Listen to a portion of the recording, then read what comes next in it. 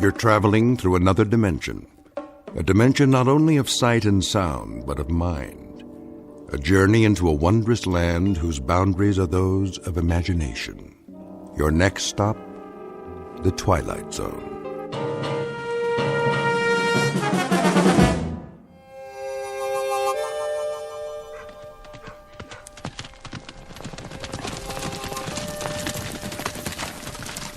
He ain't here yet. He will be. Almost noon.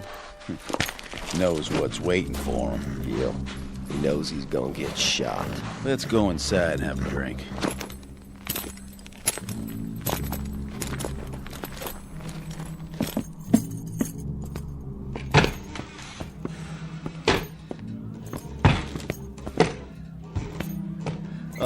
Hi there, fellas. No talk. Just pour. Sure. What'll it be? Right gut whiskey. You're coming right on. You seen McGrew? Marshall, McGrew, That's the one. you friends of his? We got a meeting with him. You do. When? Well, let's see. Right about now. Unless he ain't gonna show. Oh, Marshall McGrew will show, all right. Always keeps his word. If Rance McGrew says he'll be here, then he'll be here. You can bet your bottom dollar on it. That right? In fact, here he is now. Where? Right outside, at the end of the street. Hear him coming? I don't see nothing. Oh, he's a-coming, for sure. Take a look. See that cloud of dust? That's him. Right on schedule. Cut! I'm here. What's everybody looking at? You're an hour and 15 minutes late, Rance. So shoot me. I'd like to. On film. We should have had everything in the can by now. Don't bug me, Si. You know what these big emotional scenes do to me. Now, don't get upset, Rance. We'll try to knock this one out before lunch. What do you say we get started, okay, baby? This is scene 71. You have your script with you? Positions, everybody. Quiet, people! Camera ready. This'll be a take. Welcome to the American West, Hollywood style. Some 100-odd years ago, a motley collection of tough hombres gunned and galloped their way across the frontier, leaving behind them a raft of legends and legerdemains. But heroes or hambones, they were a rough and woolly breed of nail-eaters, who in matters of the gun were as efficient as they were dedicated. So it seems a reasonable conjecture that if there are any television sets up in cowboy heaven, and if these worthies could see with what careless abandon their names and exploits are bandied about today, they are very likely turning over in their graves. Or worse, busy getting out of them. Which gives you a clue as to the proceedings that will begin in just a moment. Enter one Rance McGrew, an overpaid sports car driving phony baloney who can't distinguish between a holster and a hoof-and-mouth disease. His claim to fame is that he dispatches these baddies, or actors bearing their names, in gunfights, where the fast draw is simply a matter of cutting and the outcome is a setup, complete with blank cartridges and staged blood. But Mr. Rance McGrew is about to discover that this week's edition of Make Believe is being shot not on the usual back lot, but on a peculiarly authentic location, one found only in the Twilight Zone. And now, The Twilight Zone and our story, Showdown with Rance McGrew, starring Chris McDonald, with Stacy Keach as your narrator. Get me a key light on the end of the bar. Coming up. Props, where are the breakaway bottles? Right here. You know the scene, Rance? Read it to me. Interior saloon, cover shot of two bad men at bar. Rance McGrew enters through the swinging doors. He walks slowly to the bar, glancing sideways, left and right. But glancing left and right? That's what the script says. Well, how am I supposed to do that? Is my head on a swivel? I don't know, Rance. I didn't write it. I'm going to tell you something, Si. When a cowboy enters a bar, he walks to the far... Signal gasoline. Signal, the new gasoline you can prove is superior.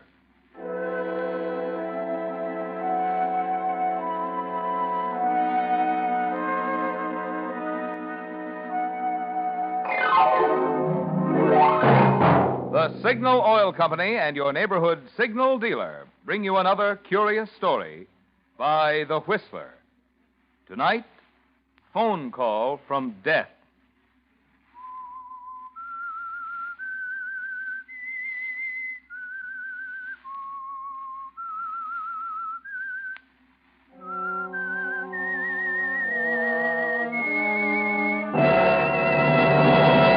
I am the Whistler, and I know many things, for I walk by night. I know many strange tales hidden in the hearts of men and women who have stepped into the shadows.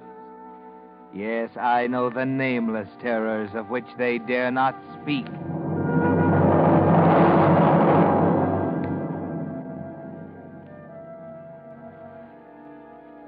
Always a bridesmaid, never a bride.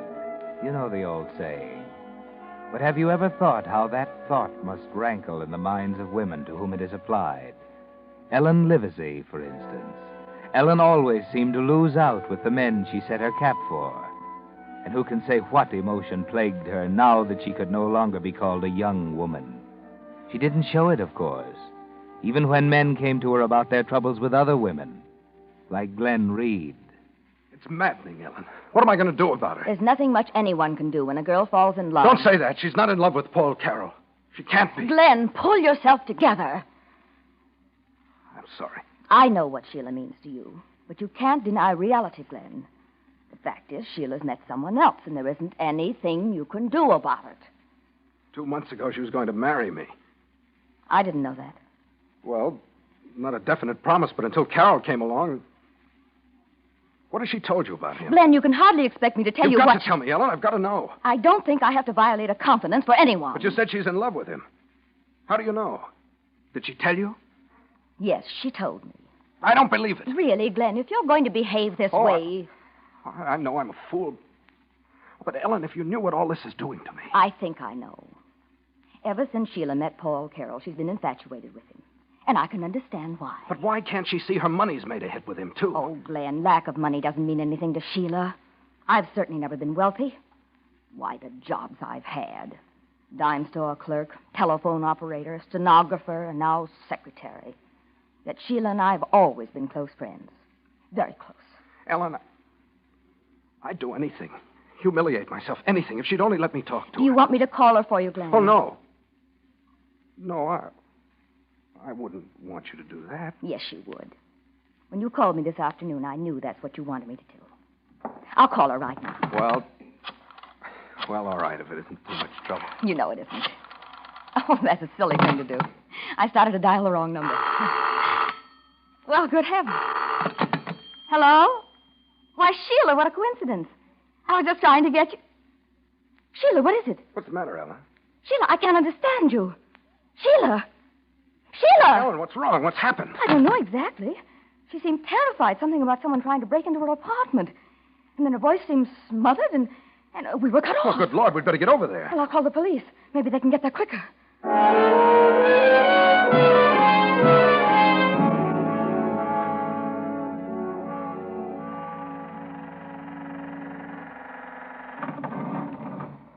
Oh, I hope I'm mistaken, Glenn. Sheila simply has to be all right. Well, we'll soon find out. Oh, Glenn, wait. What? Down the hall, that patrolman. Standing guard outside Sheila's door. Oh, Glenn, do you think... Come on. Well, we'll let you up. We're friends of Miss Blaine, officer. We're going inside. Oh, are you? Well, I don't know how you got by downstairs. Nobody tried to stop us, officer. We simply came right up. Why can't we see Miss Blaine? What's happened? Just a minute now, just a minute. What's going on in there? What's wrong? I said hold your horses, young fella. Woodson, get downstairs and Who are these people? Well, sir, that's what I was just My name's Ellen Livesey. I called police headquarters about Miss Blaine. Oh, yes, Miss Livesey. I'm Captain Hazlitt of the Homicide Division. Homicide? Captain, what's happened? Sheila Blaine has 2 bullets in the back of her head. She's dead.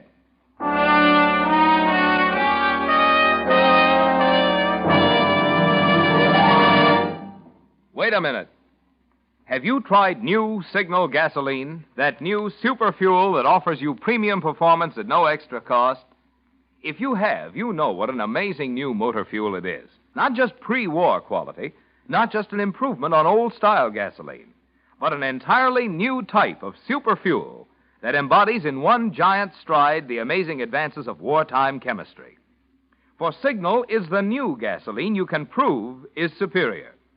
With new Signal in your tank, you immediately notice 1, quicker starting the moment you touch the button.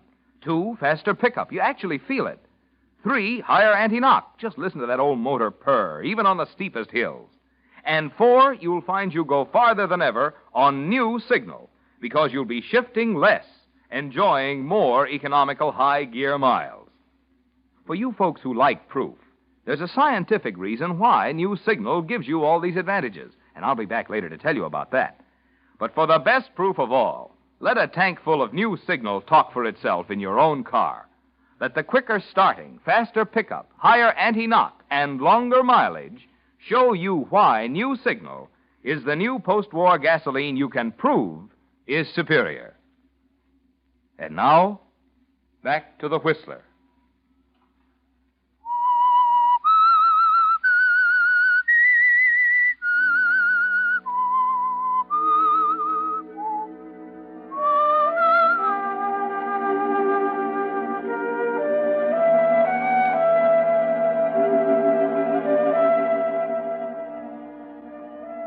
Well, Ellen Livesey, this time it looks as if you won't have even to be a bridesmaid. Your best friend, Sheila Blaine, is dead. What kind of emotion does that call up in you? Are you properly heartbroken? Or is there a faint smile of triumph in your face? The following morning, when Captain Hazlitt called you, Glenn Reed, and Paul Carroll to his office at police headquarters... Yeah, I'll tell you frankly, we haven't developed a single lead on Miss Blaine's murder since last night. You three seem to have been her closest friends, though, so if there's anything you can tell me... What do you want to know, Captain? Well, you've already told me how Miss Blaine called you. By the way, I'd like to thank you for calling headquarters so promptly. Oh, I thought it was the thing to do, Captain. As I understand it, you knew Miss Blaine intimately. Yes, we've been friends since we were in school. Had her life ever been threatened before? There was no reason for anybody to threaten her, Captain. Ah. You were with Miss Livesey when Miss Blaine called. That's right, at 7:30. And you, Mr. Carroll, you were at a movie at that time. Well, from what I've heard, I must have been inside the Regal Theater when it happened. Miss Blaine made her phone call at 7:30. Apparently, she was killed immediately after that. What time did you get home? Just after 11. One of your men was waiting for me. What time did you enter the theater? Just after 7. Wasn't that a little early for you to attend a movie? I don't see why. I hadn't anything to do last evening. Decided to drop in as I was passing by. Can you prove you were there? Now, look here, if you're implying I had anything to do with this, Someone's been murdered, Mr. Carroll. It's my job to try to find out who did it. I have to start with those who might have done it. And you mean to say I'm one of them? Why not? What motive would I have? Motives are usually and can easily be found. Does that mean Miss Livesey and Reed are under suspicion, too? Everyone's under suspicion, Mr. Carroll. We suspect everyone at this stage of the game. I went to the Regal Theater last night, Hazlitt. I was there from 7 until 10:30. We can check it anyway. How long had you known Miss Blaine? 6 weeks. You were, quite friendly? We were going to be married. You're a liar. Just a minute, Mr. Reed. He's lying. They weren't going to get married. Glenn, please control yourself. Oh, we just have his word for it. Sheila never told anyone. Get hold of yourself, Reed. I take it you were, on friendly terms with Miss Blaine, too. I was in love with her. And Carroll says he was going to marry her. I told you he was lying. You're talking pretty carelessly, Reed. I'd watch myself if I were you. What are you doing, warning me? I'm telling you to use a little common sense. Because if you don't, I'll get what Sheila got. Huh? Why, you dirty little... down. Take it easy. You're both under a strain, but so is Miss Livesey. I'm ready to tell you whatever I can, Captain. No, thanks. I suggest you all go home now. But I thought you had questions to ask us. I'll do that later. One at a time. Then we're free to go now? Yes. What about Sheila's murder? Is this all you intend to do about it? We'll go on checking into it, Mr. Reed. But she's dead.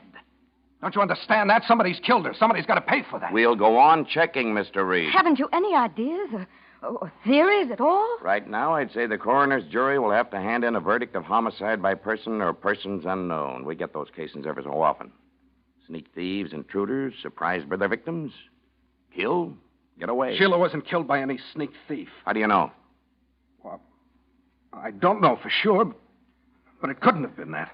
Go home and get some sleep, Mr. Reed. I'll call you if I want you. Thanks for your cooperation, everyone. Thank you, Captain.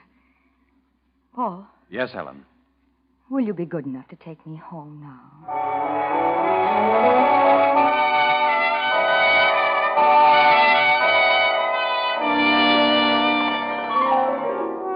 It's all quite a mystery, isn't it, Ellen? The police get nowhere, and soon it's almost forgotten. Yes, even you almost forget it. Because of a new anxiety, a new emotion. Your anger because you haven't seen Paul Carroll since that day he drove you home from the police station. With Sheila out of the way, you thought he'd be around much sooner, didn't you? You thought you could wait. But every day you're away from him.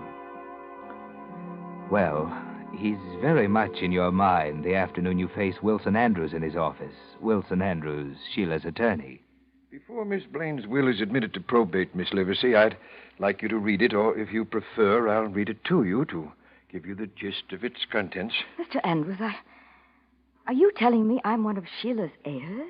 Her only heir, my dear. Oh, no, that isn't possible. Surely you don't object Oh, to... but I couldn't. I couldn't take her money. My dear Miss Livesey, she wanted you to inherit her estate.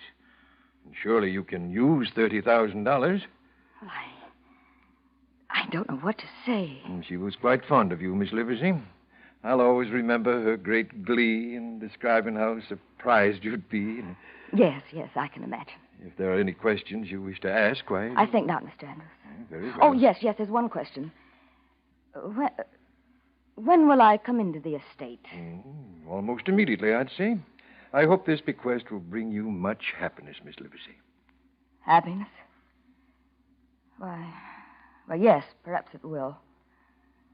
Perhaps it will.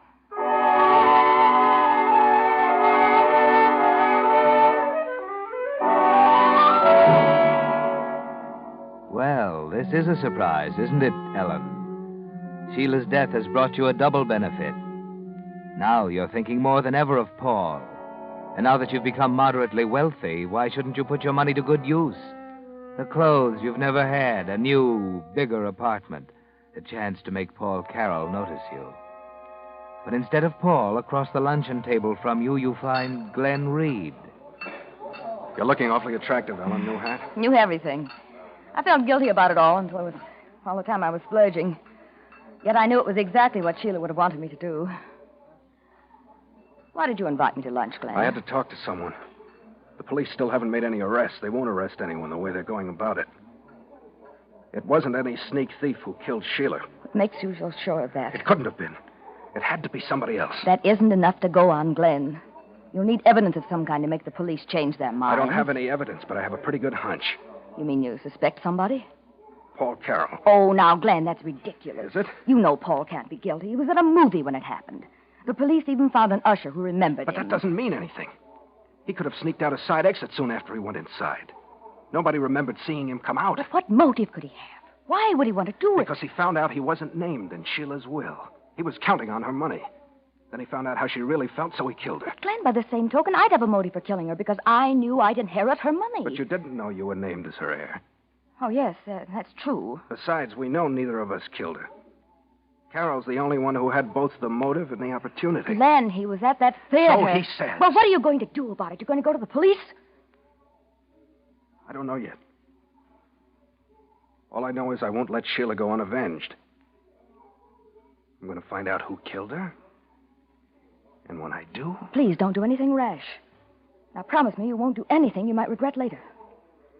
Promise me, Glenn. I'm not promising anything. Oh, don't tell anybody what I've just said. I'll take care of this in my own way.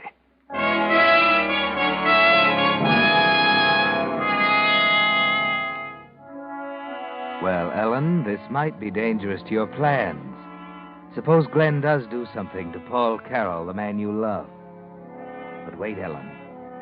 Suppose Paul did kill Sheila. You wouldn't want the murder of your best friend to go unavenged, would you? Or would you? Love is a very strong emotion, even when it's one-sided. You haven't seen Paul for weeks. He hasn't called you up at all. Never mind. Now you have an excuse, Ellen. An excellent excuse for seeing him. Do you like my hat, Paul? Oh, yes. Very nice. It's the very first time I've worn it. Oh, is it? You've never noticed anything I've worn, have you, Paul? What? What makes you say that? Oh, no reason. Why did you want to see me, Ellen? Oh, because we both loved Sheila. And because I haven't seen you since it happened. Well, I meant to call you and congratulate you on inheriting her estate, but somehow I didn't get around to it. Shall I consider myself congratulated now? If you like. You've changed, Paul. You're not the same at all. Maybe I've good reason for it. Were you so much in love with her? I don't know. What does that mean? Well, you knew Sheila as well as anyone. You know what she was like. She was beautiful and capricious, unpredictable, provoking. You found that out in 15 years. I knew her for 6 weeks. During that time, there were hours when I adored her and moments when I could have killed her. Oh, not a very good choice of words, is it? I know what you mean, Paul. Now she's gone. My world's pretty much upside down. And yet, if she'd lived, I don't know how long we'd have lasted together. Were you really going to get married? Well, I'd have persuaded her to. Then we'd probably have split up in no time, and I'd have been just as broke as I am now. But you don't sound as if you were really in love, Paul. I'm not trying to kid anybody, Ellen. I'm just telling you how I felt. Glenn Reed doesn't think you were in love with Sheila. Yes, I gathered as much that day at police headquarters. He thinks you killed her, Paul. Well, that's insane. What's the matter with that idiot? Is he going around spreading that kind of gossip? Oh, no, I don't think so. He told me about it yesterday, though. That's the real reason I wanted to see you. I thought I ought to warn you. Has he gone to the police? Oh, he said the police wouldn't believe him. You bet they wouldn't. But please be careful, Paul. Please don't take any chances. Don't worry. I'll talk to him. Get him straightened out. Oh, no, please don't go near him. No, that might only stir up trouble. And if anything happened to you, Paul... Oh, I'm sorry. Oh, I didn't mean to betray myself. I mean... Oh, it's shameless of me to talk like this. But I'm free to tell you now. I'm in love with you. And if anything Ellen, happened... don't. If anything at all happened to you... I could never tell you before. Sheila was my dearest friend. But just like Sheila, the first time I saw you, I fell in love with you, too. Now you know. Oh, I'm a fool for telling you this way. But I don't care.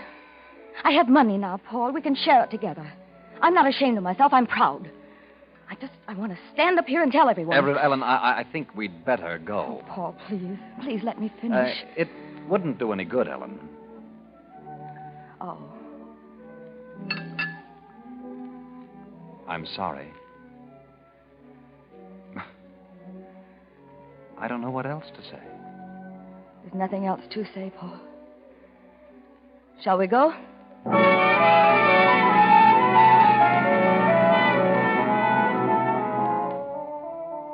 Unrequited love, Ellen.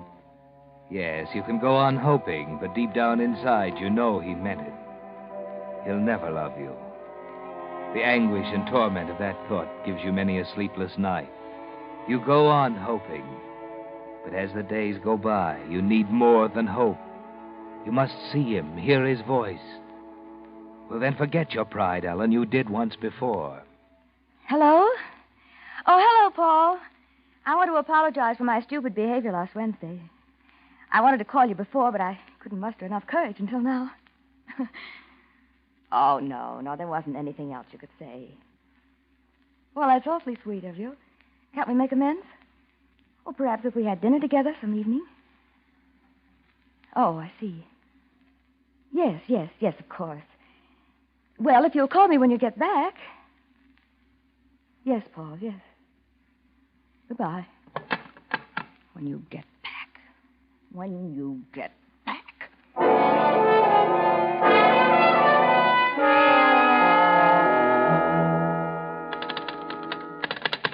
Hello, operator. Operator, we were cut off. No, it's all right now. Oh, hello, Paul. Someone must have cut in. I just thought I'd call and see. Oh, I see. Well, I thought now that you're back, you... All right, Paul. Yes, I understand. Goodbye. Too busy. Oh, Paul. I hate you, Paul Carroll. I hate you.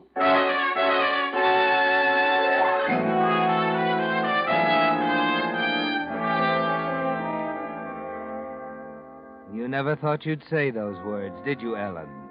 You didn't remember that love is an emotion very close to hate. But now you know. Paul Carroll doesn't love you, never will love you. He's avoiding you. He's too busy. You hate him now, don't you, Ellen? You're going to take that hate out in action, something drastic, aren't you? Hello, Glenn Reed? Oh, hello, Glenn. This is Ellen. Yes, I know. I haven't seen you for ages. Could I see you tonight, Glenn? It's really important. About Paul Carroll. No, I can't tell you now. Can you come to my apartment tonight? Oh, say 8 o'clock. All right. I'll be expecting you.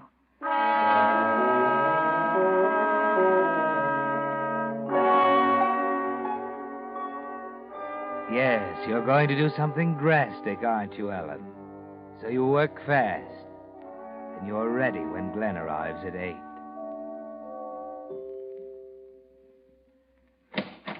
Why, hello, Glenn. Do come in. Thanks. You haven't seen my new apartment before, have you? No, I haven't. It's pretty swank. Said you had something to tell me about Paul Carroll, Ellen. What is it? Well, please sit down first. You make me uncomfortable I think standing I'll that stand. way. What's happened? Well, it's a little hard to tell. Especially after I wouldn't believe you. My suspicions about Carroll, you mean? Yes. I saw Paul several weeks ago, just before he went out of town. He acted rather strangely at that time. Then I talked to him on the phone today, and... Well, now I'm inclined to think you're right. Something he said aroused my suspicions. What was that? Well, we were chatting casually, something about radio shows, when Paul mentioned a certain program.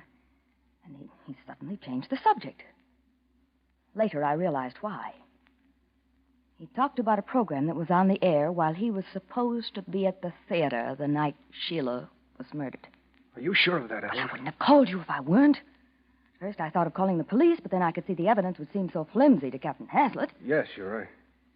If we could see Paul alone, just the two of us with him, and trick him into confessing. How? Well, I could invite him to the apartment tonight. I'll tell him you're here, and then when he arrives... That wouldn't do any good, Ellen. I think it would. I'll give him a ring. I wouldn't do that, Ellen. Nonsense. We both want to avenge Sheila's death, don't we? But if you'll only listen to me... Oh, always making that mistake. I keep dialing Sheila's old number. Oh, good heavens, that startled me. Hello? Oh, well, hello, Paul. I was just about to call you. Yes, I wanted to invite you over. Oh, don't say you can't come. Well, I suppose I could. Mm-hmm. All right, Paul.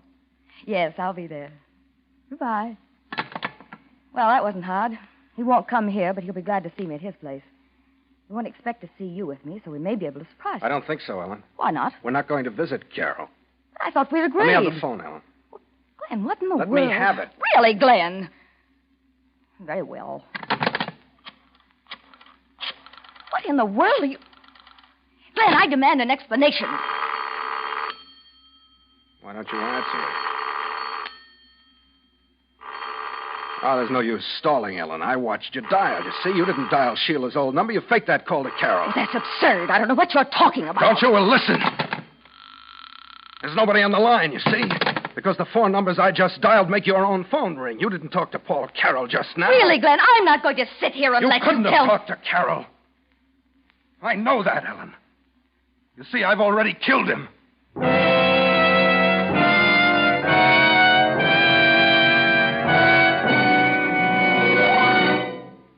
The Whistler will return in just a moment with the strange ending of tonight's story.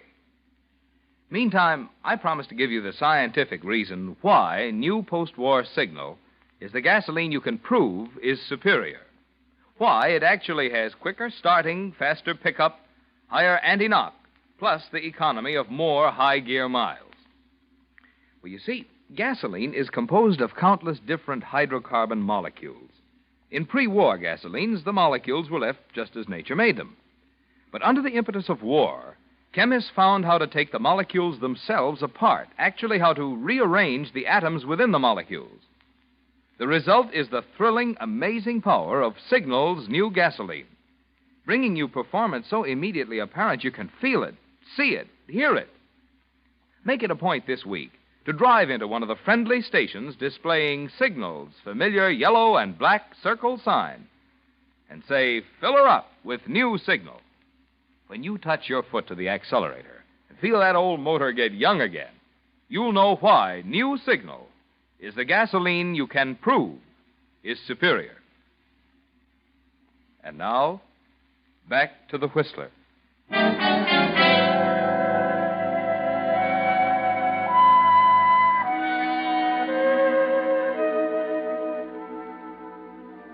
The unexpected can be a physical blow, can't it, Alan? Almost like the promise of death itself. Glenn's words completely upset your elaborate little scheme. You stand in horror as it crumbles about you. Glenn, you can't be serious. I can't believe it. Oh, yes. I've been following him for weeks because I thought he'd killed Sheila. I saw the two of you in that restaurant several weeks ago, and I saw you go into his apartment earlier this season. Oh, no, you couldn't. I went in after you left. He was sitting in his chair, his back to me. Crept up behind him, a heavy metal lamp from an end table in my hand, and then no one saw me go in or out of his flat. Oh, Glenn, you fool. You fool. I came here to tell you about it before giving myself up, but then you faked that call from him. Puzzled me at first, but not now, Ellen. Ellen, you faked that call from Sheila, too. You killed Sheila. Oh, Glenn, listen. Listen to me. Let me explain. Answer me. I know you killed her, but why? How could you do it? Because she'd always had everything I didn't have. Money, beauty, popularity. And then Paul came along, and she got him, too. I couldn't let her take him, so I... Yes, I killed her. And then I made my own phone ring while you were with me.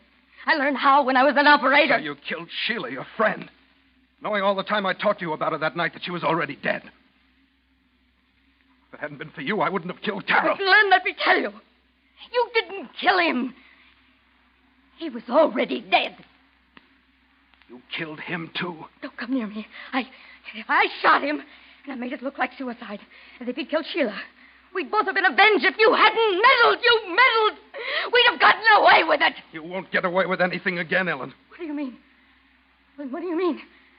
What are you doing? I told you if I ever found Sheila's murderer, I'd avenge her. Glenn! No!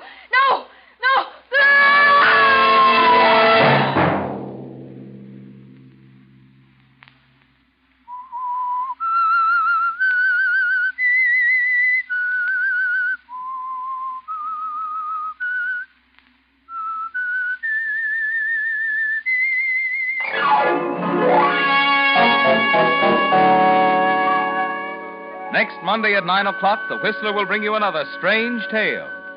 The Whistler is broadcast for your entertainment by the marketers of Signal gasoline and motor oil and fine quality automotive accessories, and by your neighborhood Signal dealer. This program, directed by George W. Allen, with tonight's story by Leslie Edgley, music by Wilbur Hatch, is transmitted to our troops overseas by the Armed Forces Radio Service. This is Marvin Miller speaking, and suggesting that you try New Signal, the new gasoline you can prove is superior. This is CBS, the Columbia Broadcasting System.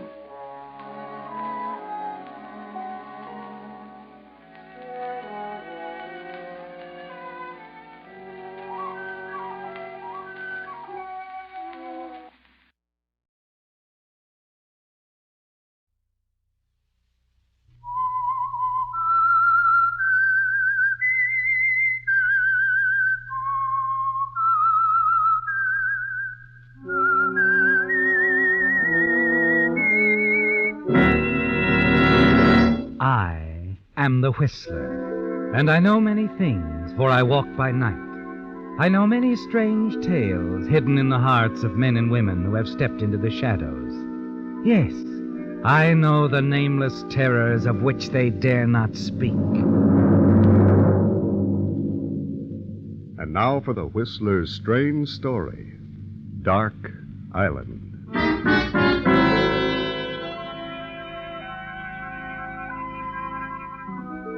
Dark Island was a fitting background for the grim scene just offshore. The waves on the beach all but drowned the staccato reports of gunfire. But the man crouched low in the tiny sailboat could see the stabbing bursts of flame with each shot, hear the bullets sting into the water around him. Yes, it was a very fitting background, because the tiny island had once been the sole property of an underworld boss named Sid Stauffer. The huge old mansion he'd built was still standing. It had been a mute witness to many a shooting fray in years past. Now it was a hotel, a focal point of the little artist colony that had sprung up on Dark Island, a gay bohemian group, too preoccupied with their own activities to be aware of the excitement taking place in the nearby cove.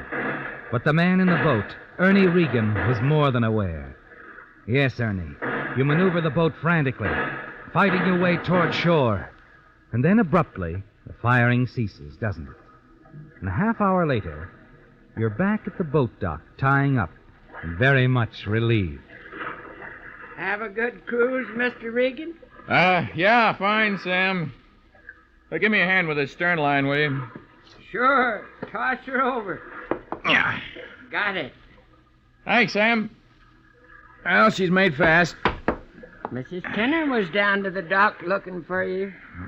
Oh? She's having a party there at her place. Wants you to stop in and meet some folks. Oh. All right, thanks, Sam. I'll do just that. Good night. Night, Mr. Regan.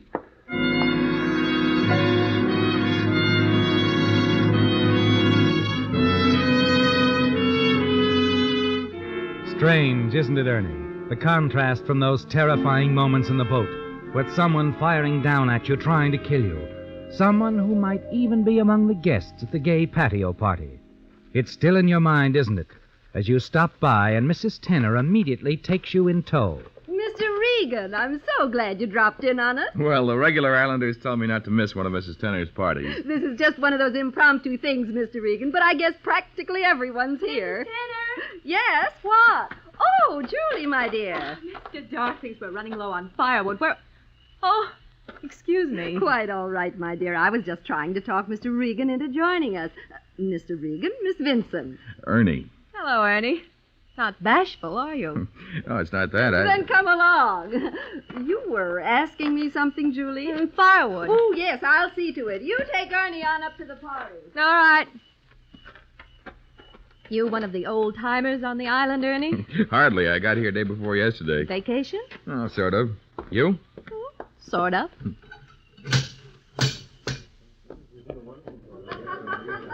Mrs. Steve wasn't kidding. Practically everybody is here. They're all a lot of fun. You probably know most of them. A few. Hello, Regan. Hi, Summers. Having fun? I was until Ames showed up. Ames? Yeah, over there, the one with the built-in snare. Oh. He writes, doesn't he? Trash, strictly trash. Well, need another drink. Excuse me. Doesn't seem to care much for our Mr. Ames, does he? Not many do, I understand. Ames isn't the friendly type. He resents newcomers to the island. Oh, I better watch my step. I wouldn't worry about it. You feel like dancing? How about your drink? I can wait.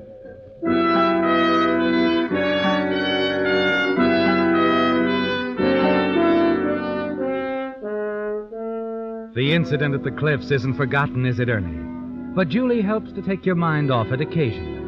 And as the party progresses, you manage to meet some of the islanders. And you wonder if one of them was responsible for the attempt on your life. Later, you find yourself in a small group seated near the fire. Julie, Mrs. Tenner, Summers, and Winston Ames. The conversation suddenly veers to a subject of great interest to you. Yes, I knew Sid Stauffer. I saw the house up there being built back in 27, I think it was. What was he like, Mrs. Tenner? Not what you'd expect. Quiet, soft-spoken, cultured, interested in the arts. A pose, perhaps? A cover-up? No, I don't think so. Do you, Mr. Summers? No, he was genuinely interested, that's for sure. You knew Stauffer? Yes, I was a newspaper man in the old days. Stoffer took a liking to me for some reason or other. I got to know him pretty well. That what your novel is about, Summers? No, Ames, it isn't about Stoffer. Oh, well, then what is it about? You wouldn't understand. And if you could, you wouldn't like it. Philosophical, huh? Perhaps deep. Not very commercial. Yes. So let's just let it go at that, huh? Mr. Summers, I've heard a story about Stoffer. Well, there've been a lot of them, Julie. Do you think it's true that he actually buried over $250,000 somewhere on this island? Malarkey. Ridiculous, I'd say. Why should he do that? What are banks for? Well, after all, a man in his position. Yeah, he'd be a little afraid of bank accounts. Checkup, income tax rap. Our friend Mr. Regan has a point there, Summers. No, the story that there's $250,000 buried on this island is bunk. Just bunk.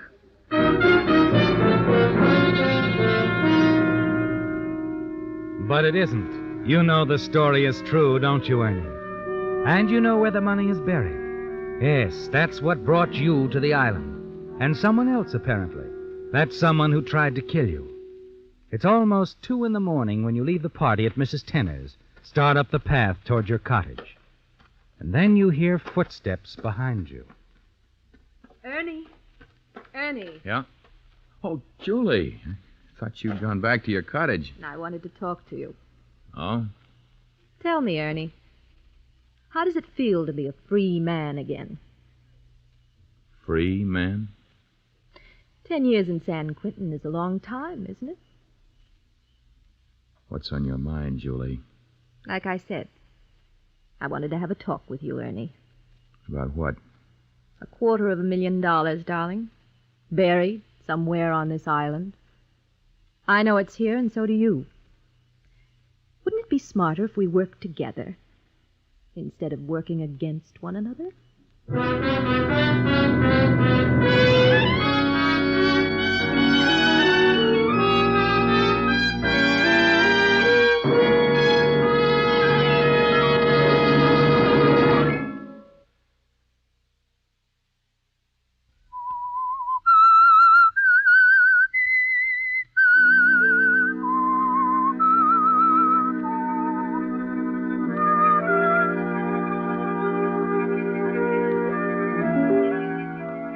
$250,000, Ernie. Yes, that's what brought you to Stoffer's Island, because you knew it was buried here. And now you learn that the attractive Julie Vinson is well aware of that fact, too.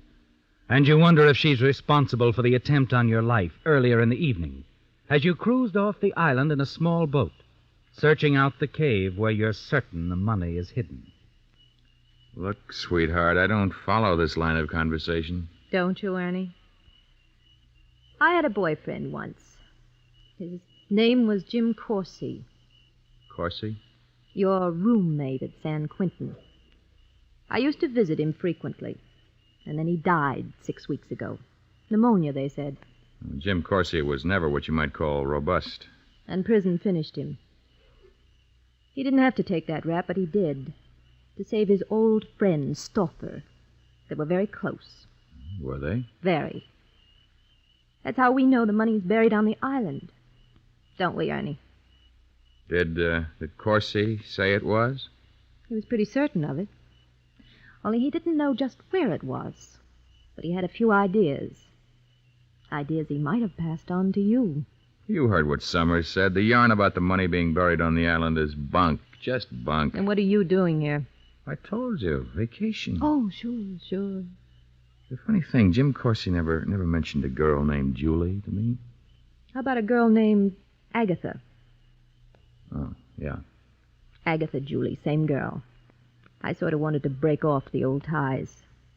Agatha Clark. Right? Right. So, here we are, Ernie. What's the next move? Is it up to me, sweetheart? It is. But do think it over. I'll be down at the beach in the morning for a swim. Let me know what your answer is then. Good night, Ernie.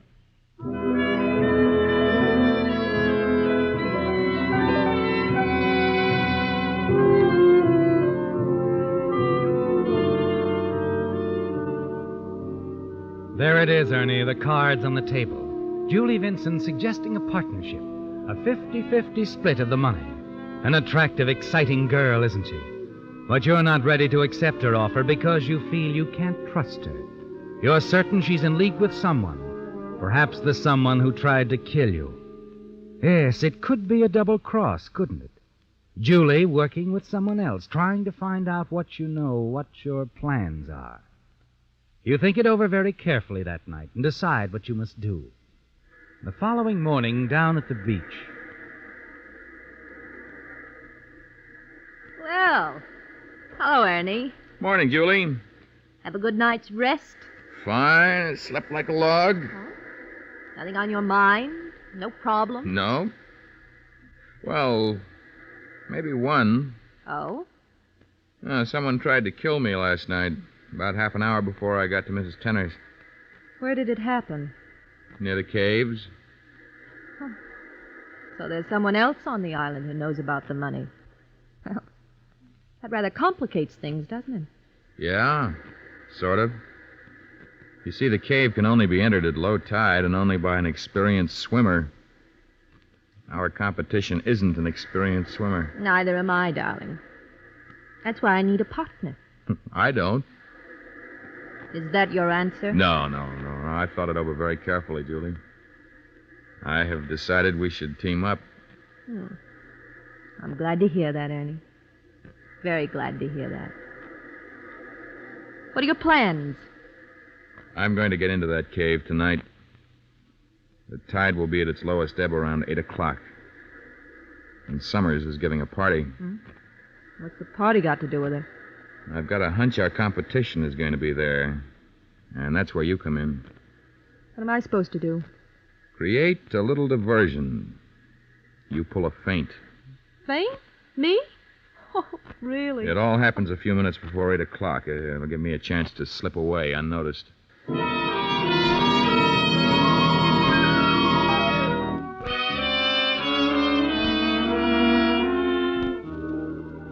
The trap is set, isn't it, Ernie? Yes, you've tipped off Julie what your plans are. And you're certain she'll reveal those plans to whomever she's working with. That night at Summer's party, Julie plays her part to perfection. And in the excitement, the confusion, you slip out the side door and hurry down the path toward the cliffs. And suddenly you veer off and wait in the darkness. Then you hear the footsteps.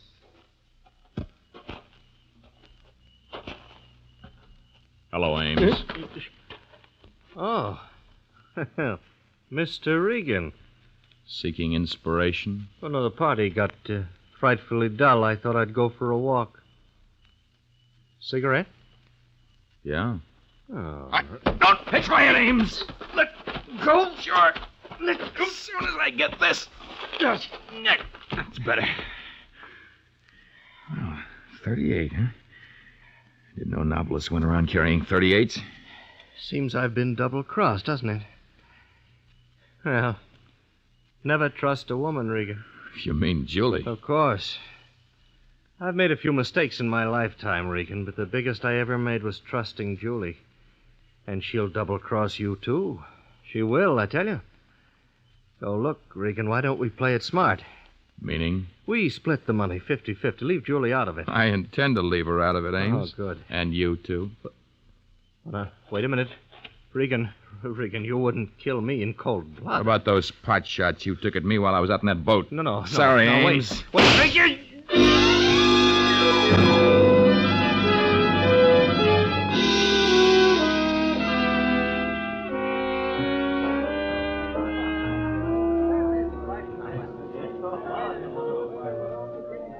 Sure, I've thought about it, Julie, but, well, everybody these days is writing a historical novel. It's a very good one. Well, true, but I don't... Oh, hello, Regan. Summers, Julie. Hello, Ernie. Where you been? Outside.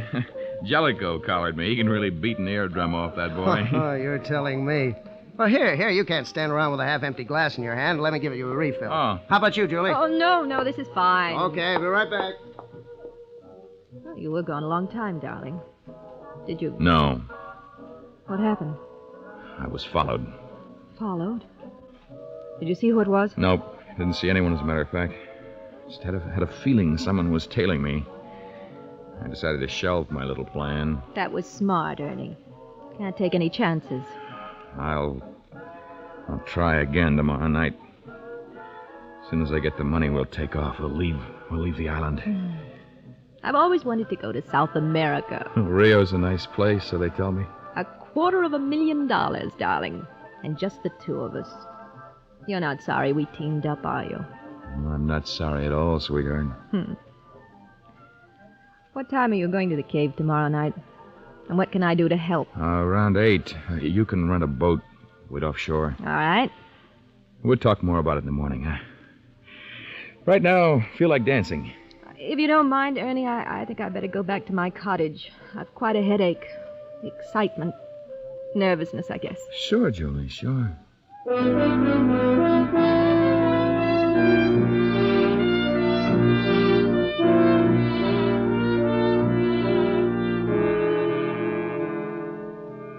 So you walk Julie back to her cottage, and outside, in the shadow of the rose-covered arbor, a tender good night. Yes, and as you hold Julie close in your arms, you wish things could be different, don't you, Ernie? As she kisses you, you want to believe she means it, but you can't, because you're certain she's just playing a part, that she's been working with Ames, that it was she who tipped off Ames to follow you from the party, that she's only interested in the money and will do anything to get it.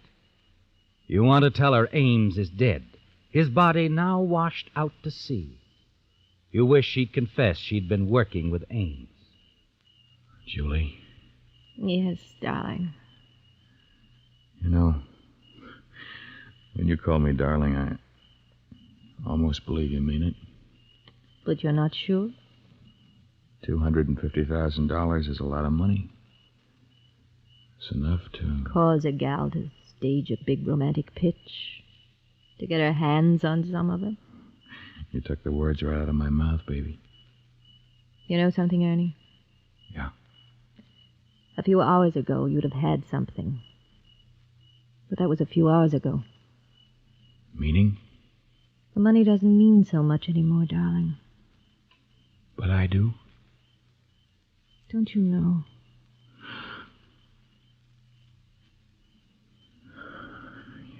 Yeah. I guess I do. Anything else you want to say, honey? There isn't anything else, darling. At least for now.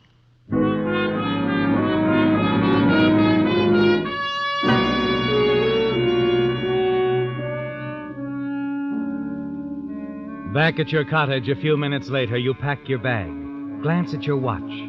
You still have several hours to wait before the dawn tide when you can get the money. You feel bad about Julie. Wish she'd told you about her working with Ames. Then you could believe in her, but she didn't. Not even when you gave her a perfect opportunity. And you're almost certain she intends to double-cross you when it serves her purpose. Then you realize you can find out, make certain whether Julie is really with you or merely playing a part. Julie doesn't know Ames is dead, his body washed out to sea. Quickly, you hurry outside, walk down the path toward Ames' cottage. Inside the cottage, you type a note to Julie on Ames' stationery, sign it with Ames' initials, W.A. In it, you say Ames is getting the hidden Stauffer money at dawn tide. Ask her to meet him at a secluded spot near the pier at 3:30 next morning. Be ready to leave the island with him. Then you hurry to Julie's cottage and slip the note under Julie's door. If she shows up, you'll know that all she wants is the Stauffer money. You'll decide then what to do about Julie.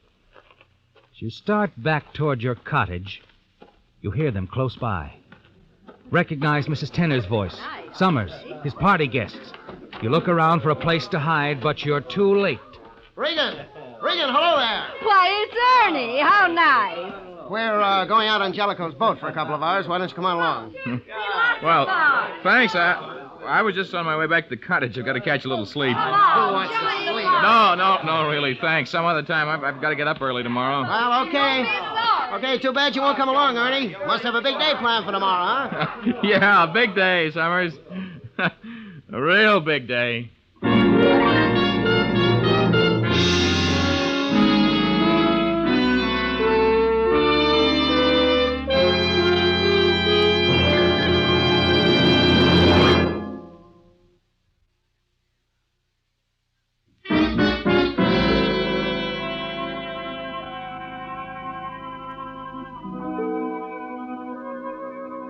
Stauffer's Island, usually quiet and peaceful, not at all a reflection of its early days as a gangster's hideaway, was now vibrant and alive with excitement.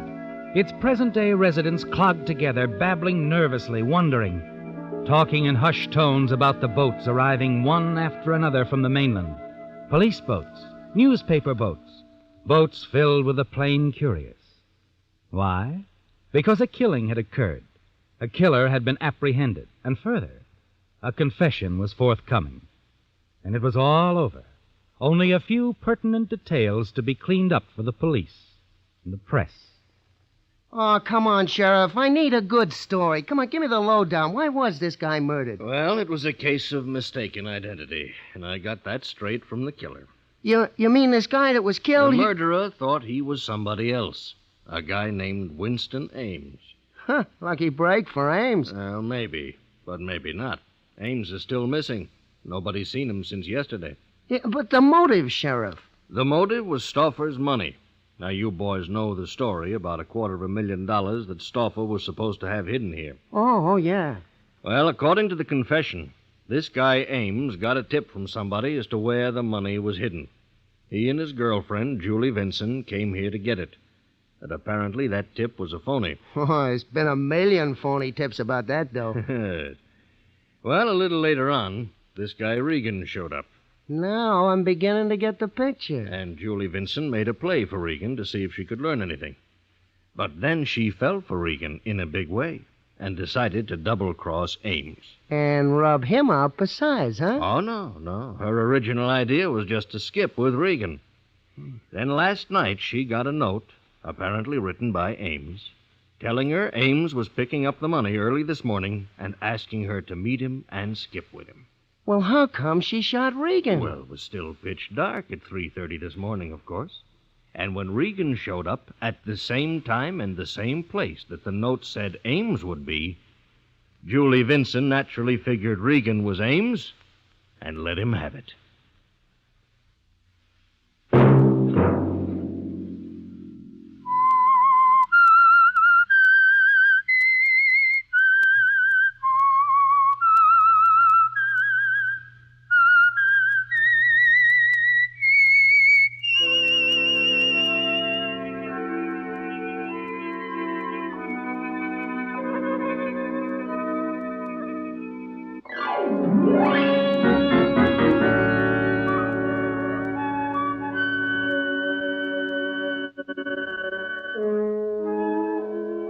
Featured in tonight's story were Bill Foreman as the Whistler, Lamont Johnson, Gene Bates, Tom Brown, Gloria Ann Simpson, Britt Wood, and Larry Dobkin. The Whistler was produced by George W. Allen, directed by Robert Hafter, with story by Adrian Jondeau, music by Wilbur Hatch, and was transmitted overseas by the Armed Forces Radio Service.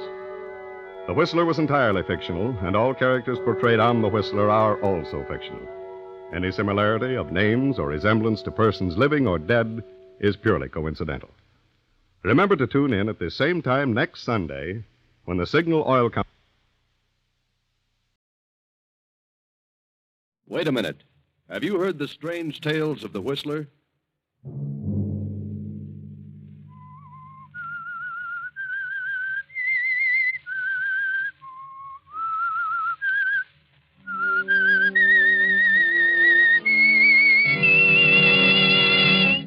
I'm the Whistler. No,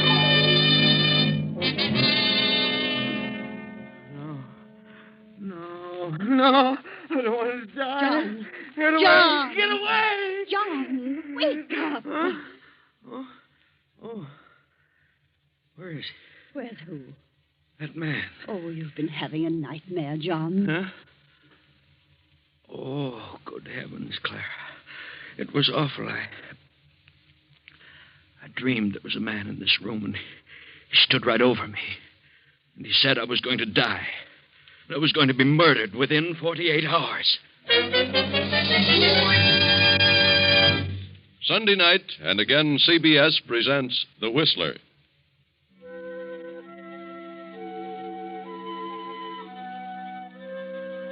I, the Whistler, know many things, for I walk by night. I know many strange tales, many secrets hidden in the hearts of men and women who have stepped into the shadows. I know the nameless terrors of which they dare not speak. And so I tell you tonight the strange story, Death Comes at Midnight.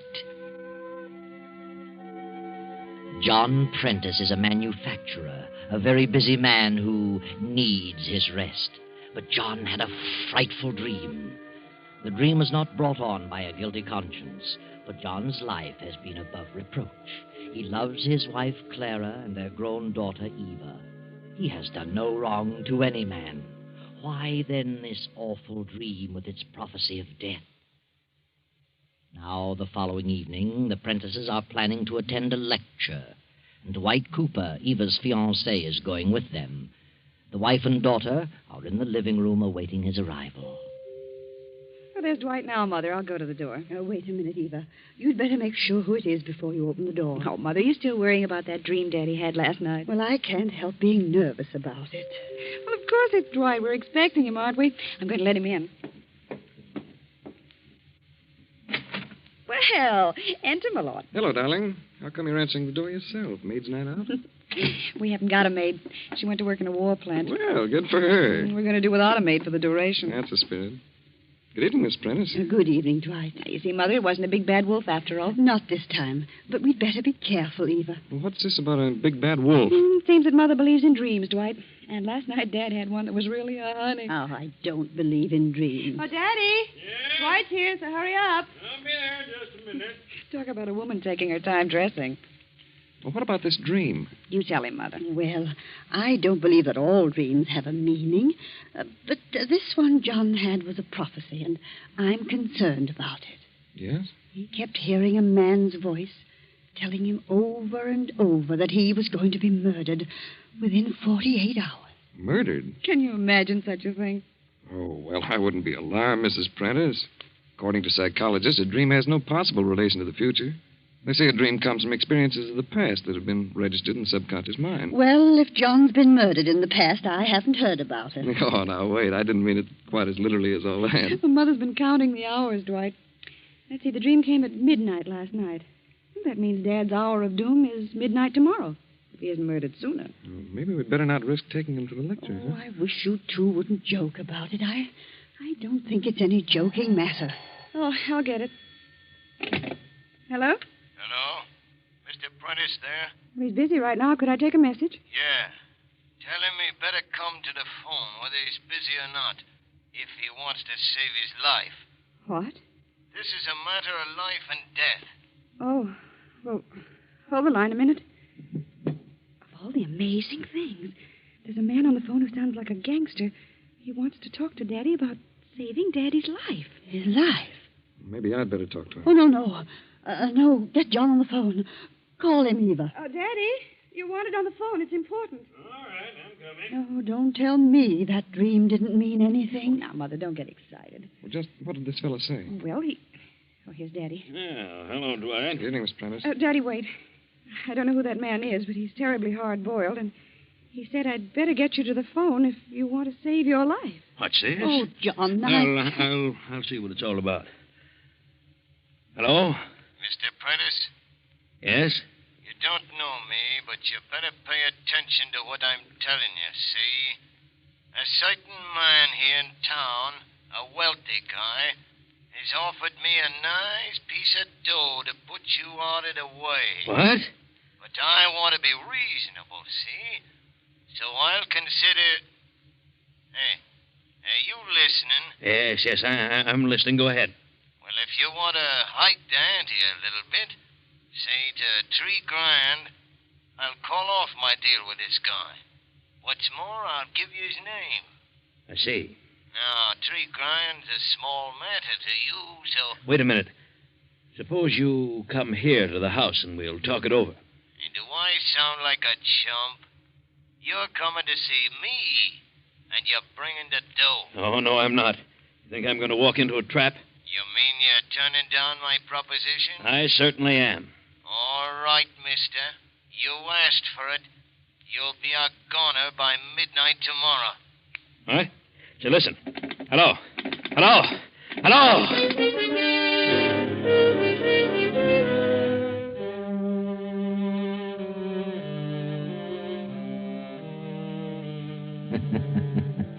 midnight tomorrow. Now, not only in a dream, but in actual fact, John has been told that he will not live beyond that hour. John phones the police, and a few minutes later, Captain Arnold arrives at the house. Mr. Prentice, can you think of anyone who'd like to have you put out of the way for any reason at all? No. No, Captain, I really can't. Now, you've been in business a good many years. How about your business rivals? Well, of course, I've made a certain amount of enemies, of course, but I don't think any of them would go so far as to hire somebody to kill me. You never can tell. Suppose you name some of your enemies. Oh, no, I'm afraid, Captain, I couldn't do that. Well, see here, why not?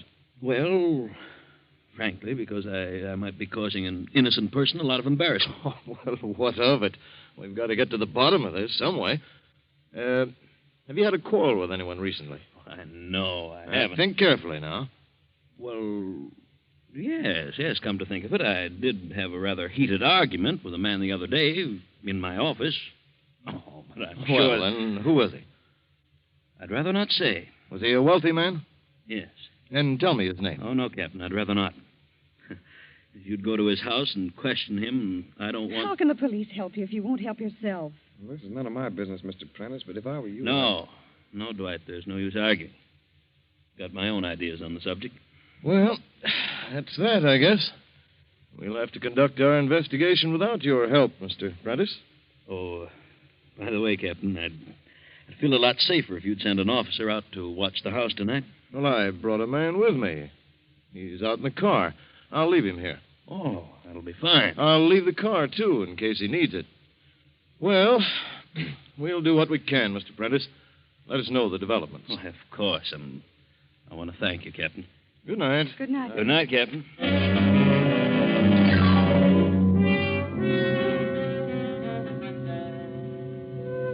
So John is unwilling to give the name of the man with whom he quarreled.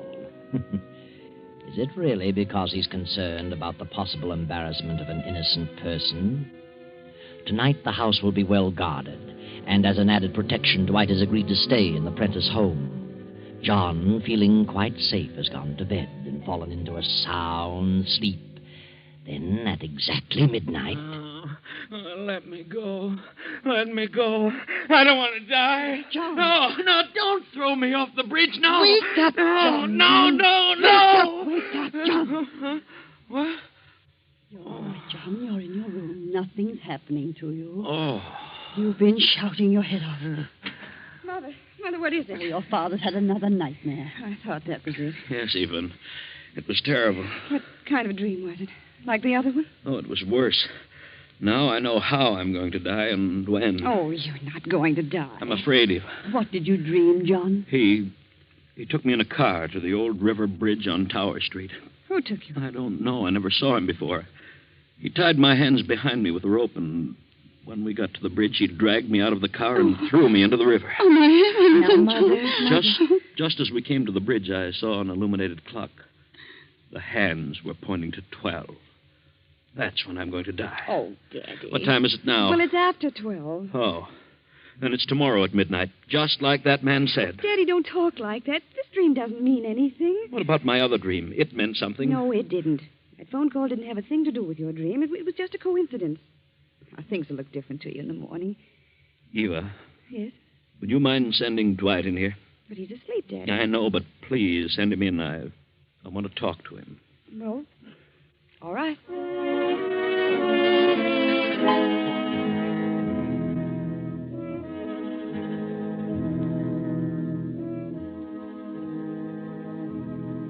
Sit down, Dwight. They told me about the dream, Mr. Prentice, but I wouldn't let it bother me if I were you. I can't help being bothered. The dream was so vivid, Dwight, and it fits in so perfectly with what's happening in real life. Yes, I'll admit that's rather strange. The reason I sent for you, well, if anything should happen to me, I want you to sort of take charge of things for Clara and Eva. How do you mean? I've made a will that takes care of my property, but there's my life insurance. It amounts to $100,000, and the money will have to be invested. I see. Who's the insurance payable to? Clara, but of course she knows nothing about investments. You advise her, will you, Dwight? I've got faith in your judgment. Yes. I'll be glad to help in any way I can. I Come to think of it, I owe a payment on that policy right now. But the grace period isn't up for a couple of days yet. I'll make the payment if I'm still alive. Oh, I have an idea you'll be alive, all right. But as you say, if anything should happen, I'll be glad to advise Mrs. Prentice. Oh, I knew you would, Dwight. And thanks.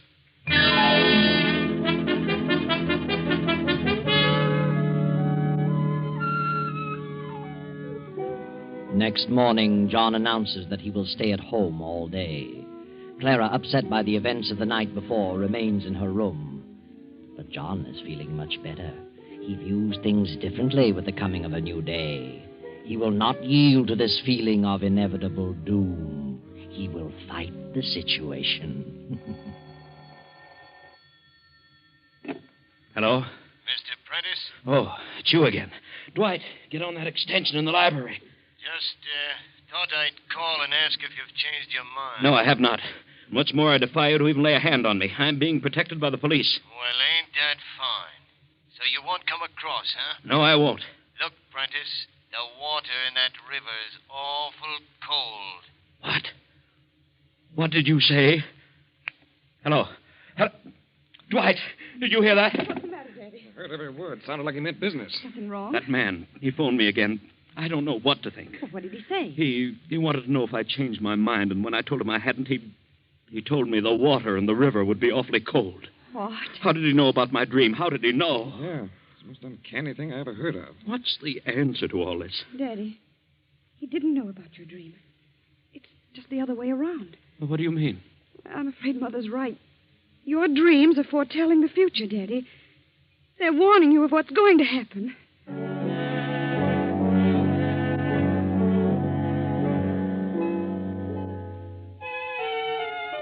And now John's spirits are crushed again. For if the dream told the truth, then his fate is sealed in spite of anything he can do. Dwight, however, is not ready to give up. He is annoyed with Eva for admitting her belief in the dream. Darling, for your father's sake, you shouldn't have said what you did, even though you believe it yourself. Oh, I know, Dwight. Perhaps I shouldn't. I said it before I thought. But there must be something to those dreams. Yes, I know. You got me guessing. But look, let's try to do something. Do what? I've been thinking about this quarrel your father had. He won't tell us the man's name, but maybe we can find out. How? Through your father's secretary. The quarrel took place in his office, you know. Oh, yes. Miss Edwards might know about it. Well, shall we get down and see her? But look, let's not tell her what we want the information for. The less we say about this situation, the better. We'll give her some other reason. Yes. Get your coat and hat on, honey. We'll get out of my car.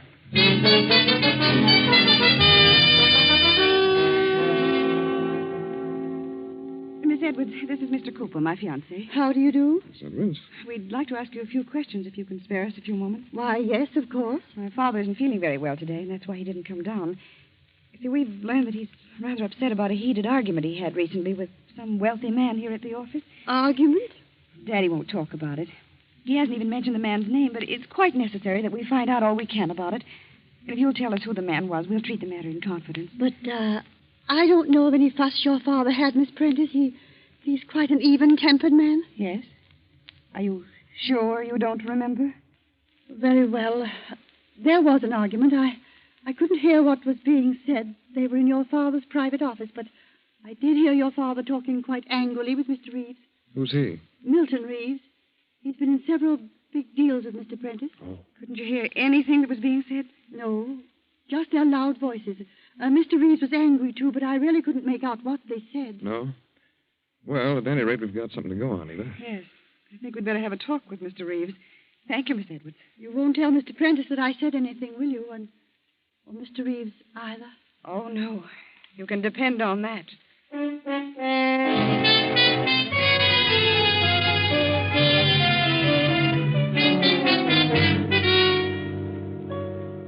I'm Dwight Cooper, Mr. Reeves.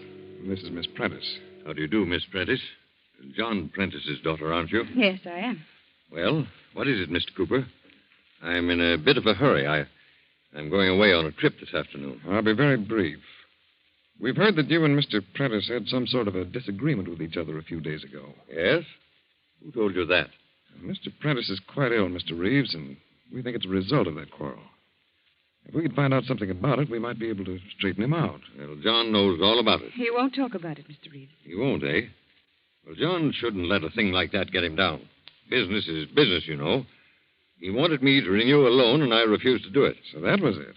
In his particular business, well, I don't know what the future will be with all this rationing and priorities. Had you promised to renew the loan? Well, as a matter of fact, I had. But I changed my mind, which is my privilege. John wanted me to wait a few days. Said he was trying to borrow some money from the State Mutual. But I didn't think it was good business to wait, so I called the loan. Oh, I see. I imagine that made him pretty angry. Did it? You'll pardon me, Miss Prentice, for talking so frankly about your father, but really, I never heard a man get so abusive in my life. Why, he actually threatened me. Yes? He acted like a schoolboy. Said he'd get revenge. Do you think he will get revenge? Oh, no, Oh, yes. You're afraid of him, aren't you? You'd like to arrange things so he couldn't possibly get revenge, wouldn't you, Mr. Reeves? Did you threaten him? Say, what are you getting at? I think you know what we're getting at. I do not. Now, see here. I've told you all I'm going to tell you, so now I'll ask you both to leave. Surely. You've told us quite enough, Mr. Reeves.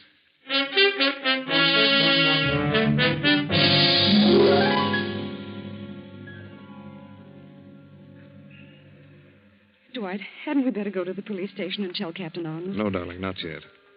But I'm sure Reeves is the one who's hired that thug to kill your father. So am I. He said he was going on a trip.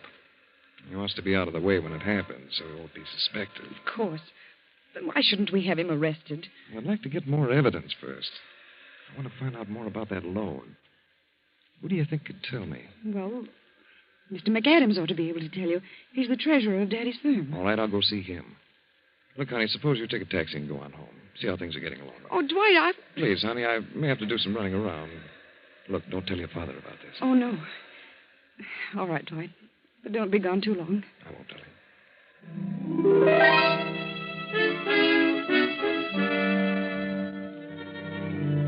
But Dwight has been gone much too long to suit Eva.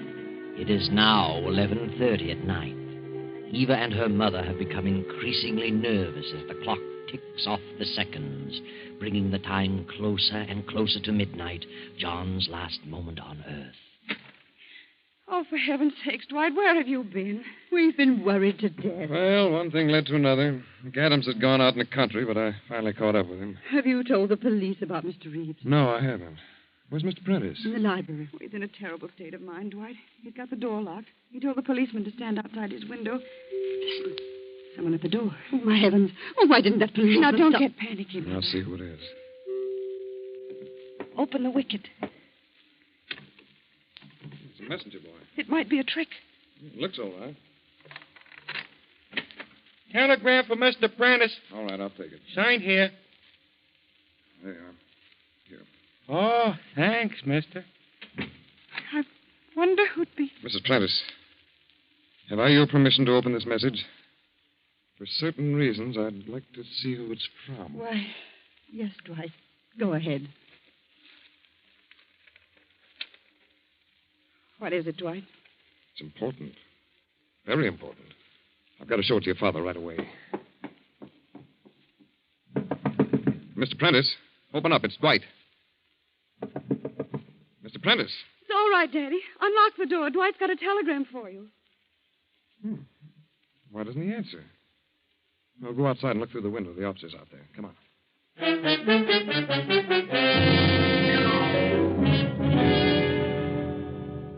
Where is that officer, Eva? I don't see him. I don't know, Dwight. Daddy told him to stay right here by the window. Eva, look.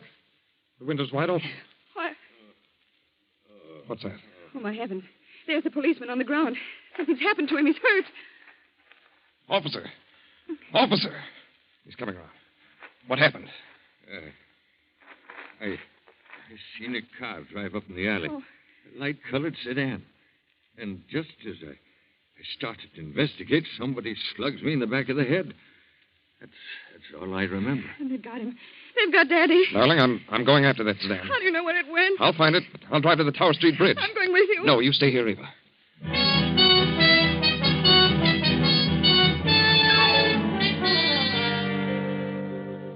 And why does Dwight think he'll find the light-colored sedan at the Tower Street Bridge?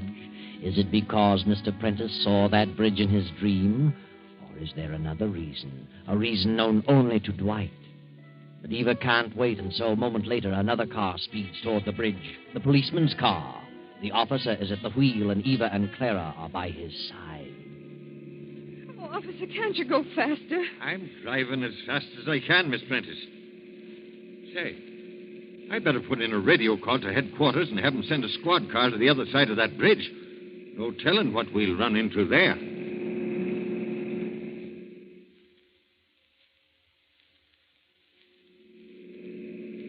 There's the bridge right ahead, officer. And there's the clock. What clock? The one Daddy saw in his dream. And look, it's midnight. I don't know nothing about the dream, Miss Prentice. I see a car out on the bridge. You see it? That's the baby. That's the one I saw at the house. Where's Dwight's car? Dwight's car isn't there. He must have got lost. Say, we'd better watch our step. The squad car ain't come to the other end yet. Oh, hurry, officer. Now, don't you get out of the car. You stay here. I'll see what's going on. Yes, but hurry.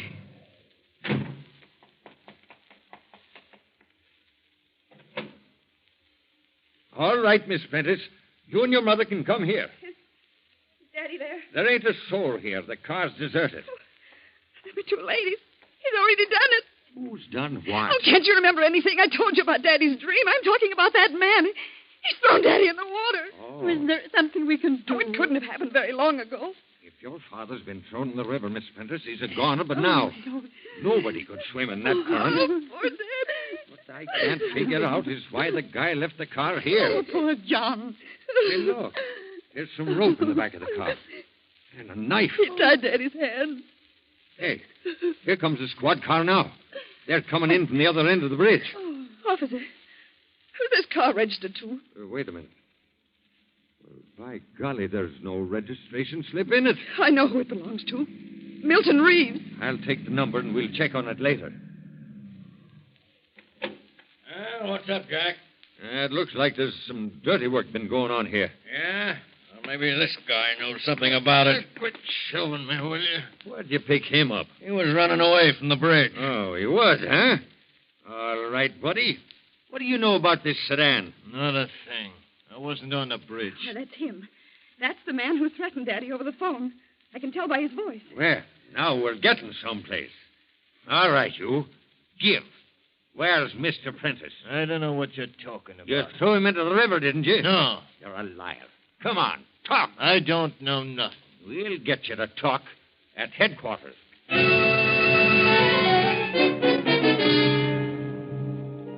A few minutes later, the river's being dragged for Prentice's body. But what has become of Dwight? He hasn't been seen since he drove away toward the bridge. The two heartbroken women return home to wait for the sad news. They step into the house, and Mrs. Prentice breaks into a sob. Oh, come, Mother. You must try to get hold of yourself. We must try to be brave. Oh, I know, dear. I know. Oh, what has become of Dwight? Oh, I don't know what on earth could have happened to him. Eva, darling. Dwight, what are you doing there in the library? We thought you'd run out on us. Well, I haven't been here long. Oh, Dwight, it's terrible. I never dreamed such a thing was going to happen. No, just be patient, darling, and I'll tell you everything. I told you I finally saw McAdams. Yes? Well, the story about the loan was a lot worse than we thought. I found that Reeves had a grudge against your father. So he planned to ruin him and get everything he had. And he did just that, by refusing to renew and calling the loan. He did it deliberately. He worked in a backhanded manner and wrecked the business. He held the paper on everything your father owned. Father's broke. Yes. Reeves broke your father. Absolutely penniless. Reeves has the business, this house, everything. He pulled it so fast that your father hadn't a chance to get on his feet. When I found that out, I suspected the truth, but I wasn't sure till I got to that bridge. The truth? When you did go to the bridge. I did. And I got there just in time to prevent the tragedy. I pulled your father into my car by force, turned around on the bridge, and came back here. What are you saying? He isn't dead. No, he's here, in the library. Oh, heaven. John. No, just a minute, please. I'll bring him in. Come in, Mr. Prentice. Oh, Father, thank heaven you're safe. John, what happened? I know how you feel, Mr. Prentice, but you'd better tell him. Yes, Dwight, I will. You see, my dears, I just couldn't bear the thought of my wife and daughter suffering poverty. The only thing I had left was that insurance policy, and it would have lapsed in another day. I had to think fast. John, you don't If mean... I'd commit suicide while the policy was in effect, you'd get $100,000. But I wanted to spare you the disgrace of a suicide, so I decided to kill myself and make it appear as though I'd been murdered. Then, as I developed the plan, I got an inspiration. Why not hang the murder on Reeves, the man who had deliberately ruined me? That would be my revenge. Well, now you know the whole story. Now you understand the nightmares. But the telephone call... Well, I hired the man to make the calls and steal Reeves's car and drive me to the bridge and then give me the motor, as though it had stalled. All so that my murder could be traced directly to Reeves, who really had a motive to kill me. What motive? Well, my secretary knew all about it. When I discovered it was Reeves who was back of my failure, I threatened to divulge something I knew about him. He flew into a rage. The secretary heard him, and that was just what I wanted. But I knew I couldn't raise the money quickly enough, and my insurance policy was up tomorrow at noon. Well, that's the story. And it's all a miserable mess. Yes, John. It's all a very, very sad situation. Oh, but wait a minute. What about that telegram the boy delivered earlier? Where does that fit in? Was that part of your plan, John? Telegram? What telegram? Let me see it, Dwight. Why, it's from the State Mutual. They've granted the loan I requested. Yes, John, they've granted the loan. Now you can straighten things out. Now you can get back on your feet again. But think, John, what a sad tale this would have been if you'd followed through with your plan and Dwight hadn't caught you on the bridge at midnight.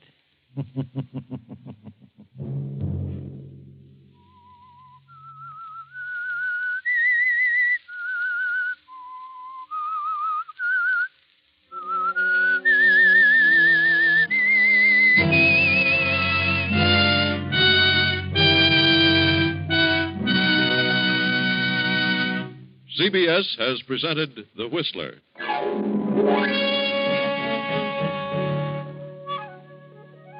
Original music for this production was composed and conducted by Wilbur Hatch. Tonight's Whistler story was written by Herbert Connor, directed by J. Donald Wilson, and came to you from Columbia Square in Hollywood. Next Sunday, 9:15. I, the Whistler, will return to tell you another unusual tale. Good night. This is the Columbia Broadcasting System.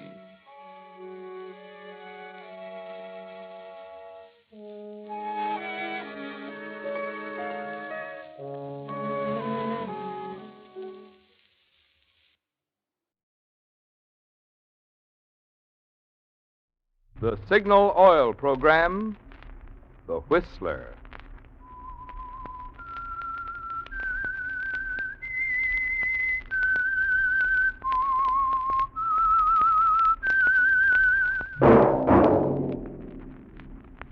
That whistle is your signal for the Signal Oil Program, The Whistler.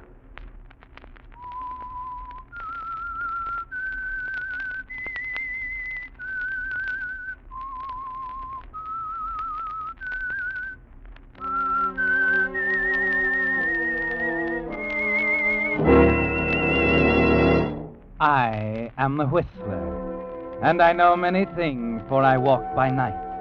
I know many strange tales hidden in the hearts of men and women who have stepped into the shadows. Yes, I know the nameless terrors of which they dare not speak. Yes, friends, it's time for the Signal Oil Program, The Whistler. Rated by independent research, the most popular West Coast program in radio history. And Signal gasoline is tops, too. Tops in quality. It takes extra quality, you know, to give you extra mileage. And Signal is the famous Go Farther gasoline. So look for the Signal circle sign in yellow and black that identifies friendly dealer-owned Signal service stations from Canada to Mexico. And now the Whistler's strange story, Juggernaut.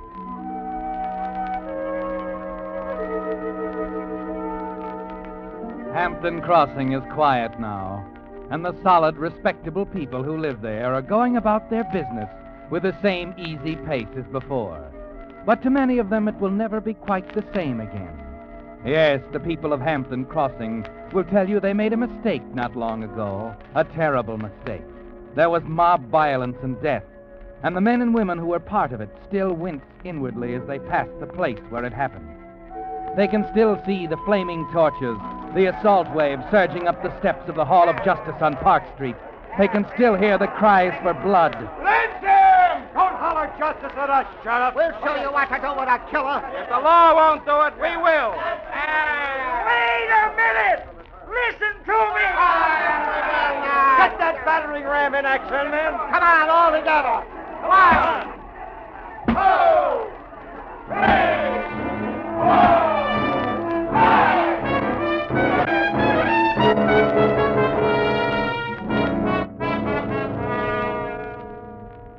Yes, there was a mob killing that night in Hampton Crossing.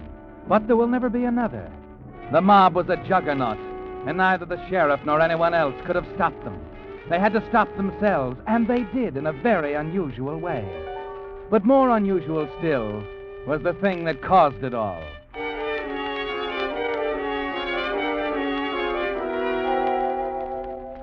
"10 days lay between that terrible night at the courthouse and its beginnings in the library of Henry Ellerby's big house on the hill. Josh Ellerby sat across the desk from his brother listening, the green-shaded lamp between them making a caricature of Henry's face as he talked. Well, Josh, we've both been a part of Hampton Crossing for a long time, haven't we? 20 years. 22, to be exact. And we've both come a long way, Josh. I've come to love this town and the folks who live here. I've given most of them good jobs in my mill, provided a good living for them, put their kids through school, taken care of them when they were sick. Of course, Henry. Is that why you asked me to come here, to tell me... I think it's time for a little self-analysis, Josh. Time to stand off a ways and look at each other. Yep, I've done a lot for the people here. But I think you've done even more, in a way. Why, I don't know, Henry. Yes, I feed their bodies, put clothes on their backs, but you own their hearts. Why, I tried to be good to them. You've done better than that. They have an immense faith in you, Josh. I had faith in you, too. That's why I've let you handle my affairs. You could have at least been honest with me, Josh. I have some respect for an out-and-out crook who has the guts to play the part to the hilt. I was afraid that's why you asked me to come here. If I didn't have the figures right in front of me, I'd never believed it myself. Well, Henry, what do you plan to do about it? You're through as of tomorrow morning, both as my manager and my executor. Furthermore, I'll give you 1 week to produce the money you've embezzled from me. Otherwise, I'm taking it up with the sheriff's office. Is that clear enough? Not quite. The money isn't the real reason, is it, Henry? It's pretty real to me. $40,000. No.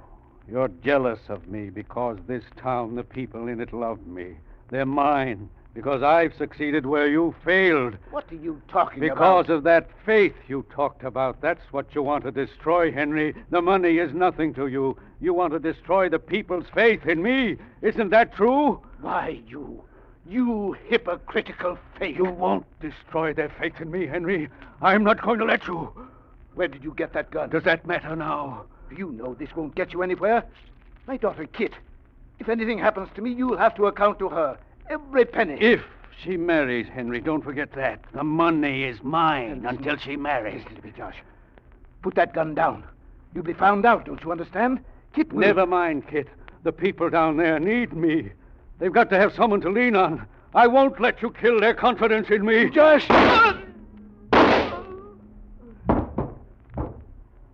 I'm sorry, Henry, but the people here believe in me. It must always be that way.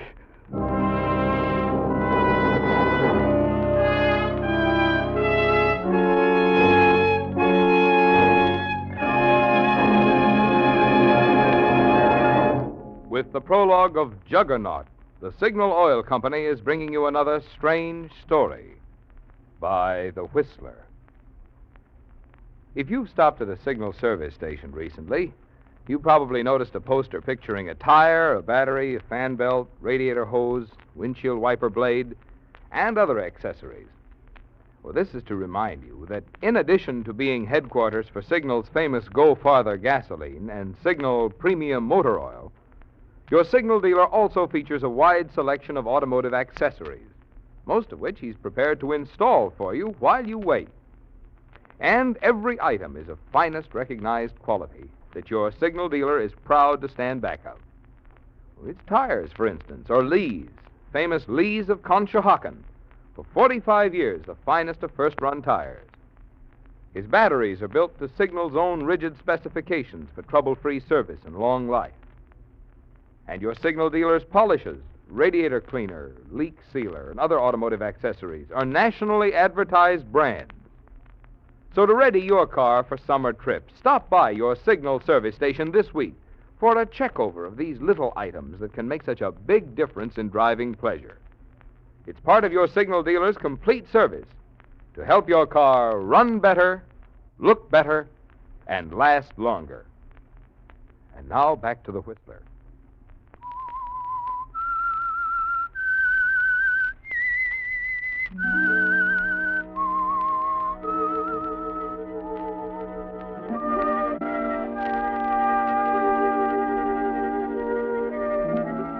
It's strange, isn't it, Josh? This feeling you have about the people of Hampton Crossing, the merchants and farmers and housewives, the children who tag along after you on the street, calling you Uncle Josh. And stranger still is the feeling they have for you, the faith, almost the reverence that your brother Henry only half understood. You knew the showdown was coming last night when he summoned you to his home on the hill. So, you came prepared to kill him. But you knew, too, that it wouldn't end there. That the marriage of his daughter Kit to young Eddie Watkins would force another showdown, if it ever took place. So Eddie was part of your plan, too. The next morning, only 5 minutes after the first call from the sheriff, Eddie Watkins comes to your office over Hyde's Grocery on Park Street. Like the rest of them, when trouble strikes, he's come to you for advice. I want you to know, Uncle Josh, I didn't want to bother you at a time like this. Of course, Eddie. But Kit and I have no one else to turn to. She believes me, Uncle Josh. She knows I had nothing to do with it. Eddie, why do you feel you're under suspicion? You know how your brother felt about me, how he thought I was taking Kit away from him. The whole town knew we didn't get along. I know, but after all, that doesn't mean... The night before last, we had the worst quarrel of all. I said some things I didn't mean. Well, you know how the town is. Yes, they're very impetuous sometimes. They do things without thinking. If I only had some time. The sheriff wants me to report to him right away. Yeah. Well, I suppose that's what you'll have to do, Eddie. Go down there and face it out. It's too bad. Why? We all loved my brother very much. I'm so afraid in the heat of the moment the people, the sheriff, too, are liable to do things they'll be sorry for later. Oh, wait a minute. You mean... I know this town, Eddie. Anything can happen. Lord, if I only had a couple of days to talk to them, reason with them. Well, I haven't been summoned officially. But the sheriff has asked you to see him, so that's that. I'll do all I can, Eddie, but you know what a handicap I'll have. You need a couple of days, huh? Oh, it's out of the question, I guess. Well, I guess I'll have to make my own decision about how soon I report to the sheriff. Yes, Eddie. There are some things we have to decide for ourselves.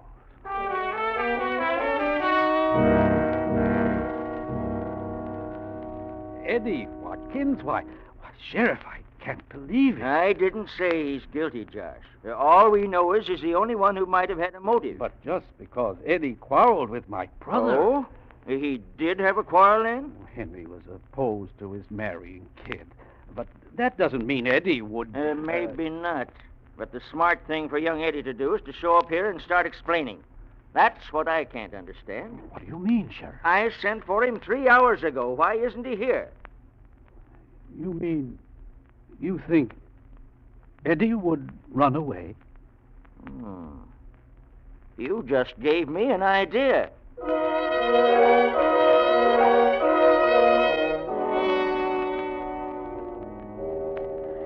Uncle John. Kid, darling, you must get hold of yourself. They say Eddie killed Father, Uncle John. They say he was trying to run away when they picked him up at the station. There, dear, it's going to be all right. I'm scared. They have no evidence, dear, don't you see? But Father was killed with Eddie's gun. With Eddie's gun? Nonsense. How could they possibly know that? Oh, I don't understand it. But the sheriff says they examined the bullet. Very unusual size. An Italian pistol Eddie brought back from overseas. But what does Eddie say to that? He says the gun was stolen last week. But they don't believe him. Oh, I see. Oh, Kid, dear, you'd better try and rest now. I'm going down to see the sheriff.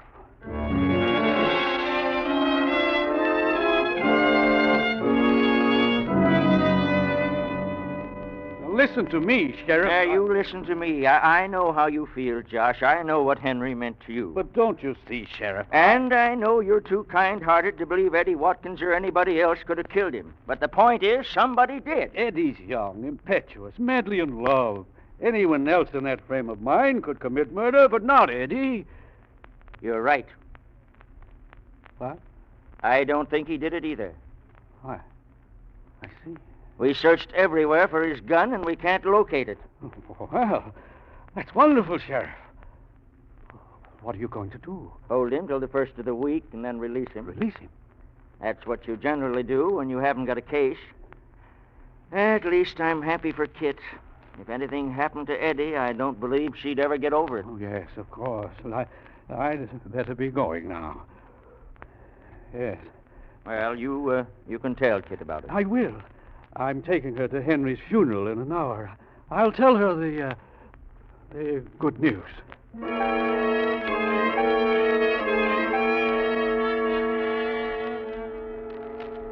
It was hard not to show the shocked surprise you felt when the sheriff told you there was no case against Eddie. Wasn't it, Josh? You'd planned that part so carefully, throwing Eddie's gun into the river, knowing the unusual size of the bullet would trap him.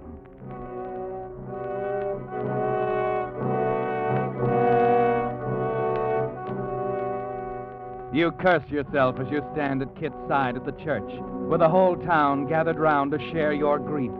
And later at the cemetery, you listen with bowed head and moist eyes as the minister commits poor Henry unto the earth from whence he came.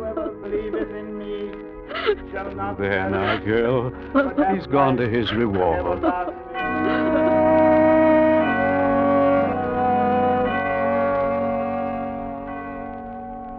You raise your head when it's over with a silent glance of appreciation at each group of mourning friends, your mind still searching for the answer to Eddie Watkins and the missing gun. It's after you've shown Kit to the waiting car that the answer comes. Yes, you were right, Josh. They're your people, and the sorrow you display is their sorrow. You feel it on every side now as the car moves off, as you turn to a couple of the men moving up to express their sympathy. We're awfully sorry, Josh. It's a terrible thing. Terrible. Thank you, Dave. Frank, for coming out here, leaving the bank, your store. There was little to do. Whole town's closed up today. It's almost like something had happened to you, Josh. Thank them all for me, will you? I'm not quite up to it myself. They understand, Josh. No, and tell them not to be too bitter about Eddie Watkins. You can't change that. I mean, in view of the fact that he's going to be released. Huh? Released? We haven't heard anything about that. The sheriff knows what he's doing. We must put our faith in him. What? Now, he knows Eddie's guilty, that he's murdered your brother. Everybody knows it. What kind of justice is this? Dave, don't talk violence. You know how I feel about those things. But he's right, Josh. That boy took a life. He's got to pay. I've seen it in other towns. Bloodshed, an eye for an eye, lynchings. Sometimes that's the only answer. No, Dave. No one can ask the people to take the law into their own hands. But, Josh... Even if Eddie is guilty, if the law says he goes free, that is what we must accept. Now, if you'll excuse me, I must be going. Kit needs me. Bye, Josh. Free.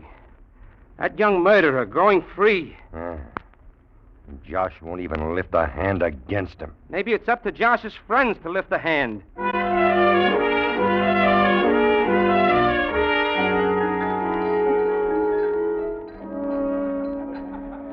Here you are, Josh. Glad to serve you. You, never been in my place before. No, Tom, I haven't. It, sort of gives me a strange feeling seeing you take a drink. First one in 22 years, huh? Longer than that. Well, you must feel pretty bad.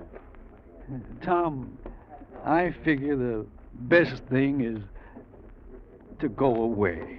Maybe find some other place to live. Huh? You mean you'd leave town? Oh, no, Josh.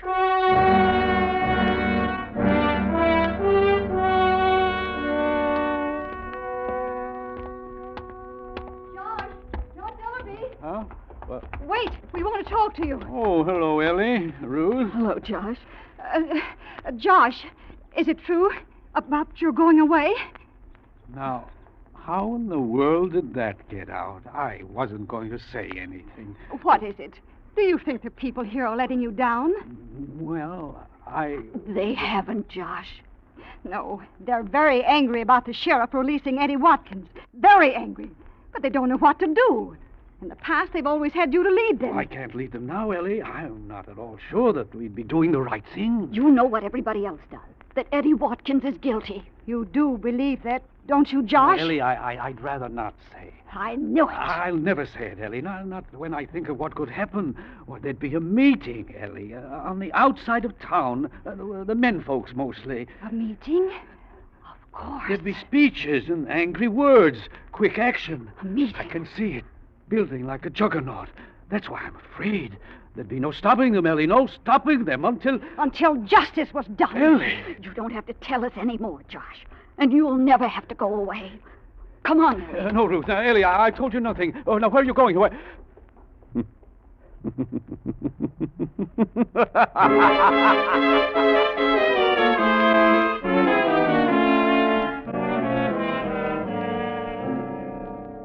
That's only a rumor, Ellie. He isn't going to leave. It isn't a rumor. I tell you, I talked to him myself, Frank. Huh?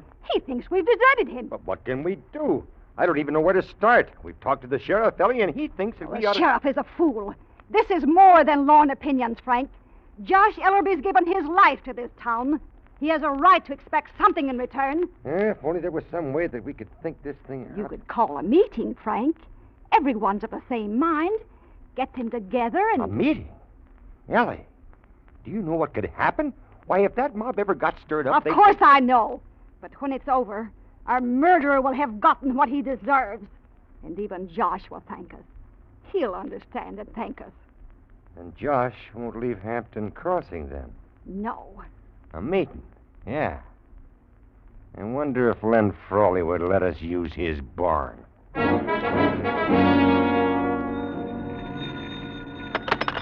Hello? Oh, yes, Frank. The barn. Sure you can. I'll be there myself. Want me to make some calls? You bet I will. What time? Frawley's barn, 8 o'clock.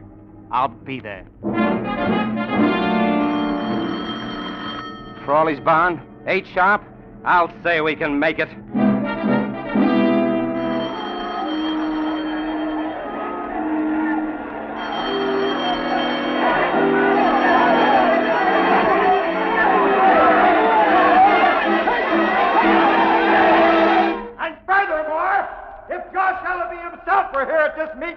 He tried to stop us, even though he knows in his own heart that Eddie Watkins is a murderer.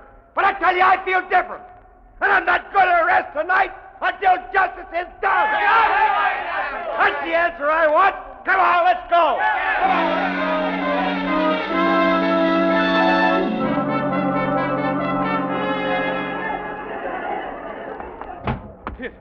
came as soon as I could. What got into them? Oh, Uncle Josh, they met tonight at Frawley's barn. They've come here to the jail to take Eddie. Good Lord, Sheriff, isn't there some way to stop them? No, they're all riled up. They're half crazy. They'll kill Eddie. I don't say more. What about it, Sheriff? You can't just let them... They're not going to let them. That boy's innocent, Josh. Of course. I found out today that he couldn't have done it. Kid, I know where he was when your father was killed. And Josh, he didn't go anywhere near your brother's place that night. His alibi is complete. It's perfect. Can't you tell them that? Listen, do you think I could make myself heard? Have you some sort of plan, Sheriff? Yes. If they keep coming, I'm going to take him out of here. Take him out? But how? The east wing exit is just a few yards from the river. If they storm the front door here, they won't be watching. Well, isn't it an awful chance to take? Eddie could make it. I talked to him. He's a good swimmer, and with his life depending on it... I see. If it comes to that, Josh, I want to keep their attention out front. Maybe if you talk to them... I'm not going to wait for that, Sheriff. I'm going out there right now. Try to reason with them. Be careful, Uncle Josh. I'm not afraid, kid. They're my friends. They trust me. They may even listen to me now.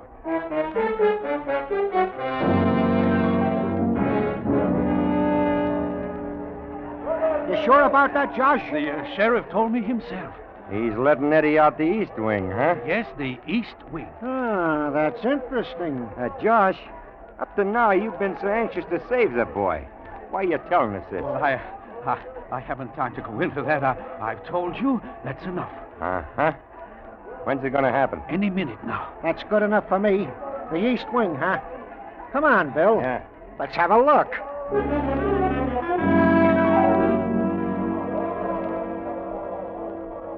You're right, Sheriff. There's no reasoning with them. You've got to get Eddie out now. Oh, you think I'm doing the right thing, Josh? Do you think it'll work? It's the only way, but hurry, men, hurry. All right, I'll go for Eddie. Good luck, Sheriff. Good luck.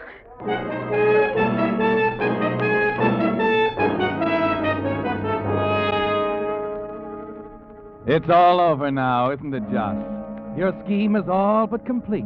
You can't lose with the mob on the front steps of the courthouse, the rifleman waiting for Eddie Watkins at the east wing. And one more thing will make it perfect, Josh. The thud of a battering ram against the big front door tells you there's no going out that way. So you walk down the deserted west corridor of the building toward the third exit. Yes, you want to be out there now among your friends, pleading with them at the top of your lungs, shouting at them to stop at the exact moment Eddie Watkins is slipping out that east wing door to certain death. You reach the west door, open it cautiously, and peer out into the darkness.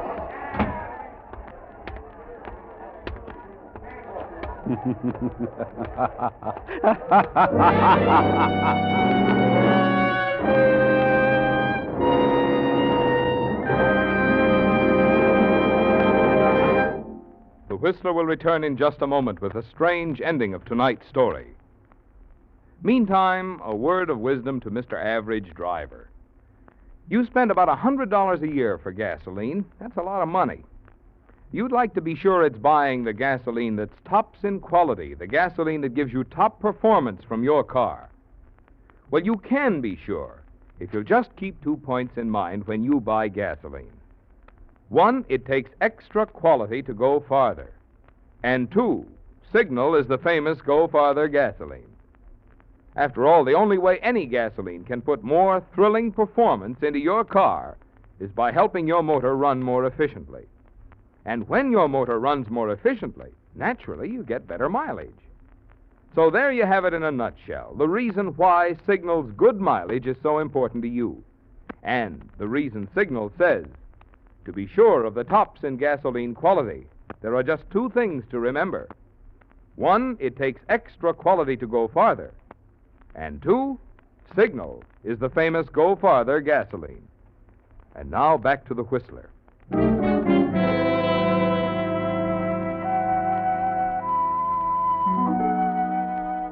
Yes, there was mob violence that night in Hampton Crossing, a night no one who saw it will ever forget. It's still there, burning in the back of their minds, like the torches in the hands of the mob that stormed the Hall of Justice. No one was ever brought to trial, because in the eyes of the law, the whole town was guilty, not just the 2 riflemen who waited in the shadows near the rear of the courthouse. The whole wing of the building's dark. You're sure he'll come out there? Hey, you heard what Josh said, didn't you? Well, I'm still not sure. What if he Hey, should... wait a minute. Huh? Look. Yeah. Yeah, you were right. Dark, I can't quite make him out, but... Huh? Hold still. There he is.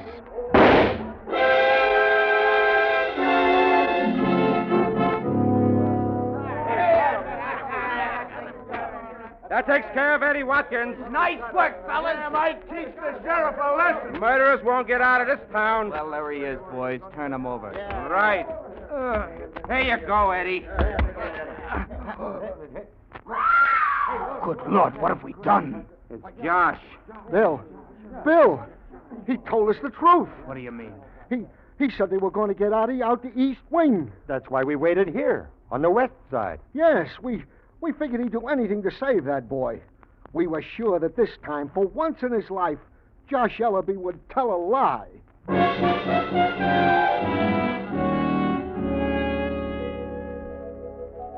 You'd better get back up to Eddie, Kit. He needs you. I still can't believe it.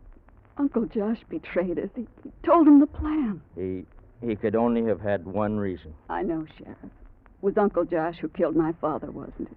Yeah. But we're the only ones who know that, Kit. And we're the only ones who'll ever know. What happens now? Nothing. He died a martyr, Kit. He's going to stay one. You see, as long as the people of this town can keep on believing in Josh Ellaby and remember what they did to him, there'll never be another mob killing in Hampton Crossing.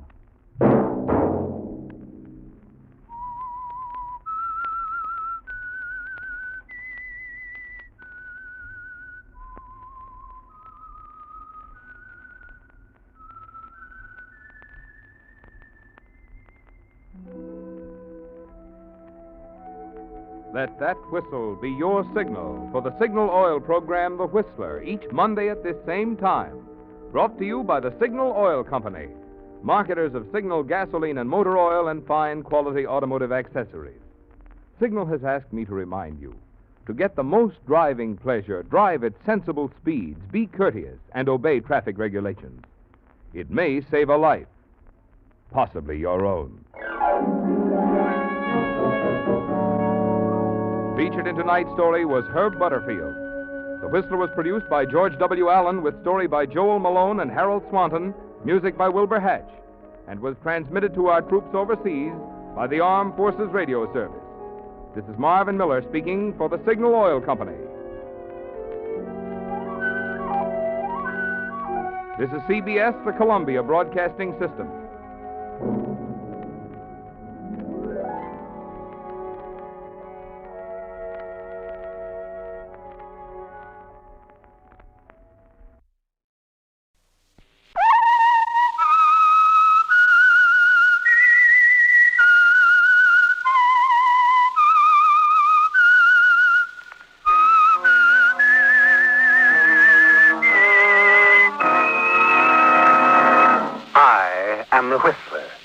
And I know many things, for I walk by night. I know many strange tales hidden in the hearts of men and women who have stepped into the shadows. Yes, I know the nameless terrors of which they dare not speak. Tonight transcribed, it's The Whistler's strange story, A Woman's Privilege. In the drawing room of a palatial home in Newport hang a pair of priceless oil paintings. One of an Italian nobleman, the other his wife. The surfaces are cracked, the frames old and worm-eaten, but the colors are fresh and brilliant as if they were painted yesterday. And there's a story in back of these paintings, a story that began with a traveling art broker named John Winters, of a casual trip to the picturesque Italian seaport of Venice, of the unbelievable, stunning moment in his hotel room when a quiet little artist named Julio Donati put $250,000 in the palm of his hand. Well, Signor Winters, what do you think? Well, it's pretty hard to believe. Of course. So you will agree that I'm giving it to you for almost nothing when I ask only $75,000. 75,000 for no tenure. What's wrong with it? Still skeptical, eh? You're very hard to convince, Senor Winters. Suppose I leave it with you for, say, 24 hours so you can examine it closely. You're pretty sure of yourself, Donati. Well, there will be many, Senor, who will say it's Mantegna's best work. I'd agree with them. It is. Now, what's funny about that? You flatter me. Huh? You see, I painted it myself. What? But the technique, the style... They were difficult to master. The oils very hard to find and the aging process. Senor, it was hard work, but you see, it had its reward. Is this the only one? No, I completed a pair. The other was sent a week ago to a New York broker, a C.L. Brickley. I expect to hear from him tomorrow. Does he know about this one? Well, of course. I informed him in a confidential letter. I should think you'd keep it under your hat. Forgery's serious business. Oh, please. They are not forgeries. I claim only to paint in the manner of Mantegna. Had I intended to pawn off a forgery, would I have been so frank? Yes, but you know what's going to happen. Miss Brickley will peddle that picture as an original. Senor, what you people do with my paintings is your own business. I'm an artist, not a forger. However, I think you will find me discreet enough. Now I must go.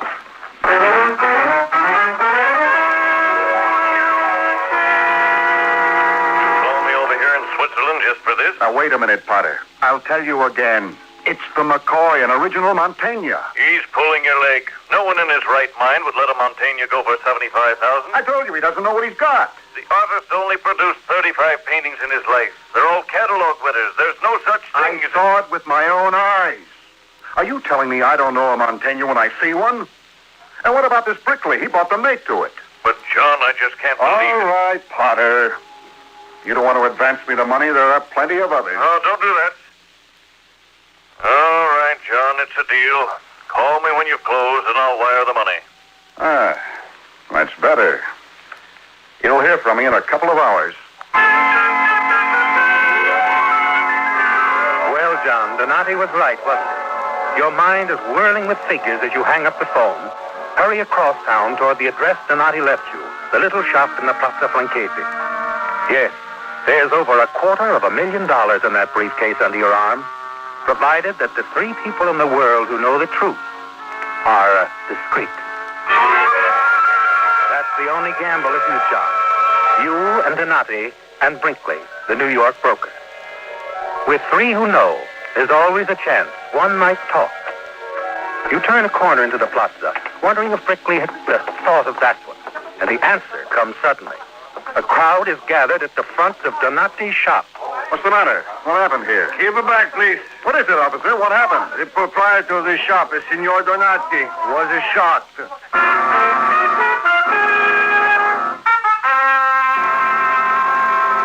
Is this you, Potter? Yes, John, go ahead. And it looks like the deal's off. What happened? We were a little late. Brickley got there first, huh? Yeah. Brickley got there first. Thanks for the offer, Potter, but I won't need the money now.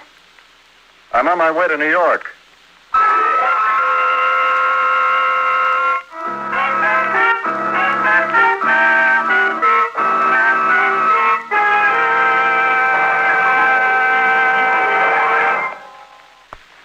In just a minute, the Whistler will continue tonight's story. All of us are proud of our hometowns, and rightly so. In this brief moment before we continue with our program, we'd like to offer a salute to one of our hometowns in America, New York City. Hometown to more people than any other in the world. Its history is pretty well known. How it was supposedly bought for $24 worth of trinkets from the Indians. How it started under the Dutch, went to the British, and passed to the young United States after the Revolutionary War. It was our national capital for 5 years, and George Washington was inaugurated there.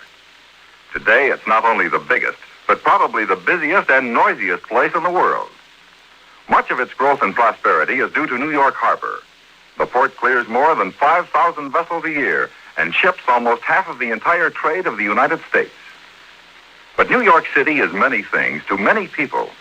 It's not just San Francisco multiplied by 10 or Chicago multiplied by 3. It's Wall Street and Harlem, the Statue of Liberty in Greenwich Village. It's Broadway, otherwise known as the Main Stem or the Great White Way. More theaters are crowded in that area than any place in the world. It's the Empire State Building, the world's tallest structure.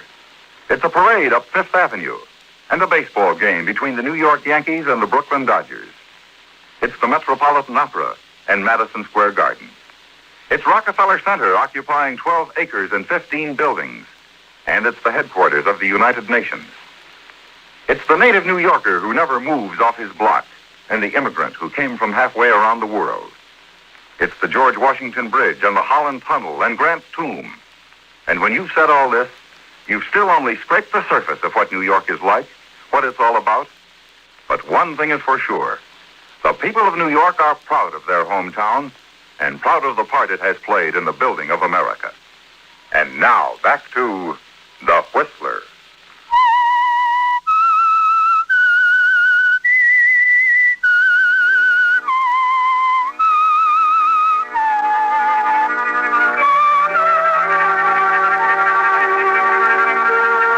It's only 3 days from Venice to New York, and in your suitcase is a masterful piece of forgery sewed in its lining that will bring at least $250,000 on the American market. Yes, Donati was clever, wasn't he, John? Too clever. And to you, at least, it's clear that this Brickley, whoever he is, knew that a clean deal could never be made if the secret of the forgery were shared. And that, of course, added up to Donati's murder. You have a surprise for Brickley, haven't you, John? But you know you have to be careful. On the afternoon of your arrival in New York, you walk down the corridor of an apartment building in the East 70s. Pause and press a buzzer.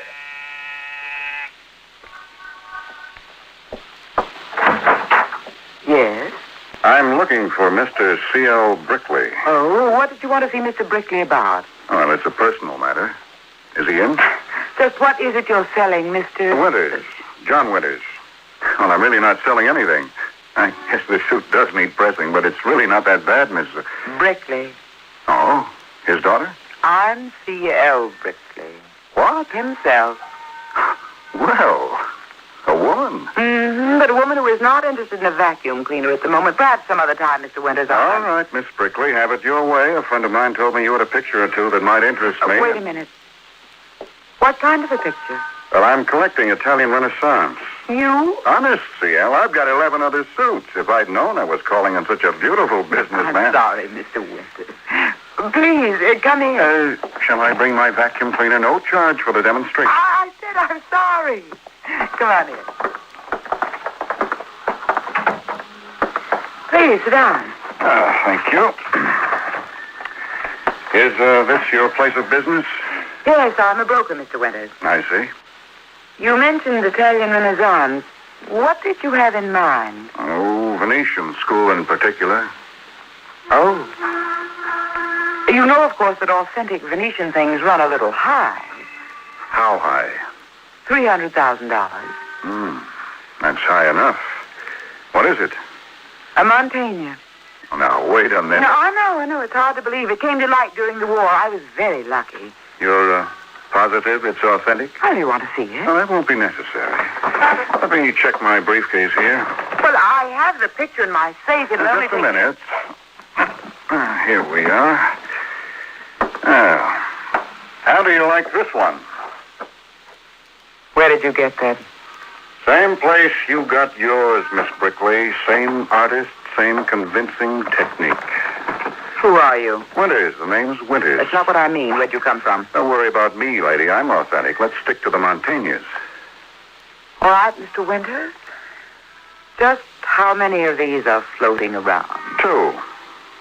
And how many know about the... 2. You and me. That is, since you took care of Donati. Oh, now, that's a little crude. All right, so you had it done. What's the difference? That still leaves 2. You'd be smart enough not to give the hired help your reasons. You've got it all figured out, haven't you? Well, it's water over the dam. Let's talk about the pictures. We're hooked with each other, you know that. That might not be so bad, Mr. Winters. Better make it John. All right, John. You know, we've got a lot to talk over, CL. I know. But since you're not quite the kind of a guy I expected to meet, why don't we switch the conference to a nightclub? I'd like that. Okay. Pick you up around 8? Fine.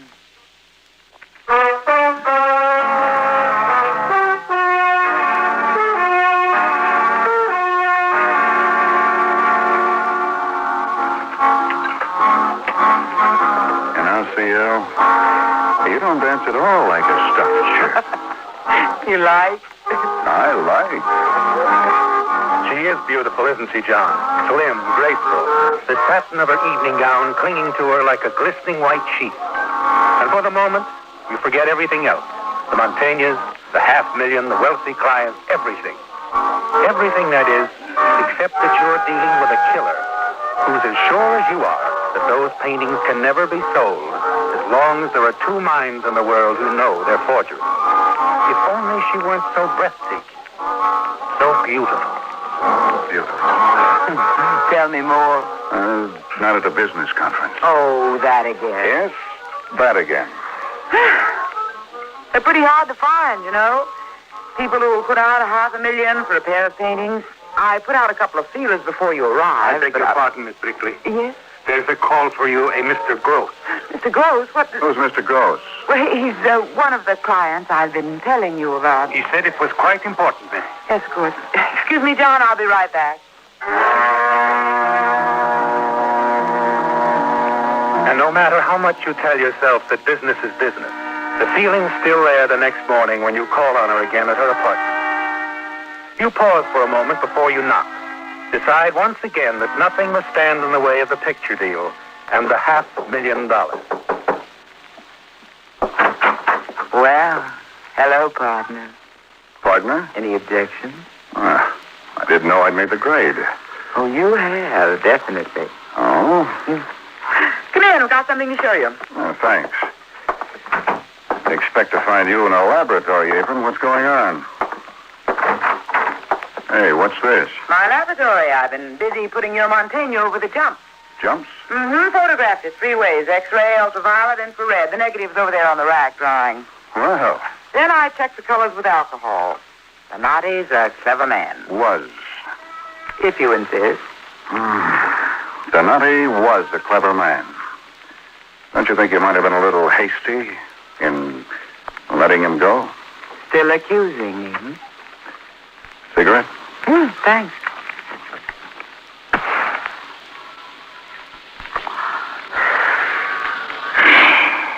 Well, what's next on the program, beautiful?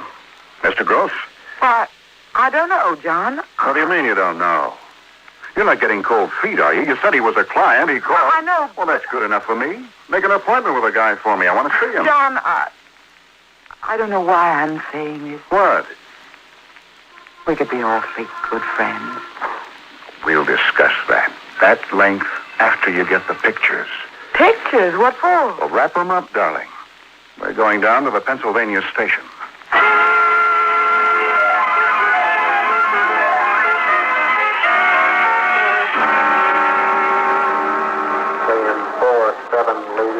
Yes, sir. I want to check this package. John, what are you Just a minute, Lorraine. Here you are, clerk. $10. 10?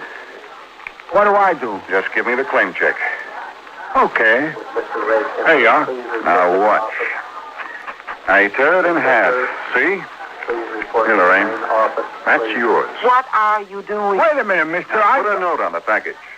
You deliver it only when both halves of the claim check are presented. Get it? Yeah, but that's screwy. You want that $10? Yeah, okay, mister. You're the boss. Thanks. 1-4. Come on, Lorraine. Arriving track A. Then 1-4. Arriving track A. You know, I think this is all pretty silly. Maybe it is. But I'll just trust you a lot more after you fix up that appointment for me with your friend, Mr. Gross. How soon can you make it? I don't know, John. I'm not sure. Let me handle it then. When can you get hold of him? I'll call in tomorrow.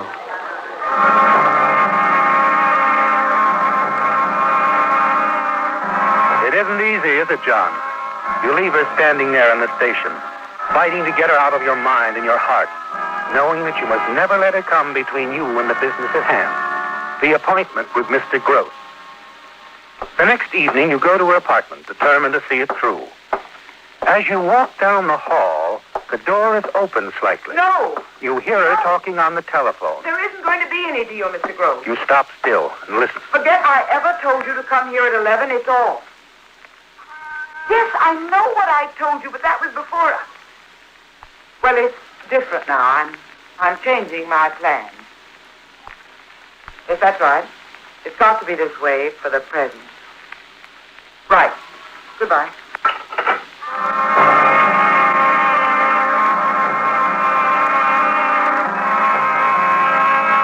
You stand there for a full minute, thinking. Then make up your mind.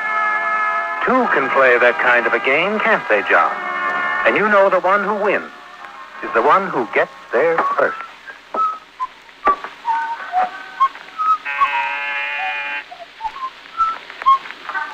Yes? It's me, CL. Your partner. Oh, John. Come in. Where have you been all day? Why don't you call a guy? Been waiting to hear from you. Did you get hold of Gross? Yes. He's not interested, John. Funny. That looked like a sure thing, didn't it? Guy has money, crazy about Italian pictures. Well, there'll be others. Sure. I've got the car outside. It's a nice night. I thought you might like to go for a drive. Ah, sounds wonderful. Maybe over to Jersey, across the George Washington Bridge. Yeah, I'll get my coat. I'll only be a minute. Well, take your time. No hurry.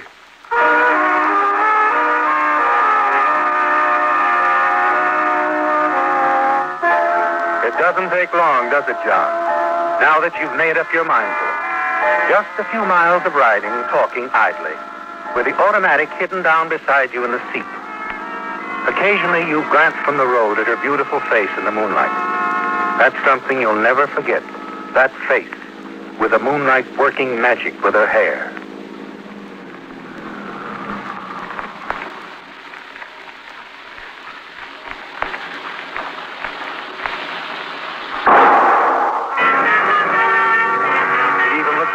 Half hour later, when you looked at it for the last time. Only then it was very still, with the quiet wax-like beauty of death.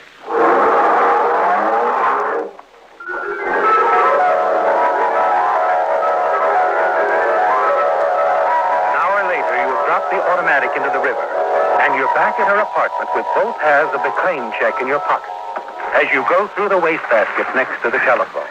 Where did you put it?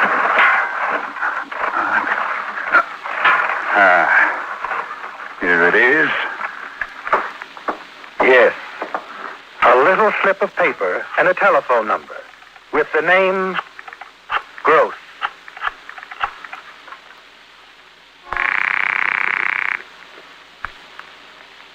Hello? Mr. Gross? He'll be back in a minute. I'm calling for C.L. Brickley. Give him a message for me, will you? Go ahead. Miss Brickley says the appointment is back on. She changed her mind.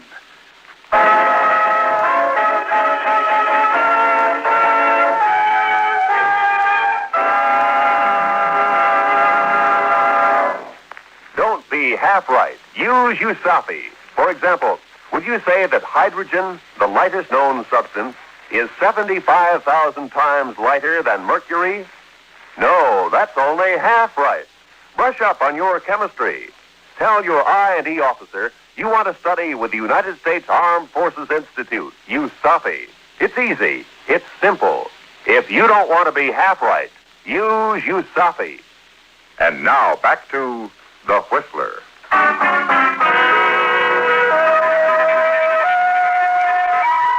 Yes, it was a long trail that finally ended in a police station near the East River. A trail that began in Venice with an artist who painted a pair of pictures in the manner of Mantegna and died because of them. Lieutenant Brady of Homicide has done his job now. The suspect has finally begun to crack. Stop it, will you? Stop it! All right, I'll stop it. You ready to talk? Yeah, I'll talk. Turn off the light. Oh, All right, let's have it, Mr. Gross.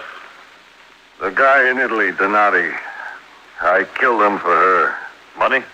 Yeah. What else? Why did she want him dead? I don't know why I didn't ask questions. She sent me over there to get him, and I did. When I got back, she called me and said there was one more. Money again, huh? Yeah. But she called up the night it was supposed to happen and said it was off. I went out, and when I got back, there was a call that was on again. That's why I came by for him. He was waiting there in front of the apartment, big as life. And that's how you happened to murder John Winters. That's it. I guess the Brickley dame changed her mind.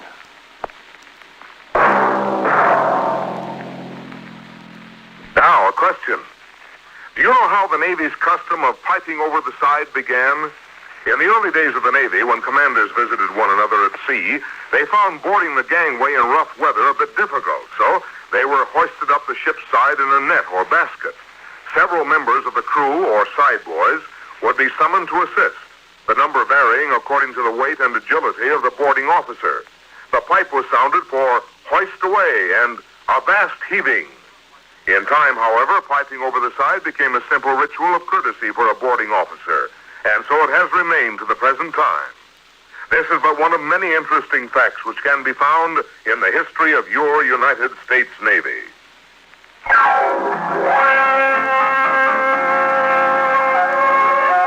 Featured in tonight's transcribed story were Bill Foreman as the Whistler, Jay Novello, John Stevenson, Betty Lou Gerson, Bob Bruce, and Paul Dubois. The Whistler, directed by Sterling Tracy with music by Wilbur Hatch, is produced by Joel Malone and transmitted overseas by the Armed Forces Radio Service. Tonight's Whistler was written by Joel Malone and Harold Swanson. The Whistler was entirely fictional, and all characters portrayed on The Whistler are also fictional. Any similarities of names or resemblances to persons living or dead is purely coincidental. This is George Walsh speaking and reminding you to listen again next week for another strange tale by The Whistler.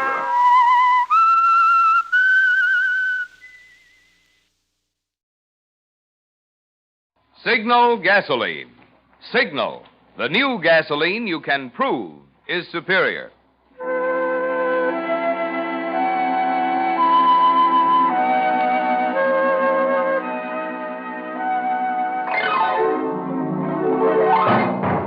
The Signal Oil Company and your neighborhood signal dealer bring you another curious story by The Whistler. Tonight, the man who died twice.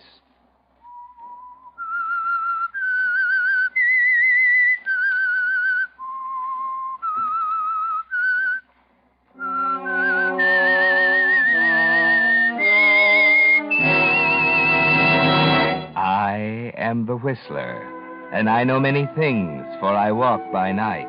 I know many strange tales hidden in the hearts of men and women who have stepped into the shadows. Yes, I know the nameless terrors of which they dare not speak.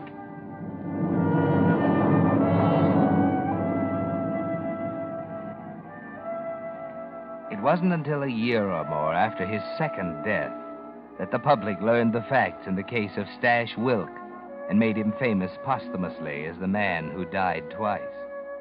That was an interesting story in itself, but it was really only a prologue to a bigger story, one which the public never knew in full. 4 people were involved: Stash, his brother John, his lawyer Ben Maddow, and his girl Edie Shelby. But the real central character in the story was an oil drum containing $400,000 in currency, buried near a lonely highway. Yes, Stash Wilk, if you hadn't been stupid, if you hadn't killed that bank guard, you might have made it. But there's no use crying over spilt milk, is there? You're in the state penitentiary now, in the death cell, 48 hours from the gas chamber. And all you can think of is the $400,000 buried in the oil drum near the highway, safe. Only you know where it is, Stash. Maybe that's why Ben Maddow, your lawyer, is trying so desperately to get you a reprieve. But Listen to reason, Stash. I tell you, we saw the governor. They all turned us down. There must be some other way. Where's Edie? I gotta see her. She's coming with John. Hey, my brother? What's he doing here? Trying to help. You mean he's money hungry, too, like the rest of you? Please, Stash, don't you see? You've got to tell us where that dough is so we can put it to work for you. Oh, you low down. Let me go, you crazy idiot. That guy's coming. Nobody gets a smell of that dough till I'm out, see? Yeah, Stash. Yeah. Let me go, yeah. Well, thanks. I'd straighten your tie. They're coming.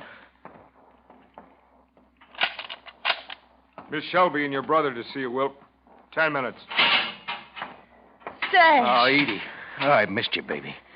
Hope you miss me, too. I have, Stash. I have. It's getting so I figure everyone's got his eye on the dough. Even you. Oh, please. Okay. What's on your mind, Johnny? Ben, did you ask him about... I just told Ben exactly how I feel about the dough, Johnny. Just so there won't be no mistakes. You see, there's one thing worse than walking to that little green room tomorrow. That's walking there knowing someone else is making free with that $400,000. In other words, John, he doesn't trust us. Right. Once I'm out, it's a different story, of course. Of course. Well, that leaves us just one alternative. What's that? It's a long shot, Stash, but that's about the only kind we have left. It'll take money. Now or later? I think you'll be satisfied with later. Who? The doctor. Are you kidding? What good can a doc do me? Let him talk, Stash. It's this way, Stash. With the right injections, a man who's been gassed to death can be brought back to life. Brought back? What are you giving me? What kind of a double cross is this? Are you all crazy or something? Relax before you have the guard here. I'm telling you a plain fact. A man who's been gassed and pronounced dead can be revived, providing you get him to the right doctor fast enough. Now, cigarette, anyone? Yeah, I'll have one. Thanks. A little less noise now, huh? Yeah. Well, Stash, you ready to listen to details? Don't have much choice, do I? Okay, Johnny, I'm listening. But get this straight, the three of you. I don't do no talking about the $400,000 till I'm out of this pen. And you can figure how much talking I'll do if I come out dead.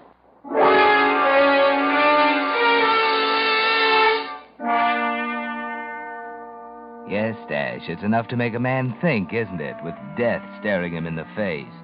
The guards at the prison notice the change right away, and the report goes to the warden that with a little more than a day of life left you, you've changed from a surly, scowling brute into a model prisoner. Meanwhile, Ben Meadow and your brother John are making preparations.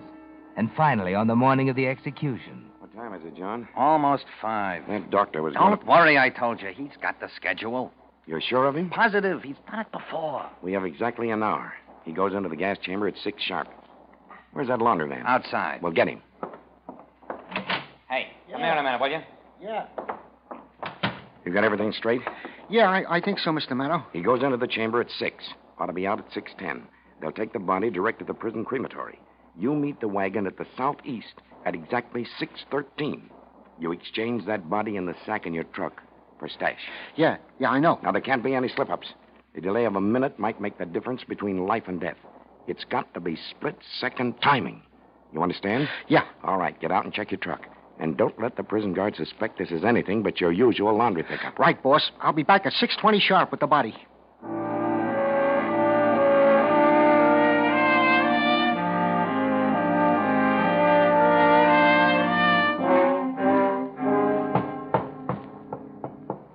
Laundryman. Good, I'll give you a hand. Right through here. Okay. Right here. On the table? Yeah. Yeah, here's your money. Thanks. Remember what I told you. Keep your mouth shut. Don't worry. All right, Doctor. Let's go.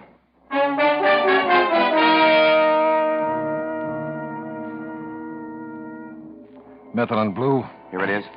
Needle? Right. There. Oxygen on. It's on, Doctor. Heart? Not yet. More methylene.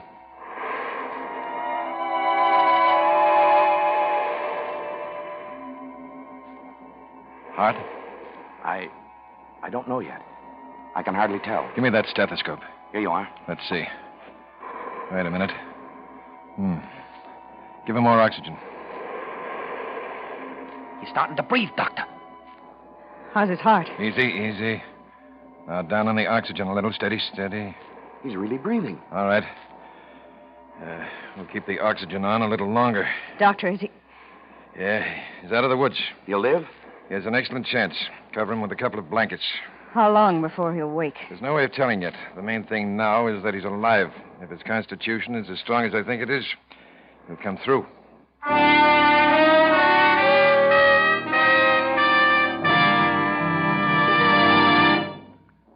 Ping. Remember that word? Ping. That's what cars used to do going up hills and on the getaway before the days of New Signal. The new gasoline you can prove is superior. But ping is a lost word now, on its way clear out of the motoring vocabulary. For with New Signal gasoline, tired old motors purr with pleasure, even when they're working hard. But higher anti-knock isn't the only improvement you'll notice when you try Signal's new super fuel. No, indeed. In addition, you'll enjoy quicker starting the moment you touch the button, faster pickup that you can really feel. And because you'll be shifting less, you'll get more of those pleasurable high-gear miles, actually go farther than ever with New Signal. Because all these advantages are things you can see, feel, hear right in your own car, we call New Signal the gasoline you can prove is superior. Why not make your next gas stop a stop at one of the friendly stations displaying Signal's familiar yellow and black circle sign? Fill up with New Signal gasoline and see for yourself the surprising performance there's still left in your car. And now, back to the Whistler.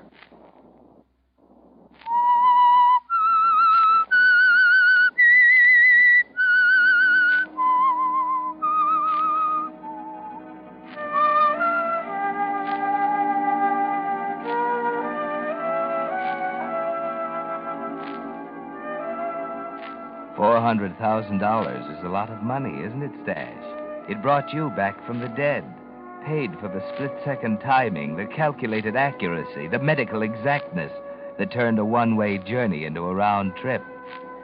You remember nothing from the time the paralyzing fumes surrounded you as you sat strapped in the gas chamber. Nothing except a feeling of strangulation, the sudden stabbing of a million knives at your chest, and then darkness, a limitless ocean of darkness in which you lost all sense of time and space and being. Then all of a sudden there's reality again. There's light coming in windows without bars on them. And Edie's here beside you. I can't believe it, Stash. Yeah, why not? I'm here, ain't I? Oh, I was scared. You were scared. And help me up, baby. Try out these pins of mine. Yeah. There. Think you can walk? Walk? Baby, I can fly. Watch. Oh, take it easy. I'm okay. Boys, he's walking. Huh? Hey, well, look at that. Not bad for a corpse, But it's great, Stash. Hiya, fellas. Well, when are we getting out of here? We're not getting out of here until we make sure there won't be a slip-up. What do you mean? We're going to find you a new face. Huh? A plastic surgeon, Stash. Now, wait a minute. It's the only way. Your picture's been in every paper in the country. You'll be spotted in 2 minutes if you left this house. Will it be much of a job? $30,000 worth. He must be good. He is. Okay, pay him. Let's get it over with. He wants it in advance. Well, lay it out. What's the matter? Ain't my credit good for 30 grand? Hey, take it easy. We worked hard to get you this far, and we want to finish it, but we're broke. What are you giving me? What do you want? An itemized statement of how much it cost to buy your skin? All right, here it is. $5,000 each for the 2 attendants. $1,000 for the other stiff. $1,500. You'll get it back with interest. You know that. Sure. We trust you, Stash. Then what are you after? It isn't what we're after. It's what we've got to have. That $400,000, or enough of it to buy the plastic surgeon and then get us all out of here. But it ain't safe for me to go after it. You said so yourself. That's right, I did, but what about one of us? Or don't you trust us yet? Oh, I don't know. Let me think.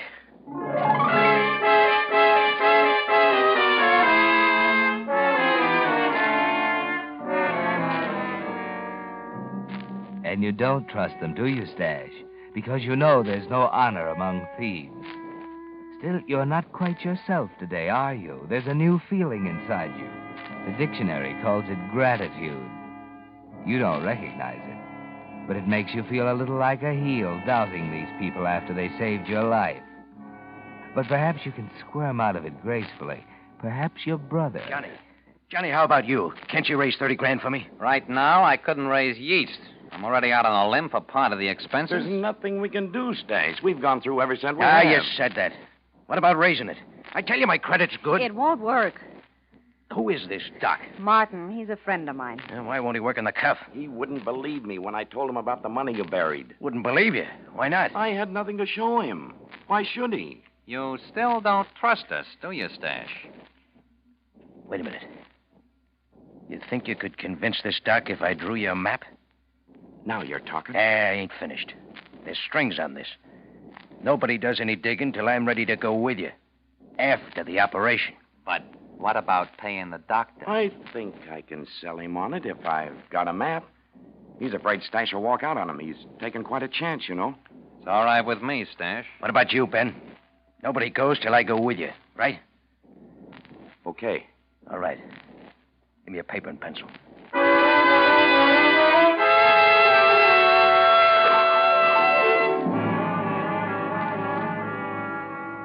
Then right at this point, on the left side of the highway, there's an auto club road sign. 20 yards from there, right on the line with this rock, you'll find an oil drum buried. See? Right there. You can't miss it. Thanks, Stash.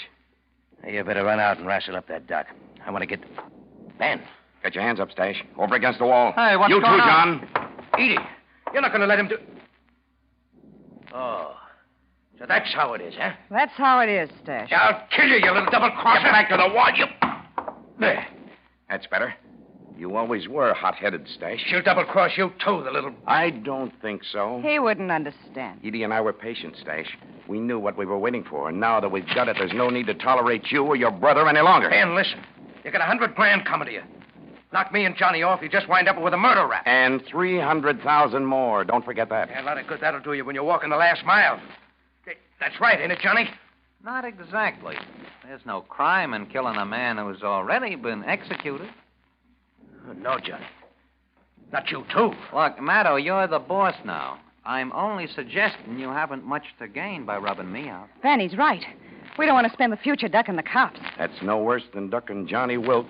For what? I'm not sore. All I want is my 100 grand, and you'll never see me again. Ben, it's the best way for us. Maybe you're right. Maybe it is smarter.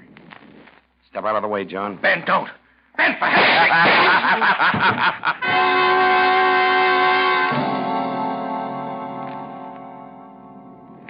So Stash Wilk died twice, reducing membership in the corporation to 3. Then Meadow, John Wilk, and Edie Shelby, each with one eye on the 400,000 and the other on their partners. They're all jittery that night on the way to the spot Stash marked on the map. What are you trying to do, Edie? Kill us all? Don't jump at me. I saw the car. Well, don't drive so fast. You want to get there, don't you? Exactly. I want to get there. I can wait until tomorrow if I have to. Look. Why don't we just take it easy, huh? We can stop at a roadside hotel. I think it's crazy. You're outvoted. May as well slow down. All right. That better? You know, it's funny, Ben. Someday you'll probably fall and break your neck in a bathtub.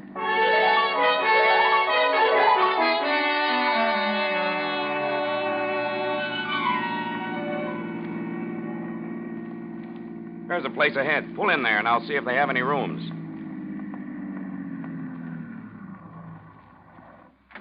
Be right back. He knows better than to leave it. Leave what? Oh, don't give me those sheep eyes, Edie. You had your eyes on his inside coat pocket ever since we left. And don't tell me you're in love with the old goat, neither. You're pretty sure of yourself. I know women. You know me? Yeah? That's nice. Could be a lot nicer with old Graybeard out of the way. Any ideas? A few. For example? Mighty nice layout here. All these second-story rooms with balconies. I don't get it. Just watch me. That It's all I've been doing since we met. Sort of like it, Johnny. Watching you. Wait a minute. Here he comes. Hey, what's the dope, Ben? Just talk to the maitre d'. We can get dinner and rooms. Did you reserve the rooms? Not yet. I wanted to check with you first. That's great with me. Come on, Edie. Yeah, I was thinking we could pick up a couple of those view rooms on the second floor. With the balconies? Mhm. Just what I had in mind. Look at that sky, will you? Oh, what about it? Nothing. Except it is going to be a beautiful night, isn't it?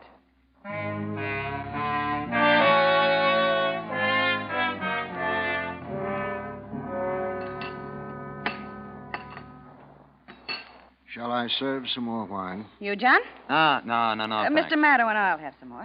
Yes, ma'am. Good. Now you're talking to me. There you are. Hey. Will that be all? Yeah, that's all. Hey, wait. Just leave the bottle, huh? Yeah. Yes, sir. If you want anything else brought up, just ring. Yeah. How's about another glass, everybody? We got lots to celebrate tonight. Edie will keep you company. I'm going to stretch my legs. Okay, Johnny. Just careful, Ben. You're spilling. Yeah, it's a pretty elegant suite. Venetian blinds. French windows. Pretty fancy, huh? Yeah. Private balcony. Yeah. Nice and private. Well, I'll see you two later. Sure you won't have another drink? No, thanks. Oh, by the way, Edie, you were right about it being a beautiful night. You two really ought to have a look outside. I don't know why, but that guy gives me the woolies, Edie. I'm beginning to think I shouldn't have listened to you. Oh, forget it, Ben. Tonight we celebrate, remember? Sure, that's right. What do you say we walk out on the balcony, huh? I'm comfortable here. I'm comfortable.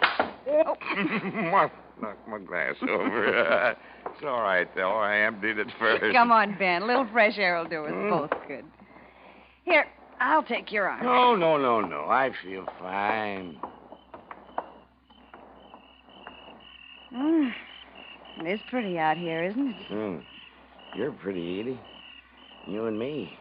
We're going to have a great time, aren't we, huh? Why not? We'll have $300,000 to keep us warm, Edie. Anywhere we want to go, we go there. Anything we want to do, we do it, huh? I've been waiting a long time for a setup like this. So have I. Here. Oh, Ben, look. Right in our backyard, a deer. Yeah? Oh, that's nice. Oh, look at him, Ben. He's cute. Huh? I don't see anything. Here, get where I'm standing. Right by the rail. Huh? I still don't see anything. He's down under our balcony. You'll have to lean over to see him. You sure it's not an elephant? A little pink one? You're seeing things, Edie. Maybe we'd better go... Hey, God! What are you... Ah!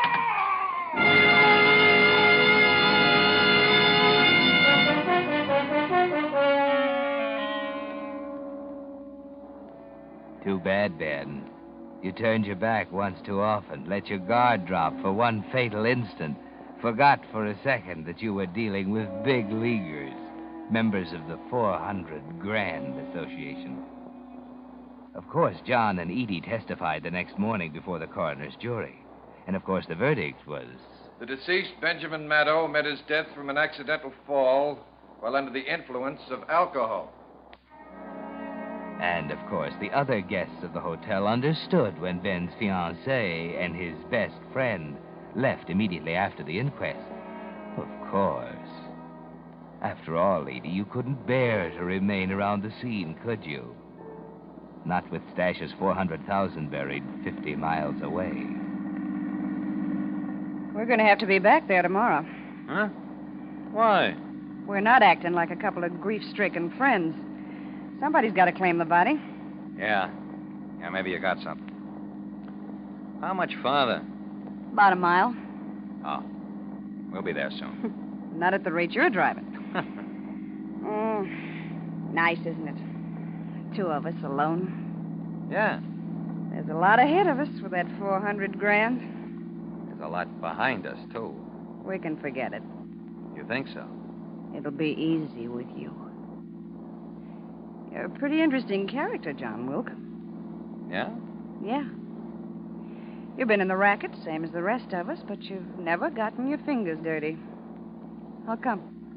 I used my head, I guess. For example, see this road? What about it? That's where we're going. I'm using my head. I don't get it. You will? Why are you turning off the highway? This isn't the place.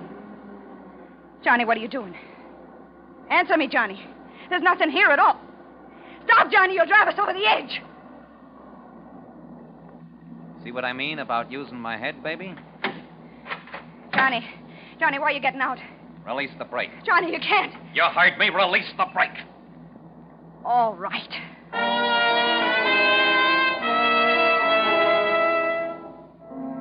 You know what he's doing, Edie. He's too smart to shoot you with that .38 he's holding. The shoulder of the road slopes down for about 10 feet. Then the cliff. They'll find you in the wrecked automobile, and there'll be no telltale bullet holes. You're thinking fast. You've got one chance, haven't you? There, he's behind the car now to start it rolling down the slope. That's it. Into reverse, quickly. Run him over. I got him. You're going to have to turn around. It's narrow, but you've got to make it, Edie. That's right. Now into reverse. You have to back close to that edge. You have to watch where you're going. Better take your eyes off John for a minute as he lies on the other side of the road. Johnny! No! Keep right on going, baby. Right on over.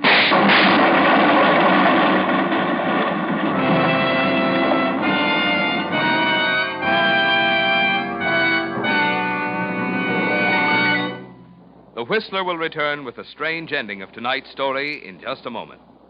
Meantime, let's take a quick look inside the refineries where new signal gasoline is made. It looks like the movie version of a chemist's dream. For here are some of the most amazing devices ever known to science, where the atoms in gasoline molecules are actually separated, then put together in an entirely new way, creating an entirely new type superfuel. That's why New Signal isn't just a pre-war quality gasoline, not just an improved old-style gasoline, but a completely new post-war motor fuel. And that's also why New Signal is packed with amazing new power and performance that's so immediately apparent you can feel it, see it, hear it. Whether you're driving a 1932 Ford or a 1942 Cadillac, you'll know New Signal is the gasoline for your car the moment you step on the accelerator and feel that old motor get young again.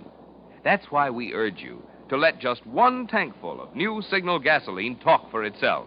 Let its quicker starting, faster pickup, higher anti-knock, and longer mileage demonstrate in your car why New Signal is actually the new post-war gasoline you can prove is superior. And now, back to the Whistler.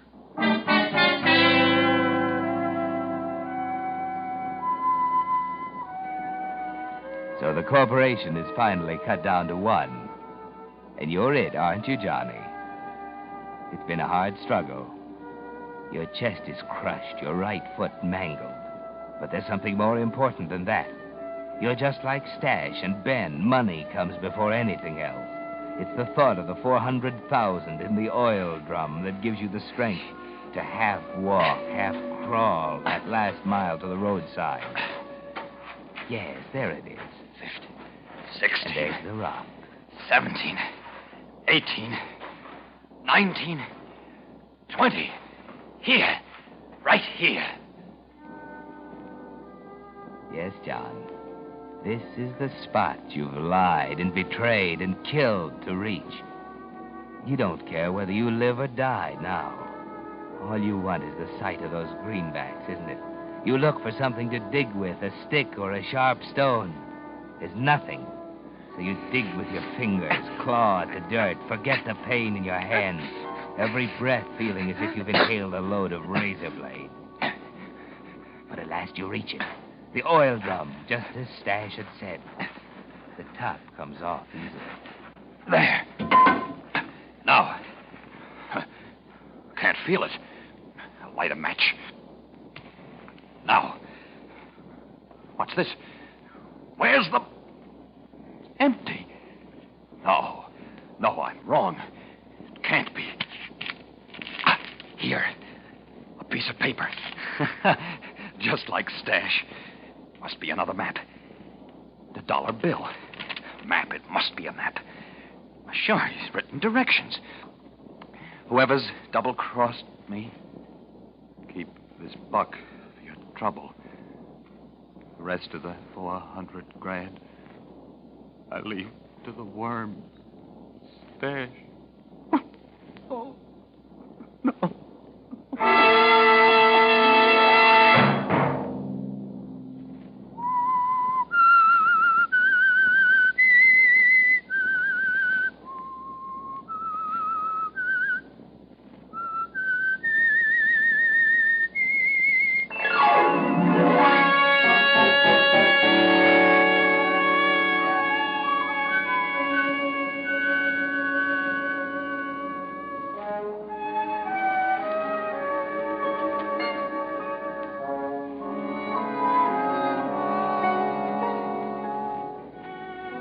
Next Monday at 9 o'clock, the Whistler will bring you another strange tale.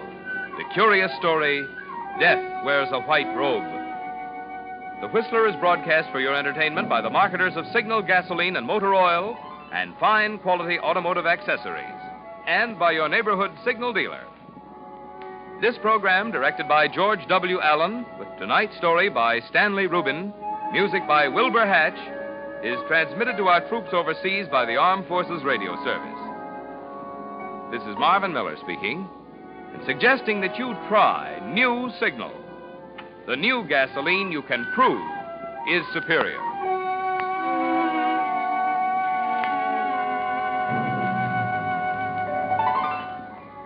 This is CBS, the Columbia Broadcasting System.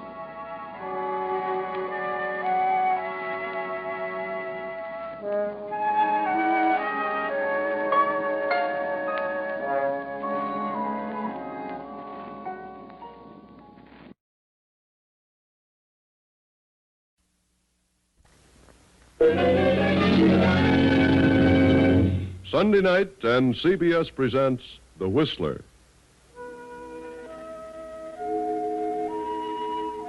I, the Whistler, know many things, for I walk by night.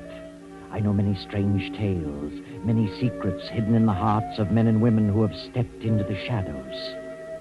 And so I tell you tonight the amazing story of mind over matter. Do you believe there is such a thing as sixth sense, that mind reading is possible? Many people believe that nothing enters the mind except by way of the five senses, but I know better. I know there is such a thing as telepathy. Else how would I know the things that I know? Yes, and Herbert Randall knows too. He believes because he's a student of parapsychology. Herbert is highly attuned to extrasensory perception. He believes that a person can learn things without the use of the five physical senses. At the moment, Herbert Randall, a textbook in his lap, is apparently dozing. His young wife, Andrea, reads a magazine in the opposite corner of the room. Herbert is mumbling to himself. Yes. Yes, I understand. I see you. I hear you. My unfinished manuscript, you must find it. I am Thomas Banning. You must get the manuscript. I am Thomas Banning. My manuscript. The title is Mind Over Matter. You must come to me. You must come. You must. Herbert. Thomas Banning. I see you. I'll find it. How come? Herbert. Huh? What? Mumbling about. Oh, Andrea. You've been dreaming, mumbling to yourself. I haven't been asleep. I've been wide awake. I saw him. I heard him. You were dreaming. No, not for an instant. Thomas Banning, manuscript. That's what you've been mumbling. Who's Thomas Banning? Oh, he was a writer of books on psychic phenomena. I've never met him, never seen him until tonight. In a dream? No, it wasn't a dream. I wasn't asleep. And the message was too clear. Thomas Banning is trying to reach me. And he did. Still in the dream? No, dream or not, it was real. I'd never met the man, never seen him.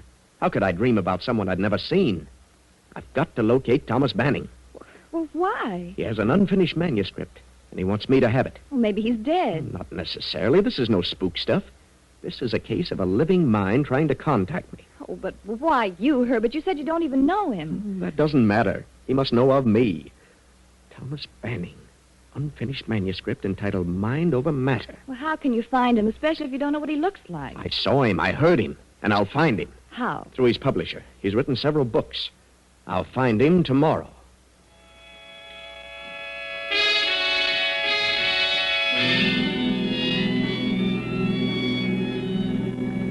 So Herbert learns the name of the publisher of Thomas Banning's books, learns Banning's address in the country, and with Andrea drives to the place. As they near the estate, they stop at a gas station for further directions. Howdy, folks. What can I do for you? We're looking for the Thomas Banning home. Know where it is? Yep, I sure do. Why? We're going there. Well, it's a quarter of a mile ahead. First gate on the left-hand side. But not many people go there anymore. Why not? Well, miss, since the day Thomas Manning's brother disappeared, there's been strange things going on there. Oh, what strange things? Noises, weird howls and screams. People kind of think the place is haunted with William Banning's ghost.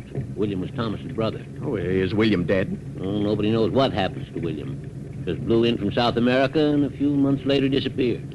Have you heard the screams? Yeah, and what's more, I don't want even to talk about it. So long, folks. First gate on the left. Well, this really begins to sound interesting.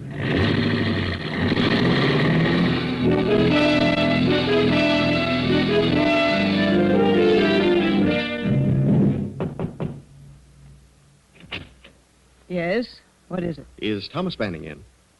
What did you want? Who are you? Why, I'm Herbert Randall for Gregory House Publishers. Well, We publish Mr. Banning's works.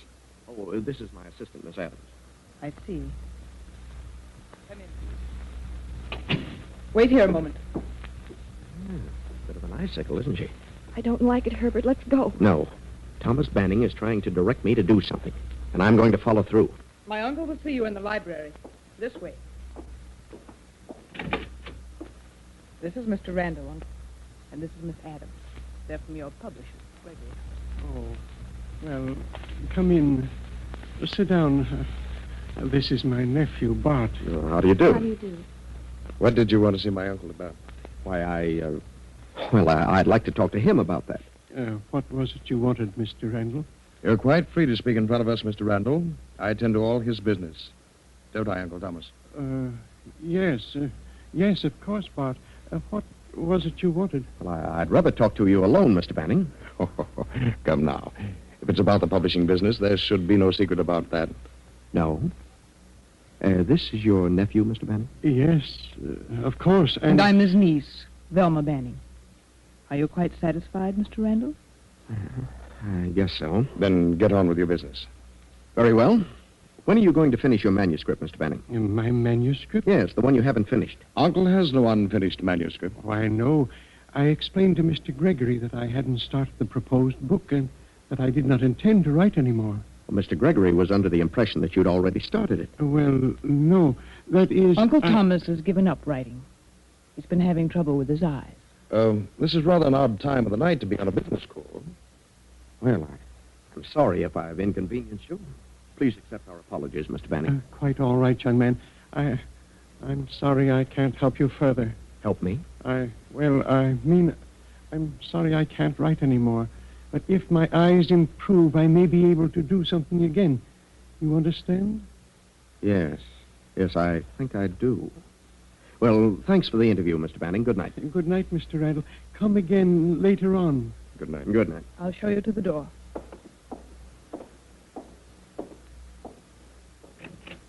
Good night.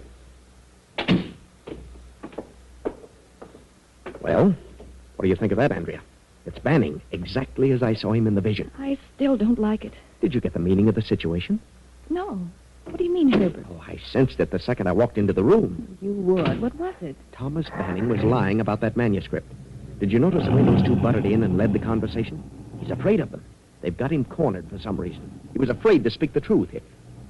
Say, look. Yes. What is that, a grave? It certainly looks like a grave. Herbert, it is a grave. And freshly dug. A small one, but just about right for Thomas Banning. Oh, Herbert, what do you mean? And look over there. Another one, but filled in. You can tell by the way the grass is sunken. Come on, let's get out of here. There's certainly something strange going on here. Herbert! Now, take it easy. They're killing him. We've got to stop them. No, wait. There's nothing we can do at the moment. We wouldn't have a chance. Come on, let's get back. Herbert, what is it? What's wrong? There it is again. And I'm wide awake. I heard it again. Oh, I didn't hear a thing. The manuscript. You've got to get the manuscript. He reached me again. Oh, please, Herbert, please, let's go. Yes, Andrea. We'll go now.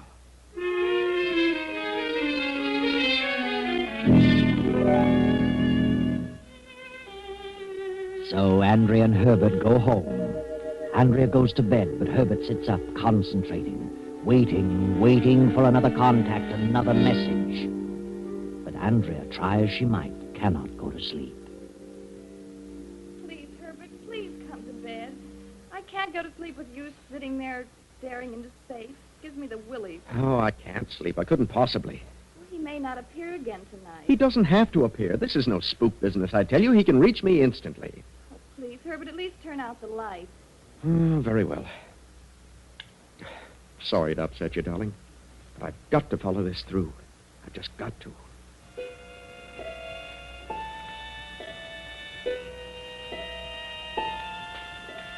Thomas Banning. Thomas Banning.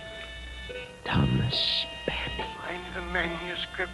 Mind over matter. Get the manuscript. You must get the manuscript. You must.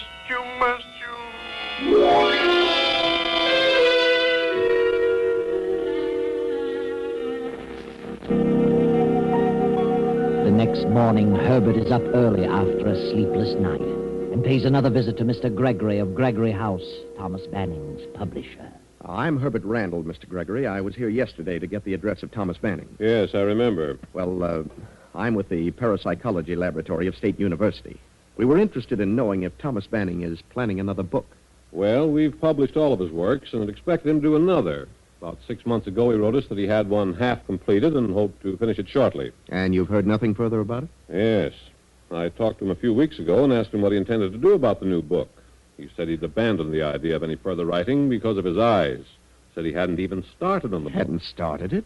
But he told you previously that he had it half finished. Yes. He seemed reluctant to talk about it, so I dropped the subject. Don't like to say this, but it occurred to me that Banning was, well, slipping a little. Mentally, I mean. Losing his mind? Is that what you mean? Yes, Randall, so I thought it better to say no more about it. He seemed to be terribly depressed. Have you any idea what might have caused such a condition? No. It may have been brought on by the disappearance of his brother. I'd never met the brother, but he had come up from South America. Been living there for many years. A few months after his arrival, he'd vanished. That's all I know about it. I see. Well, thank you very much, Mr. Gregory. I guess we'll just have to forget about any further works by Thomas Banning. Good morning.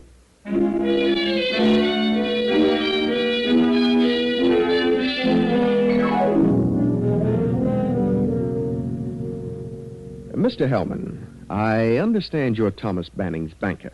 I am. What about it? Well, Randall's my name. I'm a psychologist. I am working on the case of Thomas Banning. Then he is crazy. Crazy? No, but he is ill, suffering from a severe emotional disturbance. Oh, I see. What made you jump to the conclusion that he was crazy? Well, I don't know. You're a psychologist. Well, what had he done, Mr. Hellman? That seems so strange. Well, he came in here in a terrible hurry one day and drew out all his money. Turned all his assets into cash, except the country place, and walked out. He acted very nervous, very queerly. I knew something was wrong with him. I figured he was losing his mind. Mm-hmm. Was that before or after his brother William disappeared? Oh, I think it was before, but I'm not positive. Tell me, did you ever meet his brother? No, I was a bit surprised to learn that he had a brother. But he'd been living in South America for 20 years. Mm-hmm. Did the brother have any children? I understand he had a son who came with him, and the son brought his wife. That's all I know about it. I see. Thomas must have had a considerable amount of cash. Yes, he left here with something like $100,000 in large bills. $100,000? Then you would say that such actions indicated that something was wrong with him, that he was decidedly not his normal self. I certainly would say that. I think he concentrated so much on spooks and the supernatural that he just cracked up over his subject. Well, thank you, Mr. Hellman, for the information. You're quite welcome. Oh, by the way, who did you say you were? Herbert Randall. You can check on me through the Parapsychological Laboratory of State University. Good morning, Mr. Hellman.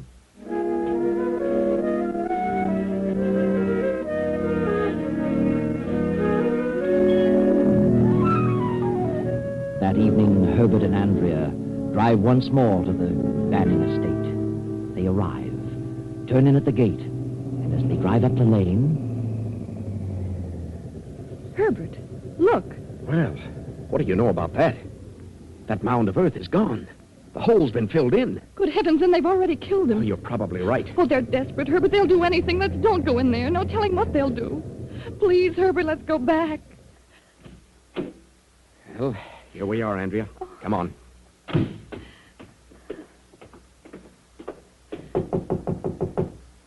I don't remember seeing any servants here last time. Oh, they probably don't want anybody around. Not even us. Yes? Oh, good evening. I wonder if we could see Mr. Banning again. Do you always attend to business at night, Mr. Randall? Well, no, it just so happens that I... Come in. I'm afraid my uncle is retired. He's not very well, you know. It's quite a long trip down here. If he possibly can, I wish he'd see me now. He's here, isn't he? Of course. Just a moment. I'll speak to my husband. Be careful now, Herbert. Anything might happen. I know that. I'm prepared. I've got my gun. Will you step into the library? You stay out here, Andrea. Come in, Mr. Randall. Yes, come in, Mr. Randall. Mr. Banning. Good evening, Randall. Well, Oh, well, how are you? Didn't you come here to see Mr. Banning? Oh, yes, but You seem so surprised. What do you want this time? Oh, well, I want to talk a little further about the book. Couldn't I possibly see you alone, Mr. Banning? You're going to start that again, Randall? What are you so worried about? Go ahead, speak your piece. I'd prefer to talk with him alone. You're just a bit of a nuisance, Randall. Very well. I'd like to know why you won't finish your manuscript, Mr. Banning. He told you he hadn't started it because of his eyes. He could dictate it. He's too ill to concentrate on writing a book. Is that true, Mr. Banning? Well, yes, I have been ill lately. But if you hadn't started it, you'd have gone to the extent of completing the research for it. Your discoveries are important, Mr. Banning. We need them. If you'll just outline your research to me, I'll write it for you. You owe that to the profession. Uncle is in constant pain. Oh, he is? I'm terribly sorry about that, Mr. Banning. And he doesn't feel in the mood to have someone around prodding him all the time for information in order to publish a book. But he does want the book published, and he wants me to help him, I know. You're a conceited sort of individual, Randall. I know what I'm talking about. He wants me to help him with that book. Do you, Uncle? Well, I would like to write the book, but... What? I really don't see how I can under the circumstances. What circumstances? His physical condition, of course. Look, Mr. Banning, maybe I can help you about this so-called physical condition.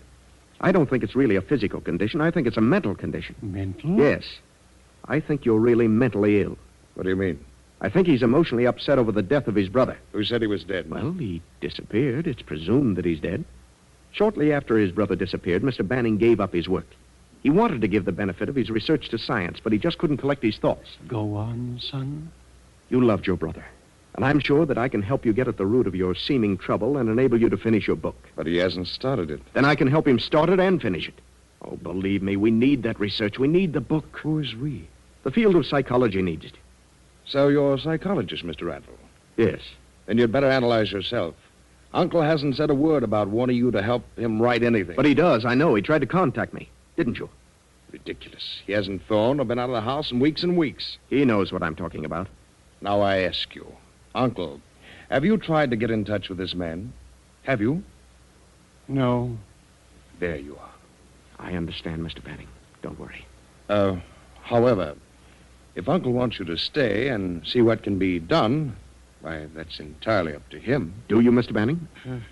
Yes, I'd like you to stay. Very well. Whatever you say, Uncle. Velma, put them up in the east wing. Where's your room, Mr. Banning? Why, In the west wing, Mr. Randall.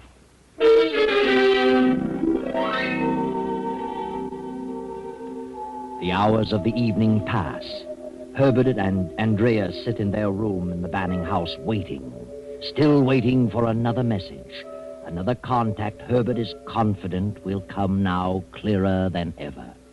Then you think that he hid the money on the estate and they're trying to force him to tell where it is? Yes. When I drove up the driveway tonight and saw that hole filled in, I felt sure they'd killed him. But they wouldn't do that until he told them where the money was. Since the hole was filled in, it stands to reason that they've only been digging in an effort to find it. But what happened to the brother? Why would the nephew do away with his own father? Well, maybe he didn't.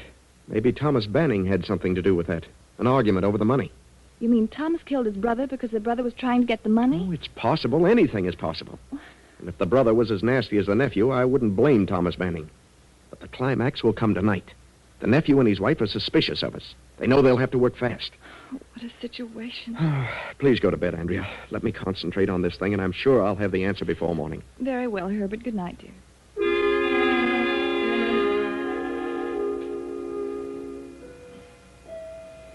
Now, long past midnight, Herbert, half asleep, sits in a big armchair in the bedroom in the east wing of the huge house. Then Herbert begins to stir. Herbert Randall, the manuscript. Mind over matter in the library, law's shelf on the right. Mind over matter, law's shelf on the right. Get it now, get it now, get it now. Library. Lower shelf on the right. Andrea. Andrea. What is it, Herbert? I got it. I got the message. The manuscript is in the library. Lower shelf on the right. Come on, quiet now.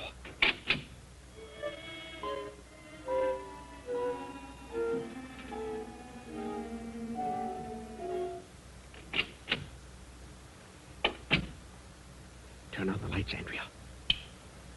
Lower shelf on the right. Here we are. Oh, I hope they can't see the light from the other wing. Please hurry. I'm frightened to death of all this. I wish we hadn't come here. Here it is. Look, here it is. Mind over matter. He did start it. And it's unfinished. Stopped at page 313. Well, then come on. Let's get out of here before they catch us. Andrea. What is it? Look. Look, Andrea. Here in the middle of the script. Two $50,000 negotiable bonds. Good heavens. Negotiable bonds? Why, it's the same as money. Anybody can cash them. So that's what he did with his money. This is what those two were after. This is why he's been kept a prisoner. This is why they've been torturing him. Poor man. Come on. I'm going to the West Wing. Maybe we can slip into Banning's room without them knowing it.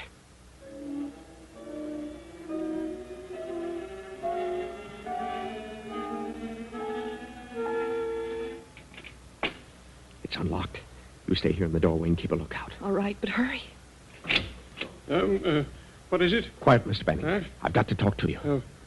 What is it, Randall? I finally got the message. It was as clear as could be, and I found it. I found the manuscript. You found it? Yes, in the library, just as you said. Then you'd best take it and leave here quickly as you can. It isn't safe for you here. But I can't leave, not just yet. You must leave. Take the manuscript and go. But it isn't finished. You can finish it. You must. Please go before it's too late. But I can't finish it without the research material for the rest of the book. There isn't time for that. You have the manuscript. Please go at once. No. I know what's going on here, Mr. Banning, and I refuse to leave. Those two, your nephew and your niece, are doing. They're keeping you a prisoner, torturing you to make you tell what you did with the money. Don't stay here another minute, Randall. I'll go, but I insist that you go with me. The manuscript is the important thing. You have it, so get away from here as fast as you can. Not without you. Now, come on. I can't leave. Why not? What's to stop you? I can't walk. Can't walk? What do you mean? I can't move. They've been injecting something in my back. It paralyzes from the waist down. What? Then I'll carry you out of the place. Please go. They might hear you. I'll have the police here in a matter of minutes. Hello. Hello. Dead as a doornail. You've seen to everything. Now, do you believe me? You haven't a chance against such desperate people. You have the manuscript. That's the important thing. Get it safely away from here and then do whatever you like about them. All right. I'll get out now with the manuscript. But I'll be back with the police in half an hour, sooner if possible. Yes, but please, hurry, Randall. Come on, Andrea. Back to our room. Get our clothes.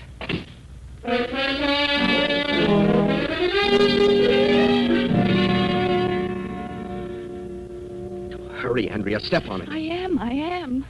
Oh, dear, I wish that phone was working. Say, maybe this one is. Maybe just that one extension was pulled off. Does it work? No, it's dead, too. They're all dead. Oh. Come on, Andrea. Let's go. Yes, I'm ready. Oh. There it is again. Did you hear that? Oh, heavens, yes. They must be wise to us.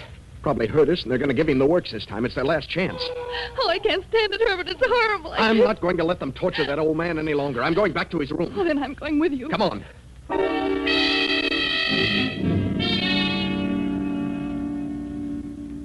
Careful now, Andrea. Stand back when I open the door. All right. Mr. Banning. Mr. Banning. Randall, why haven't you gone? You must go. I heard you scream. I can't go and leave you to be tortured to death. But the manuscript... Oh, hang the manuscript and the money, too. They'll be safe. Money? Yes, the bonds. Don't worry, I'll take care of them. You found the money? Yes, pasted in the manuscript. But I refuse to leave here without you. Andrea, take this manuscript and go back to our room and lock yourself in. I'm going to wait here for those two to come back. Do you hear me, Andrea? Yes, I hear. Well, then hurry. Herbert, Wait a minute. Wait a minute, Andrea. did you hear that? Yes, I certainly did. It came from another room. The same scream. The same scream. What does it mean? Give me that manuscript, Andrea. Mr. Banning. Mr. Banning. Yes, son, yes? Do you remember the number of the last page of your manuscript? No, I can't remember. I just can't. On this last page of your manuscript, you began a new chapter. There are 2 paragraphs here. The last paragraph says, in other words, there are certain positive relations and certain negative ones between extrasensory perception and other processes of the mind. Is that your last paragraph? Yes, that was the last paragraph. You must carry on from there. Get up out of that bed, Mr. Banning. You're lying. No, please believe me. You're lying. There are not 2 paragraphs here, only one. And the words I quoted are not here. They're from a textbook by Professor Rhine. Get out of that bed and start walking through that door. Herbert, do you know what you're doing? You see? He can walk. And don't make a false move, Banning, or I'll shoot. Now through that door and down the hall. Oh. All right, Banning. Open that door. Randall. Put up your hands, both of you. Now get away from that bed. Who is this man? Herbert, look. His hands and feet are tied to the bed. Yes. But take a look at his face. Why, Mr. Banning. Exactly. A little thin, but it is Mr. Banning. Untie him and be quick about it. Mr. Banning, can you hear me? Yes. You're Herbert Randall. Thank God you got my message. I knew I could get through to you. I knew, and you got the manuscript. Yes, I have it here. I only got to page 313, one paragraph ending. Therefore, I am positive that thoughts can be transferred from one mind to another, regardless of distance. Right, word for word. You have the manuscript and the money, the 2 bonds? Yes. What do you want me to do with the bonds? As you see fit, my boy. Then this man is your brother William? Yes. Don't talk anymore. I'll add the rest. These 2 are not his nephew and his niece. They're his son and his daughter-in-law. They came from South America. They knew you had money and decided to get it. You suspected it, withdrew your money, turned it into bonds, and hid it, knowing that even if they did go to the extent of killing you, they'd have nothing but this house. When they learned that you'd withdrawn your money, they held you prisoner to force you to tell what you did with it, where you hid it. That's why they dug holes all over the estate. You're absolutely crazy, Randall. You had me all fooled for a while. I thought your father, William, was dead. I figured you 2 were holding Thomas a prisoner. And you were. But all the while, William was posing as Thomas. And he got away with it because Thomas and William were twins. Twin brothers. What of it? We're still his heirs. The money still goes to us. We'll let the state decide that. Don't worry, Mr. Banning. Everything will be... Mr. Banning. Mr. Banning. Oh. He's dead. Dead? But we didn't kill him. The state can decide that, too. This is a wonderful testimonial for parapsychology, gentlemen. And you 3 are going to have the opportunity to bear me out in my statements. It's a shame it had to happen in this way. But since it did, I'm proud that he selected me to help prove his theory. Why he did, I'll never know. But I'm grateful to him. Very grateful. Yes, Herbert, you're grateful. And as to why he chose you, you'll know when you turn to page 213 of the manuscript Mind Over Matter. There's an insert pasted there. Go on, Herbert. Read it. 20 years ago, my wife ran away with another man, taking with her our young son. I never heard from them again. But last week I learned the whereabouts of my son, who had assumed the surname of his stepfather. Since my brother William has returned from South America, I fear for the safety of my life and my fortune. I know they plan to kill me since they have learned of the existence of my son. So I have turned all my assets to cash and willed them and my unfinished manuscript, Mind Over Matter, to my son, whose address is 214 East 32nd Street, this city. What? And whose name is Herbert Randall. Andrea, I'm his son. Herbert. If you get this, God bless you, my son, and carry on with our great work, which is destined someday soon to eradicate the boundaries of time and space. Your father, Thomas Banning. Just a chance coincidence, you say? That's such a convenient explanation for the layman who doesn't understand, and safer, too, to be skeptical and conservative. But one mind can reach another regardless of time or space. And you will agree with me someday. I know.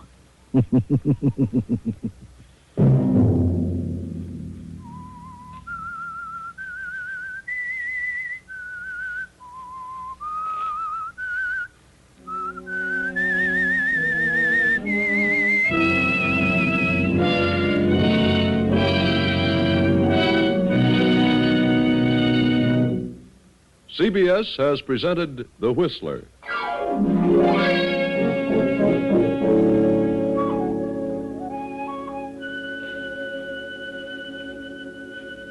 Original music for this production was composed and conducted by Wilbur Hatch. The Whistler is written and directed by J. Donald Wilson and originates from Columbia Square in Hollywood. I, the Whistler, bid you good night.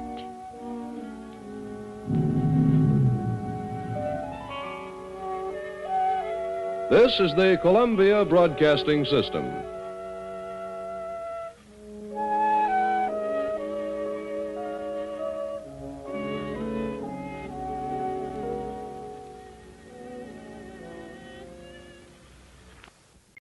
Signal gasoline. Let every traffic signal remind you, you do go farther with Signal gasoline. Yes, you do go farther with Signal.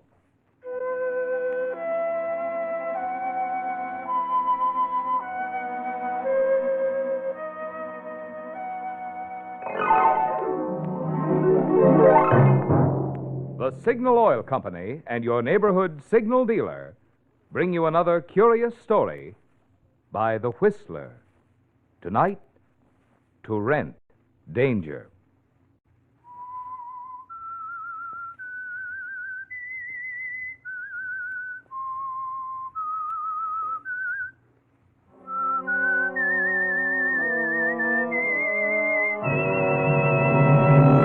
I am the Whistler, and I know many things, for I walk by night. I know many strange tales hidden in the hearts of men and women who have stepped into the shadows. Yes, I know the nameless terrors of which they dare not speak.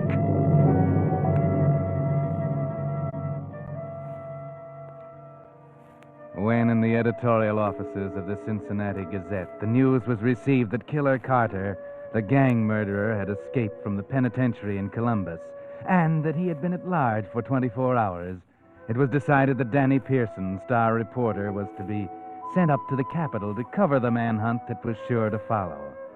Danny borrowed a car from Clem Tracy, the rewrite man, and headed north late on Friday afternoon.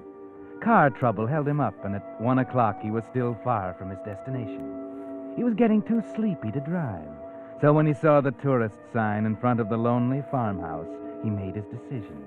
He'd stop, get a few hours of sleep, and continue into Columbus in the early hours of morning. He pulled in the lane, parked the car, and went up onto the porch.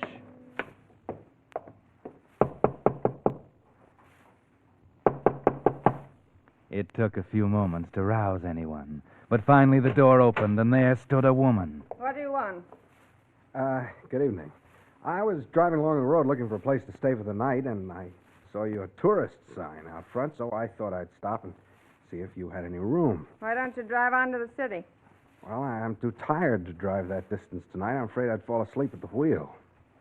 You do have a room, don't you? I guess so. Cost you $2 in advance. Well, that's all right. And I don't serve any meals here. Well, I'm not hungry, and I'll be leaving in the morning before breakfast. All right, come in. Is it okay to leave my car in the driveway here? It'll be safe there. Nobody will steal it. Come in.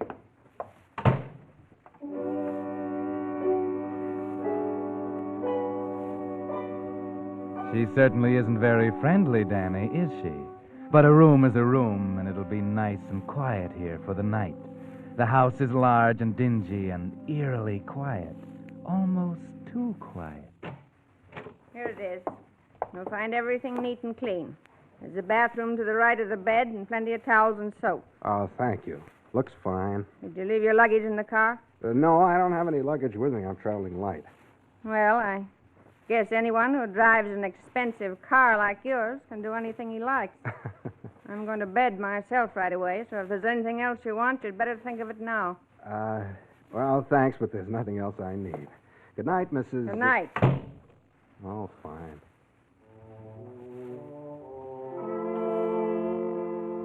Your hostess is hospitable, isn't she? But don't worry about it. People are sometimes like that on the farm, not used to talking much. They prefer action because actions speak louder and longer than words.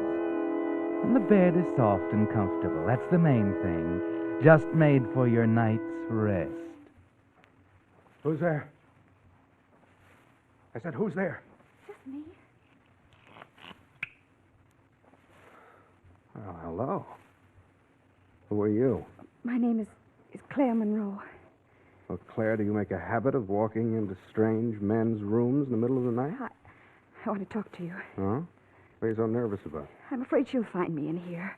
She? The lady who showed you the room. Then why don't you leave? Because I have to talk with you. Okay, go ahead, talk. I don't know where to start. Just tell me that you're lonesome. You don't have any excitement on the farm. You're looking for something to do. It's an old routine. Oh, it's nothing like that. I know you're going to think I'm crazy, but I've got to ask you. Will you take me away with you when you go? Me? Why should I? Because I have to get away from here. I never want to see this house again as long as I live.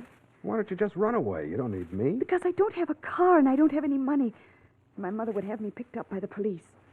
She'd tell them I wasn't of age. Well, are you? I'm 23 years old, but I can't prove it. Why not? Because I'm an adopted child and I don't know where I was born. And my mother, call that lady my mother, she'd lie about my age just to keep me from going away. Well, how do I know you're of age? Look at me. Do I look 17? No, I'll have to admit you don't. I know I'm 23 years old, but she won't let me go. Well, why do you want to run away? Because that lady, my foster mother, last night, she murdered my foster father.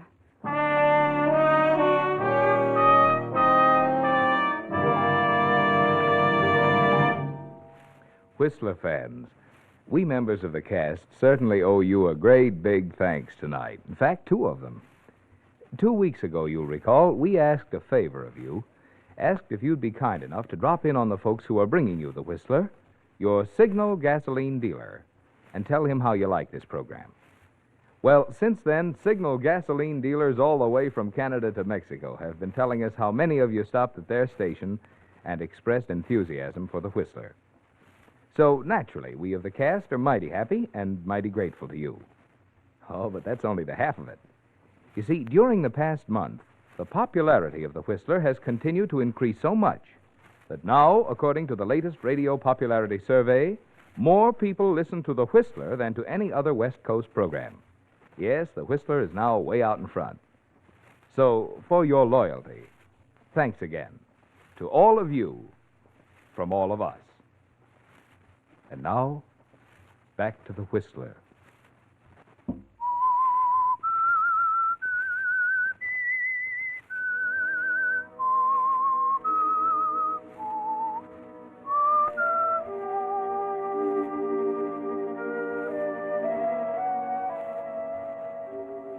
Danny Pearson had driven up from Cincinnati looking for a murderer, but he hadn't expected to find one so soon, nor to find another one than the one he was looking for. But you never know what you'll find when you stop at a lonely farmhouse where they take in tourists, Danny. You lie there in your bed as a good-looking young girl asks your protection from her murdering foster mother. If this is a gag, it's a pretty rugged one. Look, baby, let's break this up. I don't feel like playing games. I got to get some sleep. You don't believe me, but I'm telling you the truth. Ever since they adopted me, they've done nothing but fight with one another. You've seen my mother. You can tell how cold and strong she is. Well, my father was just as weak as she is strong. She bullied him for years, mostly because he didn't make a lot of money. All she cares about is money. And because we never had any, she hates everything and everybody, especially my father. But how do you know she killed him? Did you see her? No, she threatened more than once to kill him, though. Last night I was in bed and I heard a shot. I wasn't sure whether or not I dreamed it, so I didn't get up to see. But when I came down this morning, she said that he had left and wasn't coming back. That he'd gone out west somewhere. That didn't sound like him because he was born and brought up in this part of the country and he wouldn't leave it for anything. Well, how in the world do you know he's dead? You know, in law, you have to produce a body. I haven't seen it, but I think I know where it is. Oh? Where? Today I was walking out on the farm and I noticed a patch of grounds up in the edge of the woods that was recently dug up. And when she saw me out there, she got very angry. Ordered me into the house. I'm positive she killed him and buried him there. Oh! What are you doing in this man's room? I was just talking to him, that's all. Up to your father's tricks, weren't you? You're just like him. She was just talking to Stealing from the guests, sneaking in to rob them or worse. No, I only wanted to talk. He was just telling me about the shows and things in the city. Get back to your room and stay there. Get. If I catch you in here again, you'll wish you had stayed there. And as for you, young man, you'd better watch your step or you'll be in trouble. Oh, now, look. Wait, Justice.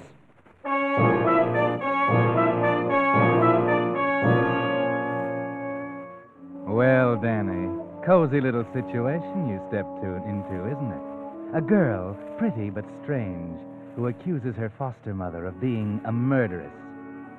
Mrs. Monroe, in turn, accuses the daughter of being like her father, who evidently made a habit of robbing his tourist guests in their sleep.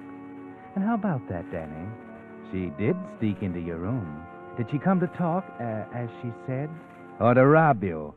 And what's it all about, anyway? Who can you believe? But there is one thing, you know. You're going to get up, get dressed, and get out of this place as fast as you can. That drive into town doesn't look half as far now. But just as you're about to leave, you see something slip under your door. A piece of paper, a note. Go on, Danny. Pick it up and read it. Please, you've got to believe me. I need your help. My room's across the hall. Claire. Oh, no. That's right. Crumple it up and throw it away, Danny. But wait a minute. Suppose she is telling the truth. Suppose she is in danger. You couldn't go off and leave her like this. Especially not as pretty a girl as Claire.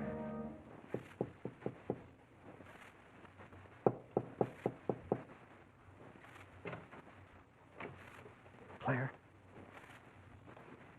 Claire? Yes? It's me, Danny Pearson. Don't put on a light. Get dressed and come on with me. I am dressed. Oh, come on.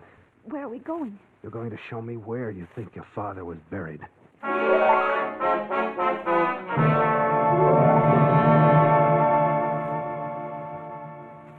So the two of you move cautiously out of the house into the darkness of the outside night.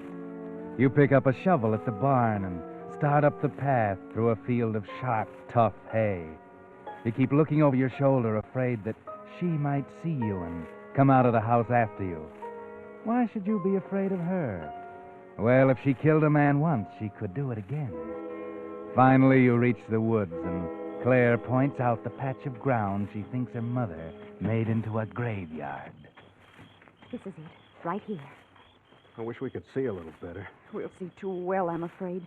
This ground isn't very hard.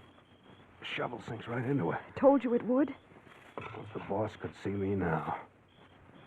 Why I'm doing it, I'll never know. Maybe it's because you like me. What? Well, what makes you think that? Because you'd have run away or gone back to sleep after she took me away. Back to sleep. Hey, tell me. Is what she said about your foster father true? You mean about him stealing from the guests? Yes. She hounded him about money so that he finally took to that to satisfy her. When tourists came, he'd wait till they were asleep and then slip in and rob them. Yeah, but didn't anybody ever catch him? Not that we ever knew of. He only took part of their money, not all of it. So they didn't miss it until they'd left. And then they had no proof. Sweet little racket. Maybe somebody caught on, and that's why he went out west. I don't think so, because we didn't have any tourists here last night. At least not that I know of. It's possible, though, isn't it? Could have taken somebody in after you were asleep. Yes, it's possible. Then he might have tried to rob them. And they caught him, and he had to leave hurriedly.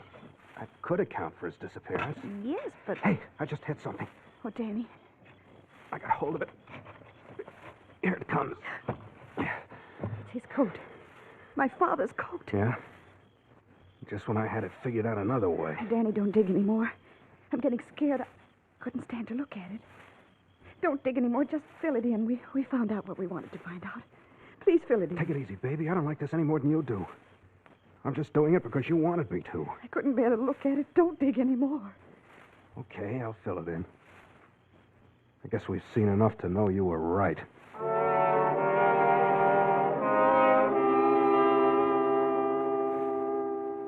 So you put the coat back where you found it, Danny, and fill in the hole again.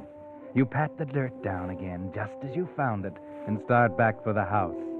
On the way back to the house, Claire holds your arm tightly, and you notice for the first time how soft and warm she is. Of course, she's trembling a little bit, but who wouldn't? Danny, will you promise to take me away tomorrow?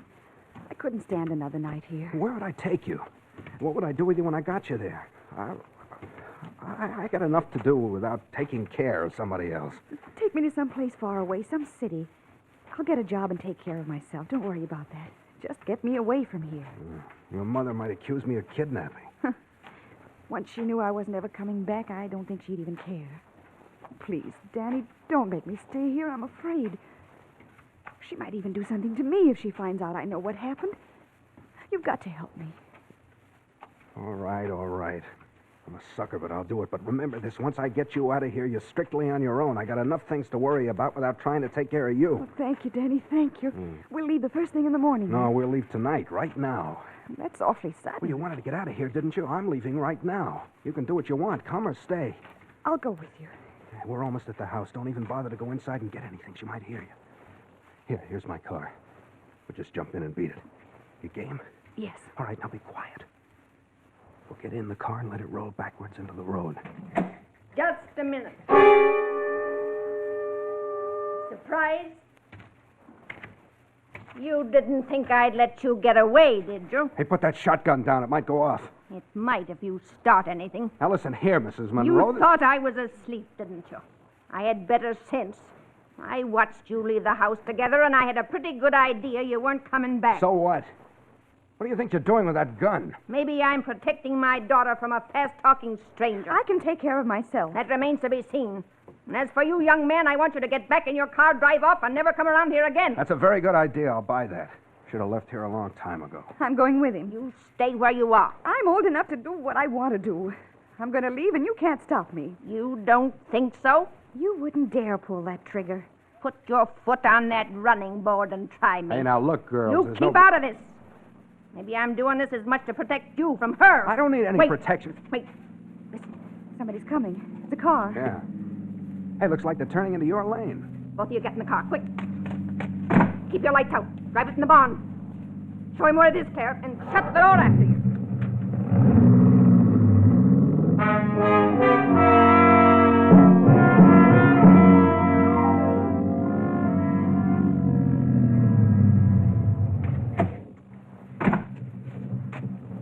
Pardon me, ma'am.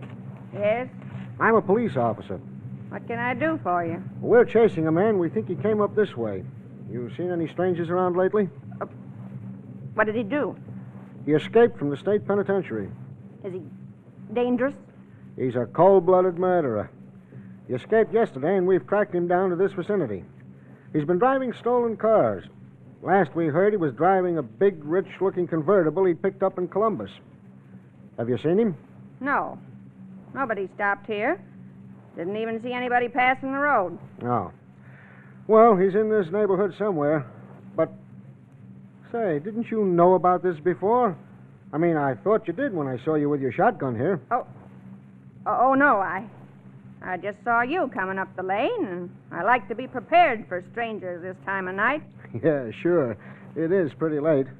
You ought to be in bed. I don't let this keep you up. You needn't worry about Carter. We'll get him. I won't worry. Oh, that's fine. Say, what are those tire tracks on the ground? Where? There, where my flashlight's pointing. They go toward the barn. Those are tractor tire marks. Oh. Well, I'm sorry that I bothered you, ma'am, but, well, we've got a job to do. That's all right, mister. Wish I could have helped you some. We'll keep looking. Good night, ma'am.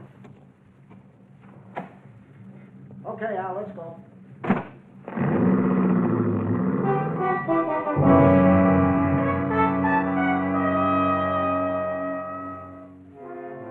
too bad you couldn't hear what was being said, Danny, waiting in the barn. But while the lady and the officer were talking, you had some things to say to Claire.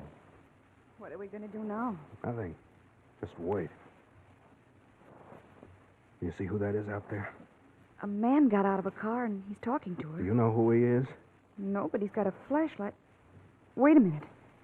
Something on his coat lapel flashes. I think it's a badge. It must be the police. What are we going to do? I told you, nothing. Murder is a matter of proof. Until we can prove that your mother murdered your father, we don't have a leg to stand on. Anyway, I told you I don't want to get mixed up in it. I got enough to worry about myself. It's all right with me. All I want to do is get out of here. Okay, well, just figure some way to get that gun away from your mother. Danny, the men are leaving. They're driving down to the road. She's coming back to the barn. All right, just sit tight and wait. They're gone. Oh, so they're gone. I suppose you're breathing easier now? Maybe I am, and maybe I'm not. Will you stop pointing that gun at us? I will when I've finished what I'm going to do. You won't get away with shooting anybody. You ought to know. I don't intend to stand here talking all night. Now, here's what I want you to do. I want the both of you to get in that car and drive to Kingdom Come if you can. Never want to see either one of you again as long as I live. You've changed your mind. Well, that suits me. Come on, Danny, let's get out of here while we've got the chance. Heaven knows what she might do. Okay, let's go. Just a minute. What? Before you go, Claire, I think there's something you ought to know about your fine new friend. I know all I want to know about him. Do you know what he really is? He's a murderer. He escaped from the state prison yesterday, and the police are looking for him. They'll get him sooner or later. They always do. What do you think of that? I don't believe it. And even if it were true, I don't care. Where did you pick up this routine about me being a murderer? Don't listen to her, Danny. I believe you. What if I was a murderer? It wouldn't make the slightest difference in the world to me. Because, Danny, I'm in love with you. Do you know what you're saying? Yes, I know what I'm saying. Come on, let's get out of here. She gives me the jitters. Don't I, though? Okay, if that's the way everybody wants it, we'll go. I don't know what we'll do, but I'll figure out something. You better think hard. Hurry up, Danny. Yes, hurry up. You'll get caught quicker that way. All right, everybody stand where you are. Put that gun down, lady. Andy? Yes? You and I'll go around the other side of the barn. All three of you stand over there. Dave, see if they have any guns. No guns on that one.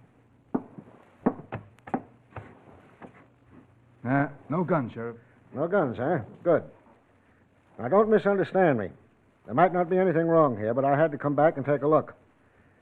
It's pretty unusual for a woman to be walking around outside at 2 o'clock in the morning with a shotgun. Now, out with it. What's going on? What are you hiding in the barn for? Who's this car belong to? Come on, start talking, somebody. Here's the murderer you're looking for. There he is, and there's the car. Why didn't you tell me that when I was here before? Because I thought there might be a reward for him, and I wanted to collect it myself. She didn't because she was going to let him get away. Who are you? My daughter, Claire Monroe. All right. Now, who are you? Danny Pearson. Do you have to use that light? Keep him covered, Dave. What are you doing here? Stopped here for the night. They rent rooms to tourists. I don't recommend it. Where do you live? Cincinnati. What do you do for a living? Newspaper reporter. I was on my way here to cover the Carter break. Here's my press card. Now, let's see. Mm-hmm. Daniel J. Pearson, Cincinnati Gazette. How are you? All right, take it back. Where'd you get this car? I borrowed it from another reporter in Cincinnati. Okay. I told you he was the man you're looking for. Don't let him fool you with a good story. He's not fooling us, lady. He's not the man we're looking for. The guy we want is at least 45 years old. This fellow isn't even 30 yet. Well, I guess I made a mistake all around. Just a minute. Sheriff, you looking for a murderer? I'm always looking for a murderer. All right, then. Go ahead, Claire. Tell her. What? Danny, Go ahead. Has to come out sooner or later. Come on, young lady. If there's anything to tell, let's have it. Well, that woman, my foster mother, murdered my father. What? Are you crazy? No. Last night I heard a shot. And then this morning when I came down, she said he'd gone away, out west. He wouldn't do that. He wouldn't. But he did. I found the note he left on the old typewriter in the hall when I came down this morning. Did you hear the shot, too? I don't know. I thought I dreamed it. She heard it all right. She killed him. Danny and I just found the body buried up in the woods. What? Oh, no. No. All right. Keep her covered, Al. Wait a minute, officer. If this woman had murdered her husband, why did she take the chance of giving me a room tonight, knowing that I might learn something? Why wouldn't she have run away? Or killed the girl, too, to cover up? But, Danny... On the other hand, Claire here never once mentioned going to the police about the murder. She was willing to run away with me a few minutes ago, even though she thought I was a murderer. And she knew exactly where the body was buried. She could have written the note to her mother. Danny, you mean you think I... Yes, I do. Officer, this is the woman you want. She murdered her foster father.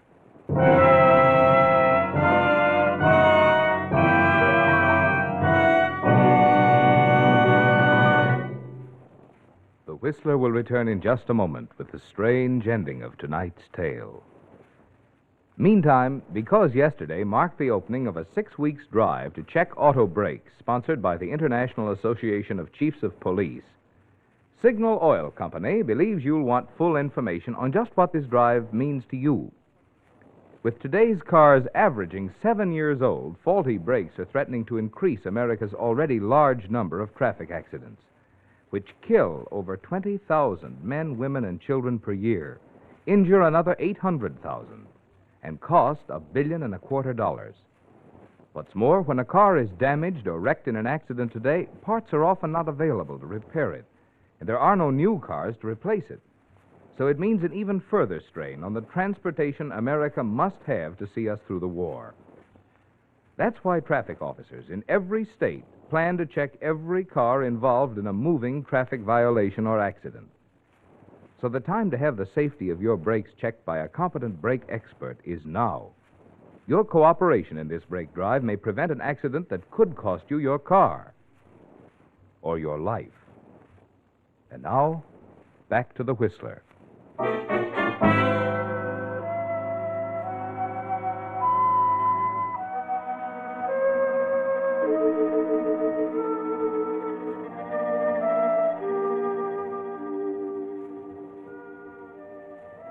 Well, Danny turned out to be quite a detective, didn't he? He saw through Claire all the time and figured the whole thing out.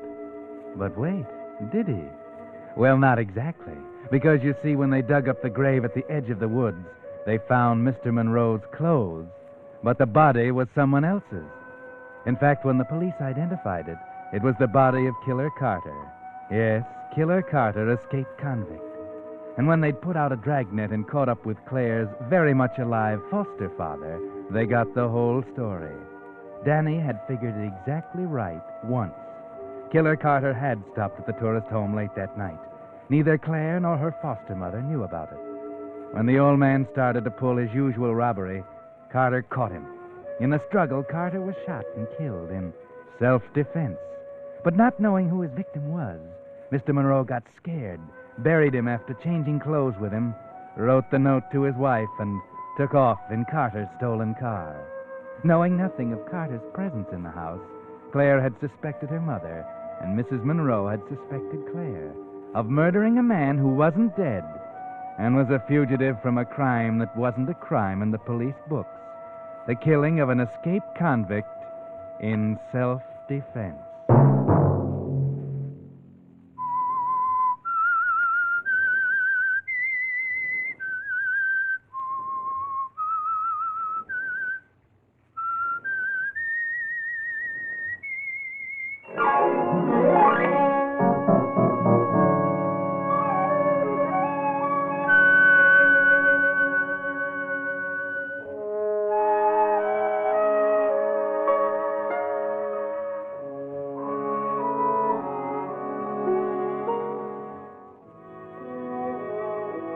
Next Monday at 9 o'clock, The Whistler will bring you another strange tale.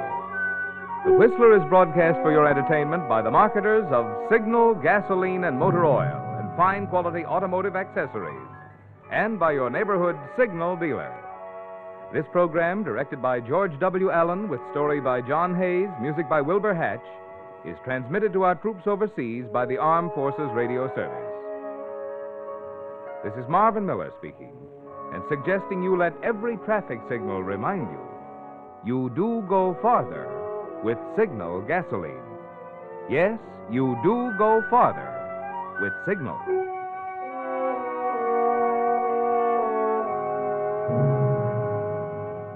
This is CBS, the Columbia Broadcasting System.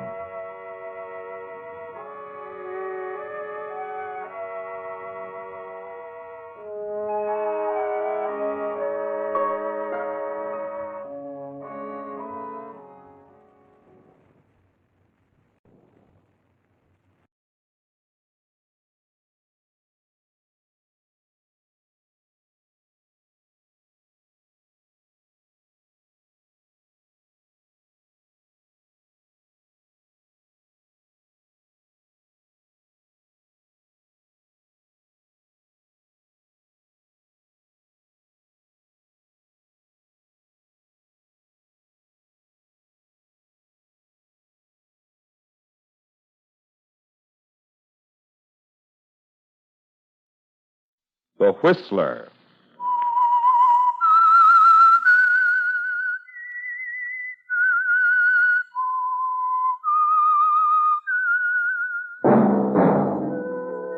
And now the Whistler's strange story.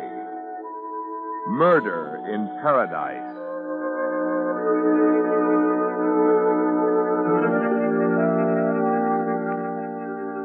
High in the Sierras, a lone hawk circled over Mirror Lake, its beady eyes fixed on a white patch moving slowly through the blue waters below. From the narrow road that ran along the lake's edge, another pair of eyes followed the patch of white, watched the girl emerge from the water and remove the white bathing cap, saw the mass of red hair fall on tanned shoulders, now glistening in the bright sunlight. The eyes belonged to Danny Williams, who stood there looking at the girl in the yellow bathing suit. Then, as she sat down at the edge of the long wooden pier, he shifted the heavy suitcase from one hand to the other and started through the trees toward her. As he emerged at the edge of the lake, he walked into the range of another pair of eyes, looking through field glasses, trained on the scene from a point a quarter of a mile away. Hello. I'm looking for Paradise Inn. You know where it is? Uh-huh. You a salesman?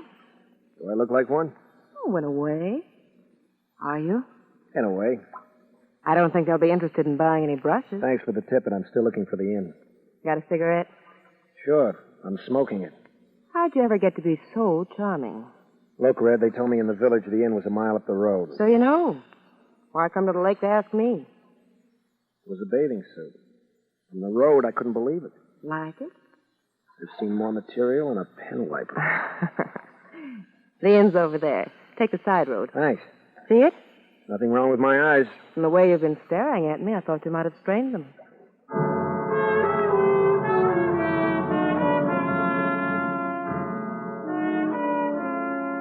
A quarter of an hour later, you arrive at the roadhouse, a low white frame building sitting back silently in the shadows of the giant redwoods. This is it, isn't it, Danny? The Paradise Inn, where you're going to spend the next 3 months pounding the piano for Johnny Hedges. Your first job, Danny, since the prison gates closed behind you. Gave you back your freedom. And you've made up your mind that it will never happen again. You're going to stay out of trouble. That's all you can think about as you cross the parking area, mount the wooden stairs, and walk along the veranda. There's a musty odor in the air. You set your suitcase down by the front door.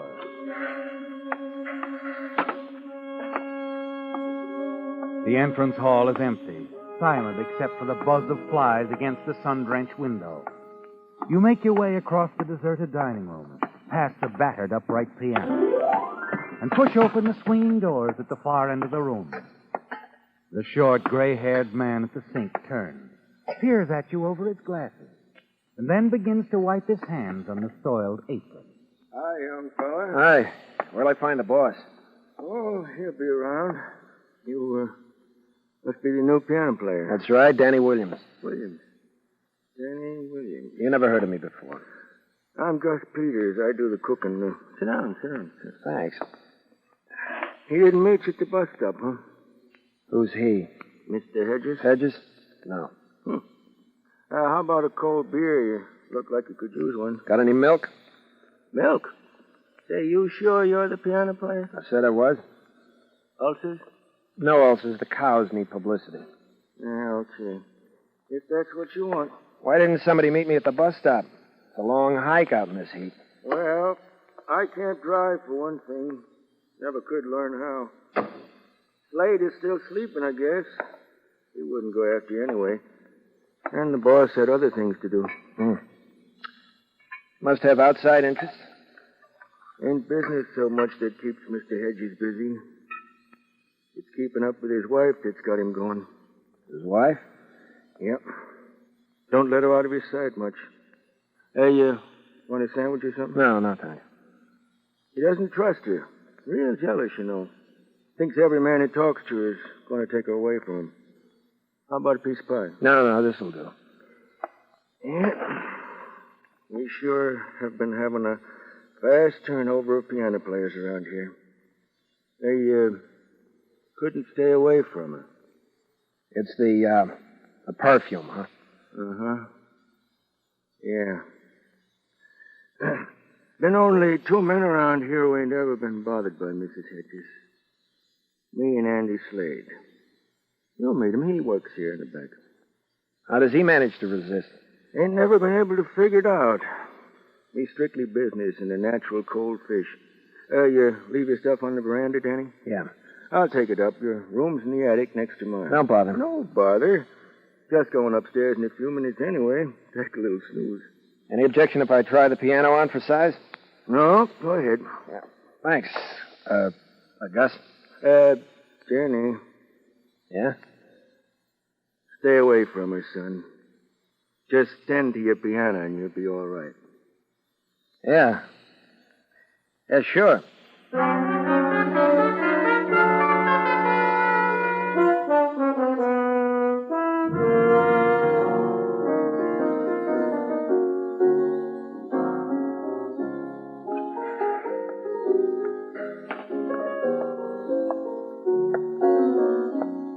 Hello. So this is what to sell. Yep. Strictly music. You play very well. Much better than the others. Thanks. I knew you would. I could tell by your hands. They're different. I bet you were a child prodigy. I was born of poor but honest peasants in the Bronx. My mother scrubbed floors so I could have piano lessons. She thought I'd become a concert pianist. It didn't work out. Don't cry. I just made that up. Who kicked you while you were down, music man? Look, Red, the story of Danny Williams is sort of dull. You wouldn't be interested. Now, why don't you go back to the lake? Very rude. Business is business, Mrs. Hedges. Oh. You know who I am? Yeah, the boss's wife. Period. What does that mean? It means I need the job, and I don't like wives that are on the prowl. Sort of fast with your mitts, aren't you, baby?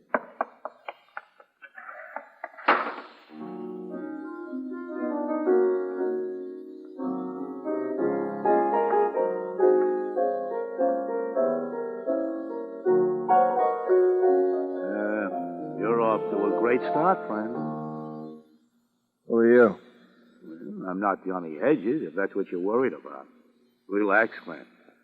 The name is Slade. Andy Slade. I got the gambling concession out back. Welcome to paradise.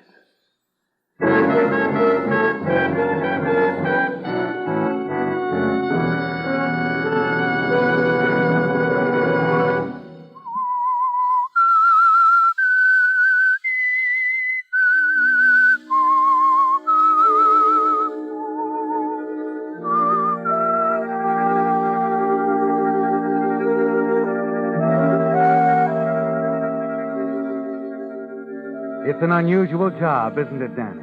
One of the strangest you've ever had. You never bargained for this sort of thing when you first accepted it. Johnny Hedges' roadhouse at Mirror Lake didn't seem to suggest the danger and intrigue that suddenly presents themselves. Lucille and the way you met her on the boat dock. The warning from Gus And now the coldly calculating gambler, Andy Slade, stands at your side with the strangest greeting you've ever received. Like I said, Williams, you're off to a great start. Been here only an hour, and the boss's wife slaps your face. Political discussion, was it? Yeah, you might call it that. Some dames get mad if you don't whistle at them. Anything else on your mind? No, nothing. Except the boss wants to see you.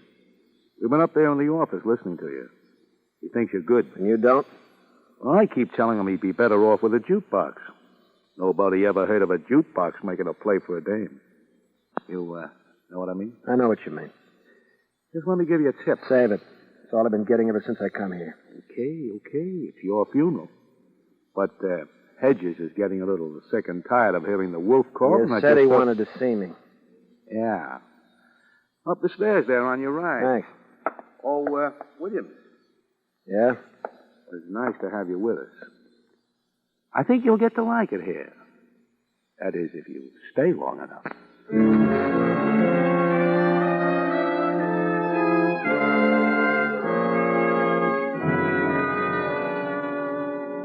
Come in, William. Come in. Your gambling concession said you wanted words.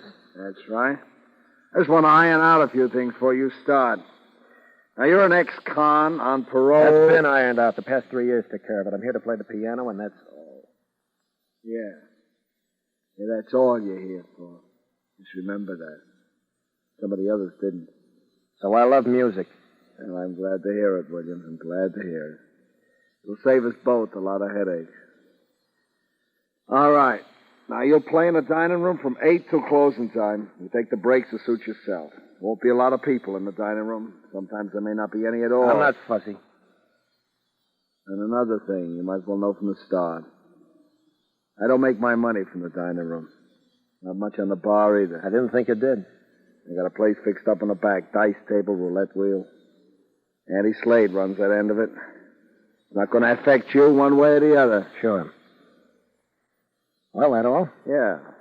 Yeah, you met everyone, have you? Yeah, Slade and Gus the cook. And my wife.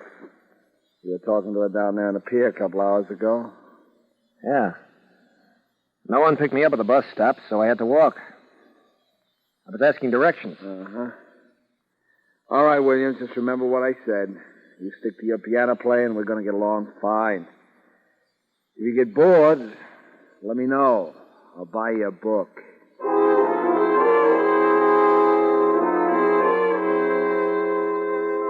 That night, you play for a half a dozen couples in the dining room. And more than once during the evening, your thoughts turn to Lucille. She means trouble, doesn't she, Danny? And you don't intend to have any. You're going to stay clear of her. You're going to play it safe with Johnny Hedges, her husband. You have no intention of winding up in the lake with a bullet in your head or back in a prison cell. In the nights that follow, you become accustomed to the habits of the Paradise customers.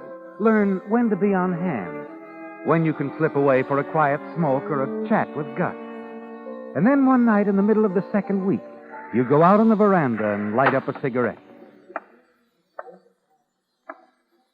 Hello, Danny. Oh, hello. You've done a good job these past 10 days. Thanks. Of staying away from me, I mean. I catch on quick. You don't know what it is to feel out of place. Go for drives all by yourself. Aimless walks along the beach. You do that? Almost every night after the customers leave. The cove on the North Shore. Why? Oh, I don't know. Get away, I guess. From your husband? From myself, maybe. I don't know, Danny. I'm just confused sometimes. Yeah, I'd say so, too. Excuse me, William. I gotta go confuse some customers.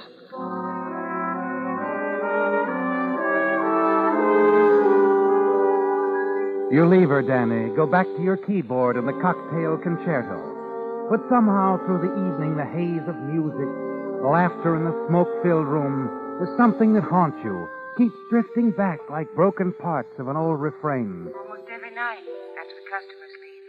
The cove on the North Shore. It stays with you, Danny, that night, and into the next until after you finish playing, unable to fight down the urge, you find yourself slipping away, taking a rowboat and crossing the lower tip of the lake in the half-darkness. At the cove, you look around, and there's no sign of her. You call yourself a fool and wonder why you came out here, when you promised yourself to stay out of trouble. You're about to turn back when... Oh, yeah. You can step right out here. Yeah.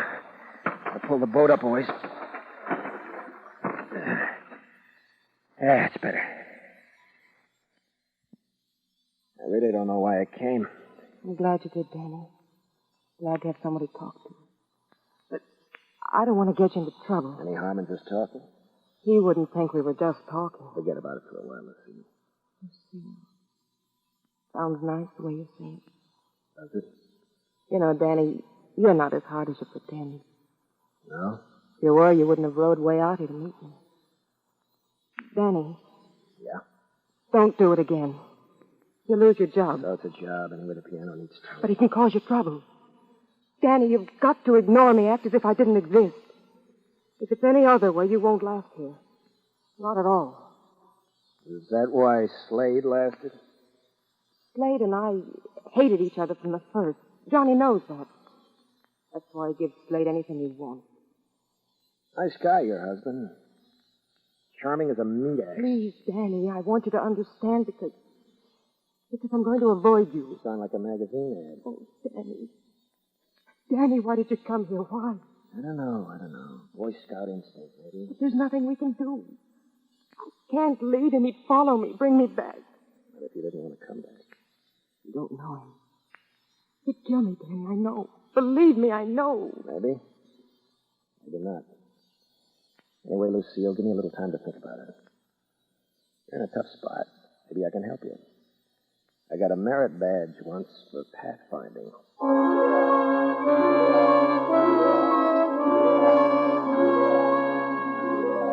When you leave her, Danny, and start the long row back across the lake, you remember a promise. One that you made to yourself about staying out of trouble. And you ask yourself if this is the way. When you arrive at the boat dock, you're convinced that it must end right here. And then going up the path toward the roadhouse, you pass a small cottage in back of the inn. And suddenly you're aware of voices arguing, and you stop to listen.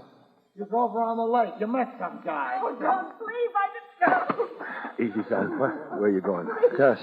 I've been waiting to warn you. Hedges knows she met somebody. Good thing you didn't ride back with her in the car. Come on, Danny. Let's go back to the inn. Look, Gus, Come on, Danny. Yeah, I guess for a minute I had the crazy idea I should be butting in. You better stay clear of that setup, Danny. She's his wife. Not yours, you know. I just play the piano here, sure. That's what you get paid for. Okay. Just forget everything else, son. Forget everything. Except that you're the guy who wants to stay out of trouble.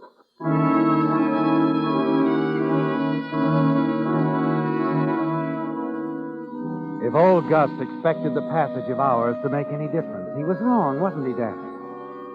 Even without seeing Lucille all that next day, you can't get her off your mind. The struggle within you goes on, and the following night, as your hands move across the keyboard when you entertain the late dinner crowd,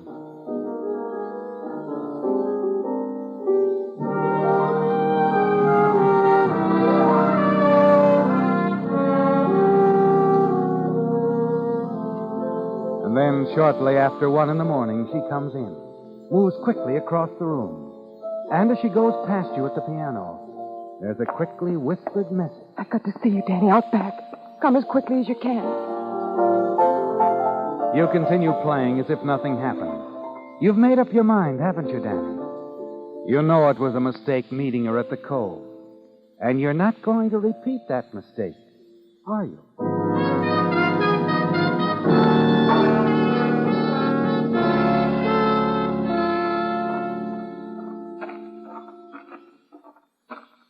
Danny. Lucille.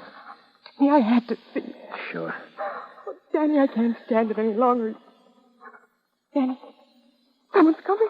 Wow. Hello. Easy. I thought I told you to stick to your piano playing music, man. Leave us alone, Lucille. Go back inside. Danny, I'm afraid. Go on. Yeah, beat it, Lucille. Because right now I'm going to go to work on him. As Johnny Hedges comes out of the darkness after you, there's the flash of a knife blade. You lunge for it. It's like a nightmare, isn't it, Danny? All out of focus, unreal. A strange, struggling sensation. There's the fleeting memory of the knife falling on the path, and then movement over which you have no control. Blows falling, exchanging, a dull thud, and then... Danny, you all right? I hit him, Gus. Came at me and I hit him. With this? I know. Drop it, Danny. Drop it. Come on, son. You've got to get out of here. No, wait. He's still alive, Danny. You've got to get away before No, it was self-defense. I can tell him that. They won't believe you. You're an ex-con. Doesn't make any difference. I can't leave him like this, no matter what happens to me. I'm going to get him to a hospital. Come on, help me get him to his car. He's still alive. And I've got to try to keep him that way.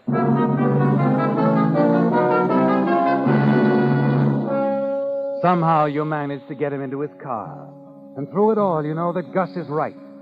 The trouble you wanted to escape, you're now inviting, asking for. But as you back the car onto the road with Hedges in the seat beside you, all you can think of is saving him. And then suddenly you're aware of Lucille at the window of the car. Danny, what are you doing? I've got to get him to a hospital. He'll die if I don't. Danny, they'll arrest you. They'll say you killed him. It was self-defense. They won't believe you. I can't let you do it. Please, Danny, if you love me, you'll leave him here and get away. You do love me, don't you, Danny? I'm taking him to the hospital, Lucille. Danny, no!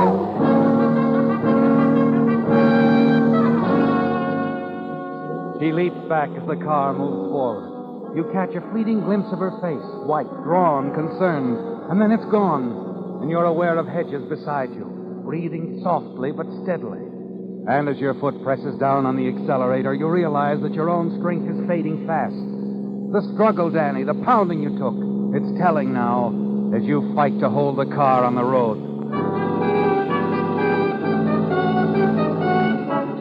Moments later, a flash of light caught in the rearview mirror. It blurs your vision. In the haze, the fog that envelops your brain, you think you hear Lucille's voice.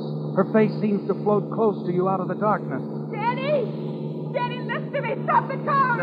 No, Lucille. Danny, the curve! Look out!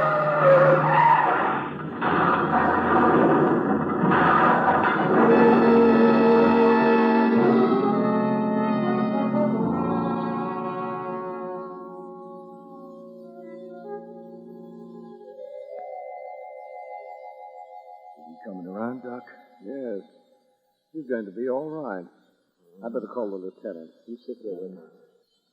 Lieutenant. Police. Take it easy, son. Gus, where am I? The hospital, Danny.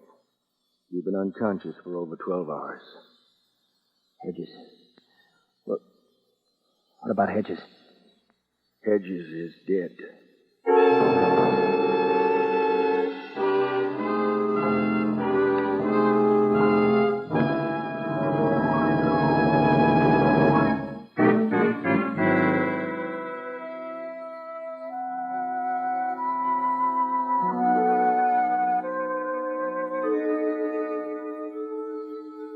Trouble, Danny.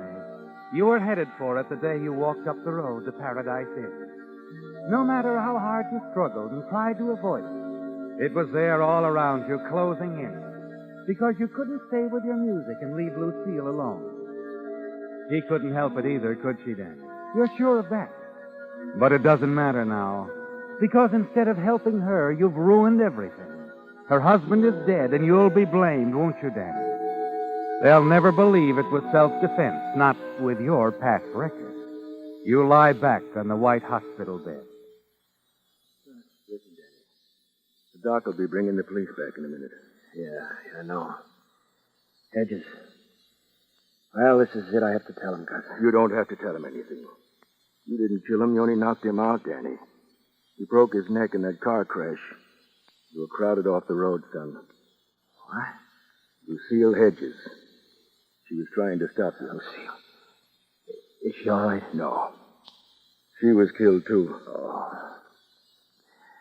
Oh, it was my fault, because she was in love with me. No, and she wasn't.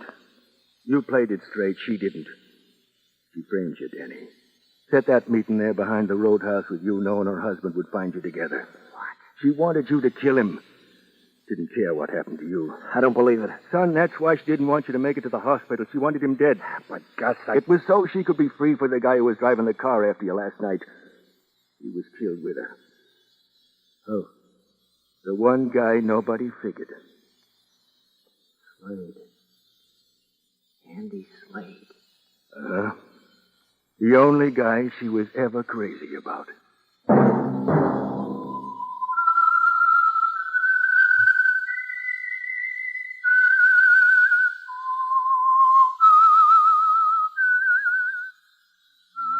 The Whistler has been a presentation of the United States Armed Forces Radio Service, the voice of information and education.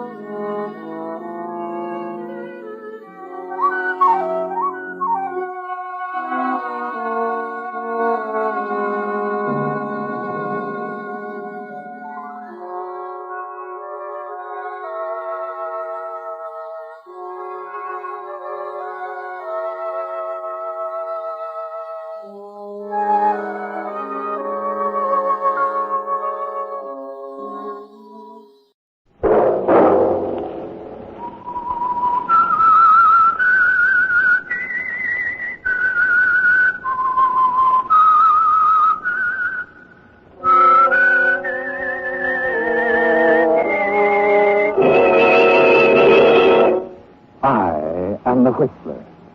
And I know many things, for I walk by night. I know many strange tales hidden in the hearts of men and women who have stepped into the shadows.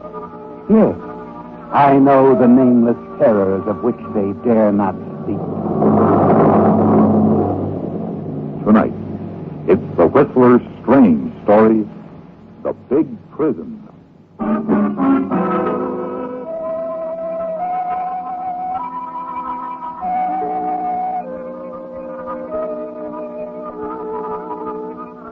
To John Emerson, it was more than a nightmare. The sounds, the images flashing across the black background of his mind were too real, too terrifying. At first, nothing was clear to him, but gradually he seemed to be back in Ketchikan, Alaska, his mind going over and over that first chance meeting with Willard Crofton. Pompous, jovial, boring Willard Crofton. There was a long, tiresome trip to Crofton's lodge. The days, the weeks wasted looking for game that just wasn't there. And always Crofton, with his foolish jokes and his guns, shoving another highball into your hand, and another. Then suddenly in a rush it all comes back to you, like acid in nitroglycerin. The memory of those last wild moments at the lodge explodes in your mind. All right, Crofton, all right. I've had enough. Do you hear me? Now, see here, Emerson. I picked you up at Ketchikan and brought you here because I thought you'd be good company. But if you think I'm going to pay you a passage all the way back to the States... That's exactly what I think. I've listened to your silly chatter for a month. Now I'm going to get out of Alaska, even if I have to... Oh, no, John, look. You've been drinking too much. Your fingerprints will be all over that gun. John, put it down. Put the gun down.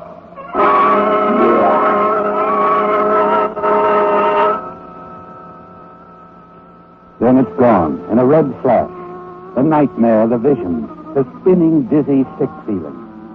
You open your eyes and you know it's all real. You discover yourself lying fully clothed on a bed in a hotel room, with the morning sun streaming in the window. But before complete panic can overtake you, you're stopped by the sound of voices. Real words from real people coming in over the open transom. I tell you, Joe, the telegram's addressed to Willard Crofton. I'm telling you, he's still asleep.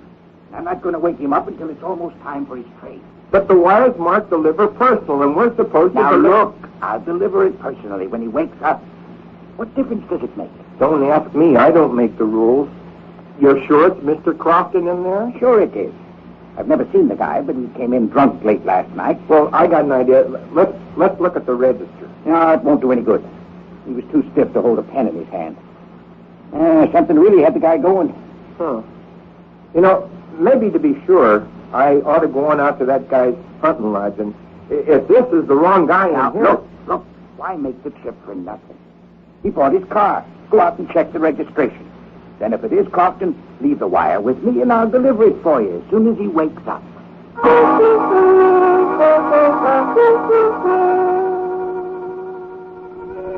You're on your feet now, John, piecing it all together, weaving dizzily over to the dresser, wincing at what you see in the mirror.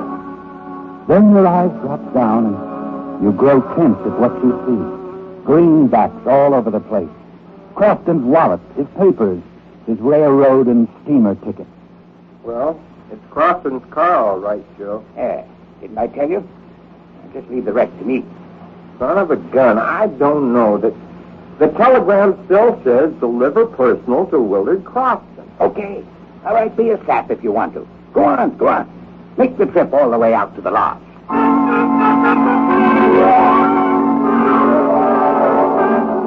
You cling to the edge of the dresser as for the first time the full realization hits you. If that messenger goes out to the lodge, you know what he'll find, John. Crofton dead on the floor, and a dozen wide-open clues pointing straight at you. You begin to think clearly and rapidly. What you need is time. Time to get out of Alaska before the body is discovered. And there's one way to do it. One way that Crofton's lodge might go undisturbed until spring. You tense yourself and take the plunge. Someone out there looking for Crofton? Yeah. Well, I'm Crofton. What is it? Oh, telegram for you, Mr. Crofton. Marked, deliver personal. Okay, just a minute.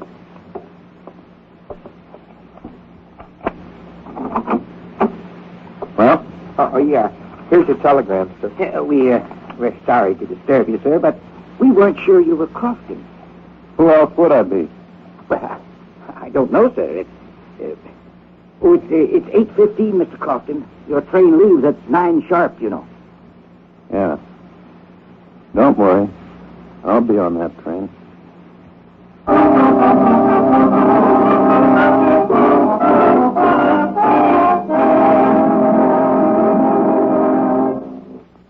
It's new. It's big. It's different. It's exciting. Betty, what in the world are you doing? I'm practicing to be a radio announcer. I was just talking about our new radio show. Well, honey, do it this way, huh? Attention, everyone. Listen to the Betty Grable Harry James show, now being heard on this station. Okay, Mr. James. You said that real good. I'll be glad to listen. Thank you, Miss Grable. May I join you? Certainly, and that invitation goes for all of our friends. As a defender of freedom, America must continue to build up its armed strength, and the United States Army is rapidly expanding. With this expansion, more nurses are needed. If you are a registered nurse, volunteer for service with the Army Nurse Corps. There are immediate assignments in this country and overseas, and only qualified graduate nurses can fill them. Write or wire the Surgeon General, United States Army, Washington 25, D.C. And now, back to The Whistler.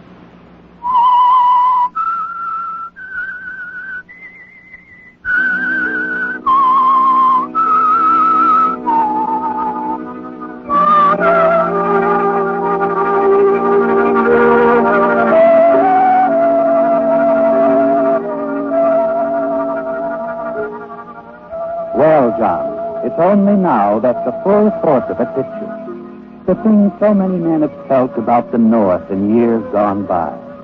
For the guilty, Alaska is a gigantic prison, with the only real avenue of escape to the south. The railroad to Skagway, the sea lanes beyond, all carefully policed by watchful eyes. You have only one hope now, to escape this Alaskan prison before Willard Crofton's body, with all the evidence pointing to you, is discovered. Going back to cover up would be too dangerous. And that means 5 terrible days traveling on Crofton's tickets. 1 by train to Skagway, 4 by boat to Vancouver. 5 days in a trap that may be sprung at any moment.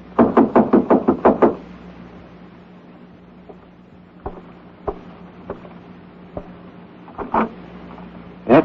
Mr. Crofton, the garage man is outside about the car. Oh, well, Is it ready? ready? To be put up for the winter. Oh, yes. Tell him to go ahead. Oh, good. Oh, your baggage is in the lobby. Oh, yes. Have it taken to the station, will you? Oh, here you are. Thank you. How long's the train time? Oh, let's see. Just about 30 minutes. Well, I'm a little tired. I guess I'll wait here till just before the train leaves. How about some breakfast? No, I'm afraid there's not that much time. We'll have lunch at Bennett anyway. I'll wait till then. Well, it's up to you. But knowing the White Pass and Yukon Railroad like I do, I'd never leave Whitehorse with an empty stomach. And somehow, by a miracle, it worked, John. A last-minute dash to the train. The creaky ride to Carcross. Then lunch at Bennett. And the dizzy, winding descent to the little village of Skagway, nestled under a glacier at the water's edge. You tell yourself the worst is over. Then there's no reason for anyone to go to Crofton's cabin. No reason why the body won't lie there undisturbed until spring, 6 long months away. You begin to relax in Skagway as you walk up to the steamship clerk to check your reservation. Well, now, let me see. Let's see your ticket, sir. When does the boat leave? Tonight at 7. Oh, well, Crofton. Huh? You remember me, Jim Carroll? I talked to you on the way up. You came in about 3 weeks ago, didn't you? Yeah. Could you... Sure. You were with another fella. Or, oh, say, now, wait a minute. I guess it was your pal I talked to. Yeah, it must have been. By the way, where is he? He decided to stay up there for a while. Oh, well, now, that's funny. He told me he was due back in the States in a few weeks. Well, the guy can change his mind, can't he? Oh, sure he Fix can. up the ticket, will you? Oh, say. I know why he's staying up there. Why, sure I do. What do you mean? Your partner, Mr. Crofton. Didn't he let you know? My partner? William. I got a reservation wire here. He's due next Monday on the Nora. Going up to the lodge for a fling at the hunting racket himself. Oh, that. Well, yeah, he sent me a wire about that. When does he get here? Monday. He'll be up at your lodge by Tuesday night. You think you might change your plans, Mr. Crofton? I could cancel. No. One of us has to be on the job. What time do I get down to Vancouver? Well, leaving tonight, you'll be there Monday around 5 in the afternoon. Okay, fix up the ticket. See, that's a funny one, isn't it? That is a funny one. You and your partner will pass each other on the way. The ships that pass in the night. Fix up the ticket, will you? I'm sorry. I am in a hurry. Sure, Mr. Croft. I'll fix it for you.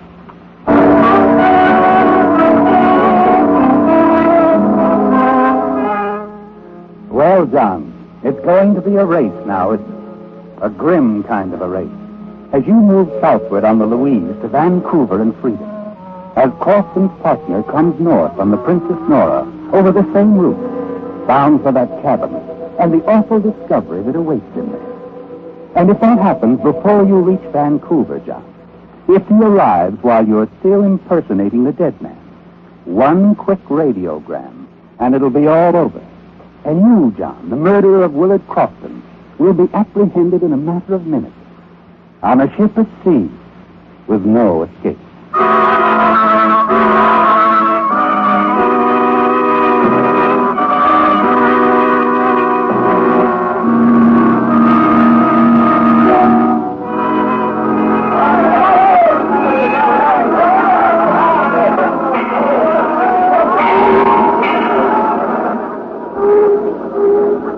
Another part of it's over, John. The vessel moves out into Lynn Canal. The lights of Skagway recede into the night. You leave your cabin, manage to have dinner alone, and then slip back out to the deck, find a chair, and lean back to rest for the first time in more than a day. You're tired now, terribly tired. And you're thankful for the darkness and the soothing slap of the water against the sides of the ship. And then... Well, Mr. Crofton, mind if I sit down? No, not at all. That's the Crofton of Crofton Williams, isn't it? I saw your name on the passenger list. Quite a surprise. Oh? Yes, I've dealt with you people for some time now. Nearly 15 years. Well, I'm Dr. Prentice, Alaska Medical Mission. Oh, it's a real pleasure, Doctor. I could tell you some stories about the things your medical supplies have done for us up here.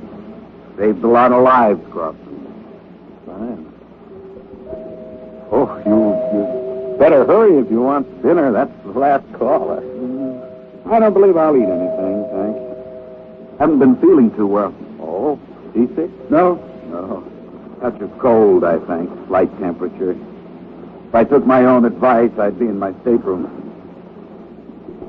You going to Vancouver? Yes. I have to get back to give my partner a chance for a vacation. Good. Vacation. Well, that's what I need. You know, I really better turn in. Will you excuse me? Of course, Doctor. It's nice to talk to you. Thanks. It was a pleasure meeting you at last after doing business all these years. I'll try to make dinner with you, Crofton. Perhaps tomorrow evening. Fine, Doctor, fine. Good night. But fortunately, the doctor keeps to his cabin for the next few days. And you're alone now at the rail of the Princess Louise as she slides into the dock at Ketchikan. Oh, Steward? Yeah. How long do we tie up here in Ketchikan? About an hour. I think I'll go ashore. Stroll around a bit. Everybody does. Both boatloads. Oh? Yes, sir. That's the Princess Nora there at the dock. Nora? That's right. She's headed right back where we came from. Anyone aboard you know? You got plenty of time to see her. No, there isn't. Anyway, I've changed my mind. I'm going to stay aboard. The hour in Ketchikan seems like 10 years, John. It's ironic, isn't it? You and Williams in the same town. Williams on his way north, where he'll find his partner murdered. You on your way south to find freedom with a slim slice of time. Only a few hours still tipping the balance in your favor. Then finally the tension eases a little, and you stand at the stern rail of the Princess Louise. Watch the Nora back slowly out of the harbor and steam away toward the north. And then... It's strange, isn't it? Huh? Watching a boat move away like that gives you a lost, empty feeling. Oh, I didn't see him. It's like being separated from someone in a crowd. You wonder if you'll ever see them again. Yes, it is something like that. And that boat going where this one came from. What's it like there? In Skagway, I mean. Oh, didn't you just come aboard? Yes, this is the farthest north I've been. Well, it's much the same, though not as many people. You live there? No, Vancouver. Oh. Seattle. You're never been there? No, I don't. I come from a large family. We have relatives in Vancouver, too. You know anybody named Lockwood? Lockwood? As I say, I come from a large family. Oh, you going inside? Yes, excuse me. It's the wind. My throat is dangerous.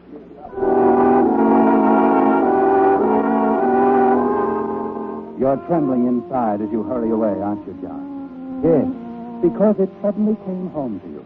This girl from Seattle. She's someone you know. Someone who knows you. You're thankful for the darkness of the ship's rail.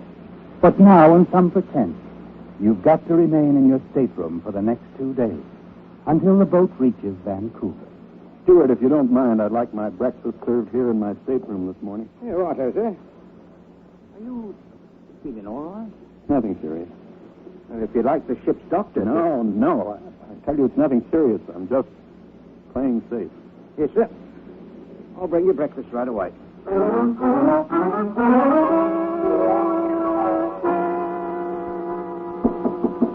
Yes? Your breakfast. Oh, come on in. Put it right there. Oh, Dr. Prentice.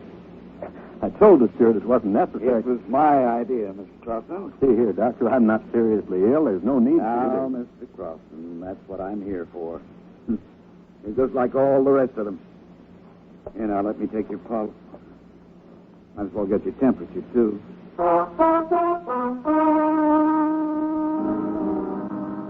A sense of anger mixes with fear as the doctor stands over you. Above all, you can't have him meddling, telling you to get out on deck. As he turns away for a moment, you remember his first conversation. Something about a touch of cold, a slight temperature. Your eye strikes the pot of hot coffee on the tray right next to your bed. And an idea comes to you that almost makes you laugh out loud. It's so simple, isn't it, John? To take the thermometer from your mouth, dip it for an instant in the coffee, and put it back before the doctor turns. And you know in advance what he'll say. Now, Mr. Crossan, if you'll let me take a look. 102. Mr. Crossan, I'd say you should stay right in bed for a while. Nothing serious? I don't think so. However, I'm glad I checked. Sorry I was short with you, Doctor, and Don't you worry. I'll stay right here till we dock.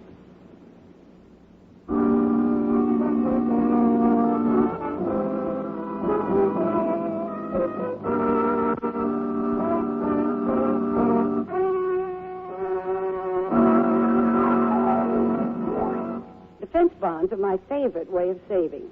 They make it easy to store up a nest egg for emergencies and to help make your future dreams come true. And today, defense bonds do something else. They help to make America financially stronger for our national defense. That's why it's important for all of us to buy defense bonds regularly. And the best way to buy them is the automatic way, through payroll savings where you work, or the bond-a-month plan where you bank. Friends, let me urge you to do your full share for America's defense by buying defense bonds. There's no finer investment in the world. Thank you, Lee Wiley. Folks, I want you to meet Betty Grable. Hello. Now I want you to meet Harry James. Hi. Now that we've met, both of us. Mr. and Mrs. Harry James, that is. Yeah. Both of us hope you're listening to our radio show that is now being heard on the station. And if you're not, please tune us in for a sample, won't you? You know, we have fun with our music and chatter, and we think you'll have fun, too. We'll be expecting you. Bye now. And now, back to The Whistler.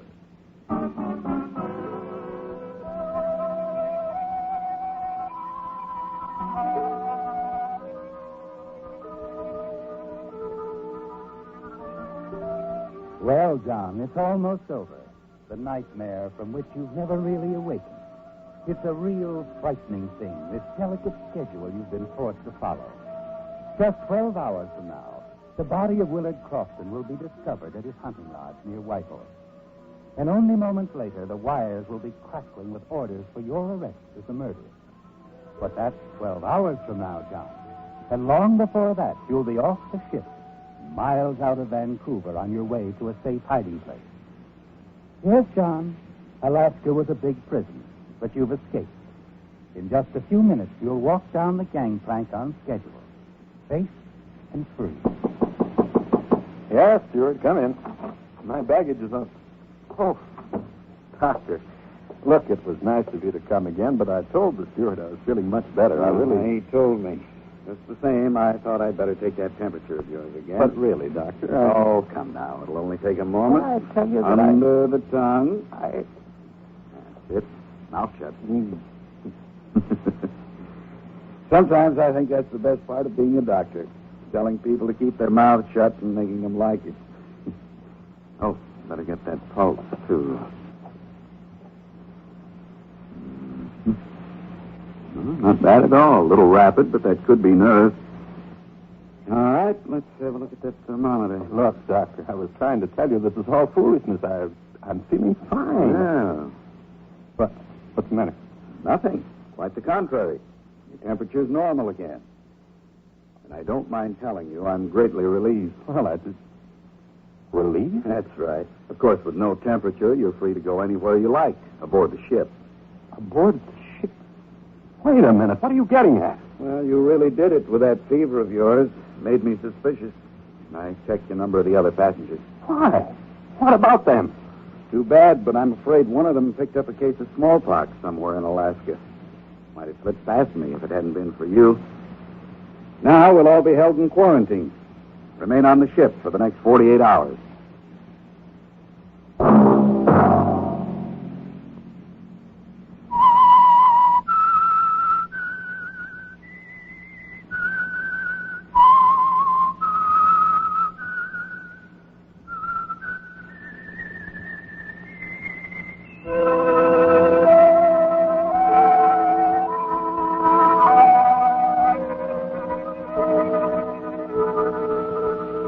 Featured in tonight's story were Bill Foreman as the Whistler, Lou Merrill, Mary Lansing, Pat McGeehan, Jack Moyles, Howard McNear, and Vic Perrin. The Whistler, directed by Gordon T. Hughes with music by Wilbur Hatch, is produced by Joel Malone and transmitted overseas by the Armed Forces Radio Service. The Whistler was entirely fictional, and all characters portrayed on The Whistler are also fictional. Any similarities of names or resemblances to persons living or dead is purely coincidental. Harry, Yes, Betty? how many people are listening to our new radio show on this station? You mean the Betty Grable Harry James show? Or what else, dear? Well, I hope everyone's listening to the music and to the fun and to us. Well, just in case we've missed anyone, here's a special invitation from Betty Grable And Harry James. to listen to our radio show every time it's on the air over this same radio station.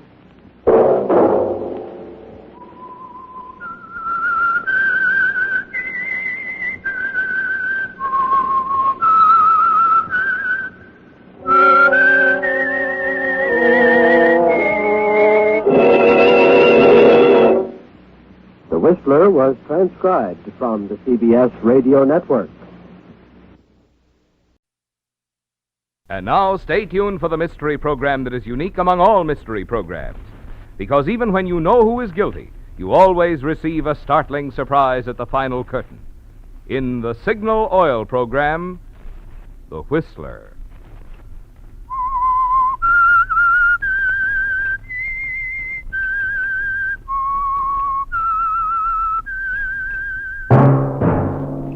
Signal, the famous Go Farther gasoline, invites you to sit back and enjoy another strange story by The Whistler.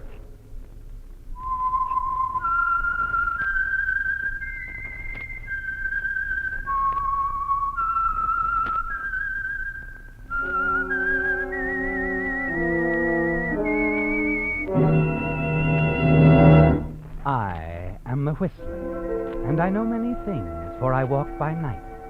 I know many strange tales hidden in the hearts of men and women who have stepped into the shadows. Yes, I know the nameless terrors of which they dare not speak.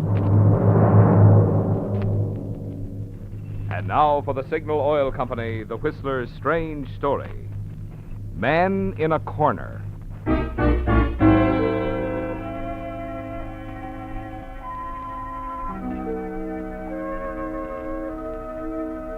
It began with little things, didn't it, Vance? Yes, little bits of conversation that were cut short, abruptly changed whenever you appeared. Telephone calls that made you think of the old joke, if a man answers, hang up. Only it isn't any joke, is it, Vance?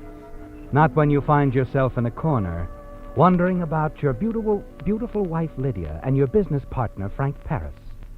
The big trouble is they've been so clever about it. You're forced to wonder whether there really is anything between them or whether it's all a mistake, a product of your own overactive imagination. Because outwardly they've given you no sure sign, no conclusive evidence. And at an informal get-together at your home in Malibu, Frank's actions are as natural and casual as a friend and business partner should be, while Lydia conducts herself with a calm and reserve that leave you completely confused. Your friends also enjoy her company. Look upon her as the perfect wife, and upon you as... Luckiest man in the world, that's what you are, Vance. I guess I am pretty lucky at that. I've been telling him that for years, ever since we've been in business together. I envy you, Vance. Well, I like that. Lydia may be my dearest friend, but I don't exactly crack a whip over you, Jim Benton.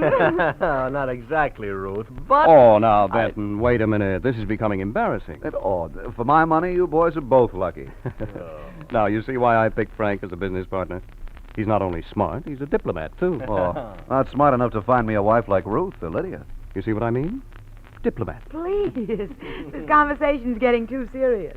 Besides, I'll admit I'm a lucky woman to have Vance. Now, you see, why don't I get answers like that? Because it's time to go home. And if I start treating you too perfectly, you'll want to stay for one for the road. Oh, well, sure. Get his coat, Van. Oh, but it's still early. Oh, seriously, Jim's got an important meeting in the morning. We wouldn't have come at all except that, well, who turns down Vance and Lydia Lawrence? Why, sure, most wonderful little couple in the world. Successful, beautiful. Put your coat on. Oh, yeah. Pay no attention to me. Failure, ugly, Oh, bad Jim, disposition. you're a darling. Sure. Well, good night, you two, and thanks. Good night, Good night, Ruth. Ruth. Jim. Good night, Jim. I'm going to run, too. Good night, Lydia. Good night, Frank. See you at the office in the morning, Vance. Right, Frank. Good night. Nice couple, the Bentons. Top. Lydia, Yes? are we that perfect couple they spoke about? Why do you ask? Oh, I don't know. Skip it, huh? I think so. I'm tired, dear. Do you mind if I... No. Go ahead. I think I'll go out for a breath of air. Good night. Good night.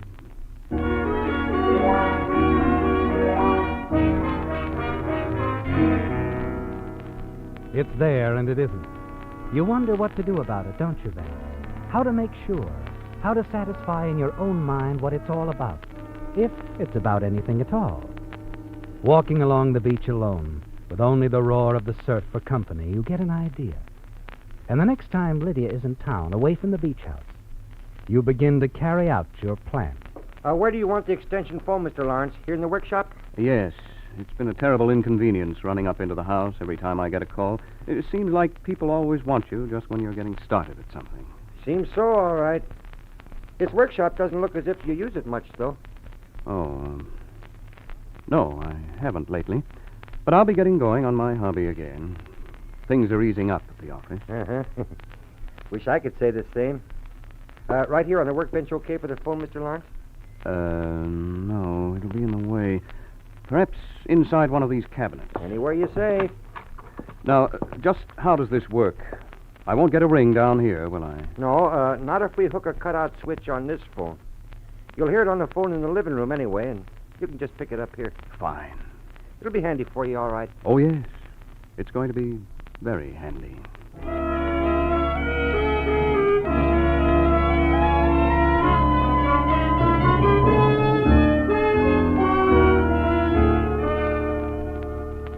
Going out again, Van? These nightly strolls seem to be becoming a habit. I won't be long, Lydia. About 12 minutes. You've almost hit a schedule. Really? Hmm? I wasn't aware. I guess that's about how long it does take me. I always walk down to the inlet and back. Well, suit yourself. I'm going to bed.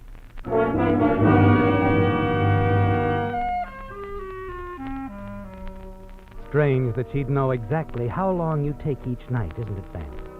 Because so far you haven't caught anything out of line. No calls from Frank since you had the extension put in. You're certain Lydia doesn't suspect that you've been in your workshop these past 4 nights instead of out walking. Yes, in the workshop, waiting, listening for her to get a call. 4 nights and no luck. Or maybe you're in luck, Vance. Perhaps you've been entirely wrong about Frank and Lydia. You stare at the phone, wonder if it will ever ring, if Frank will ever call. And then it hits you. Perhaps he won't have to call Lydia. Yes, Vance. Now that Lydia thinks you're safely out of the house, she might call him. Your hand jerks out compulsively to the phone.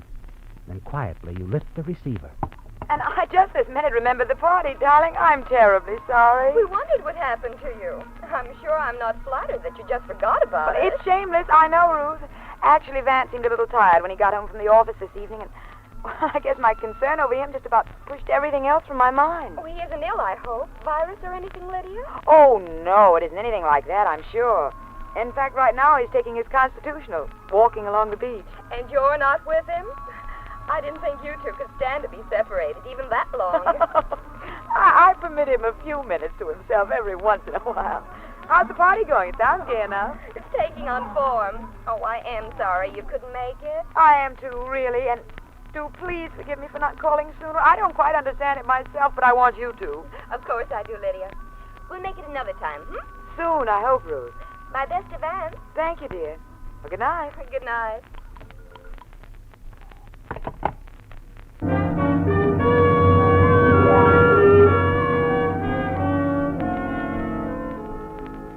You're embarrassed, aren't you, Vance? Almost ashamed that you eavesdropped on an innocent conversation between Lydia and Ruth Benton. And you wonder again if you just imagined that a romantic attachment existed between your business partner, Frank, and your wife, Lydia. You think about it through the next day. Can't get the idea out of your mind. So once again, the following night, you leave Lydia for your nightly walk along the beach and take up your vigil instead by the extension phone in your workshop. You haven't been there long when... There it is. Lydia? Lydia? Yes, Frank. Oh, funny, I could have sworn... You alone? He's out walking on the beach. I told you it'd be safe. I'll just hang up if he comes back. What have you found out? I still haven't got anything we could use on him. I've gone over all our back records, tax statements, everything. No way you can find out about that deal in Miami. I know it was questionable. Yes, but unfortunately, he pulled that one before we became partners. If I could dig up something conclusive on that, you could tell him you're through, and I could tell him that his share of the business is mine, Or he'd go to jail. Chet? Frank, how long do we have to wait like this? Oh, Lydia, I'm as impatient as you are. I hate Vance every bit as much, but if we've nothing to nail... Well, maybe I could help. He pulled other crooked deals, too. Yeah, but all before I was in business with him. There's got to be proof, Lydia. We'll come out of this with nothing if we can't really threaten him. Nothing but each other. Yeah, I know, Lydia. I don't like this waiting. You're right, Frank. We must be practical. We should have many years together.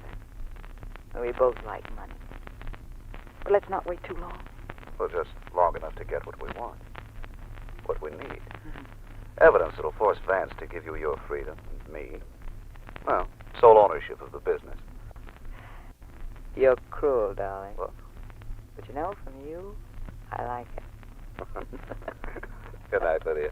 I won't call like this anymore. It's too risky. I hope you won't have to very long, darling. So do I. Goodbye. Bye. You're right, both of you. It is going to be goodbye.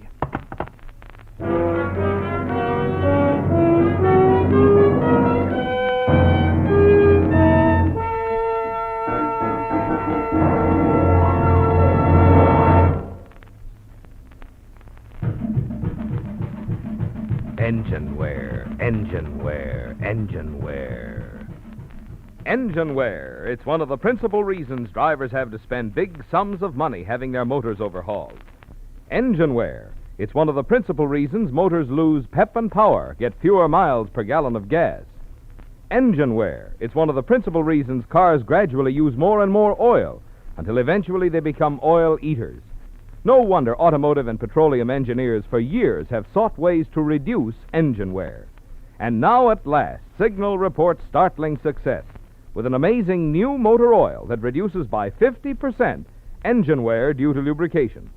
That means your car can now keep its like-new pep and power twice as long. It means you can now enjoy low oil consumption twice as long if your car isn't already an oil eater. So if you want to be good to your car and your pocketbook, too, drain out that lazy old motor oil. Have a Signal dealer refill your crankcase this week with Signal Premium, the amazing new Signal oil that reduces engine wear due to lubrication 50%. Engine wear, engine wear, engine wear.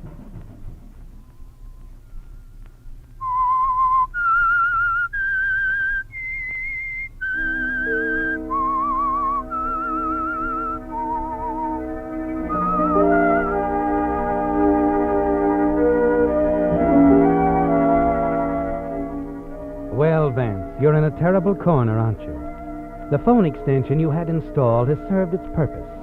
You finally discovered the truth about your wife, Lydia, and your partner, Frank Paris.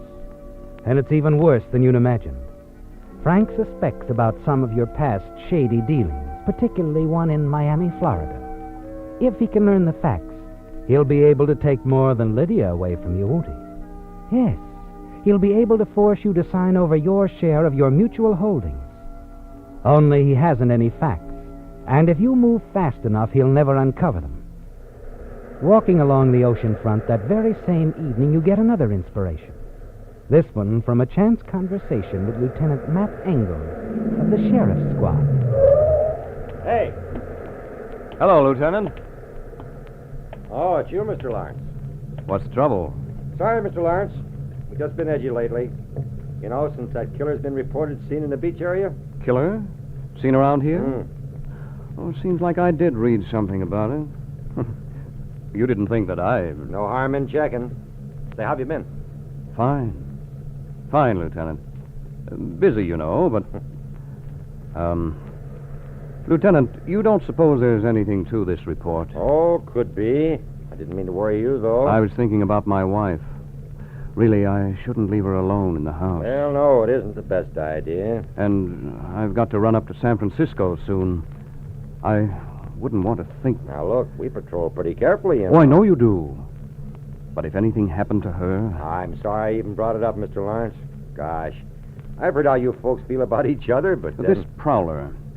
If you hear any more, you'll let me know, won't you? Certainly. I appreciate your concern. But you can count on us. The boys are careful. Oh, I'm sure of it, Lieutenant. I know I can count on you. You've put my mind at ease already.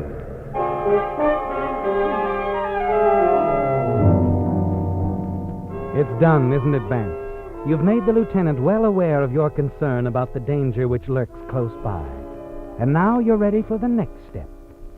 The very next night, you arrange for your partner, Frank Paris, to stop by the house at Malibu for cocktails and small talk. Talk which they believe they're carrying off very well. Oh, it's a wonderful story, Frank, really. Well, so help me. It's true that they tell me it set old man Simpson back $5,000. Oh, no, Frank. Come. Really, Vance, so help me. You mean to tell me a man like Simpson would fall for an old gag like that? Good heavens, that Spanish prisoner routine is as old as the con game itself. Could be, but apparently it all sounded brand new to Simpson. And I thought he was one of the smart men in town. Well, it just goes to show, Vance, sometimes the smarter they are, the easier they're fooled, huh? I don't know, Frank. I don't know about that. Darling, we're running out of martinis. What? Oh, yes, of course. Excuse me. Sure, Vance. As Lydia and Frank go on chatting, you stroll back to the kitchen. Then quickly you slip out into the hall, hurry to the closet. You find what you're looking for in the pocket of Frank's overcoat. Yes, one of his gloves. Exhibit A, Vance.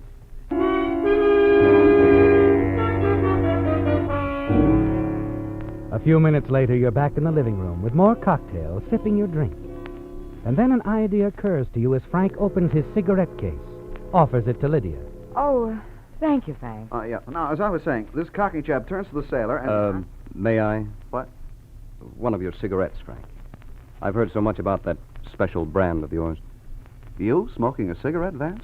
Just thought I'd like to try one, that's all. Well, of course. Here you are, old man. Thanks. Go on with your story, Frank. I didn't mean to interrupt. Oh, yeah. Well, anyway, this cockney chap wheels around and faces the sailor. Here, my lad, he says. Now, what I'm going to tell you... You light the cigarette, take a few puffs, and leave it in the ashtray. Exhibit B, Vance.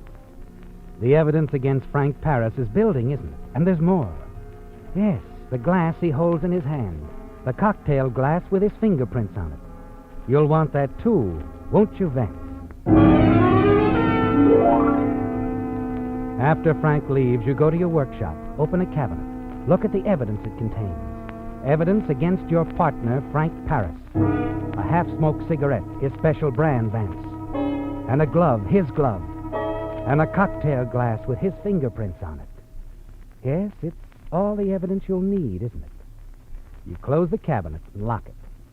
Now you're ready for the next step, the next move. You make it the following day with a call to the airline's office. And then late the same afternoon, you hurry back to the house. You're in the bedroom when you hear the front door close. And shortly after that, Lydia makes her appearance. Why, darling, you're home early. Oh, packing? Yes, I've got to run up to San Francisco. Oh. Got a call a while ago on the Clark account. I think I can save it if I see Clark personally. Phone Frank and tell him, will you? Oh, sure. My plane leaves in 45 minutes. Drive me out? Good. How long will you be gone? Oh, several days. Going to miss me? Dreadfully. Oh, but I will, darling. Of course, Lydia. Of course.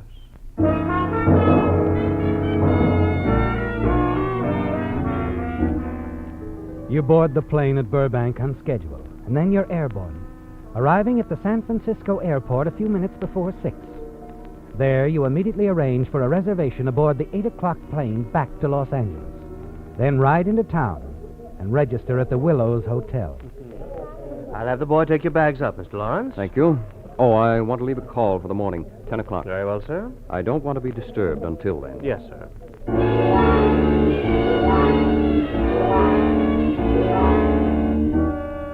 You wait in your room a few minutes, then slip downstairs, hurry across the lobby unseen by the desk clerk, take a taxi back to the airport. You board the 8 o'clock plane, and you're on your way back to Los Angeles.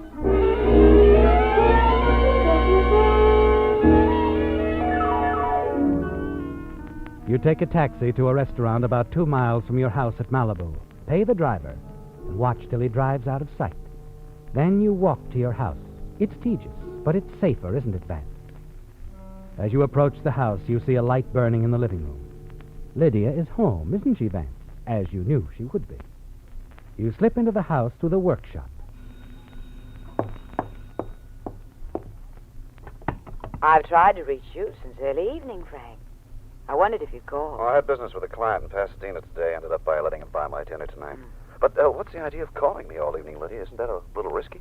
Not when Vance is in San Francisco, darling. San Francisco? When? Why? He left on the late afternoon plane. Well, it's funny he didn't talk it over with me. Are you sure? Well, of course I am, Frank. I drove him out to the airport myself. Saw him get aboard the plane, even stayed to wave him out of sight. What's strange?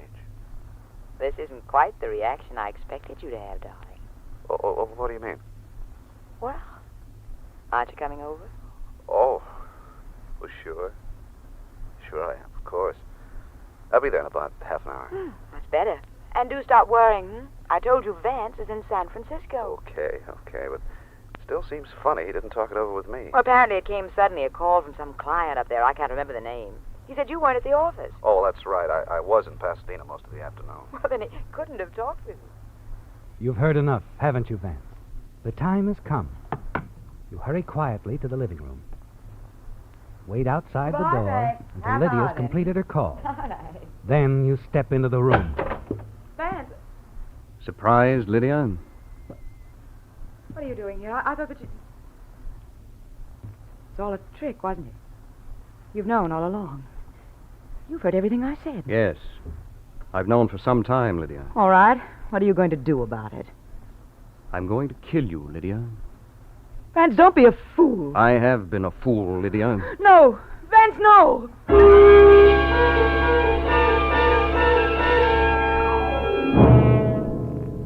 It's all over very quickly, isn't it, Vance? Lydia is dead, and now you've got to move carefully. Arrange everything just as you'd planned it to throw suspicion on your partner, Frank Paris. The sound of the front doorbell startles you, doesn't it, Vance? You wonder who could be. Certainly not Frank. He couldn't have arrived this soon. You move down the hall to the front door and listen. Oh, ring again, sweetheart. They must be home. There's a light on in the living room. Well, they could have gone off. Forgotten Oh, it. go on. Buzz the buzzer.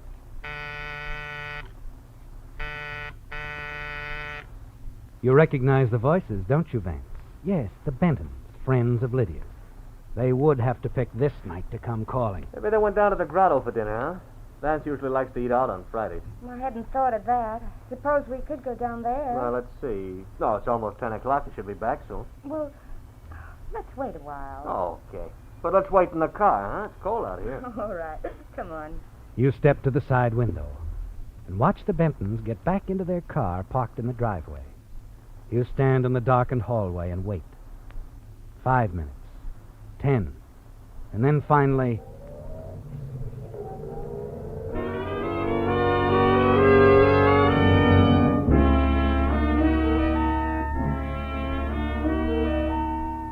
They've gone, Vance. You hurry downstairs to the workshop, unlock the cabinet, remove the cocktail glass, the cigarette, and the glove. Back in the living room, you push the glove in between the sofa pillows, drop the cigarette into an ashtray, and place the glass on the end table. Then you proceed to disarrange the furniture, evidence of a struggle. That's important, too, isn't it, Vance? It takes you some time to set the scene perfectly. Finally, you're satisfied. That should do it, Lydia. That should take care of your darling Frank very well. Very well indeed.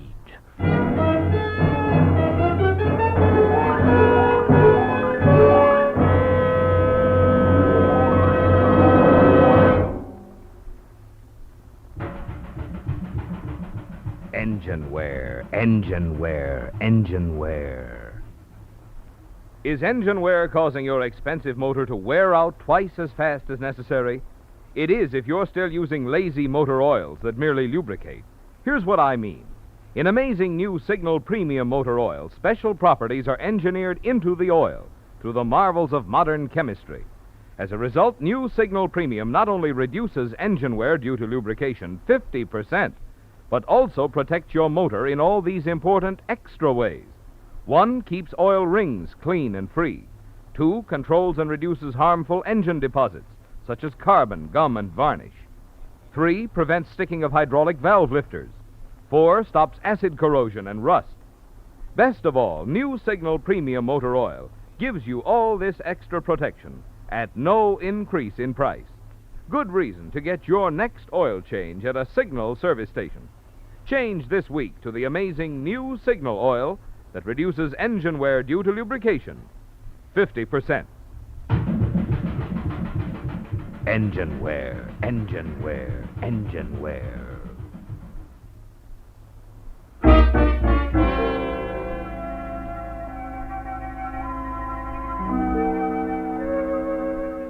It's perfect, isn't it, Vance?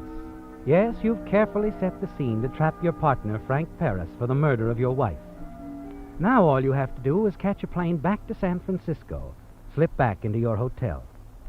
You look over the living room once more to make certain that everything is just as you want it to be.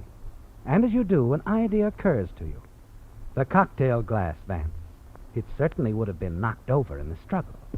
You place it carefully on the floor near your wife's body. Turn the end table over on its side. Then as you step back... Hello, Mr. Lawrence. What? Lieutenant. Thought you were in San Francisco. Well, I was. Well, you see, Lieutenant... Save your breath, Mr. Lawrence. I've been watching you for the past 5 minutes. Quite a little scene setter, aren't you? Look, if you'll let me explain... Like I said, save it for your lawyer. He'd better be a good one. What are you doing here? Why did you come? Just keeping an eye on things. You wanted me to, remember? You were so concerned about your wife's safety. When I learned you were in San Francisco, I decided I'd stop by and make sure everything was okay. I called her on the phone a little while ago, but the line was busy. You called? Yeah, several times. But the line was busy so long, I thought I'd better come out and investigate. Incidentally, I came into the house through your workshop, and I found out why I couldn't get through on the phone. What do you mean? That extension phone you have in your workshop, Vance. Someone left it off the hook.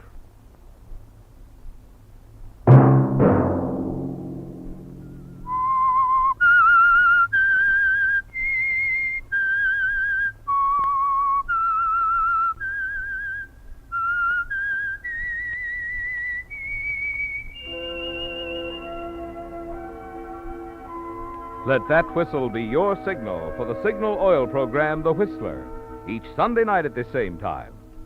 Signal Oil Company has asked me to remind you that you get the most pleasure out of driving when you drive at sensible speeds, observe traffic regulations, and don't take chances. You may even save a life, possibly your own.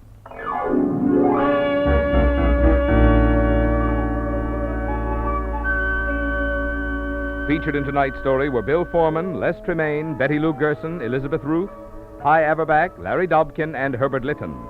The Whistler was produced and directed by George W. Allen, with story by Joel Malone, music by Wilbur Hatch, and was transmitted to our troops overseas by the Armed Forces Radio Service. The Whistler is entirely fictional, and all characters portrayed on The Whistler are also fictional. Any similarity of names or resemblance to persons living or dead is purely coincidental. Remember to tune in at the same time next Sunday, when The Whistler will tell you how the strange things a young boy sees on his first train trip alone help solve a murder. Marvin Miller speaking for the Signal Oil Company. Stay tuned now for Our Miss Brooks, starring Eve Arden, which follows immediately over most of these stations. This is CBS, the Columbia Broadcasting System.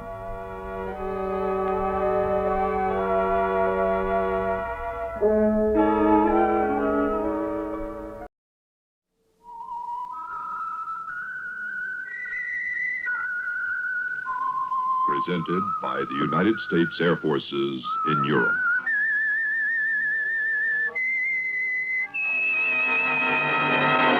I am the Whistler, and I know many things, for I walk by night. I know many strange tales hidden in the hearts of men and women who have stepped into the shadows. Yes, I know the nameless terrors of which they dare not speak.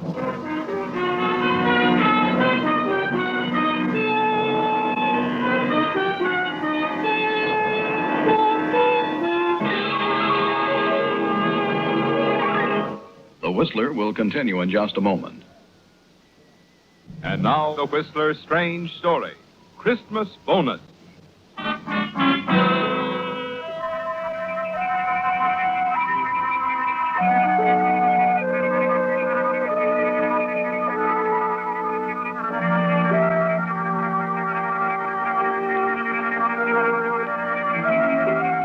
With most human beings, the line between good and evil is a thin and waving one. And very often, the impulse for good will outweigh and nullify the bad. Such was the case with Michael Cobb. Mike wasn't really bad at all. It happened while he was a kid. He'd gotten into trouble, gone to prison, served a stretch. And now you're out, aren't you, Mike? And you've learned your lesson. You're proving that by going straight. You're working hard at your job in a department store. You're married to the girl you love, aren't you, Mike? And you're happy. Delicious. Delicious. Nobody can cook a better breakfast than you, darling. Thank you, sir. Oh, now, Mike, don't boil your coffee. No, I gotta run.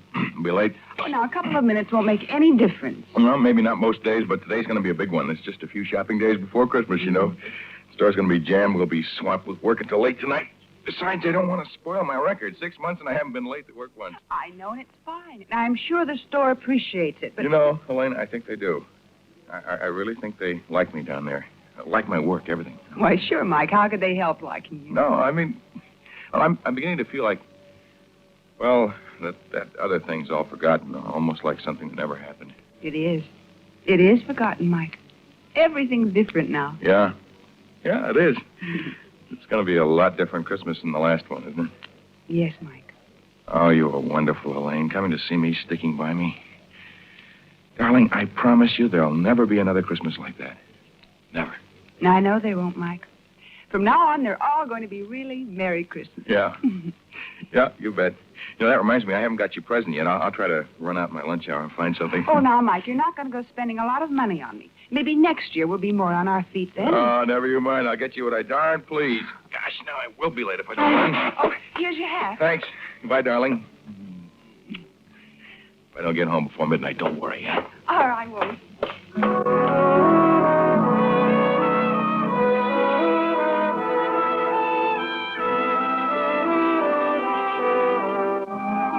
Yes, it does look like a Merry Christmas is in store for you, doesn't it, Mike? For the first time in your life, almost. A real Merry Christmas. As you walk down the street, listening to the Christmas carols emanating from the radios on display in music store lobbies, and view the smiles on people's faces as they hurry along the street, You get a sort of kick out of the stores. And then you're at your own place of employment.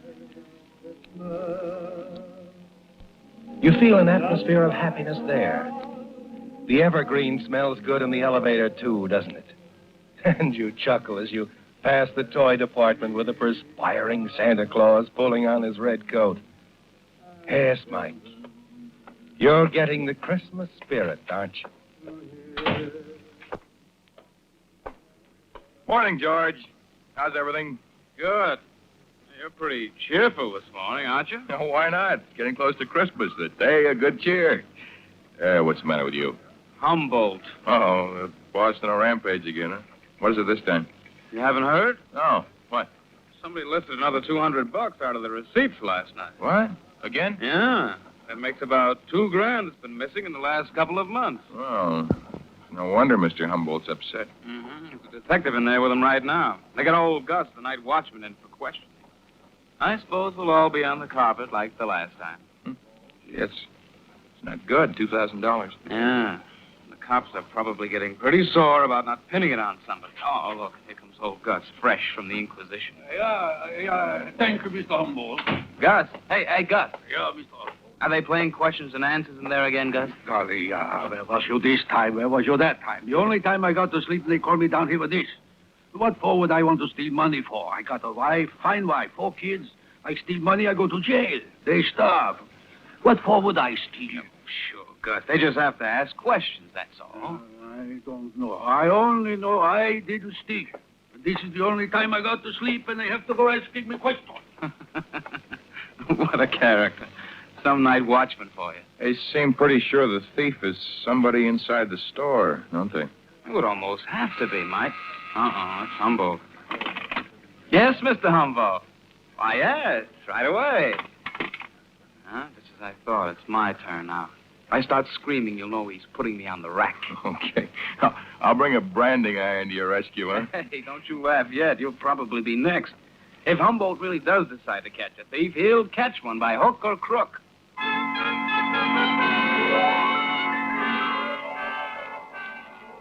It's strange, isn't it, Mike? Your Christmas spirit of only a few moments ago seems oddly dampened by something you can't describe. Can't even put your finger on. Just a peculiar sinking feeling. But you try to forget it, as almost the whole day goes by and nothing further happens. George Osborne goes in and out of Humboldt's office, but says very little afterwards, and everything seems to calm down. George even finds reason to display some Christmas spirit himself. And I really didn't expect it this year, Mike, but there it was in my pay envelope, nice and crisp and green, with the best holiday wishes of the store. Yes, that's swell, George. Yeah, real honest-to-gosh Christmas bonus. I can sure use it. Oh, who couldn't? Well, I don't know whether you'll get one or not, Mike. You've only been here 6 months, but, maybe. Hey, by the way, why don't you mosey in and pick up your pay? It's not too long till closing time. Oh, no, I'll wait. I'd like to pick up Elaine's present if I can get time. Oh, well, don't worry about that. Most of the stores will still be open for a couple of hours. Oh, yeah, sure. No, I wanted to get her something she liked real well in a little store up on 10th Avenue. It'll be open till late. I wonder if they found out anything about that $2,000. Boy, they've really questioned everybody around, though. You know, they didn't question me. Oh? In fact, they never questioned me about it. I don't quite understand that. Guess you've got such an honest face or something. Yeah. Yes, Mr. Humboldt. Oh, yes, sir. I'll send him right in. Well, maybe we spoke too soon. He wants to see you. Oh? On the other hand, maybe he just wants to hand you your Christmas bonus in person. You know, you're getting to be the fair-haired boy around here. Guess, I better go in, huh? You might even be in line for promotion. You can't tell. Okay. You want to see me, Mr. Humboldt? Oh, yes, Cobb. Yes, sit down. Thank you. Now, Cobb, you've been with us 6 months now. Yes, sir. And I must admit that in that time you've demonstrated an admirable aptitude for the work. Oh, thanks, Mr. Yes, Humboldt. in fact, there has been some discussion of raising your salary and promoting you. I even talked to Mr. Prentice, the manager, about it myself. Well, thanks, Mr. Humboldt. Yes, and that's why I regret very much to tell you this. I must inform you that we are forced to dispense with your services as of tonight. You mean I'm I'm fired? Well, I'm afraid that's it. Yes. Your 2 weeks' pay is in this envelope. Wait a minute. If I've been so good, why am I being fired? Now, I'd rather not discuss that just now, Cobb. Perhaps later on, after the holiday. It's got something to do with that missing money, hasn't it? I told you. The store's way of saying they think I took it because I'm an ex-convict, isn't it? Now, Cobb. All right. I understand. I understand a lot of things now, Mr. Humboldt. Thanks. Thanks for the Christmas bonus. Hey, Mike, wait a minute. Did you get it? Did he give you a Christmas bonus? Yeah. Yeah, I got a Christmas bonus, all right. What's up? What's the matter? Just got fired for Christmas, that's all. What? I'll tell you about it later. I'm leaving now. Gee, that's tough. Hey, wait, I almost forgot. With my bonus, I can pay you that $30 I borrowed from you here. That ought to help with that present for your wife, huh? Yeah. Yeah, thanks, George, thanks.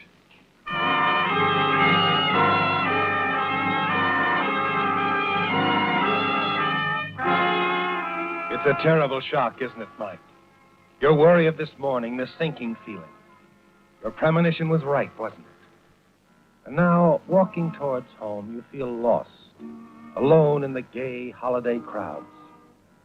And almost without knowing you've done it, you enter a telephone booth, drop the coin, and call home to Elaine.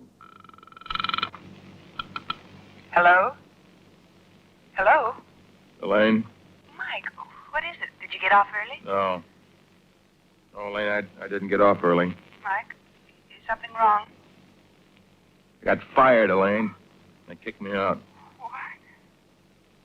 Aren't you going to ask me why, or do you already know? Mike, come home, Mike. Don't think about anything. Just come home. It's going to be all right. I took some money, Elaine. I might as well have. They believe it. I might as well be really guilty. Mike, what are you thinking? What are you going to do? I'm not sure, Elaine. I just said I might as well be guilty, that's all. If I was, I'd have a lot more than I've got. Mike, please, come home. I'll see you, Elaine. Won't be long.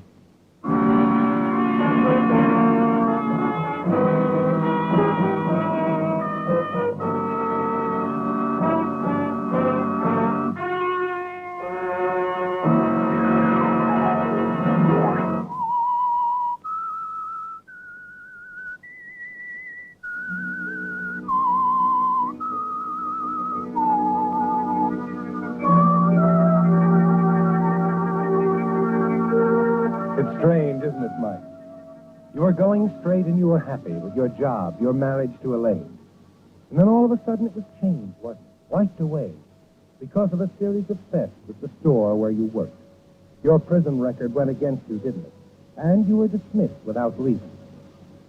And that's why there's no Christmas spirit in your heart now. Why the decorations, the crowds, the Christmas carols being sung by the usual seasonal carolers mean nothing. You've one thing in mind now, haven't you? Yes, you might as well be really guilty. That's why you've decided that you're going back to the store and take your share of the day's receipts, or something equally valuable. It'll be simple, won't it, Mike? It'll soon be closing time. You can get in before the store closes and hide. And there's only old Gus, the watchman, to avoid. And you know his habits. Know, too, that the receipts will be in Mr. Humboldt's office in bags to be picked up by the armored car at midnight. You also know exactly where to pick up some highly valuable mink stoles, as well as some highly valuable jewelry, in case you can't get to the cash. You recall the addresses of two men whose names were given you in prison, men who pay cash and ask no questions regarding such items. You start back in the direction of the store. Realize you're on 10th Avenue, near old Mr. Samuel's tiny shop, the place where you were going to buy Elaine her present. And that's what you hear, isn't it, Mike? The music box on the counter, just inside the store. Well, good evening, Michael. Hi, Mr. Samuels. And what can I do for you? Is this the music box Elaine likes so well? Ah, yes, that's the one. She was very taken with it. How her eyes sparkled when she looked at it. Yeah. There's a powder puff or something inside, isn't it? That's right. And when you open it, it plays a little tune. So.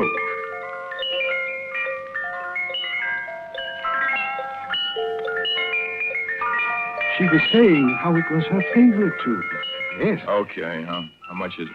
Well, it's usually priced at $75, but I'll give it to you and the young lady for $50. Beautiful, isn't it? $50? Well, yes. You see, it's a genuine antique and the best thing I have in the store. I'm sorry, that's more than I figured. Oh, well, I'm sorry, too. I'd let you have it for less if I could, but 50 is the lowest. Yeah, sure, okay, I get it. I'm sorry. Come back again.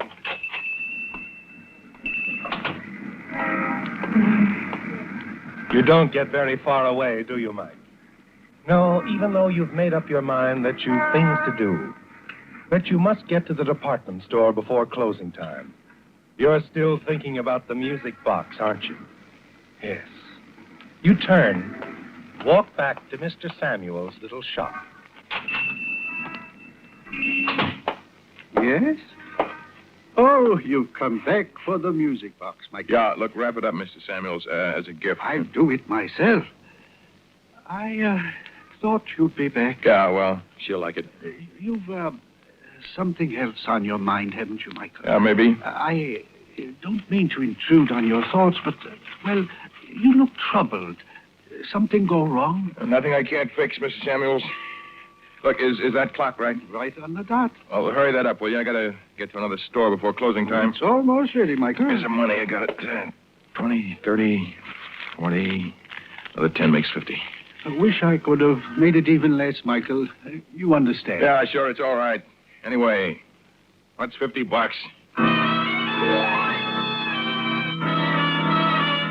That's right, isn't it, Mike? $50 means little when you'll soon have some of the day's receipts from the store, or at least jewelry or furs of equal value. You hurry out of Mr. Samuel's shop, take a cab to the store. You're inside and mingling with the crowd as the closing bell sounds. Closing time. Closing time.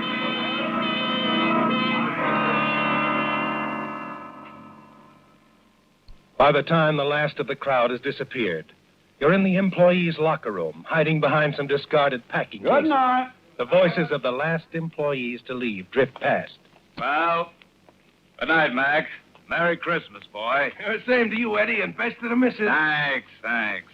Boy, this time of year, what else is there but a guy's home and family? Nothing else counts at all.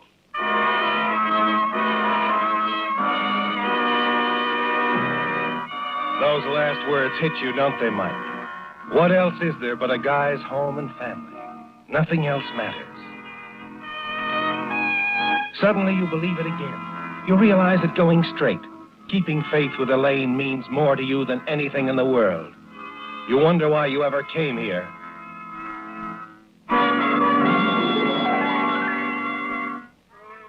You slip out of the locker room, hurry towards the front door, but it's too late. Old Gus is locked up. You duck down behind a counter, realizing that if he sees you now, there'll be no way to explain. You draw in your breath, ease around the counter as Gus goes padding slowly past, almost within touching distance.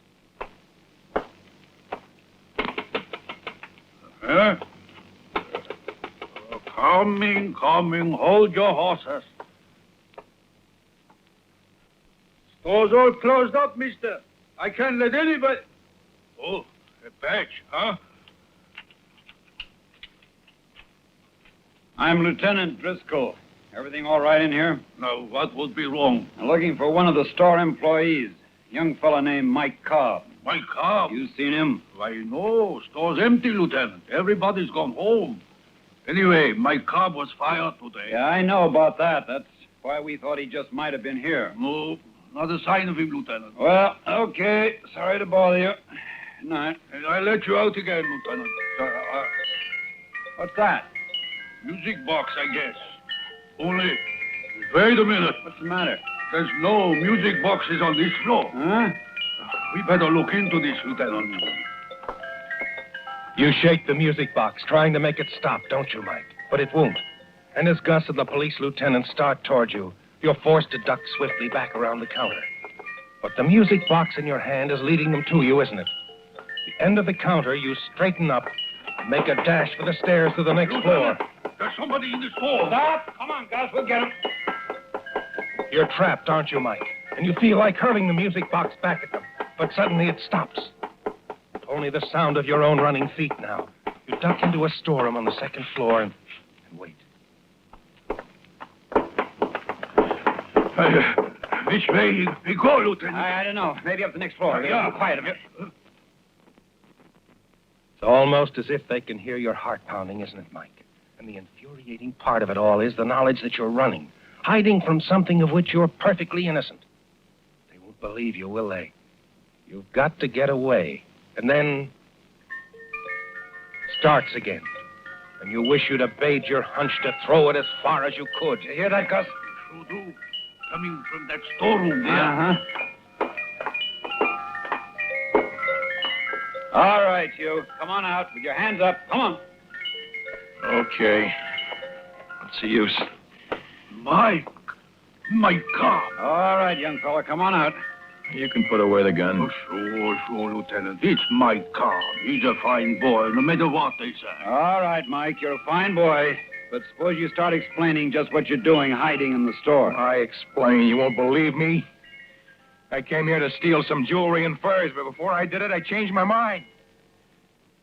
Well, music box stopped, didn't it, Mike? Yeah. It stopped a little too late to do me any good.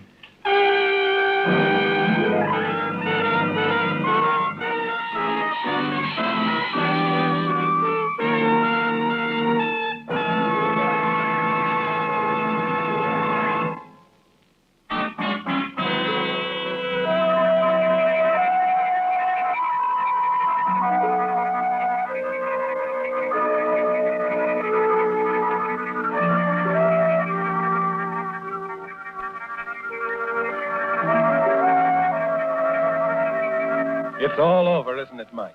You're certain of it as the police lieutenant and old Gus, the night watchman, stare at you. You know they'll never believe you when you tell how you entered the store and then changed your mind about the robbery. Made your own decision to stay straight. You know now that it was only anger and bitterness that made you entertain the thought of stealing in the first place. But now you're sure your decision was in vain. That they'll be positive you not only were in the store with the intention of robbing it, but that you were also the man responsible for the series of thefts which led to your dismissal. Nevertheless, you find yourself spilling out your story just as it happened, right up to the dread moment when the music box, your gift for Elaine, went off by accident, betraying your hiding place. That's the way it was, Lieutenant. I guess you're pretty unhappy about that music box, huh, Cobb? Oh, skip it. I've been unhappy all afternoon. I don't expect you to believe me. Well, there's one person that will. Yeah? Your wife. See, she put us on your trail. Elaine? Mm-hmm. She didn't like the way you sounded on the telephone. You mean she called headquarters? Yeah, twice. Seems she got a call from Mr. Samuels. He was worried about you, too. Yeah, so I got a lot of friends. I think so. Maybe you'll see what I mean if you'll answer a few questions for us. I'll answer one. I didn't steal any of that money. I had nothing to do with it. We know that. But tell us this. When you bought that music box at Mr. Samuel's shop, you paid for it with a 20 and 3 10s, right? Yeah. Well, part of that money was marked. It was money that had been stolen from this department store. I tell you, I didn't steal it. That was money I got in my pay envelope. I earned it. Didn't somebody else give you part of it? Didn't somebody pay you debt? That's what we were told. Huh? Oh, yeah. George Osborne. He paid me $30 he owed me. That's what we thought. Now, how did Osborne pay you? What denomination of bills? Let me see. He gave me 3 10s. You sure? Yeah, absolutely.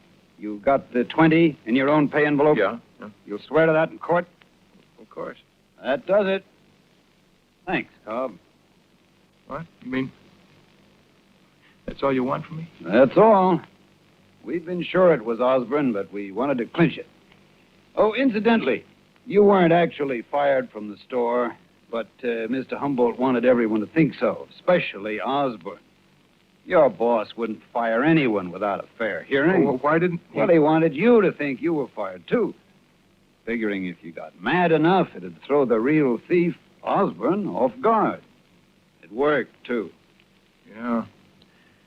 But it almost didn't. Well, I don't think you have to worry.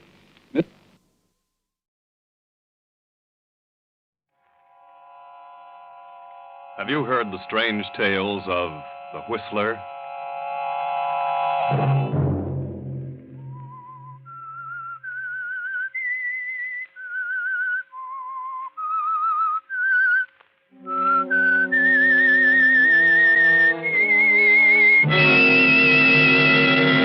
I'm the Whistler. She wants me to leave, wants me out of the way. Sure, so she can have everything for herself. Well, I ain't gonna let her. I'll kill her first. Saturday night, and again, CBS presents The Whistler. I, the Whistler, know many things, for I walk by night.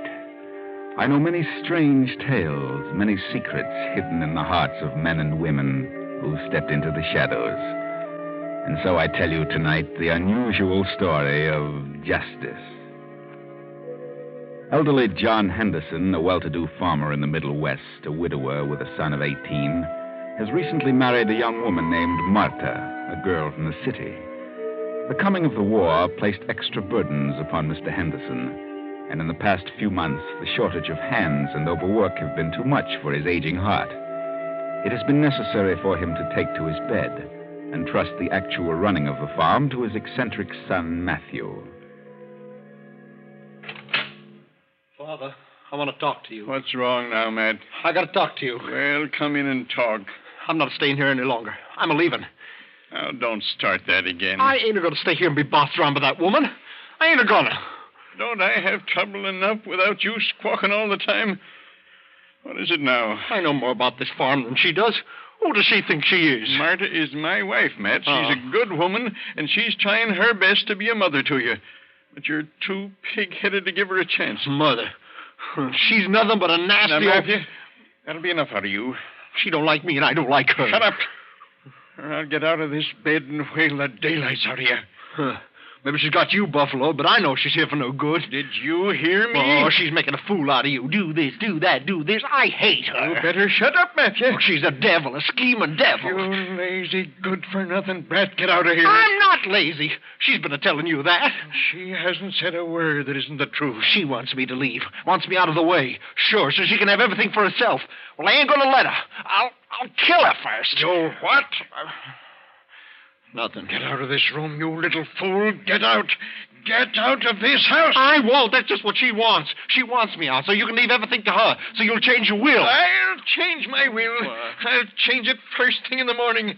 To think that I should have such an idiot for a son. What on earth is going on in here? What's all the shouting about? None of your business. Matt, what's wrong with you? You ought to know. How do you feel, John? I was all right, Marta, till this crazy whippersnapper come in here. You better leave the room, Matt. You know better than to excite your father. You know he has high blood pressure. Yeah. I can't seem to remember that, but I notice you do. All right, I'll go. I wish I could understand that boy. He's certainly a problem. Oh, forget about it, John. He's very young. Oh, I can't understand why he dislikes you so much, Marta. He's determined that no one will take his mother's place. I've done everything to win him over. I suppose it's because I'm so much younger than his mother would have been. If I could just gain his confidence. Yes, Marta, that's the problem. He's really a good boy, but he's made up his mind to dislike me. I know. He thinks I'm driving him. There's so many things to be done around here, and with a shortage of hands, it's almost impossible to carry on. Yes, I know. And I appreciate your interest, Marta. I know you're doing your best. I only wish I could get up from here and do something. Don't worry, darling. I got this letter this morning from Henry Jacobs. He was with me for 10 years. He was wounded in action, and he'll be released from the hospital in San Francisco in a week. Says he's coming back here. Back here to work? I don't know. I hope so. We could certainly use him. Oh, John, that would be wonderful. He's been discharged, but I've no idea what condition he's in. But he's welcome any time. Whatever his condition, he can do something. You better try to rest now. Matthew has upset you terribly. Yeah.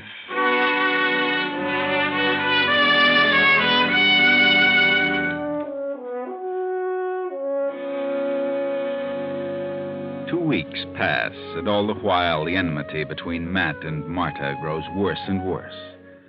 Then one morning, the long-awaited arrival of Henry Jacobs becomes a reality. Well, things don't look the same around here. What's happened, Matt? Things ain't the same around here, Henry. Should say not. Looks kind of run down. Yeah? Well, that can be taken care of in short order. Can it? I don't know. What's wrong with you, sourpuss? You'll find out. You just wait. Well, let's get out of this jalopy. How many hands you have now, Matt? Just me. Just you?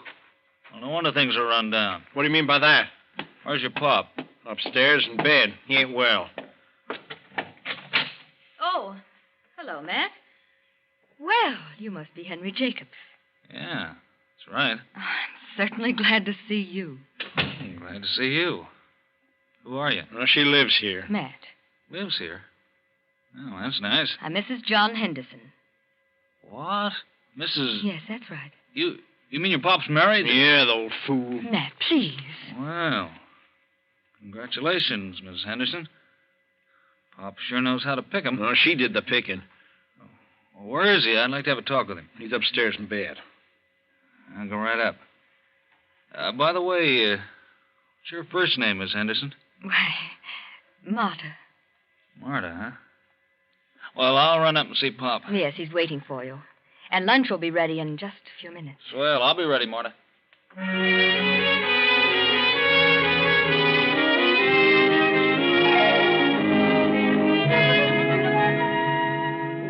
Well, Henry, you're certainly a sight for sore eyes. I'm glad you're back safe, and I want you to know that I'm proud of you. Thanks. How do you feel? Were you hurt bad? No, not too bad. I can still do things.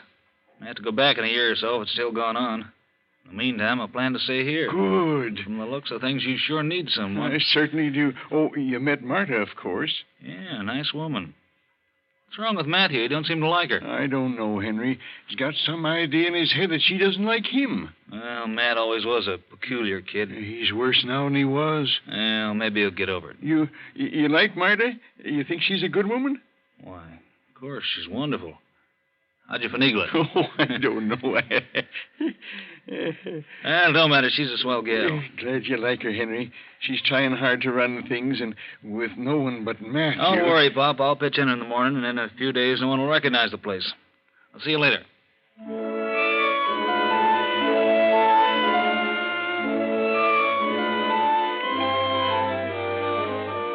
And so Henry pitches in. And in 3 weeks, things are, as he predicted, unrecognizable. Everything has changed, taken on a new appearance. Henry has worked like a dog all day long, every day.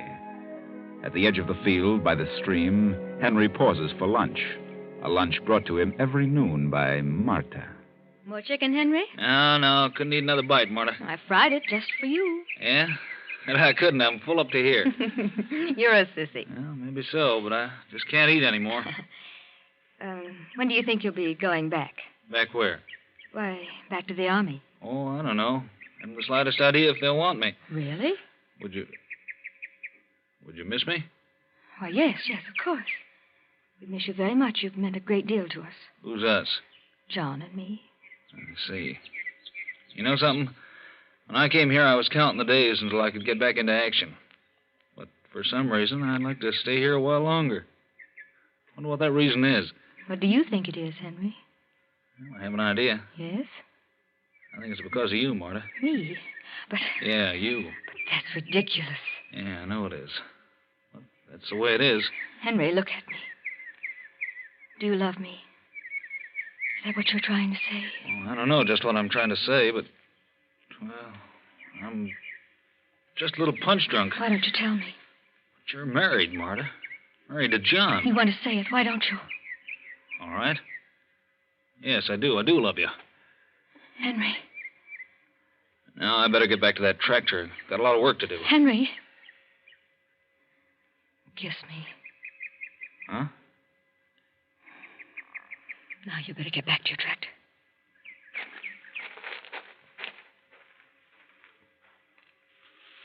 Hello there, Miss Henderson. What? Matthew. How's everything? Why, what do you want? Nothing at all. Just wondering how Father'll take it when I tell him what I just saw. And what did you see? You and Henry kissing. I wonder how Father's going to like that. He wouldn't like it, Matthew. It would upset him terribly. That's just what I figure. You wouldn't dare. Why'd you do it? Because Henry's a good man. He's worked hard. There's no harm in kissing him.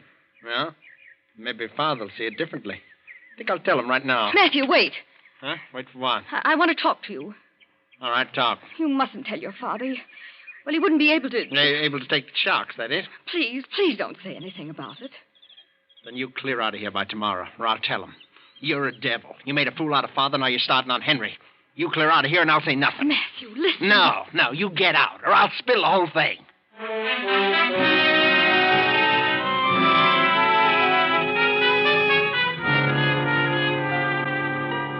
Well, Martha, now you are in a precarious situation. Matthew really has something to talk about now. And he means what he says. Better think fast, Martha. What are you going to do? Henry, Yeah, Marta?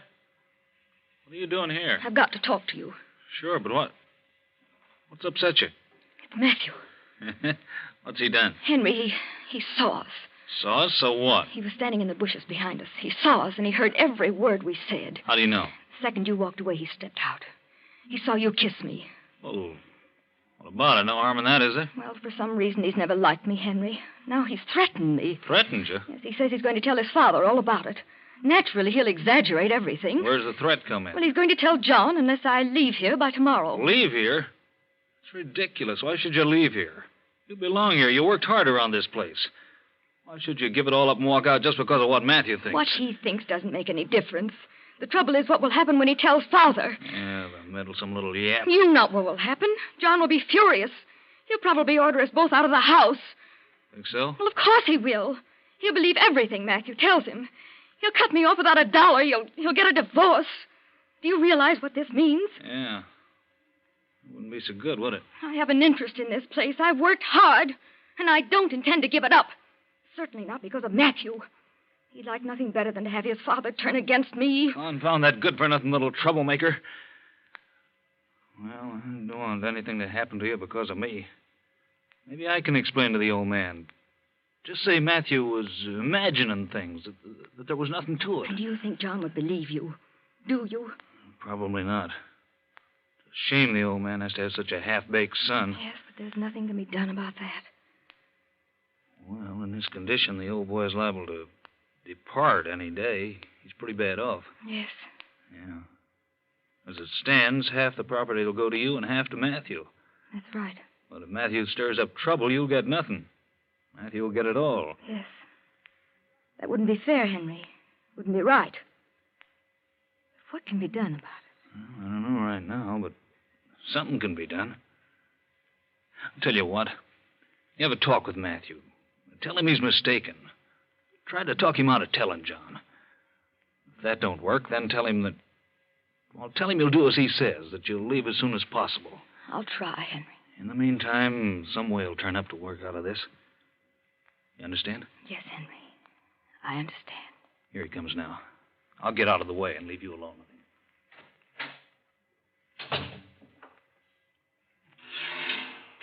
Oh, there. Matthew, have you said anything to your father yet? Father? What about? You know. About me and Henry. Oh, that. No, but I'm a-gonna in a little bit. Please don't, Matt. Think it over. You misunderstood everything. It isn't the way you think. Oh, no, you can't pull any of your tricks on me. I'm not pulling any tricks, Matthew. You're mistaken about everything. Oh, please don't tell him. You've upset him enough. You're constantly at him about something. Am I? Yes. Anyone would think you had no regard whatever for his health, that you didn't care whether he lived or not. That's so. And if you tell him this, it may kill him. Yeah? Well, I'm a-telling him just the same. All right, Matthew, you win. Huh. You don't need to tell him. I'll leave. When? Just as soon as possible. When is that? A couple of days. I just can't walk out in a few minutes. Okay. Okay, I'll give you 3 days. That's next Saturday night.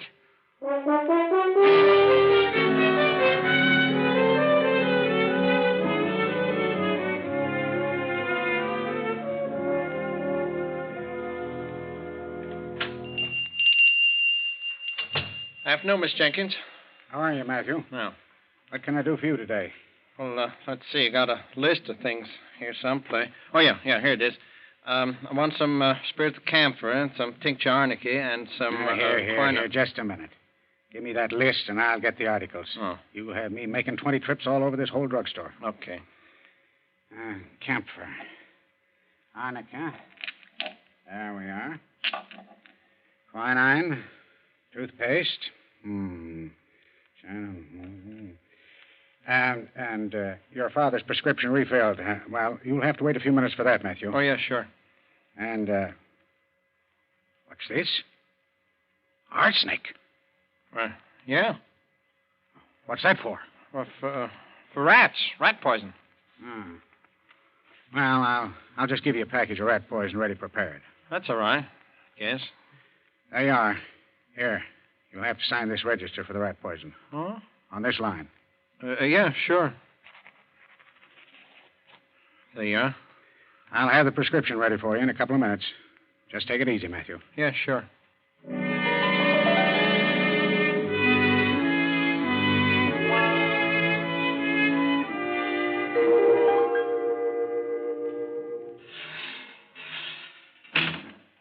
Oh, hello there. Oh, hello, Matthew. I was wondering if you were going to get back in time for dinner. You mean supper? Yes, supper. Why shouldn't I be come back for supper? Well, I don't know. No reason. Where's Henry? Why, he's in the parlor reading. Yeah? What are you staring at? Nothing. I'm not staring. Did you get the things from the store? Yeah, there they are back in the back porch. Dinner will be ready in a minute or so. As soon as I fix this tray for your father. I'll take it up to him when it's ready. All right. In the meantime, I'll go in and have a talk with Henry about that tractor bill. Oh, got back, did you? Yeah, went to a picture show. Swell picture. That's so? Yeah, Sherlock Holmes. Oh? Murder story, I suppose. Yeah. Good show. I had it all figured out, though. Oh, is that so? Can't fool you, huh? No, I was way ahead of him. Here you are, Matthew. Better take it up to your father while it's hot. Sure. Parsnips night, huh? Gee, I like parsnips. I'll be right down.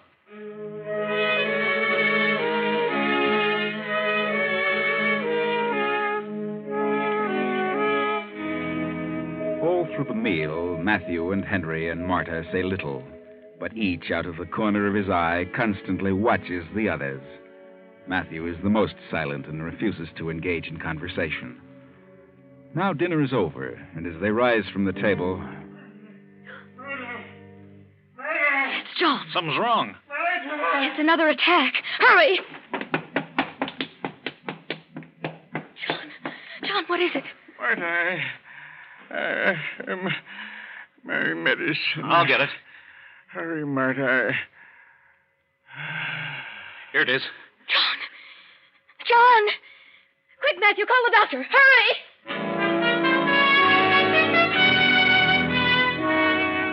Yes, Matthew, call the doctor. But it's too late for the doctor because John is gone. But the doctor comes, pronounces John dead, and leaves. And the next morning, after the body is removed, two men drive up to the farm.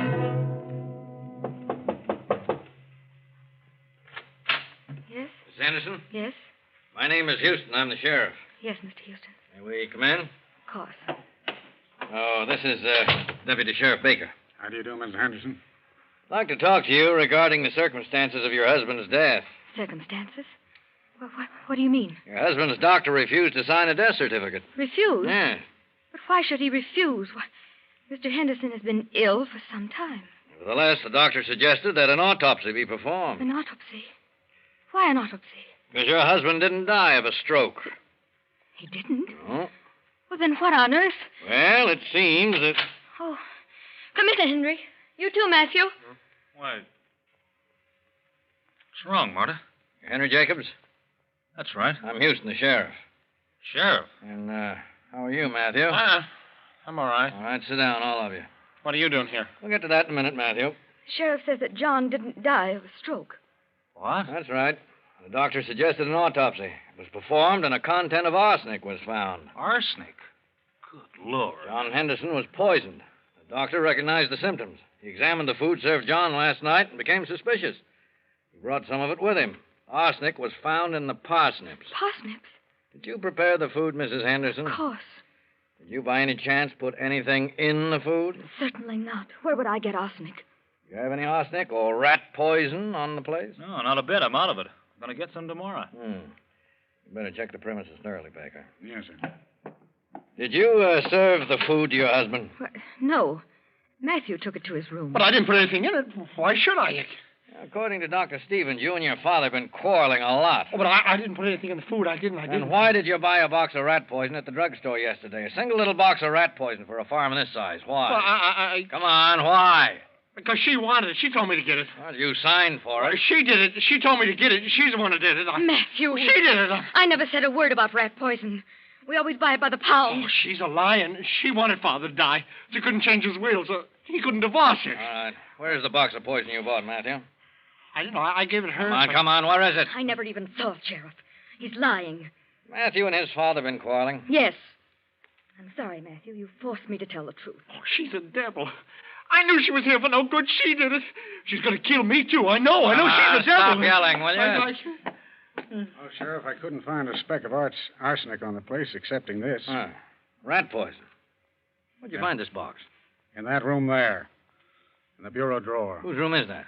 It's Matthew's room. I didn't put it there. She did. She put it there. You did no such thing. Oh, you're all against me. You all want to get rid of me. I know. All right. Come on, Matthew. You're a bit too hot under the collar. We'll take you where you can cool off for a while.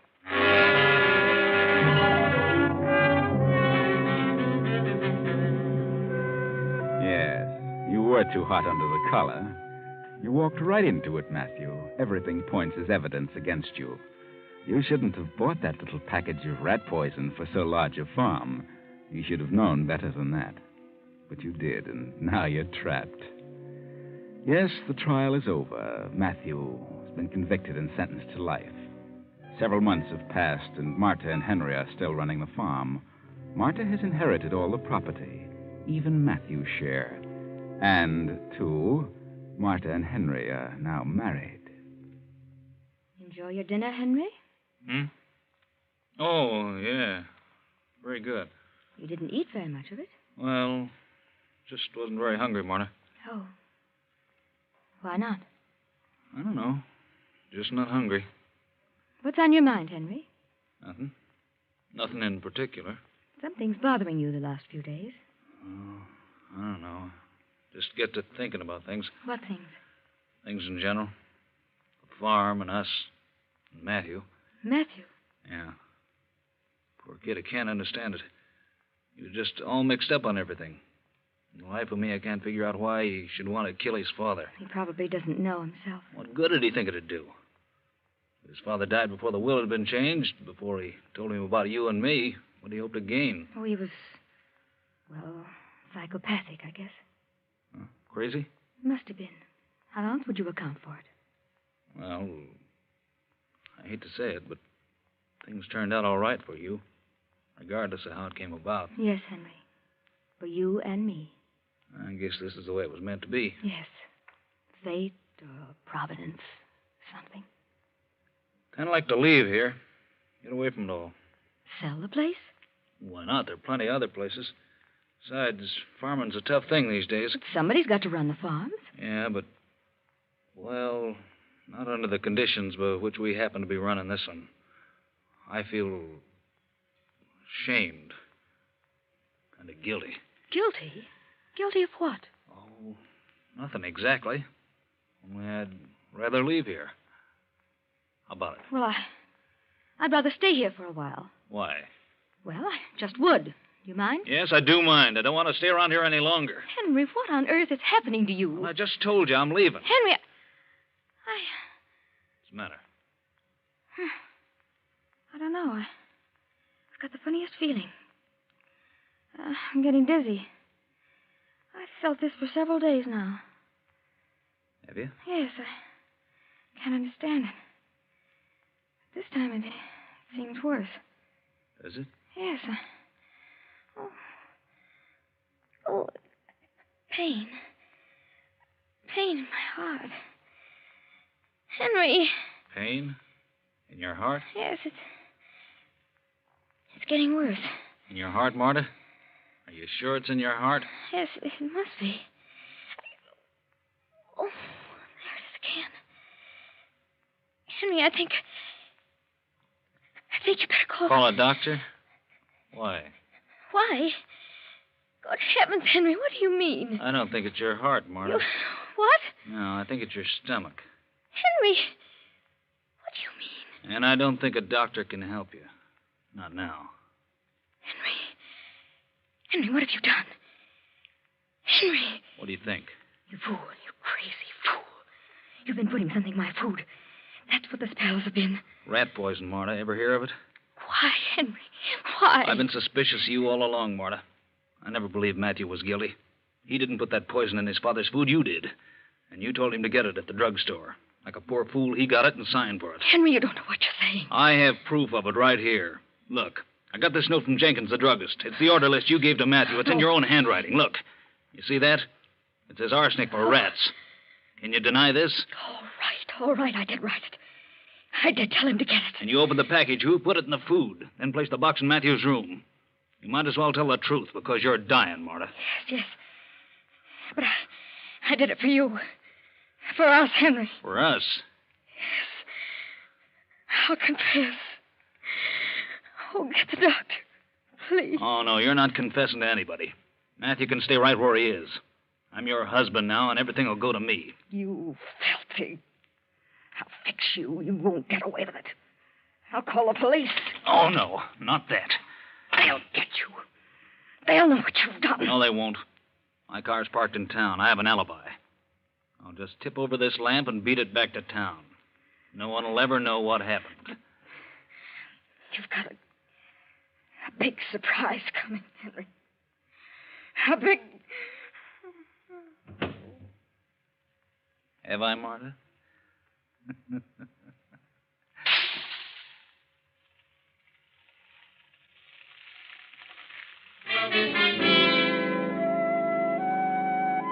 Everything is yours now. Yes, everything. Marta thought she was clever.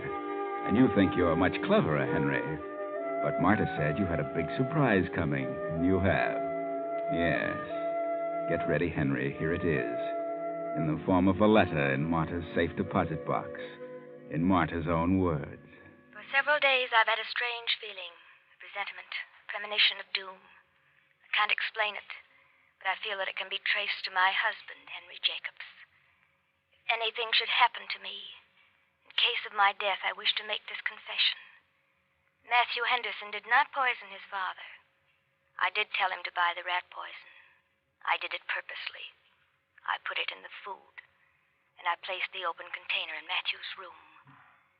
This will vindicate Matthew, restore his freedom, and return to him all the property of his father, which is now held in my name. Marta Henderson. Well, Henry, that is the big surprise. And by reason of the tone of Marta's letter, you still have another one coming. Yes. That will be when they examine Marta's body and find the traces of arsenic. Too bad, Henry. Too bad.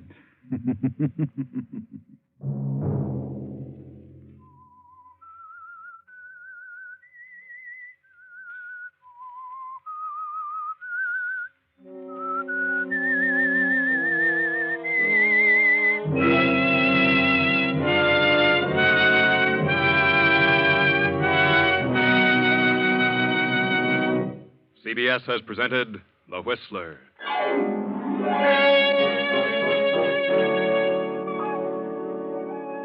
Original music for this production was composed and conducted by Wilbur Hatch.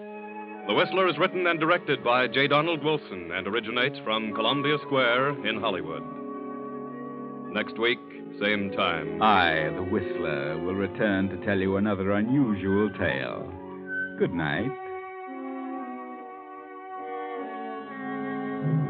This is CBS, the Columbia Broadcasting System.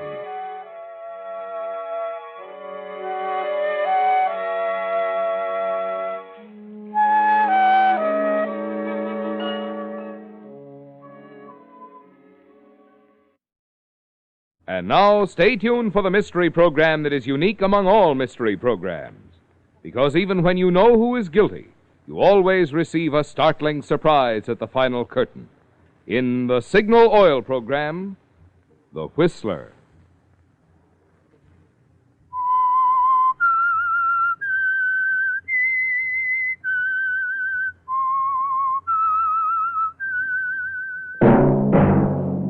Signal, the famous Go Farther gasoline, invite you to sit back and enjoy another strange story by The Whistler.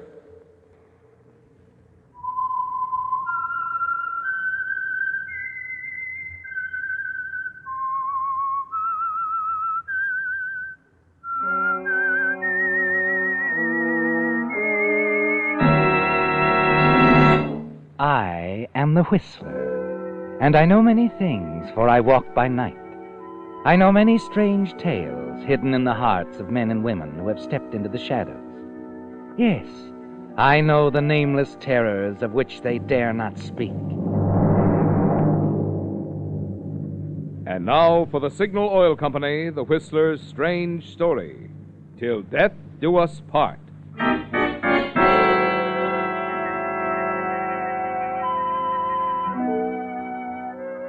Roy Layton's quarters in the cheap boarding house were anything but inviting.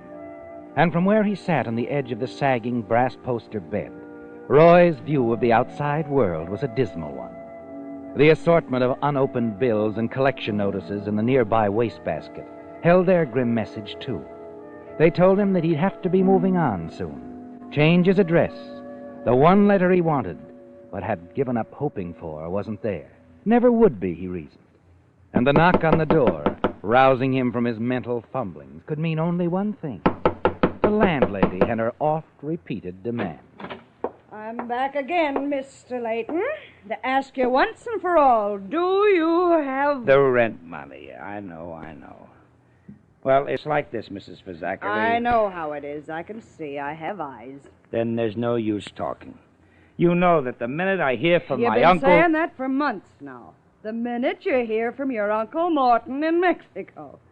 Well, I'm tired of that, too. Tired of hearing of an uncle that, for all I know, might not even exist. Oh, you're so sweet. A real doll. I'm sorry about the rent. Now, if you'll excuse me, I'm going out to get a breath of air. Good night, Mrs. Fazakerly. I'd appreciate it if you'd fix the latch while I'm out. I'll fix the latch.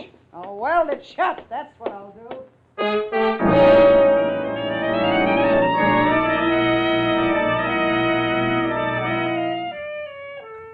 As you leave the house and start walking toward Vermont Avenue, you're pretty sure that this time your landlady means what she says. It's tough, isn't it, Roy? Things never seem to go right for you. You'd like a drink, then decide you'd better skip it. Conserve the few dollars you have left in case your landlady carries out her threat to lock you out. Then you remember Angelo's, a second-rate cocktail lounge a couple of blocks away, where as late as yesterday your credit was still good. But once there, you find things have changed at Angelo's, too. Mac, the bartender, is even slower than usual in coming over to you. Sorry, And kid. when he does... No dice. Huh? What are you talking about, Mac? I didn't even order. Well, I thought I'd save you the trouble. Angelo says no more stuff on the cuff. But, Mac, I haven't run up a bill on him. At least not a big one. Yeah, Angelo knows that, but he wants to keep it that way. I'm sorry, kid. I just work here. I want to keep on working here. In that case, you better get busy and fix my friend a drink. Huh? You don't mind, do you, Roy? Roy? Roy Layton. That is your name, isn't it? Sure. Only how did you know? Oh, I know quite a little about you. Been checking up. What's his name? Oh, Mac? Mac, yes. Mac, you'd better get started before all your ice melts. Pair of scotch and sodas. Oh, sure, lady. Sure. Say, now, wait a minute. Why should a good-looking strange gal... Now, Roy, don't go saying things you don't mean. Besides, I don't have to be a strange gal. Not if you know my name. It's Linda. Linda McKelvey. So? So, don't you think it's kind of pretty?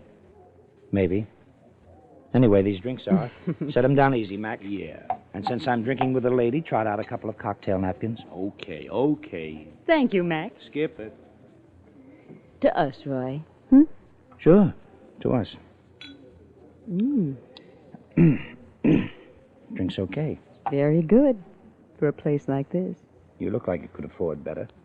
What brought you around? You. Me? Oh, sure. Now, look, lady. Linda. Hey, Linda, look, I'm just sitting here minding my own business. But unable to do any, huh? So that's my business, too. And mine. Roy, I've been checking up on you for quite a while.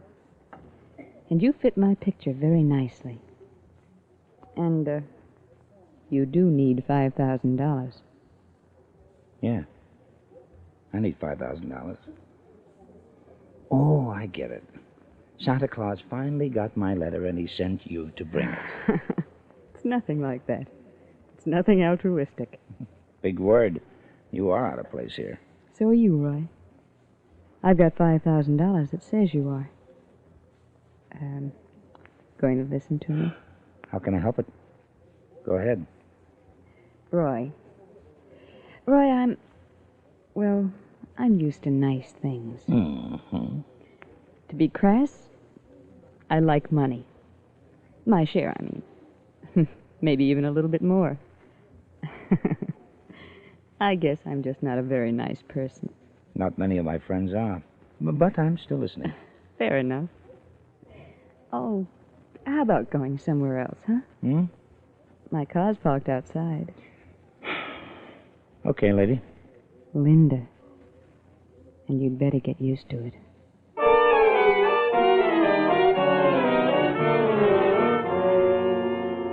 It's as bewildering to you as it was to Mac, isn't it, Roy? This girl, Linda McKelvey, dropping into your life from nowhere, talking in circles and buying rounds of drinks. You wonder when the dream will turn into a nightmare, when she's going to give you the name of the bank she wants held up. But it's nothing like that, is it? And sitting beside her in the car, you finally get the complete picture. It's a little fantastic. You want her to repeat parts of it, and then it's all quite clear. You really mean it? You want me to marry you, and you'll pay me $5,000? Now, is it such a difficult assignment? No, but... But you still can't see why, huh? All right, I'll run through it again. As many times as you want to hear it, Roy. I've got to have a husband. A legal, honest-to-goodness man about the house. And you've got to have him, me, by this certain date you mentioned. Yes, my 25th birthday, 2 months from now. It's all simple enough. My late uncle was eccentric. Narrow-minded, opinionated. And rich. Very rich. According to his will, if I marry on or before my 25th birthday, I inherit over $250,000. And if I don't, everything goes to charity. And you are your favorite charity. I certainly am. But why me, Linda? You could have lots of guys. I don't want lots of guys. Oh, now, wait a minute. You don't know me from Adam. All right, Roy. I'll tell you the truth. I love someone else, but I made the mistake of falling for a married man, and his divorce won't be final for 6 months. That's too late to meet the demands of the inheritance. Oh, that's different. You want to eat your cake and have 250 G's. Well, something like that. Well, Roy? I marry you, we make it look good, and then later we get a quiet divorce. Exactly. You're $5,000 richer, and nobody's the wiser. Once I've got the money, there's nothing anybody can do about it. What do you say, Roy? I say I wish I had a rich uncle.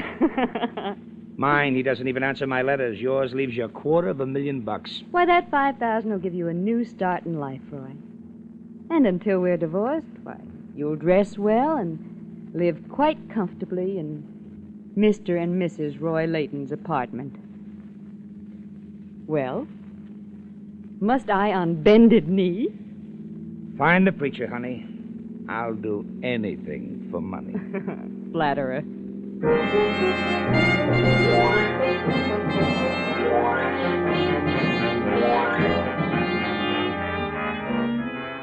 The wedding a few days later isn't what every boy and girl dreams about, is it, Roy? But the hollow words the pair of you speak are just as binding in a legal sense. And you drive off swiftly as Mr. and Mrs. Roy Layton. You even have a sense of elation in the new clothes you're wearing. And returning to Linda's top-floor apartment, 12 floors up in the best part of town, makes it complete. More complete than either of you expected. For as you step from the elevator and she opens the door to let you in... Well. What the devil? No, Linda, dear, don't come in. He must carry you. Carry you across the threshold. Oh, yes. Well, Roy? Oh, of course. Oh, great. That's better, much better. And now we'll all just scoot right along, Mrs. Layton. We just didn't want you two to arrive without any reception at all. Why, that's awfully nice of you, Mr. Knowles and Miss Prentice. Not at all. I enjoyed it. Also romantic. This is Roy, my husband. Nice to meet you. You'll forgive us, won't you, Mrs. Layton? We just wanted you to know your neighbors are happy for you. Why, of course. It was nice of you all to think about it. Well, we'll be running along. Good night. Good night. Good night. And drop in and see us any time, Mr. Knowles. Good night. Wow. How did they get in here? Mr. Knowles manages the apartment. Oh. Well, incidentally, it's some layout. As I told you, I like nice things, Roy. Yeah. You know that Miss Prentice? We'll have to watch her. She's the inquisitive type. Hmm? But wait. She can help us in a way. Her balcony adjoins this one. It won't hurt a bit to let her see us out there once in a while looking over the city. My arms around you, a few fervent kisses. That the idea? Just for Miss Prentice, yes. Well, anyway, this beats stevedoring in Frisco, working in the Oklahoma oil fields, digging around Mexico when Uncle Mort was wildcatting. Well, make yourself to home, Mr. Layton. Okay, Mrs. Layton, I'll do just that.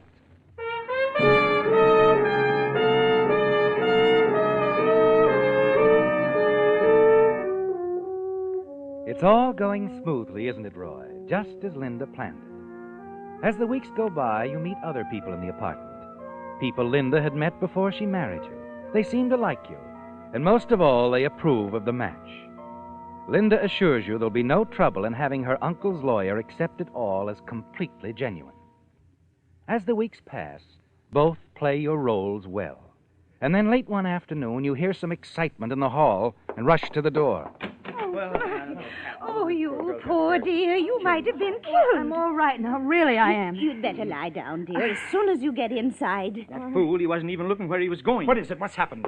I'm all right now, Roy. It was nothing at all. She was backing out of the garage. Another car hit her.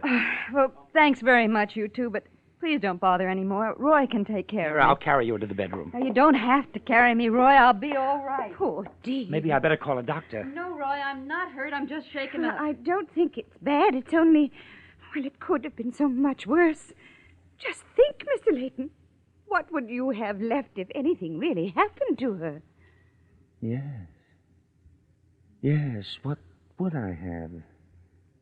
Well, it's a terrible thought, Miss Prentice. Terrible.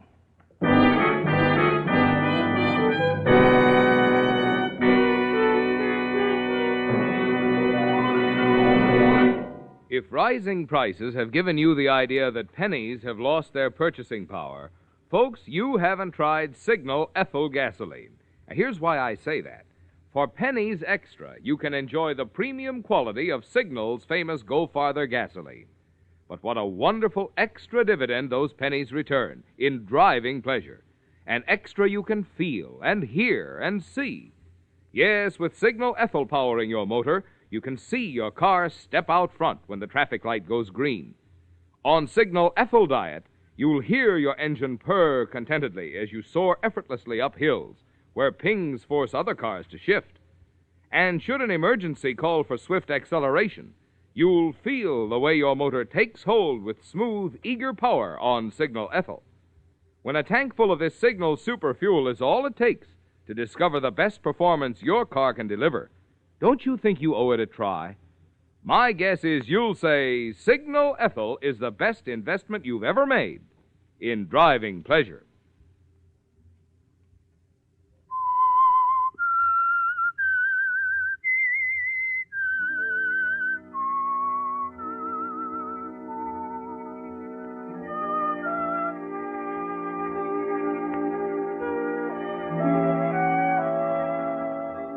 Miss Prentice's question planted an interesting thought in your mind when she asked you what you'd have left if anything happened to Linda, didn't it, Roy? In the days that follow Linda's near accident, you often ask yourself the same question. What would you have if anything fatal happened to Linda? And the answer is very attractive, isn't it, Roy? You'd have $250,000. As Linda's husband, you'd inherit her money. But there's an easier way than murder, isn't there, Roy? A safer way. If you can make Linda fall in love with you, you'll be able to share her money. It's worth a try. You plan your campaign very carefully. Carry it out with all the charm at your command. Then one evening, while the two of you are out dancing, you suggest a breath of air and lead Linda from the dance floor to the beautiful terrace outside. May I have a cigarette, Roy? Why, sure. Here you are. Thanks. Thanks again. Oh, isn't it a beautiful night? I just love it out here. Linda. Yes? Linda, I've been thinking about us. This little act we're putting on. You've been doing splendidly, darling. Uh-huh. Yes, the happy, devoted husband, head over heels in love with his pretty bride. Yes. Only now, Linda. Now it's no longer an act. What? What do you mean? Isn't it quite obvious? You're in love with me? Oh, so much in love with you, Linda. No, wait, that Roy. I know. It wasn't in the bargain to fall in love, but I have fallen in love, Linda. I couldn't help it. Roy. Oh, now, look, I'm really not such a bad guy. I'm a good dancer. I wear my clothes well, in perfect health. Oh, I do have a few faults, it's true, Roy, I'm not in love with you. But you could be, darling. No, Roy, please don't. Oh, Linda, darling. Let me go, Roy, please. I shouldn't have kissed you, I know that, but Look, Linda... We made a bargain. Now let's keep it that way. Oh, but Linda, please. I mean it, Roy.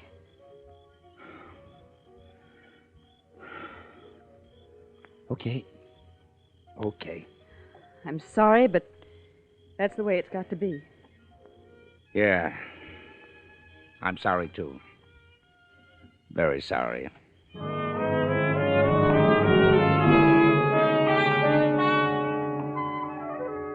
She means it, doesn't she, Roy? And you're certain there's nothing you can do to make her change her mind about the divorce. There isn't time. Linda has told you the money from her inheritance is already deposited to her credit at her bank. And in a week or so, the two of you will be on your way to Reno and that quiet divorce. No, there isn't time to make her fall in love with you, Roy. But you decide there is time for something else. Next day, Linda leaves before luncheon to spend the afternoon at her lawyer's office, finishing up her affairs. Long after she's gone, you pace the floor of the apartment, searching your mind for a plan, a way to kill Linda, make it appear to be an accident. Early that afternoon, you're in the bedroom looking around when... Hello? Roy? Yes? This is Amelia Fleming. Oh, Mrs. Fleming, how are you? I'm splendid, thank you. Is Linda home? Why, no, she isn't. I don't expect her back until after 5 or so. I see. Well, it was nothing important, really. Well, I'm sure she'll be back around 5. Why don't you call her then? You better have her call me. I'd probably call while she was in the bathtub. Oh, but don't you worry about that. Linda generally takes the phone right... Yes? Roy? Oh, yes, Mrs. Fleming. I'll tell Linda you called and have her phone you. Oh, that's fine. Bye. You stand there for a moment, staring at the telephone in your hand. Then slowly you replace the receiver, walk back into the living room. A plan has suddenly emerged, hasn't it, Roy? A telephone, a loose wire, and a bathtub full of water. You've read of it happening, and you're sure there's no reason why it can't work. And by the time Linda returns shortly after 5, you've arranged everything. You wait until you hear the bath water running. Then you call out to her in the bedroom. Linda? Yes? I'm going out for a few minutes. Fresh out of cigarettes. Can I get you anything? Not a thing, Roy. I'll be back soon. No hurry. I'm going to soak in the tub for a while.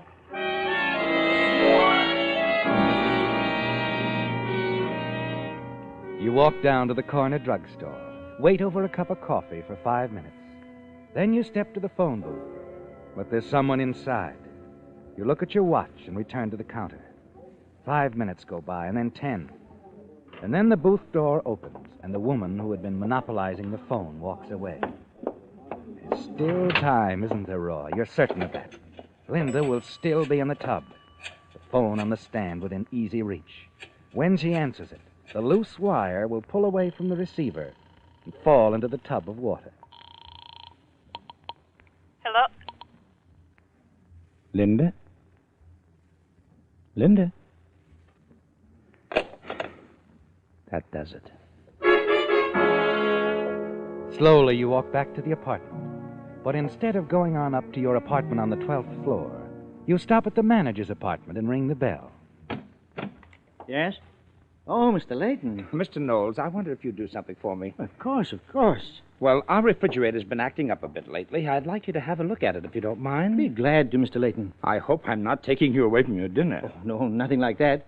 Come on, let's go up and have a look at it, eh?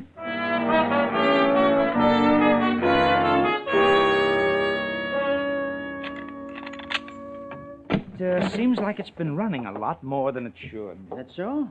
Well, we just see what's wrong. Yes, come in. Linda! Linda, you home, darling? Oh, that's funny. She should be around. Linda! Yes, Roy? Linda!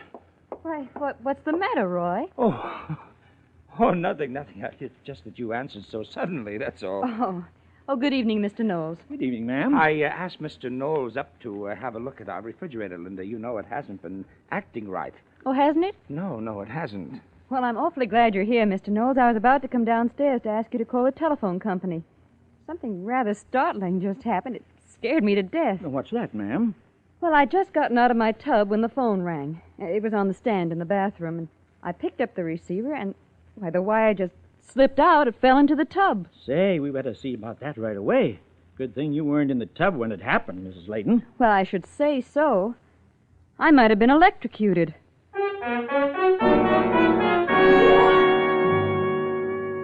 It didn't work, did it, Roy? And Linda is still very much alive. Somehow you managed to cover your disappointment, act properly concerned over the near tragedy. You've got to find another way now, and there isn't much time left. It's after dinner that the idea comes to you. Perfect, isn't it, Roy? And this time you'll make certain. While Linda is busy in the kitchen, you slip out onto the balcony, take a wrench, and loosen the bolts on the handrail. If Linda leans against the rail, your problem is solved. If not a light push, just the slightest jar will accomplish your purpose. And Linda's money will belong to you. At the sound behind you, you drop the wrench into the flower box and straighten up. What are you doing, Roy? Oh, nothing. Just looking for my cufflink. I must have dropped it here somewhere. Oh, Roy, I meant to tell you. While I was downtown today, I made plane reservations for tomorrow. We'll be leaving in the afternoon, 4 o'clock. Oh, I see. So this is our last evening here. I'm afraid so. Well, I'm going to miss all this, Linda. You won't change your mind, I suppose? I mean, about us? No, Roy. I won't change my mind. All right. Well, say, how about a drink out here on the balcony, huh?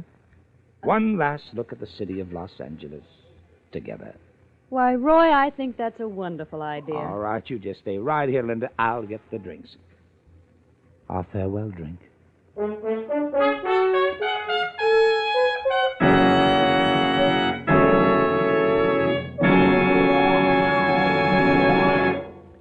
There's only one accurate way to compare the cost of automobile batteries. Compare the cost per month. That is, the price of the battery divided by the number of months for which the battery is guaranteed. Measured by that yardstick, one of today's lowest cost batteries is the Extra Long Life Signal Deluxe battery, guaranteed a full 30 months on a service basis. Think of it, that's 2.5 years.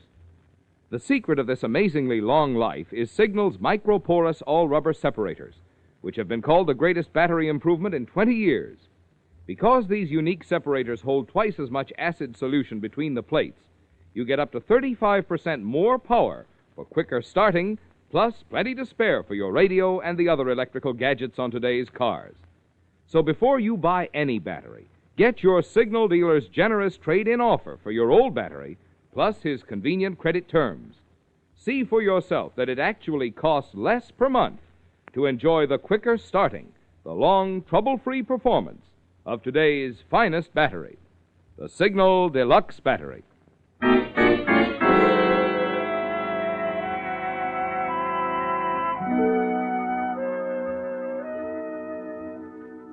There's little question of the suspect's guilt.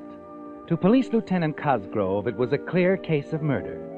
The victim had been deliberately pushed off the 12th-story balcony. Lieutenant Cosgrove knew that, and before long he'd know the motive, too. As he paced slowly back and forth in the small room at police headquarters, he felt certain that a full confession was close at hand. Finally, he stopped pacing, sat down in a chair facing the suspect, who was sitting rigid and tense, trying to avoid the lieutenant's gaze. Look, you might as well break down and tell us what this is all about. You know, Miss Prentice, who lives in the apartment next to yours, saw you push your victim off the balcony. All right. All right. Why, Mrs. Layton? Why did you do it? It's a long story. All right, take your time. Well, perhaps it isn't such a long story at that. You see, I was born in Los Angeles. Lived here until a few years ago when I took a job in Mexico. And up to 6 months ago, I was secretary to a man there named Morton Layton. Layton? Any relation to the deceased? Yes. Yes, he was Roy's uncle. He died about 6 months ago. Before that, he'd been trying to find Roy. Roy wrote him several letters before he died, but Morton Layton never knew about them. I destroyed them. Why? Because I didn't want them to get together. And then when old man Layton died, I came back to Los Angeles, where I knew I'd find Roy and marry him. And murdered him because you thought... Roy never knew it. He never knew that he was a missing heir. You see, his uncle struck it rich in Mexico. He left him $250,000. I was trying to get that money for myself. As Roy's widow.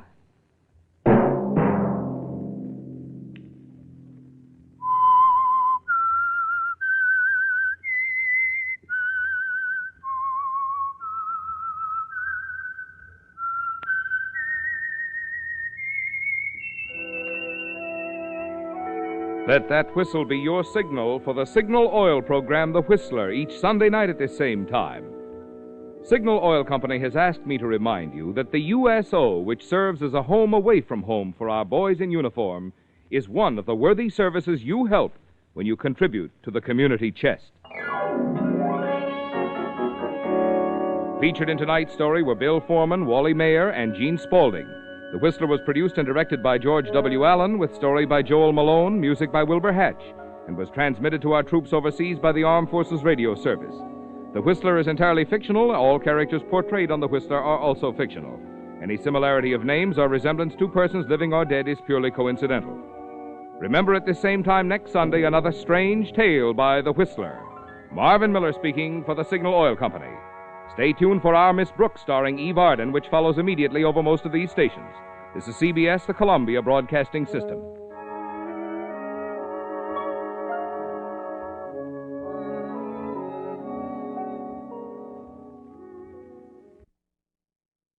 And now, stay tuned for the program that has rated tops in popularity for a longer period of time than any other West Coast program in radio history. The Signal Oil program, The Whistler.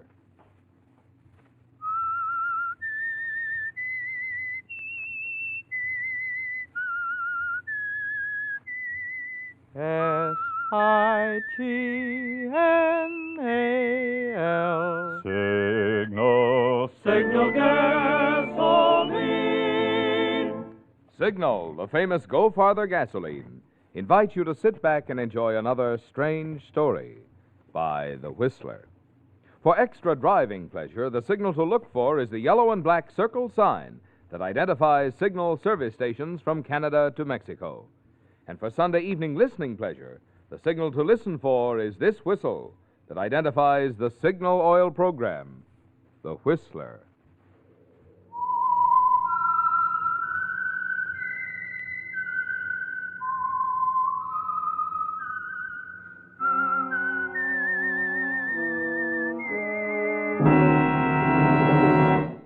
I am the Whistler, and I know many things, for I walk by night. I know many strange tales hidden in the hearts of men and women who have stepped into the shadows. Yes, I know the nameless terrors of which they dare not speak. And now, for the Signal Oil Company, the Whistler's strange story. Strange Meeting.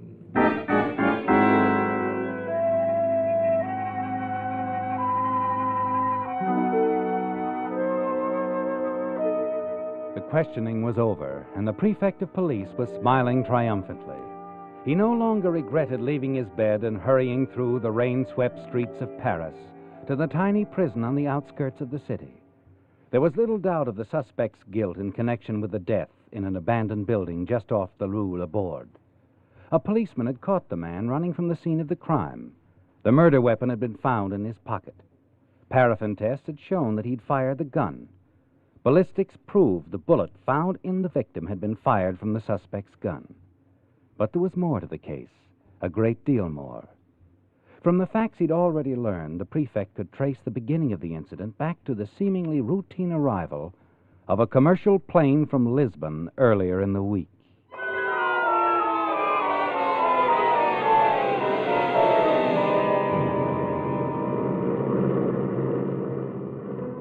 The plane was late as it circled the field, so was the hour.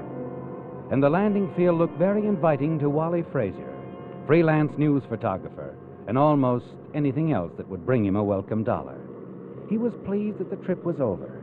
Paris meant rest and relaxation to him. There was another reason, too, a very attractive reason, seated just across the aisle.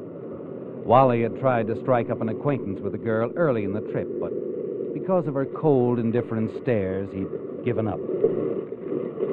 As the plane landed and taxied to a stop at the unloading ramp, he received a startling surprise. He was picking up his camera when she hesitated at the door of the plane, turned and grabbed him. Oh, darling, I'm sorry. It's goodbye. What? But... Until we meet again. Excuse me. Let me through. Hey, wait a minute. What? Hey, did you see that, mister? All the way from Lisbon, the dame won't let out a peep, and then she rushes up and kisses me. It is the effect of the city, monsieur. Paris, the gay, the exciting. Yeah. Why do I ever leave? Excuse me, monsieur. Excuse me, I gotta go after her.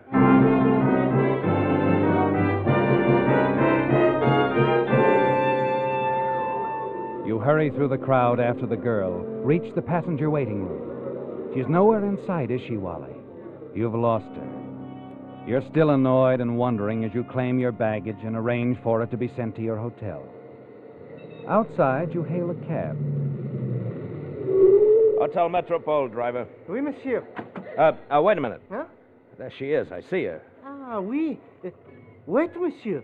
What is wrong? What? Why, the young lady, her companions, they are the police. Police? Oui. And they're taking her in the car. You wish to follow your friend, monsieur? Or is it still the hotel? It's the hotel. Oui. I'm tired. I've been in enough trouble the past few weeks. Oui, monsieur. Come on, don't you think I mean it? I said the hotel. Oui, monsieur. You know best.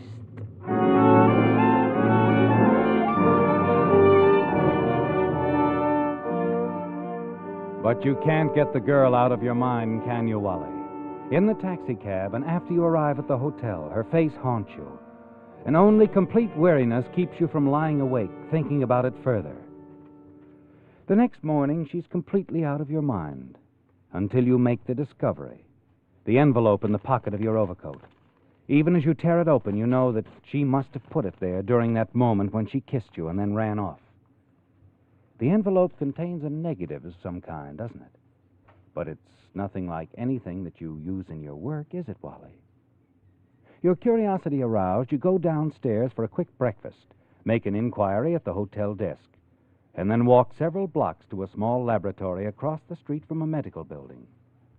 A weary, seemingly disinterested lab attendant gives you the answer. An X-ray film, monsieur. That is what this is. Just ordinary X-ray? That is right. Here, I will see what it is. Put it on the light frame. A skull. A man's head. This man has some sort of a plate in his head, you see? Would that be his name there in the corner? No. That is the name of the doctor who made the X-ray.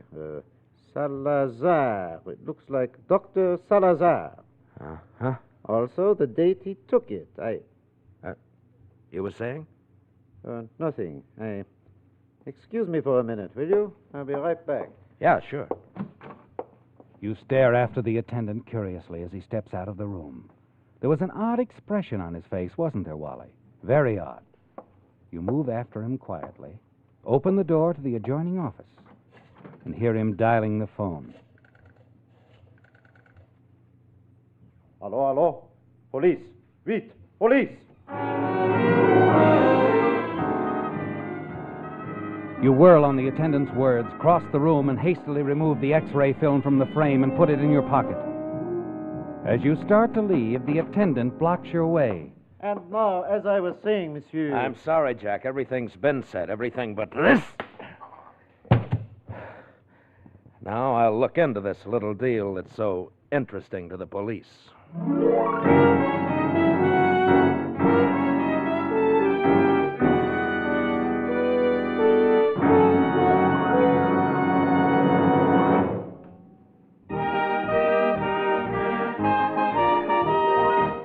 Tonight's $20 Signal gasoline book goes to Margaret Lynn Clare of Oakland, California, for this limerick.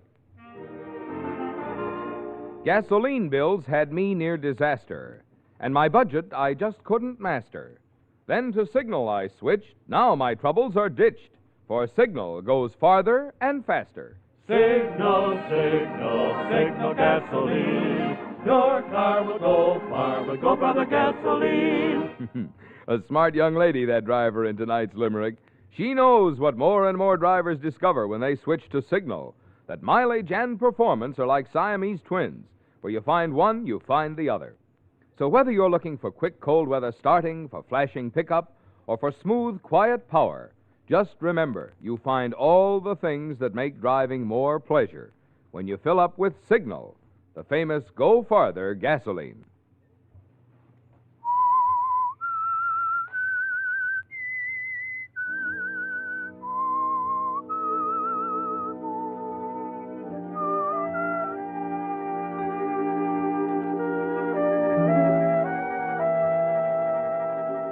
It's interesting to you, too, isn't it, Wally? This strange matter of the X-ray film, so interesting to the Paris police. It began when you stepped off the plane from Lisbon. You know that it's somehow connected with a mysterious girl who kissed you and then hurried away to try and lose herself in the crowd at the airport. You're sure that she planted the X-ray film in your pocket, but you don't know why or what it means. It's enough to send the lab attendant scurrying to his telephone and then trying to prevent you from leaving his office. You don't like it. And back in your hotel, there's something more that you don't like. The appearance of your room. It's been ransacked from floor to ceiling, and everything is a shambles. You stare around you, wondering, and then hear someone go past in the hall outside. By the time you can open the door and look out, she's reached the end of the hall. But it's the same girl, isn't it, Wally? The same girl who kissed you on the plane. You're sure she didn't see you, so you race down the lobby in time to see her leave the hotel and enter another one directly across the street. There, she puts through a call on one of the room phones in the lobby. Unnoticed, you stand close by, hide behind a newspaper, and listen. Room 812, please. Yes, thank you. Hello? Hello, Mr. Sidney. This is Marta Varney. I just arrived. What? Oh, then you read about it. Yes, that end of it is closed. Dr. Salazar won't interfere with us.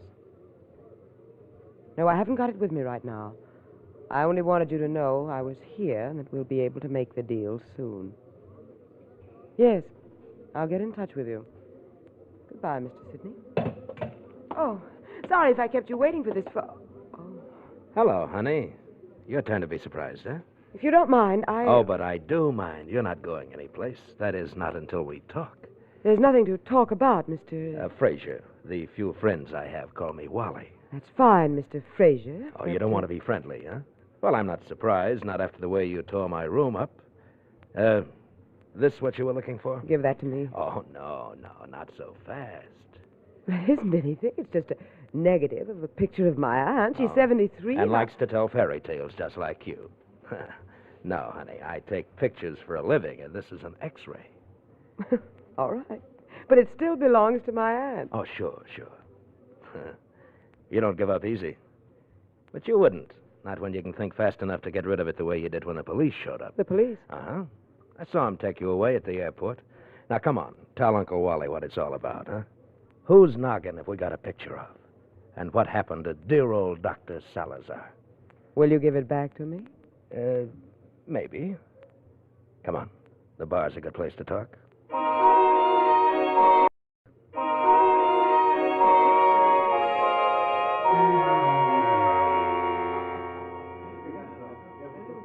But I've already told you, Mr. Fraser. The X-ray film was given to me. I was instructed to bring it here to Paris. But it's very important to you and the police. Or you wouldn't have slipped it into my pocket when you saw the cops.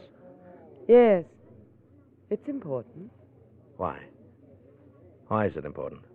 Because... Well, you're a stranger here, so I might as well tell you the truth. Good. It proves that a man named Dugain is still alive. Dugain? Yes. France's former public enemy, number one. An international swindler, gangster, a murderer. He was believed to have died in an explosion some years ago. And just how does an X-ray prove he's alive? The silver plate in his skull? Yes, the design is so unusual. It's as if the surgeon who performed the operation had placed his signature on it. No other one like it, huh? Nowhere in the world. The case was written up in medical journals many times. There were photographs of the Dugain X-ray. I checked Dr. Salazar's X-ray against them very carefully. There's no mistaking it. Okay. And now that you've stopped telling fairy tales, how did you get hold of the X-ray? There was an automobile accident in Lisbon 3 weeks ago. A man, unconscious, was taken into a Dr. Salazar's office. I was the doctor's assistant. And he took the X-ray, only Dugain didn't know about it. He knows now. Ah, I see. A shakedown. He pays off, or the X-ray goes to the cops. That's neat. That's very neat. That X-ray ought to be worth a lot of dough. That's right. How much is Dugain good for? My contact with Mr. Dugain says Dugain is a very wealthy, respected citizen now. Uh-huh.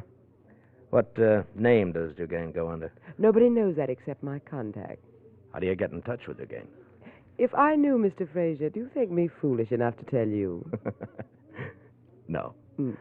But maybe your partner could. Partner? Your contact, Mr. Sidney. Mr. Sidney? Yeah, I overheard you talking to Mr. Sidney on the phone just now. Oh, I see. Look, sweetheart, we got a good deal here, except for one thing. How do we get to this guy, Dugain? You think you could persuade Mr. Sidney to give you that information? What do you have in mind, Mr. Fraser? What's your deal with Sidney? A percentage. How'd you like to split 50-50? We could cut out Mr. S., set up a partnership of our own, the two of us. That would be dangerous. Our partnership? No. Eliminating Mr. Sidney. Oh, we could try. Yes, we could. Well, how about it? I don't know. Think it over, Marta. In the meantime, I'll just hold on to the film, huh? You can give me your answer tonight at dinner. Oh? Yeah, I'm sure there's a quiet little place just around the corner. Candlelight, good wines, excellent food. There always is in Paris. All right. Oh, and another thing. Mm-hmm. How do you know Dr. Salazar won't remember those medical magazine articles about Dugain and the plate in his skull? Dr. Salazar is dead. Oh. An accident? Yes.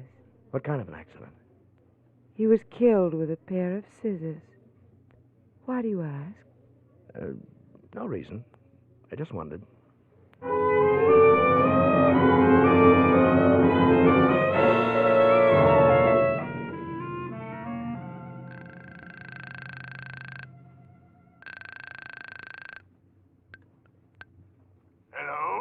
Sidney, this is your new partner. Partner?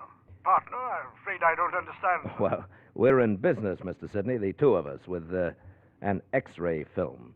Do you think Mr. Dugain will be interested? Oh, I see. I see. Yes, I dare say he will be. Definitely, sir. Good. Then let's talk. I'm calling from the lobby now. I think we could talk better in your room. Yes, indeed, sir. Come right up.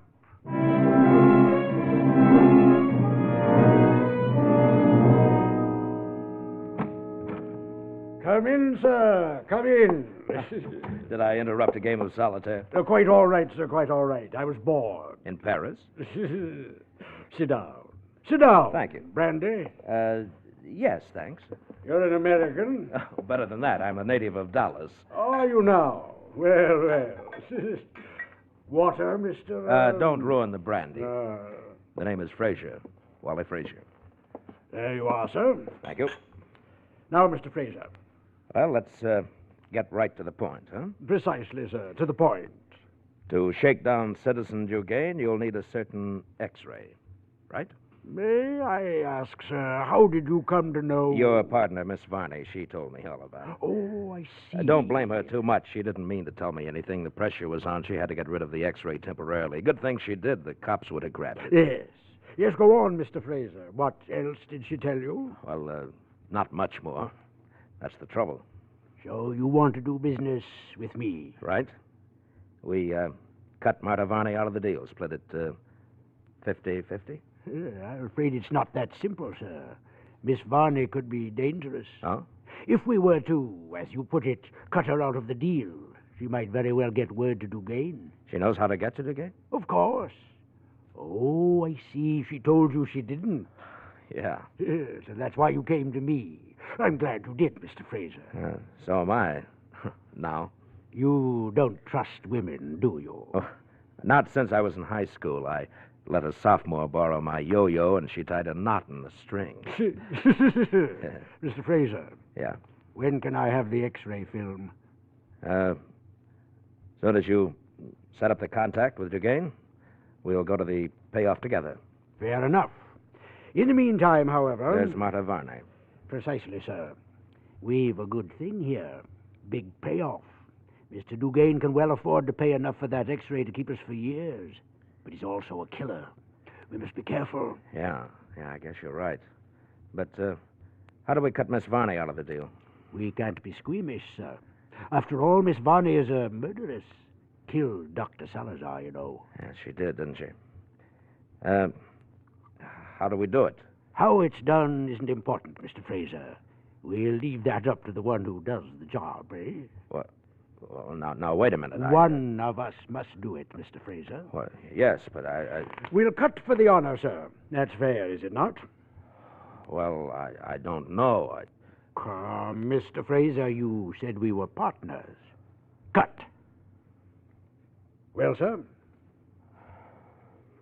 Okay. Queen. 7 of diamonds. Well, it's up to me, sir.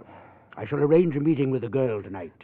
Miss Varney and I are going to dinner together. Excellent. Where? Julian. Good. After dinner, you will take a stroll along the Rue de Celestin toward the river. The street becomes narrow, dark, a block beyond the Carousel. I will be there. Okay. A block beyond the merry-go-round. But, Mr. Sidney, don't try pulling a fast one. If anything happens to me, you'll never get that X-ray. I won't have it with me. Naturally not, Mr. Fraser. I'm sure you're much too careful.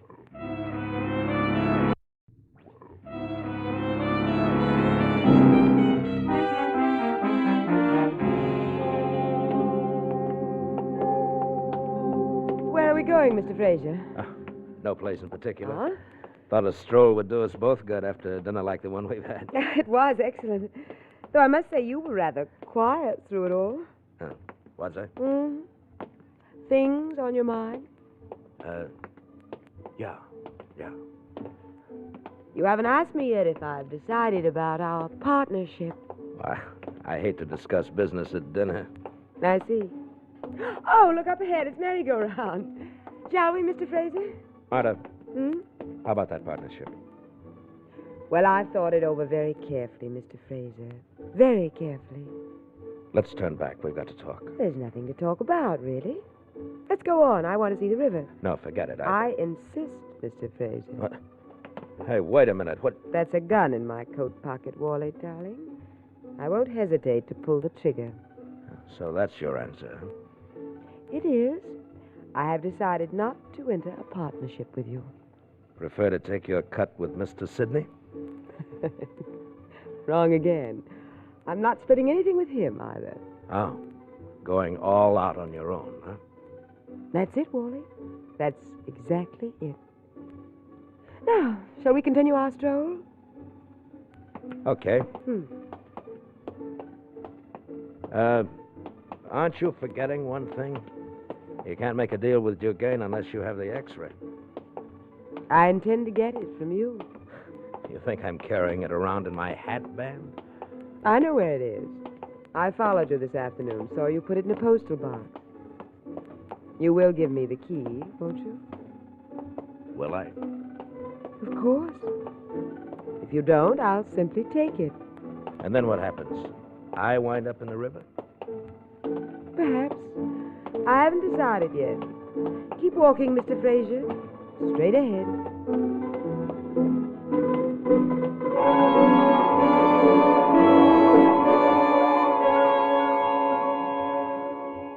It's ironic, isn't it, Wally? At the point of a gun, Marta forces you to walk a block beyond the carousel, straight into the trap you and Mr. Sidney had planned for her. Suddenly, Mr. Sidney steps out of the darkness. There's the flash of the knife, and Marta Varney lies dead at your feet. You stare down at her and then feel a tugging at your sleeve. You turn and hurry away with Mr. Sidney. And then later, in a small bar, he explains the next move. I have already made the arrangements, sir. We will meet Monsieur Dugain's courier in half an hour just off the Rue Laborde. The Rue Laborde, huh? Okay. You sure he's got it straight? He has, sir. When we meet, you are to give him the key to the postal box where the X-ray is. Yeah. In return, he will hand over the money. Right. I sort of like that arrangement, don't you, Mr. Sidney? The cautious approach. All-around protection, huh? Quite right, sir. Shall we drink up?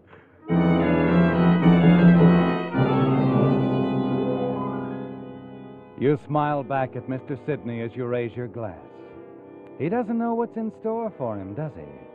Once you have completed the transaction with Dugain's courier and gotten the money, you know that you can take care of Sidney and have all the money for yourself. You find you're not the least bit sorry about having to kill him.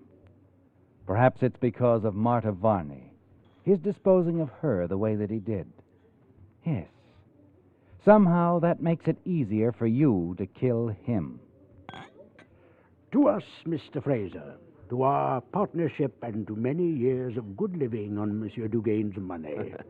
To us, Mr. Sidney, and to Monsieur Dugain. And now, how about keeping our appointment with Dugain's courier, huh?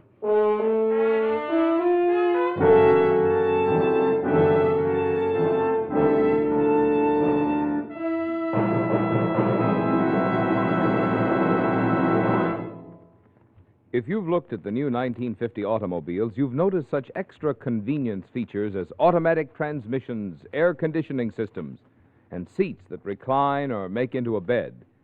It's the trend of really modern products to serve you in additional ways beyond what is primarily expected of them. Just as Signal Premium Compounded Motor Oil now does so much more than just lubricate. Of course, Signal Premium has 100% pure paraffin base, the finest oil money can buy. But in addition, Signal Premium contains scientific compounds that do extra jobs inside your motor.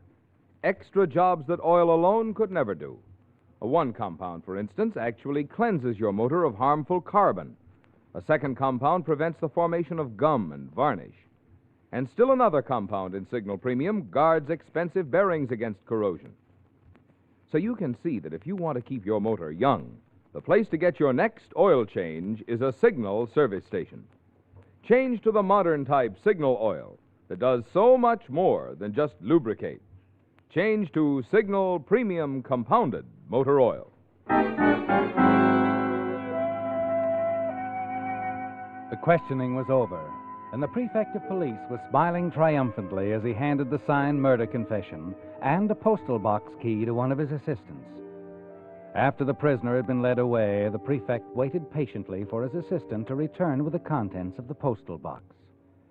Then, upon his return, the prefect examined the X-ray and smiled with satisfaction. He then pulled his coat about him and stepped out into the rainy streets of Paris and hurried back to his house. And there, standing before the fireplace, his hands clasped behind his back, he unfolded the story to his wife as she prepared his morning coffee. Finally, the narrative over, he sat down at the table. Just think, Hortense. 3 killings over an X-ray. Blackmail. When will these fools learn? When? But, René, how was it the killer confessed so quickly? It was his only hope for leniency. After all, we caught him running from the scene of the crime. Oh. Ballistics proved his gun fired the shot. His only hope of avoiding the guillotine was to cooperate with the police. Then this American, this Monsieur Fraser... Never found out the truth. Ah. Monsieur Sidney killed him before Fraser had a chance to learn that Monsieur Sidney and Dugain are one, the same person. The X-ray film found in the postal box proves it beyond any doubt.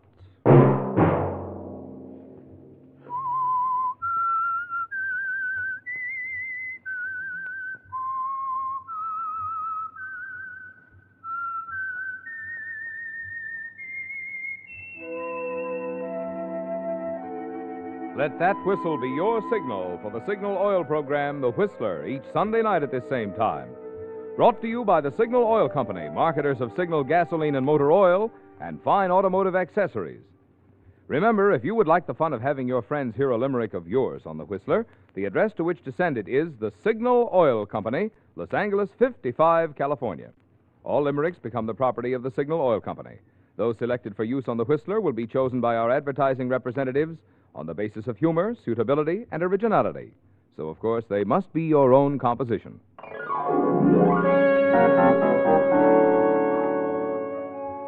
Featured in tonight's story were Bill Foreman, William Conrad, Betty Lou Gerson, and John Hoyt. The Whistler was produced and directed by George W. Allen, with story by Joel Malone, music by Wilbur Hatch, and was transmitted to our troops overseas by the Armed Forces Radio Service. The Whistler is entirely fictional, and all characters portrayed on The Whistler are also fictional. Any similarity of names or resemblance to persons, living or dead, is purely coincidental. Remember at the same time next Sunday, another strange tale by The Whistler.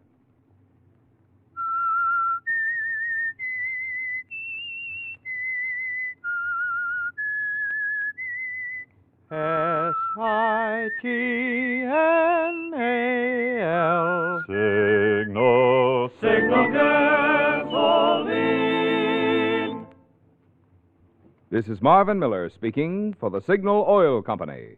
This is CBS, the Columbia Broadcasting System.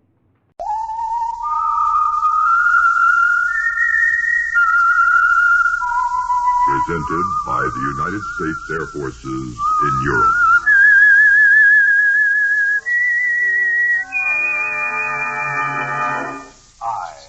I'm the Whistler, and I know many things, for I walk by night.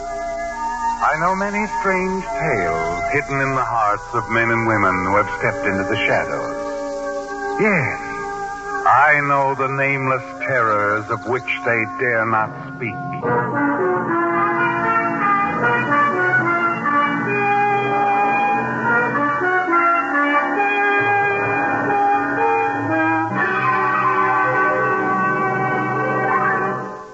And now, the Whistler's strange story. Death claims. The cantina in Panama City was crowded, laugh-filled. And the 2 men in the corner booth were contributing their share to both the laughter and the conversation. They were an interesting pair. The older, stouter man looking very much like a retired business executive on a spree. The younger, leaner one easily attracting the eyes of the few female patrons in the establishment. His name was Vic Adams. And at the moment, he owned little else in the world but his name. His companion, however, gave the impression of a man used to having money and equally used to spending it. He's a source of wonder to you, isn't he, Vic? This kidding, plump little gent, and has been for the past week. He turns away every subtle effort on your part to learn the source of his money. Curly, another pair here. No, really, I had enough, Harvey. I could use a little fresh air. Fresh air. You kill me, boy, fresh air. When there's so many good drinks in the world and so many wonderful places like... What's the matter? Harvey, what is it? What's wrong? I wonder, is there a back way out of here, Vic? Oh, sure, there must be, but Let's Harvey, go. what's your... Yeah, but... Senora, senor. Look out. Oh, the senor, your drinks are breaking the Here, keep the change. Drink 'em yourself. Let's go, Vic. Yeah, right with you, Harvey. He spotted us. He's following us. Oh, I don't see Come anybody. on, Vic.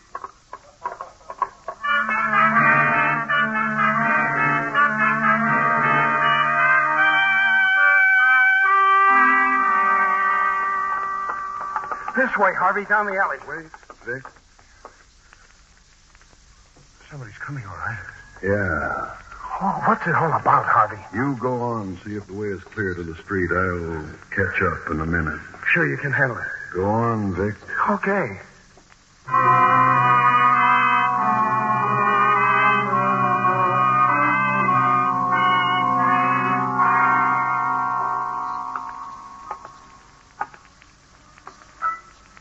Harvey. Vic! Harvey, you all right? I told you to wait. Why did you come back here? I got worried about you, Harvey. I wanted to... Harvey. Who is he? What did you do to him? Who is he? I don't know. What did I do to him? I killed him, Vic. Hey, Harvey, why? Let's get out of here, my boy. You look like you can use a drink now. Me? I can always use one. Come on, Vic. I'll tell you all about it.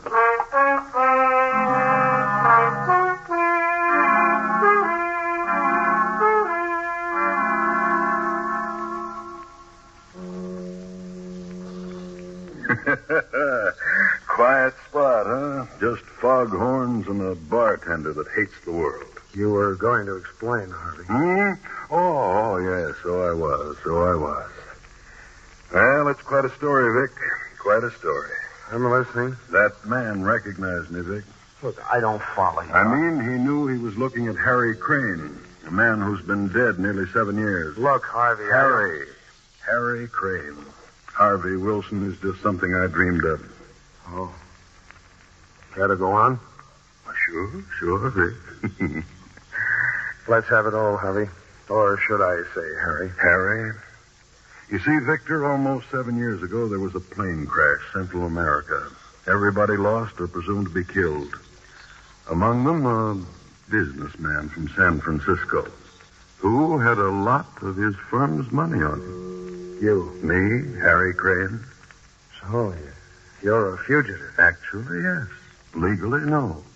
You see, another employee had been dipping into the till rather lightly and had absconded. That's why this businessman, who was presumed to be killed in the plane crash, decided to dip in rather heavily. You mean no one even connected you with the embezzlement? No one. So, while I decided it was wise to stay away from the States, I'm not what is legally known as a fugitive from justice. I guess you don't find me so amusing now, eh, Victor? Well, live and let live, I always say. Good. You keep on saying, my boy, and you'll be all right. You see, old Harry knows where there's plenty more. More? Money, my boy, money. You see, unbelievable as it may appear, your friend Harry is, at the moment, financially embarrassed. What? After the way you've been spending this past week, I still have a little, my boy, a small nest egg of a few thousand. However, as you know, I like to live well, spend well. So? So we must invest in a pair of steamer tickets to San Francisco. And we must arrive before October 5th. October 5th? That is the day my dear wife will be the recipient of over $100,000. Your wife will Yes, dear, sweet Nora, my grieving, impatient widow. I'm beginning to understand. Mm-hmm.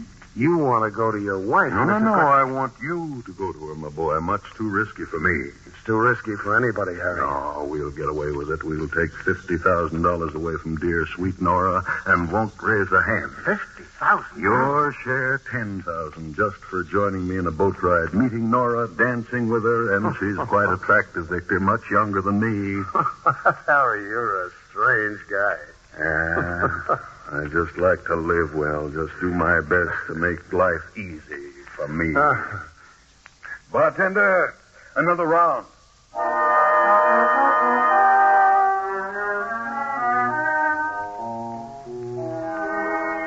A few days later, the two of you are on a freighter bound for San Francisco. On an evening only 1 week later, with Harvey waiting for you in a small Oakland hotel, you stand in the corridor of a fashionable San Francisco apartment house and press the buzzer of a door marked Nora Crane.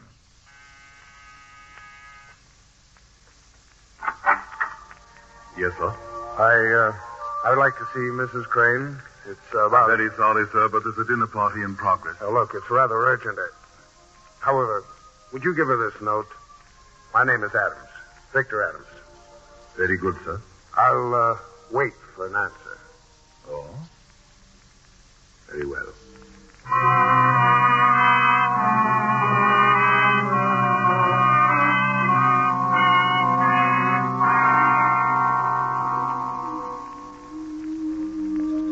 Mr. Adams, That's right.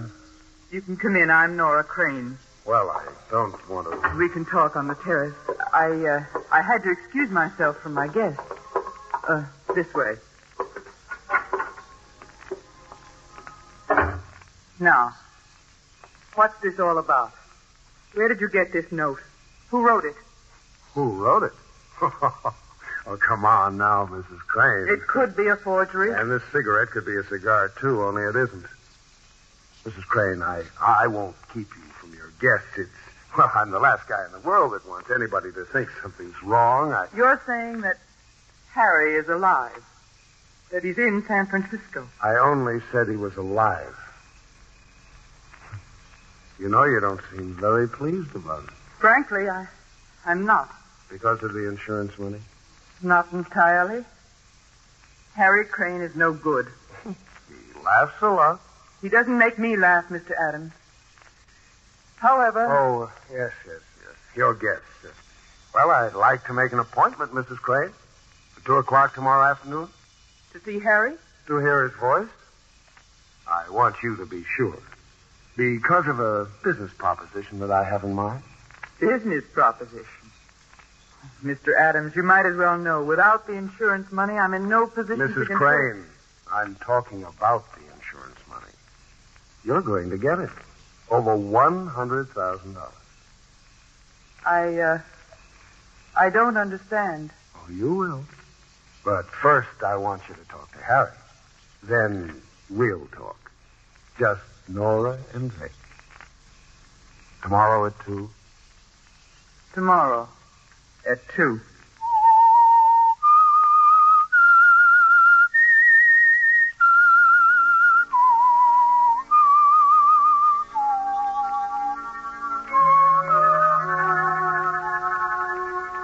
It had been a terrible shock for the attractive Nora Crane, hadn't it, Vic?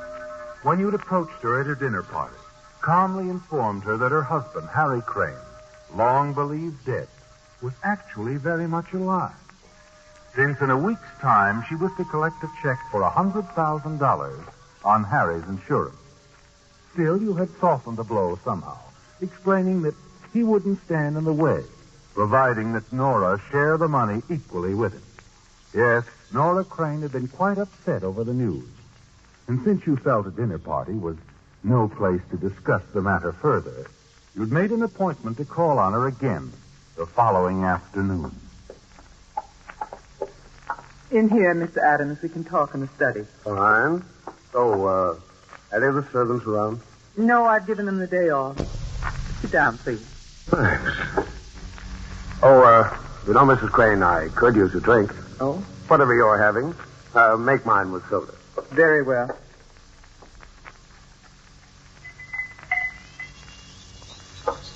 Your drink. Thanks. Now, Mr. Adams, Shall we get to the point? Sure. You've had time to think over our little business proposition? Yes, and I can hardly afford to turn it down, can I? Of course, I'll have to have proof that Harry is still alive. Oh, you'll get proof. You'll take me to him? That won't be necessary. What if I should insist? And what if he's still in Central America? Oh, there are planes. Is he in Central America? He might be. Oh, why all the mystery? Just playing it safe, that's all.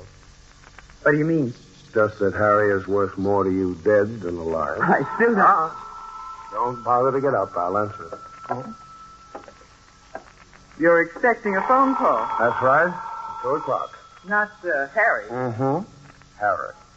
Right on time. He was never so punctual. He was never so broke. Hello. Hello, Vic. Harry, how's it going? Yes, operator. This is Vic Adams. Operator, what are you talking about business? Oh, I get it. Trying to make it sound like a long-distance call, eh, Vic? All right, operator. Smart boy, Vic. You don't miss a trick. Let me talk to the little lady now, will you? All right. Where are you? Hello? Hello, doll. How's my girl? Harry. Guess you were sort of surprised to learn I was still among the living, eh? That's putting it mildly. How are you, doll? You miss me? Of course. Of course, darling. Missed you too, really. Did you? I'd love to see you again, Harry. Where are you? Oh, I'll take the phone. No, wait, please. Sorry. The lady is convinced, Harry. Be seeing you. Well, Nora, is the deal on? It's on. Good. Well, there's nothing more we can do now except wait until the insurance company pays off. That's next Wednesday, isn't it? Next Wednesday. All that time on my hands and absolutely nothing to do. Or perhaps you have a suggestion? I might. Mr. Adams, I really would like to see Harry. Why? Don't tell me the flame still burns. Well, after all, he is my husband. Well, maybe I can arrange it. I'll think about it. In the meantime, how about dinner tonight? I have an engagement. Engagements can be broken. That's right. Well, I'll see what I can do about it, Mr. Adams.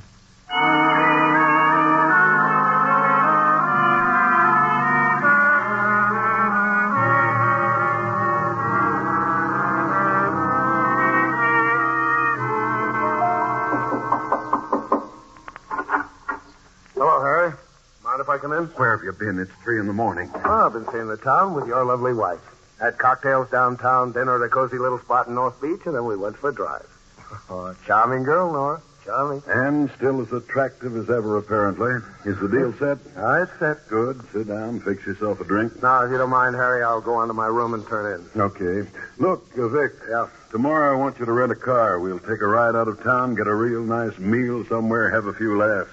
I'm sick of staying cooped up in this hotel room. No, it's too risky, Harry. Someone might recognize you. Besides, I have a date tomorrow. A date? Nora again? Yeah. No. No, wait a minute. Jealous? Jealous? Ha! So what's eating you? Well, Nothing, I guess. Only watch your step with Nora. Just watch your step. She's dangerous, Vic.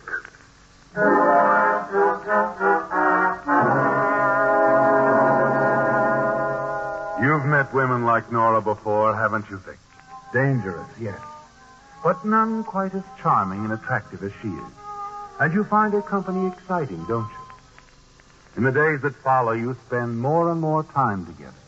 The races, dining at the fashionable hotels, dancing at the smart clubs.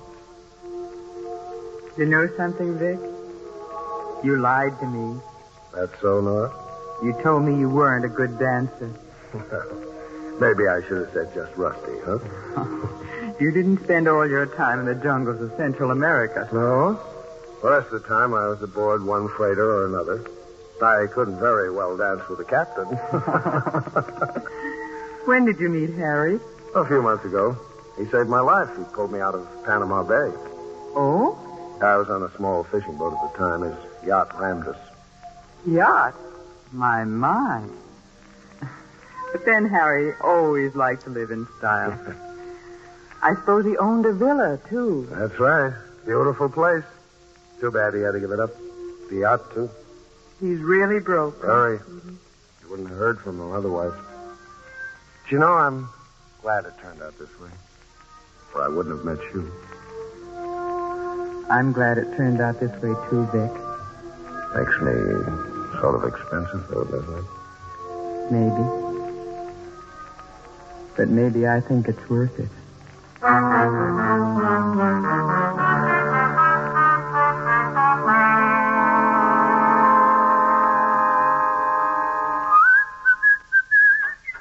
Oh, morning, Harry. Come on in. Going out again? Yeah, got a lunch date. Oh, hey, what suit'll I wear, Harry? Blue or gray? Blue. Nora likes blue.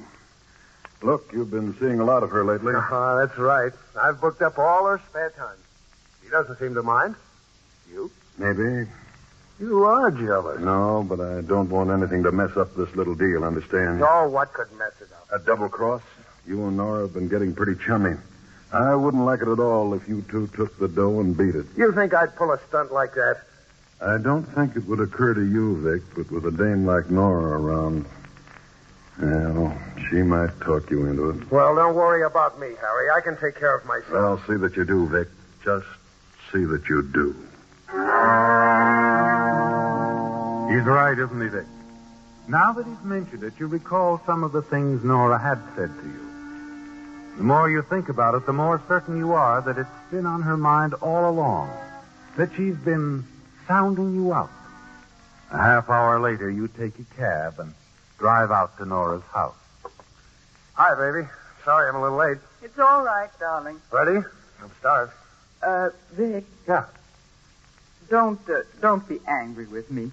Promise? Okay. What's on your mind? I'd like to talk with Harry again. Harry? Oh, now, look, why... Please, darling. Even if this has all been a trick, I wouldn't mind. It's just that I'm curious. Weren't you convinced when you spoke with him on the phone? I thought I was, but the more I think about it... You want me to take you to him, is that it? That's what you want? No, that isn't necessary. Just call him on the phone again. Okay. Make you feel any happier to know I'm not trying to pull a fast one.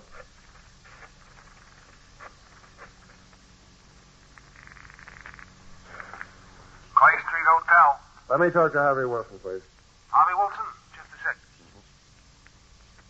Hello? Yeah. He ain't here no more. What? Checked out about 15 minutes ago. Don't know where he went. What's the matter, Vic? Oh, Harry's not in right now. You mean he's checked out, hasn't he, Vic? And you don't know where he is? Wait a minute.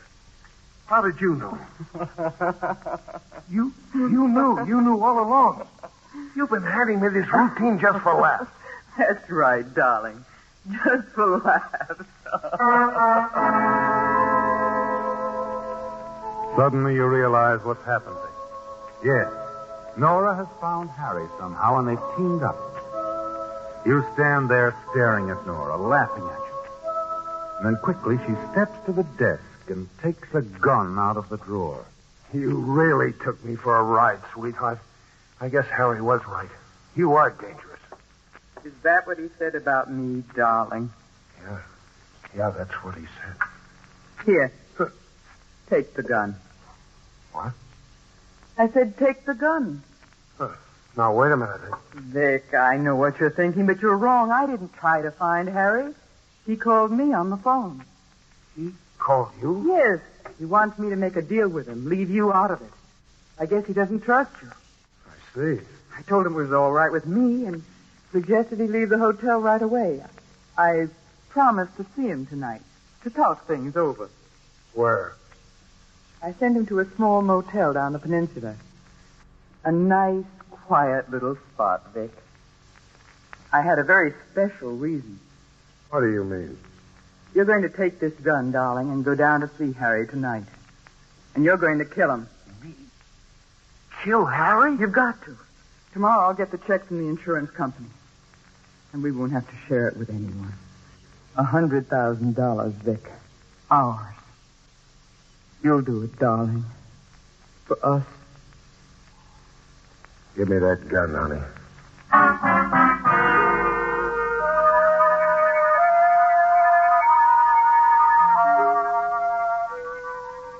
Nora's plan was simple, wasn't it, Dick?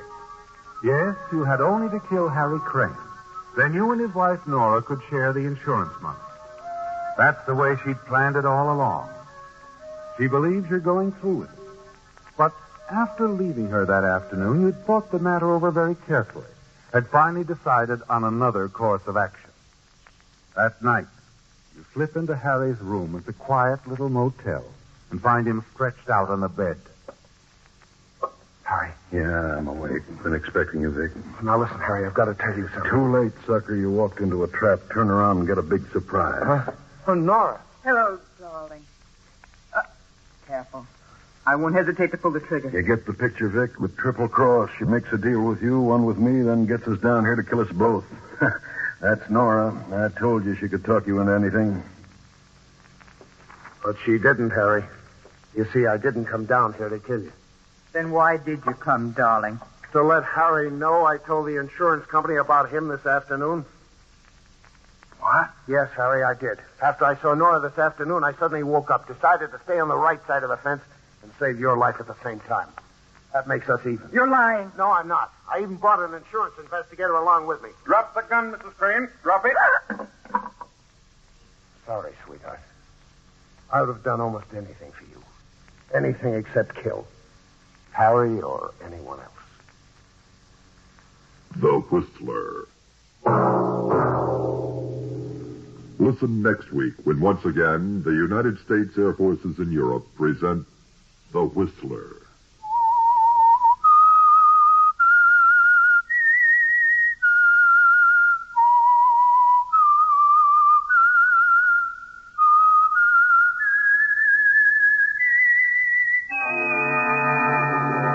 The Whistler has come to you through the worldwide facilities of the United States Armed Forces Radio and Television Service.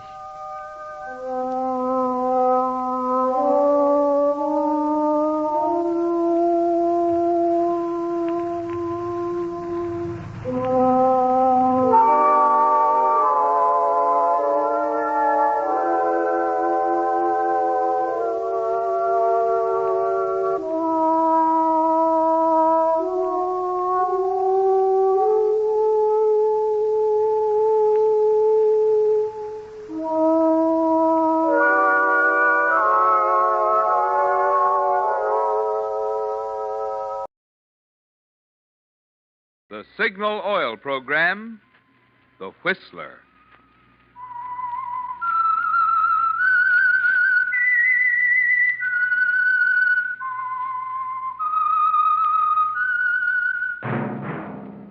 That whistle is your signal for the Signal Oil Program, The Whistler.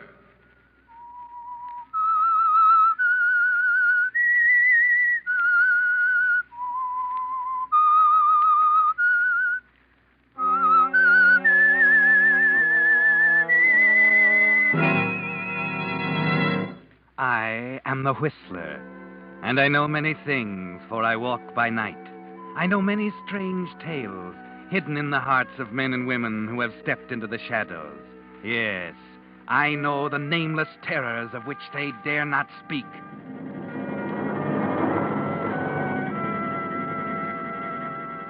Yes, friends, it's time for The Whistler, rated by independent research the most popular West Coast radio program.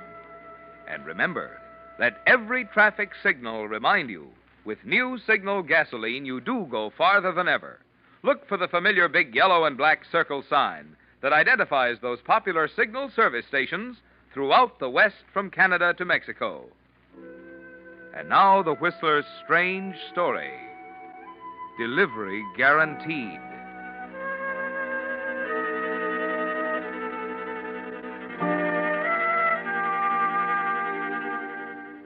The hot afternoon sun wilted his stiff collar, and the sidewalk sizzled under his feet. Dark stains of perspiration blotted his gray Palm Beach suit. But Philip Linden didn't notice the heat. Tomorrow he would be 500 miles away from the city, sitting high in the cool Sierras beside a mountain stream, alone with Kathy. away from everything and everyone. They'd be able to make a fresh start. There wouldn't be that continual bickering, those hours of torture when Kathy threatened to leave him. She couldn't leave him. He wouldn't let her. The next 2 weeks would bring her back to him. Humming softly to himself, Philip turned down a flower-bordered path to the white stucco bungalow and fitted his key into the lock.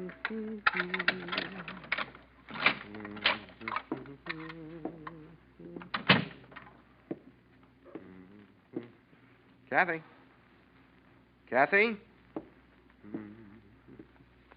Where are you, Kathy? In the bedroom. You packing? Yes? Oh, I'll come in and help you. My things won't take long. Gosh, you don't need all this stuff. We're only going to be gone 2 weeks. I know what I'm doing. Oh, of course you do, darling. Please, Philip, stop fawning. Sorry.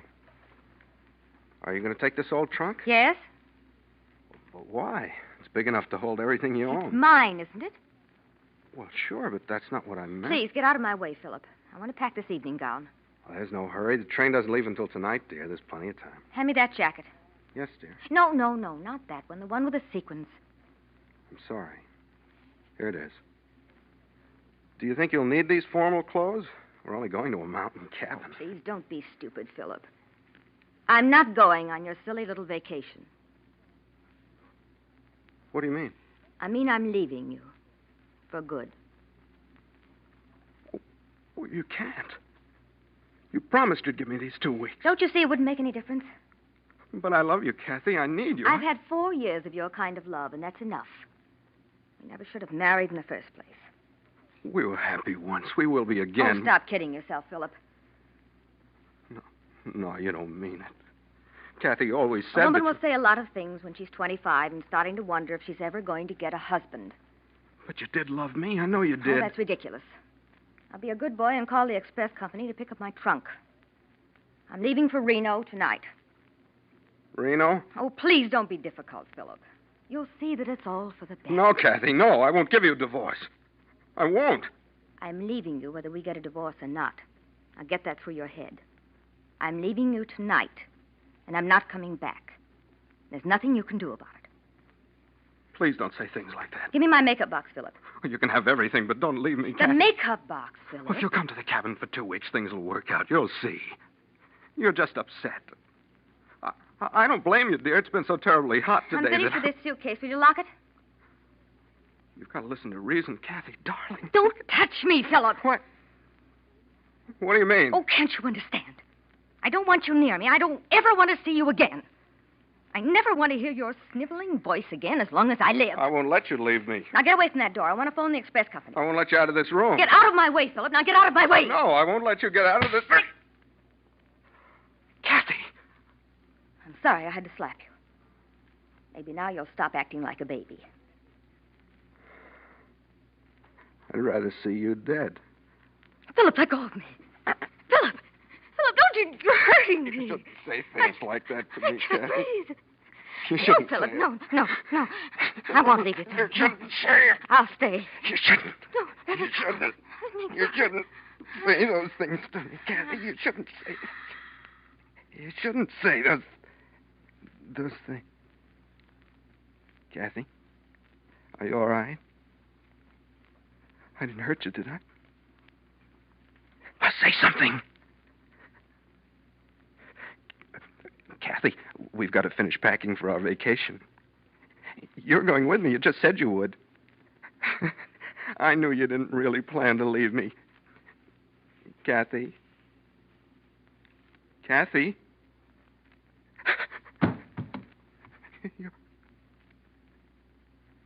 She's dead. Kathy's dead. I've killed her.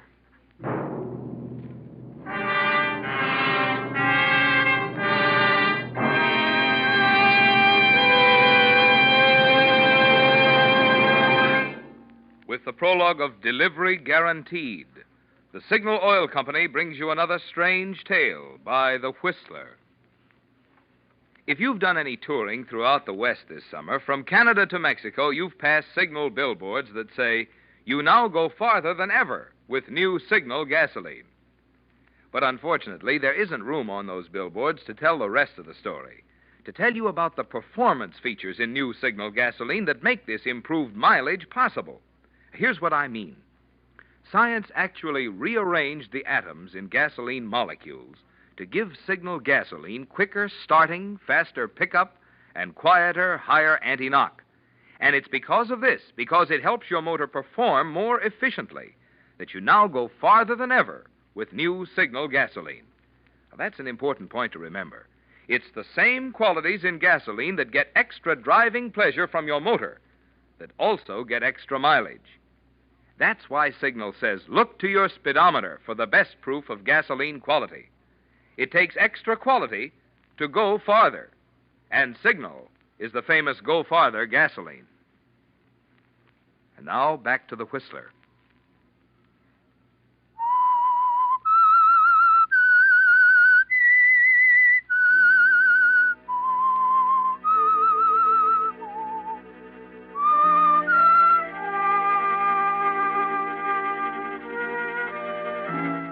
Well, Philip, Kathy won't divorce you now. She can't. But she'll never come back to you. And sitting there crying won't bring her back. You didn't mean to kill her, but that won't make any difference to the police. They'll call it murder just the same. So you sit there, your head in your hands, wondering what to do. Wishing you could run away and lose yourself in the quiet green Sierras. Then it comes to you. If you had Kathy's body up in the mountains, you could drop it off a cliff. Tell them she disappeared while she was out hiking. You're standing up now, tense, the blood pounding in your temples. You're thinking now, looking at the trunk still open in the corner of the room. The trunk? It ought to be easy. No, call the express company first. I'll have to leave tonight. Let's see. Electricians, engineers, express. Here's the number. WI-2111.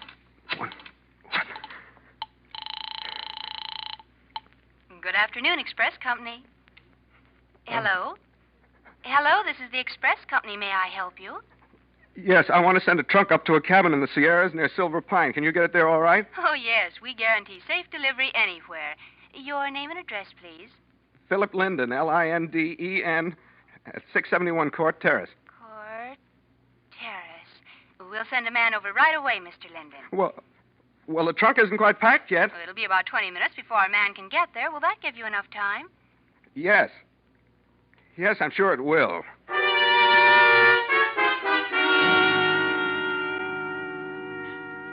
Yes, Philip. That will give you plenty of time.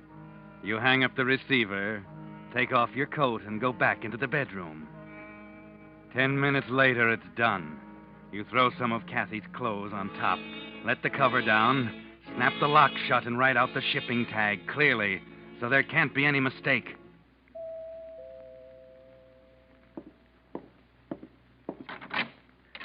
Mr. Linden?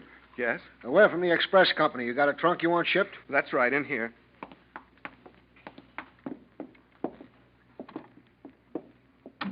Sure is a scorcher, ain't it?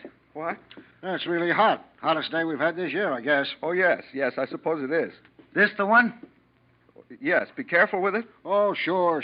You know our motto, safe delivery guaranteed. You want us to go collect? Otherwise, we gotta weigh it and come back. No, send it collect. Okay. Where's she go? She? The trunk. Where do you want to send? Oh. The address is on the shipping tag. Okay. Now, come on, Steve. Get your end. Boy, these old trunks are sure heavy. Yeah. Will you open the door, Mr. Linden? Yes, of course. Boy, feel that heat hit you in the face? Careful, Steve. Don't drop it. Might be something valuable inside.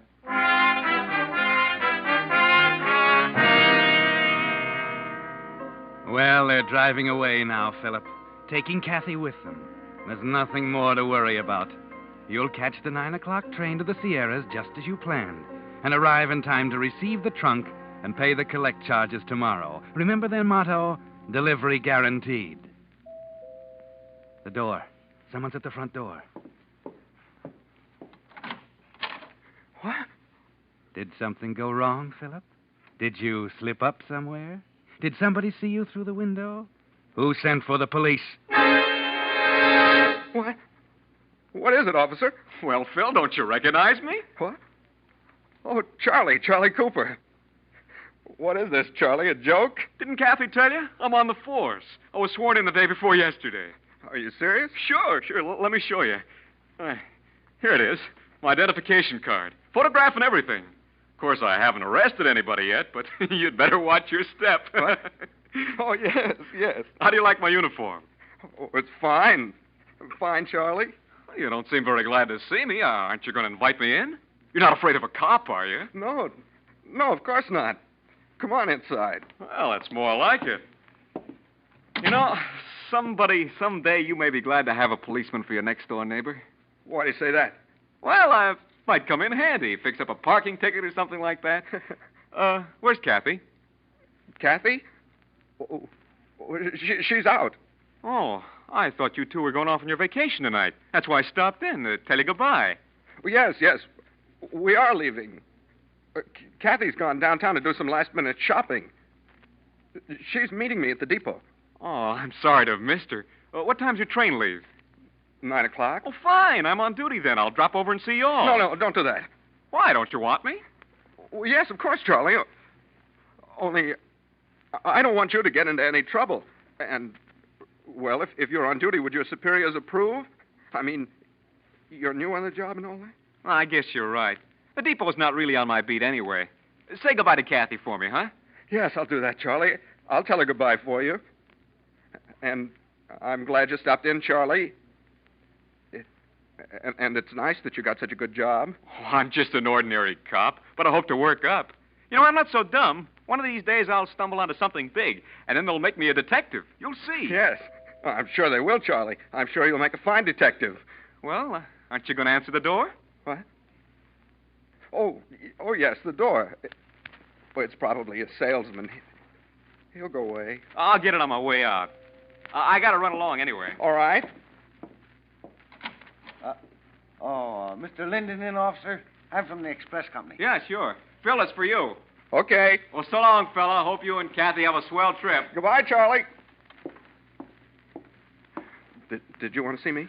Yeah, Mr. Linden. That trunk of yours... What about it? It's not packed right. We hit a bump on Oak Street, and I think it's coming apart. What do you mean? Just like I say, it's coming apart. It ought to be repacked.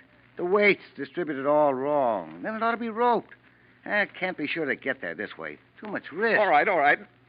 Bring it inside. I'll take care of it later. You don't want to go all that trouble yourself. We got expert packers. Only cost you $2 more, and they do a dandy job. Take everything out and put it back in just the way it should be. It's really worth the extra money, believe me. I want to do it myself. I couldn't.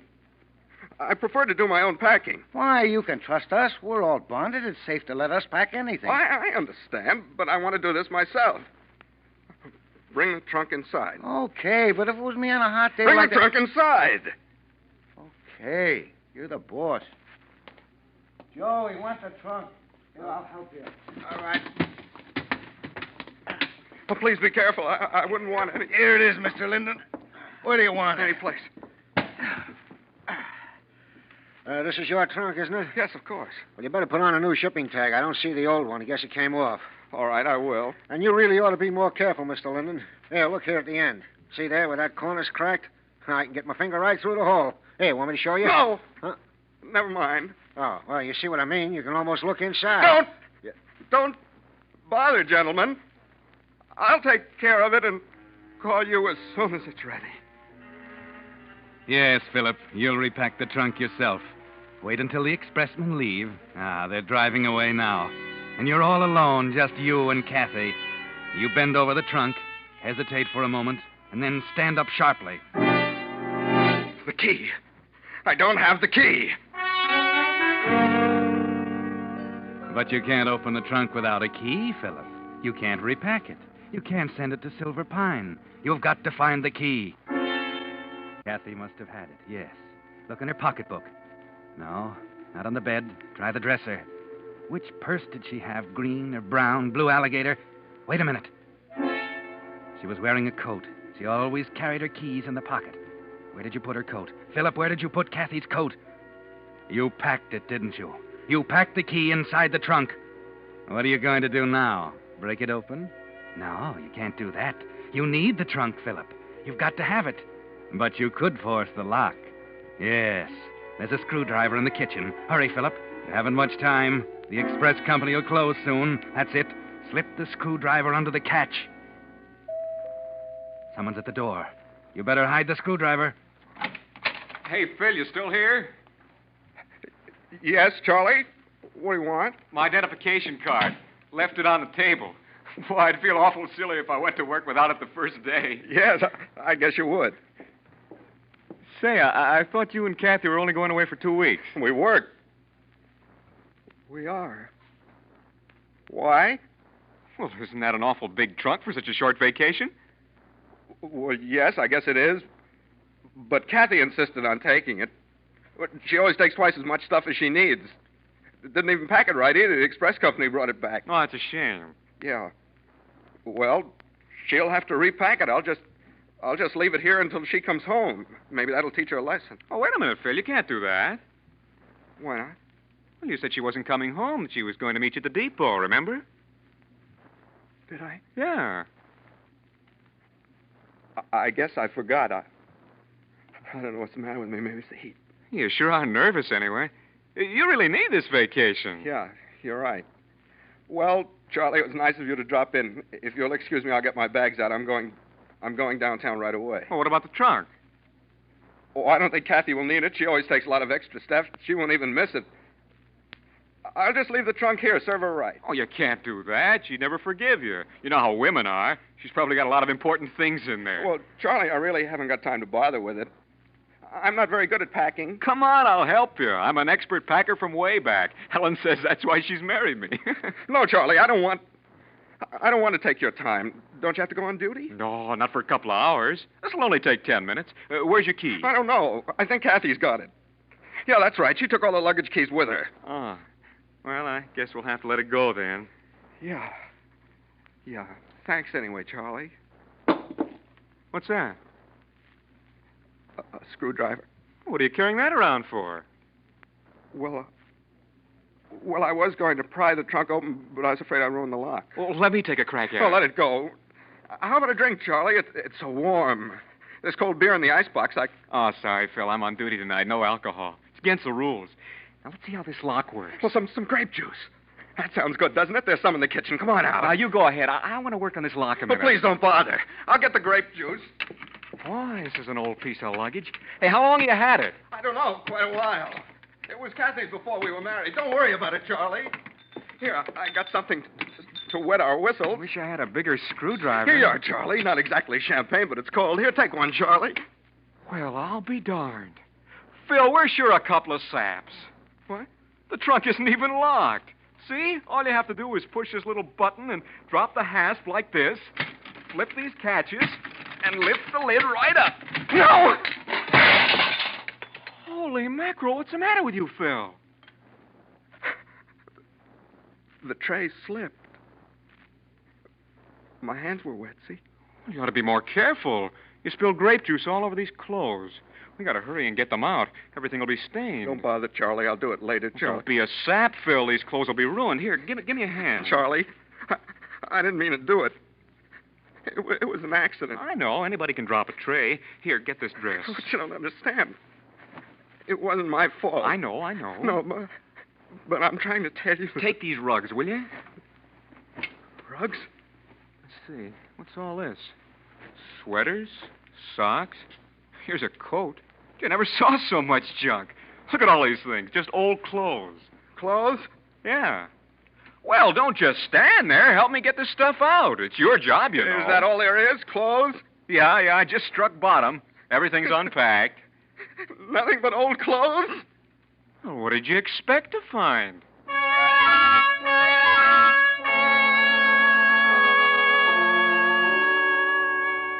Yes, Philip. It wasn't exactly what you expected, was it?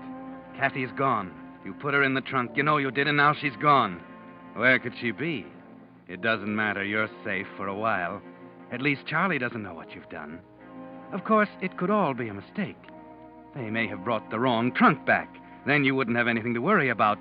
Unless they delivered your trunk to another address. Charlie, this isn't my trunk. Well, you said it was. I know I was wrong. It looks the same. But those aren't Kathy's things. I can tell. That isn't what was packed in the trunk at all. Well, why didn't you say so before? I got this stuff spread all over the floor. I'm sorry. I wasn't sure. I'd better go right down to the express company and see them. Nonsense. It's their mistake. Just call them on the phone and tell them to come and get this one. Yes, that's a good idea. I hadn't thought of that. I'll call them on the phone. Go ahead. I'll put these clothes back in. Thanks, Charlie? What now? Maybe they've still got my trunk and they've mixed it up with this one. Maybe they'll deliver it to the wrong place. I ought to try and catch them. Don't be silly. Use the phone. They'll come back to the office sooner or later. Why are you so worried about an old trunk? It can't be so valuable. All right, I'll telephone. The number's right here. 2, 1.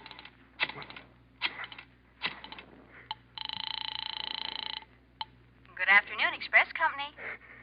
This is Philip Linden. You've got to help me. Yes, Mr. Linden. My trunk, I was shipping it to Silver Pine, you remember? Yes, haven't the men come yet? Well, they've been here all right, but they brought the trunk back. They said it had to be repacked. I see. Do you want us to pick it up now? No.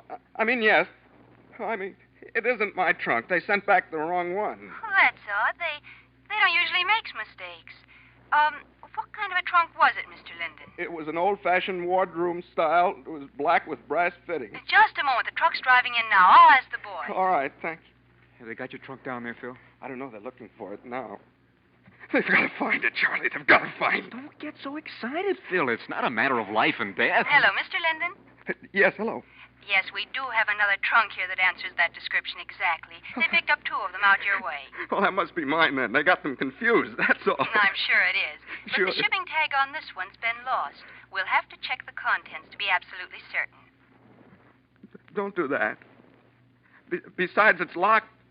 You can't look in it. We have master keys here from all the trunk companies. It'll take just a minute. No trouble. Please don't trouble. Oh, it's no trouble at all. Steve, open up that trunk, will you? The man's waiting on the phone. He'll have it open in a moment, sir. Now, for identification purposes, would you please describe some of the contents? Did they find your trunk, Phil?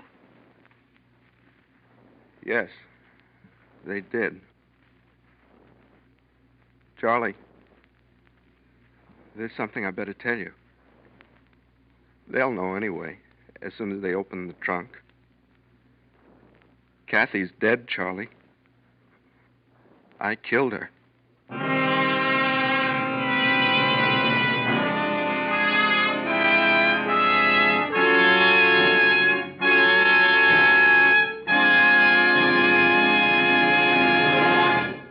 The Whistler will return in just a moment with the strange ending of tonight's story.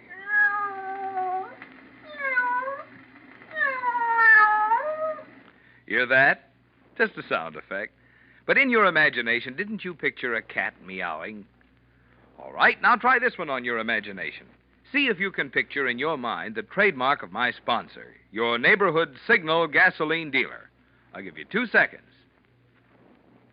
You were right if you visualized a big circle sign with yellow letters on a black background spelling out the word Signal Gasoline.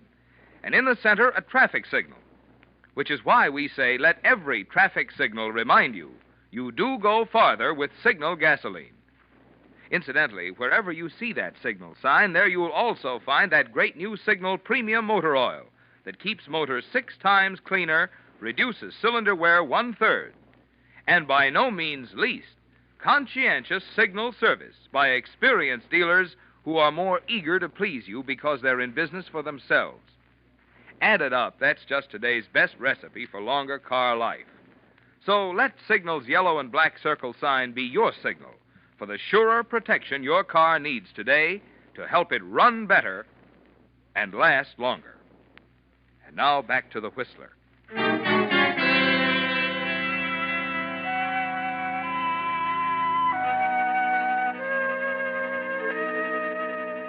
Well, Philip, it's all over now. Charlie made his first arrest, and it was a big one, wasn't it? You knew there was no point in trying any longer. The minute they opened the trunk at the express office, there would be the first terrible moment of discovery, the hue and cry, the police alarms, and you couldn't face it. It was much easier to hang up the telephone and tell it all to Charlie calmly and quietly. So Charlie made his first arrest, and he'll probably get a promotion. Of course, he had nothing to do with it, really. It was the express company and that nice girl clerk you talked to on the telephone. Hello? Hello? Oh, gosh, Stevie's hung up. Well, what'll I do now? How should I know? Well, I don't know either. Nothing like this has ever happened before. Well, think of something. Don't get so excited, Betty. He said he didn't want us to open the trunk. You know how people are about their private property. And then he got mad and hung up. Well, he'll probably complain to the boss. Well, we didn't open it, did we? I found the shipping tag on the bottom. We didn't have to open it. Yes, but what'll we do? Send that trunk on up to Silver Pine. But he got so excited. There must be something valuable in it. So it's valuable. It's addressed to Silver Pine. That's where he wants it to go. We've got to send it. You know our motto. Delivery guaranteed.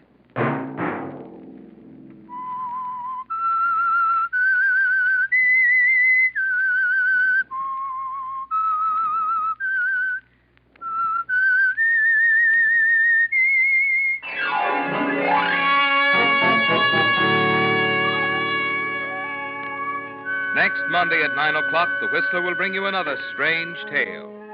The Whistler is broadcast for your entertainment by the marketers of Signal gasoline and motor oil and fine quality automotive accessories, and by your neighborhood Signal dealer. Featured in tonight's program were Elliott Lewis and Lorene Tuttle. This program, produced by George W. Allen, with tonight's story by Robert Libet and Frank C. Burt, music by Wilbur Hatch, is transmitted to our troops overseas by the Armed Forces Radio Service.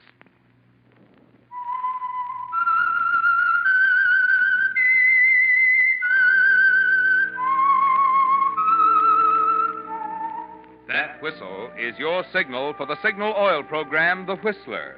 This is Marvin Miller speaking, reminding you to look for those familiar yellow and black circle signs that identify those popular Signal Oil stations throughout the West from Canada to Mexico. This is CBS, the Columbia Broadcasting System.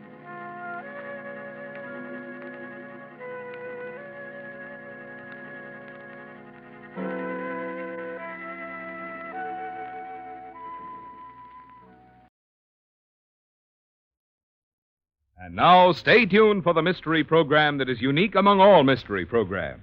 Because even when you know who is guilty, you always receive a startling surprise at the final curtain.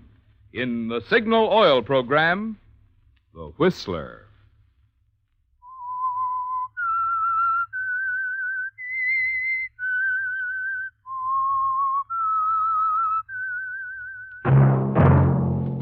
Signal, the famous Go Farther gasoline, invites you to sit back and enjoy another strange story by The Whistler.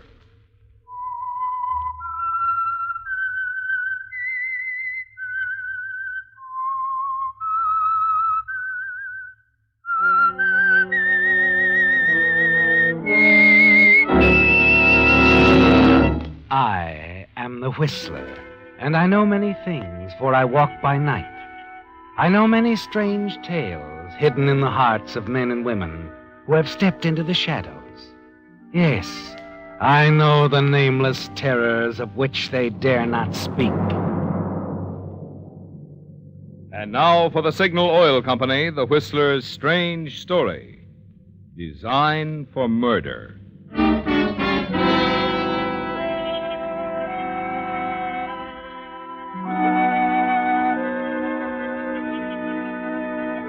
The trio in the big car, weaving its way through the evening traffic, seemed typical of almost any group on the way to a railroad station. Charles Gilbert at the wheel was responding patiently to the nervous admonitions of his wife, Edna. From the rear seat, his wife's close friend, Myrene Walker, chatted ceaselessly. Charles Gilbert, on the other hand, seemed lost in thought or patient resignation, all very typical as they pulled up at the railroad station and stepped out of the car. Charles, let me run on ahead for you. Check Edna's ticket. Would you, Myrene? I'll get someone to take the suitcases. Oh, it's all such a bother. I wish I was staying home. Well, you're not, so forget it. We'll meet you inside, Myrene, the cocktail bar. Right. You heard how she wished she were going? She likes to travel. I don't, Charles. You know that. Well, never mind now. It's all arranged. You need the rest. A red cap. Yes, sir? These 3 bags. Oh, yes, sir. The limited car 79, space B. Here you are. Thank you, sir. Now, come along, Edna. We'll drop in here, have a drink while we're waiting. Now, let's just relax, huh? Wait for Mark. I wish you weren't so anxious to have me out of town, Charles, at a time when the business needs me so. Oh, nonsense. Over here, Myrene. Here, darling. Everything's in order with your tickets. That's too bad. How do you like that, Myrene? She doesn't want to go. Thinks the jewelry business will go to pot. Thinks her husband plans a rendezvous with another woman. Oh, for heaven's sake. Buy her a drink, Charles. You can buy me one, too. Waiter, if you don't mind, we're dying of thirst here. 2 scotch and sodas here. Myrene? Fine, anything. Just bring it. Yes, ma'am. Now we'll all feel better. I'd feel better if I knew why you can't go along, Charles. I told you, Edna, I'll be busy. Also, I want you to go alone. You'll rest more. And you do need it. Look at her, Myrene. Not able to keep her hand still. Doodling on the menu. She's always doodling on something. Give me that pencil, Edna. Sorry. It's a design I was thinking of for a piece of costume jewelry. Well, stop thinking of anything like that. And since it's going to bother you, I'll tell you exactly what I'm going to be doing, dear. It was to be a surprise. A surprise? We talked about a beach house, remember? On Little Rock Point? I remember talking about it. Mm-hmm. And I've bought one. Oh. A beautiful place. Completely surrounded by trees, a good half-mile from the main road and a quarter of a mile from the nearest neighbor. Hidden away like that, I don't see how you find your way out there. Oh, it's easy to get there. Here, I'll draw you a diagram to show you exactly where it is. Mm-hmm. Once you know where it is, you can find it blindfolded, if you follow these directions. Yes, you can, can't you? I'm having it remodeled inside, just for Edna. Oh, Charles, you aren't. I am. Well, don't be too grateful. It's mostly your money. Oh, I don't care. It's the thought. Oh, Charles, I feel much better about the trip now. You do? Then give me a handkerchief. Look at it, Myrene. Torn to shreds. Edna. When she's not doodling, she's tearing up a handkerchief. She's got to be doing something every minute. And she wonders why I want her to rest. A drink, sir. Oh, good. And get working on 3 more, please. My dear, you're going to relax, or I'll know the reason why. I'll try. Now we'd better get to the train.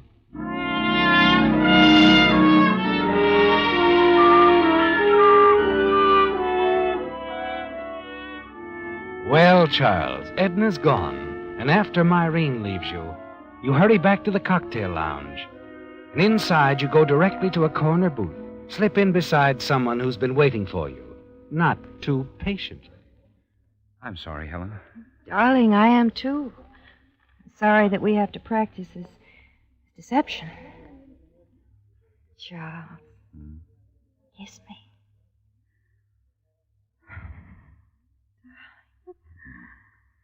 That was nice, dear.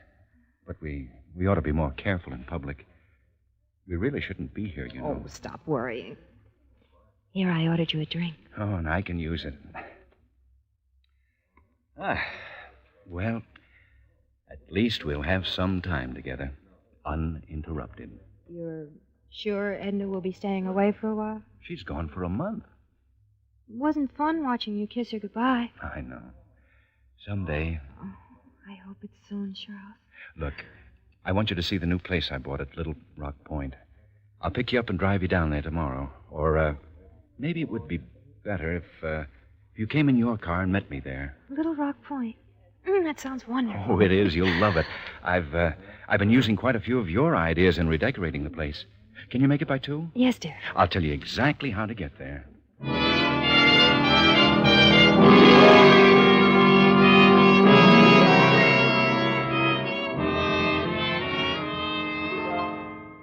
Helen's an exciting girl, isn't she, Charles?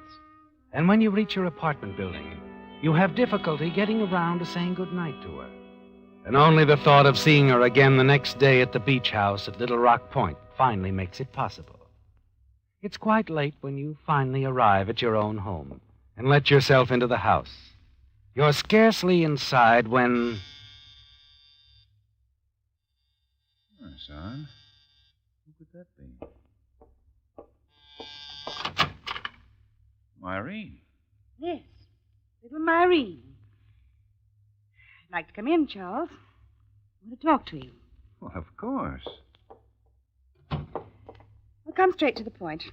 About what? About you and Edna And that little number you met in the cocktail lounge? Wasn't a very pretty sight, Charles. Seeing you kiss her right after bidding Edna goodbye. Oh, why, Go on. Make it good. that girl, Helen, An old friend. that's right. Someone you knew before you ever met Edna. Why, that's it exactly. Uh-huh. And she just won't leave you alone. Irene, you're positively... I'm not psychic. You're not nearly as slick as you think you are, Charles. No wonder Edna's a bundle of nerves. You're not going to say anything to Edna about this? Depends on you. I don't suppose you made any dates for the future with this, Helen. Oh, certainly not. You know, Charles, you weren't kidding when you made that remark about Edna's money. You've had it pretty easy since becoming her business manager and now her husband. Well, it's been a pleasant arrangement, if that's what you mean. Well, naturally, I love Edna. I hope you mean that. Oh, Irene, this girl means nothing, I swear it. I'll not see her again. Look, in a few days, you and Arthur drop down to the place at Little Rock Point. You'll see all that I'm doing for Edna. I'll take you around the place. We can relax, go for a swim. I don't swim, Charles. And when my best friend's husband starts two-timing her, I don't feel like relaxing either. Irene, I've told you... I heard you, and I've told you, Charles. Stay away from that girl.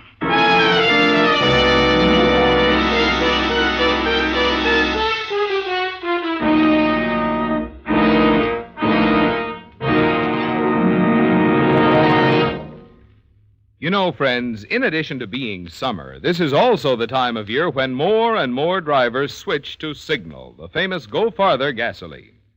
Vacation-minded folks just naturally go for Signal's good mileage. But mileage, mind you, is only half of Signal's story. Just you talk with a few Signal customers, and you'll find they're equally enthusiastic about Signal's performance. After all, in order to give you such good mileage, today's Signal gasoline has to help your motor run more efficiently. And when your motor runs more efficiently, naturally you also enjoy quick starting, proud pickup, and smooth purring power, the things that make driving a real pleasure. So to get the most out of your vacation travel dollars, make the friendly Signal stations you'll find throughout the Pacific Coast states your headquarters for happy mileage. And even if you're not planning a vacation trip, well, any time is a good time to power your car with Signal, the famous Go Farther gasoline.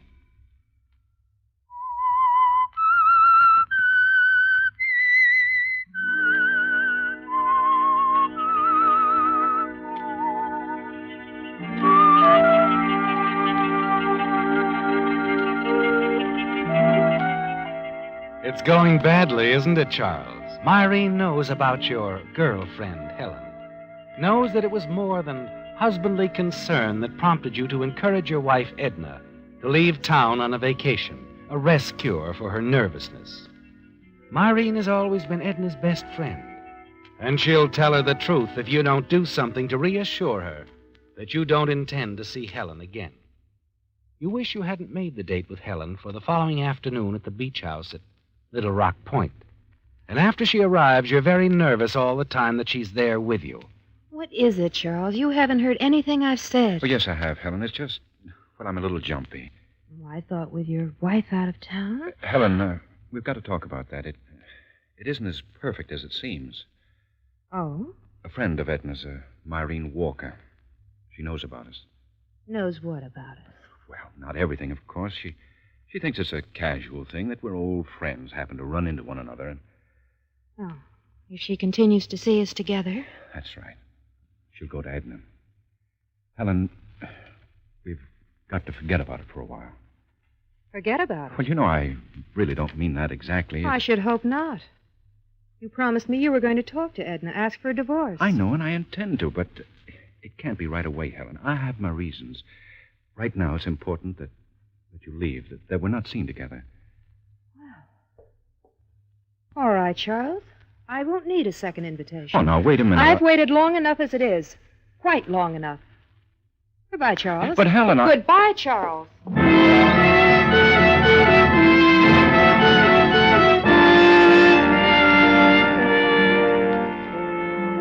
She's gone, isn't she, Charles? And only a few moments later, you hear her car start up, roar away, and you're alone alone in the house that you were supposed to be remodeling for your wife, Edna. And as the rest of the afternoon drags by, you find yourself hating the place. And you'll always hate it, unless somehow soon the house can be yours and Helen's. Just how you're going to bring that about isn't quite clear to you yet, is it? How you'll get rid of your wife, Edna. That evening, as you're sitting alone, wishing you returned to town, you're still thinking about it when suddenly you're aware of a noise outside. Maureen. Well, this is a surprise. Hello, Charles. Snooping around, were you? All right. Call it that if you want. You're wasting your time, really. I'm quite alone. Are you? Of course. Come on in, Maureen. I'd like to show you around the place. Like a child caught at the cookie jar, Maureen follows you inside. She's nervous, ill at ease, avoids your gaze as you show her about the house. And then finally, the two of you end up at the boat landing. Well, what do you think of it? It's very nice, Charles. Think I do like it? No, I don't. This isn't the sort of house Edna would like at all. It just doesn't suit her personality, let's say. Really? I'm sure there isn't a thing here that would interest her. Outside of that unusual painting in the living room. Rather nice, isn't it? Impressionistic, I believe they call that sort of thing. To me, it looked like a dragon about to devour something. Well, it is a painting of a dragon. But Edna likes offbeat things like dragons. I bought it especially for her. A surprise. Oh, really, Charles? And just what does that mean? May I be blunt? Feel free. You didn't buy this house for Edna. When does Helen move in? Now, see here, Maureen. You see here. It's a glamorous place, Charles. Exciting. Should just match her baby blue eyes. Maureen, You're not fooling me for 1 minute. And you won't fool Edna either. She's going to know all about this. You're not going to tell her about Helen. Edna's my best friend. Maureen, I think I've had just about enough of your meddling. Charles, wait. Just about enough. Stay away from me. I ought to wring your neck, you little snoop. Charles! Charles! You reached out to grab Maureen as she tripped, but you're too late, and she plunged off the end of the boat landing. Charles! Help me! Help me! I can't swim! Charles! You stand there, staring down at her, struggling in the water. She can't swim, Charles. She'll drown if you don't help her.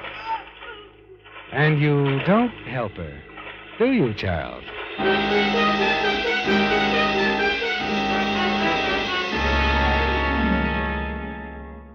You're glad the house is isolated, aren't you, Charles? Yes. You're certain no one except the late Maureen Walker knows you've been here. But you decide to hurry back to your home in town, establish a reasonable alibi. 2 hours later, you're back in your house in town, where you nervously await the phone call you're certain you'll receive. Hello? Mr. Gilbert? Yes? This is Frank Stanley over on the East Shore. One of your neighbors at Little Rock Point. Oh, yes. Yes, Mr. Stanley. Would have called you sooner, except I had the devil's own time getting hold of your phone number up there in town. What is it? Something wrong? Well, yeah. A woman drowned off the island a few hours ago. What's that? Yep. Thought you probably know her. Police found her purse on your boat landing. Identified her as Maureen Walker. Maureen Good Lord. Oh, you do know her? Oh, yes. She's a very dear friend of my wife. Gee, I'm terribly sorry, Mr. Gilbert. This probably wouldn't have happened if I'd been out there. I'd planned to, but business kept me here in town.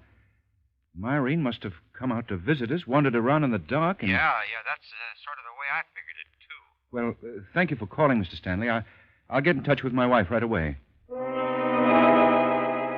You smile, don't you, Charles, as you hang up the receiver. It's all over now. Maureen is dead. You could have saved her, but you didn't. And you couldn't have Maureen telling your wife about Helen, could you? Later that day, you send a wire to Edna at the resort. Inform her that you have some bad news. Ask her to return immediately. And that evening, you decide to go back to the house on Little Rock Point. Perhaps take a walk along the beach. See if you can learn news of the local reaction to Maureen's drowning. As you hurry up the path, you're startled to see a light burning in the living room. Helen, yes. She's probably paid you a surprise visit. Good evening, Charles. Edna. Found the key under the mat, so I came on in. I've been waiting hours for you. But I don't understand. I sent the telegram only a few hours ago. Telegram? Well, it must have missed me. I left Yuma this morning. But why? Here. Perhaps this letter will explain. Myrene sent it to me. Myrene? Yes. Her letter told me all about your little friend, Helen. Read it. See for yourself. Oh, now, Edna, surely you don't... Myrene wouldn't lie. But, Edna, You needn't bother to deny it. Well, you've got to let me explain. Let's drop the matter here and now. You see, Charles, I've thought it over very carefully. I've decided to forgive you. Forgive me? Yes. I'm really much more to blame for Helen than you are. I don't understand. Well, perhaps I drove you to her. I haven't been a very good wife, Charles. More than a little neglectful. Thinking too much about business and not enough about us, our home, our marriage. Well, we haven't been as close in the past few years as we used to be, Edna. Yes, I know. I know, and it's all my fault. I'm willing to forget all this, Charles, but of course you must forget Helen. Of course. Fix me a drink, will you? I could use one. All right. I could use one myself. Charles. Yes? You said something about a telegram. Oh, yes. Well? Bad news, I'm afraid. It's about Myrene. What's happened? Well, apparently she came out here last night while I was in town, and while she was wandering around outside in the dark, she fell off the boat landing. She what? Yes, she drowned, Edna. Police recovered her body this morning. Myrene drowned? Oh, easy now, darling. It's a terrible shock, I know. Here, this'll help. Charles, the poor dear. Well, if I'd been here, I don't suppose it would have happened. At least the lights on the boat landing would have been on. Wait a moment. You said you were in town. Yes, at the house all evening. But you weren't. What?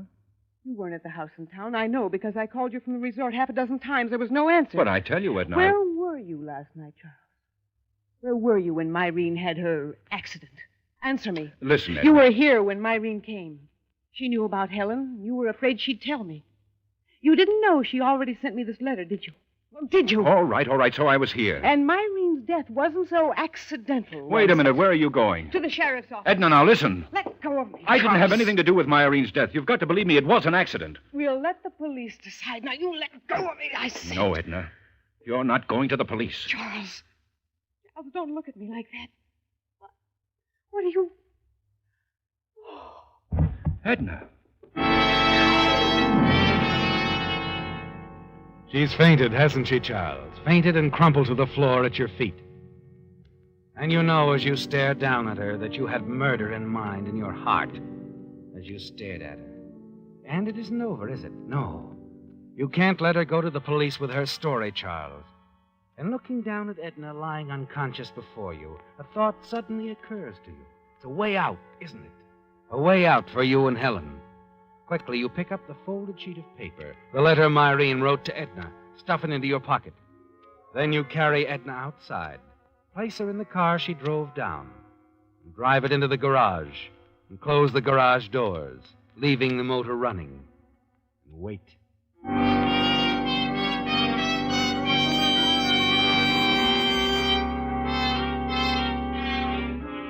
An hour later, and it's all over. Later, you drive Edna's body back to town in her car, put the car in your garage, again leave the motor running as you close the garage doors. Now all you need to do is return to the beach house and wait for Edna's body to be found in the garage. Knowing Edna as you do, you're certain she told no one of her return from Yuma. And you're sure no one saw her at the house at Little Rock Point. But you know you must get back there before her body is discovered. You take a bus back to the beach house. Next morning, walk the half mile to the home of your nearest neighbor, Mr. Stanley.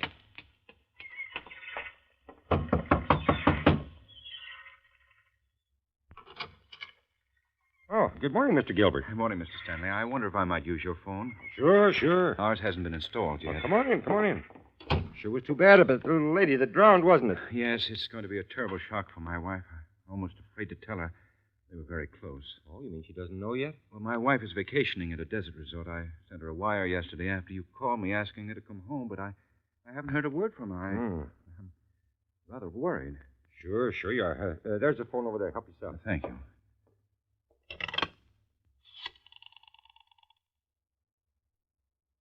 Hello, operator. I'm calling the Shadow Hills Ranch, Yuma, Arizona. Yes, that's right. Thank you. I'm terribly sorry to barge in on you like this, Mr. Stanley. Oh, it's all right. It's quite all right. It's just that I'm so concerned about my wife, Edna. I can't understand why she hasn't arrived or even answered my wire. It isn't like it. Hello? Yes? Oh, The number is 929. Oh, I'm calling from Harbor 929, operator. Yes. Hello? Shadow Hills Ranch? Is Mrs. Charles Gilbert there? This is Mr. Gilbert. What? Oh. Yeah, yes, I see. Thank you. Is something wrong, Mr. Gilbert? They said she left the ranch yesterday morning. She was on her way back to town. Can't understand it. Where is she? No, Mr. Gilbert. No need to get all worried. She'll turn up. Well, something is wrong. I know it. I'd better call the police. Well, sure, if it make you feel any better. If anything's happened to my wife, Mr. Stanley, I don't know what I'd do. I just don't know.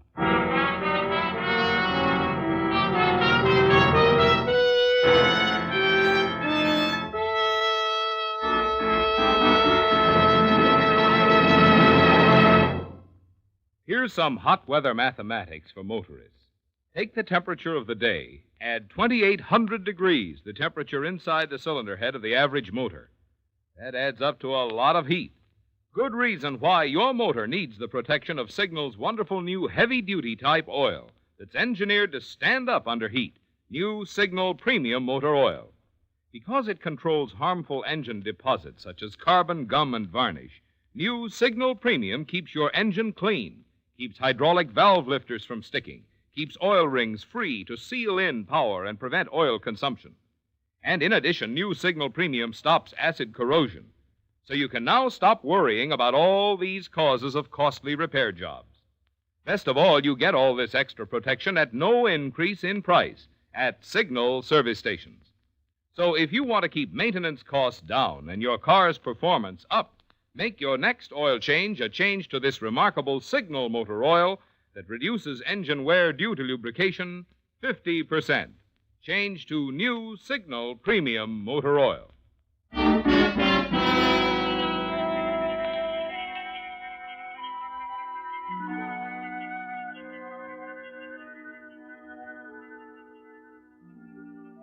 You've carried it off very well, haven't you, Charles? The role of the worried husband, concerned over his wife's whereabouts.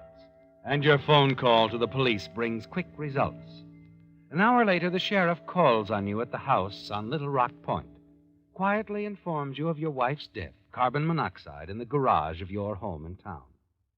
You continue to play the part now of the grief-stricken husband, and inwardly you're pleased, certain your performance has more than convinced the sheriff.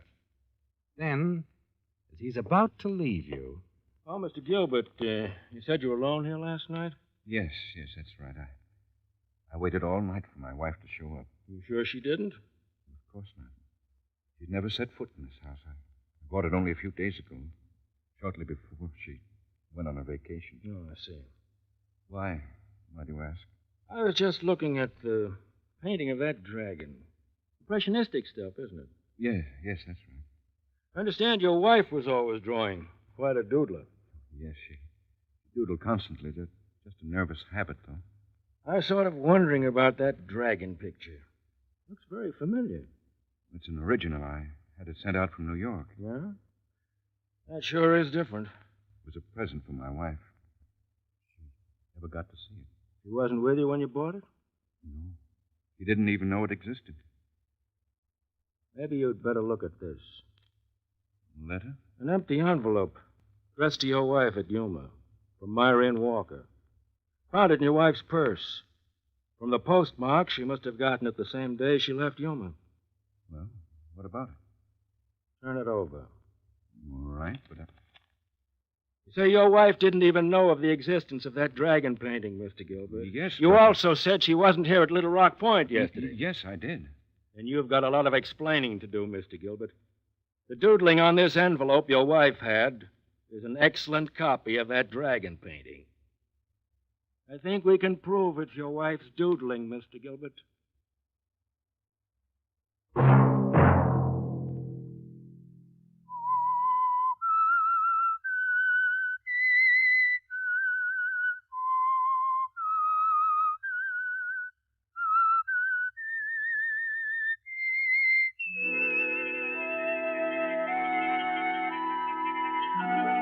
Let that whistle be your signal for the Signal Oil program, The Whistler, each Sunday night at this same time. And before you start your vacation trip, be sure to ask your Signal dealer for a free copy of Lane's Guide, a booklet prepared by an independent travel organization to help you find good eating and lodging places. While no pocket-sized booklet can include all the good hotels, motels, and dining places, Lane's Guide covers a representative selection in hundreds of cities and towns, and a copy of this handy publication is yours free at Signal stations.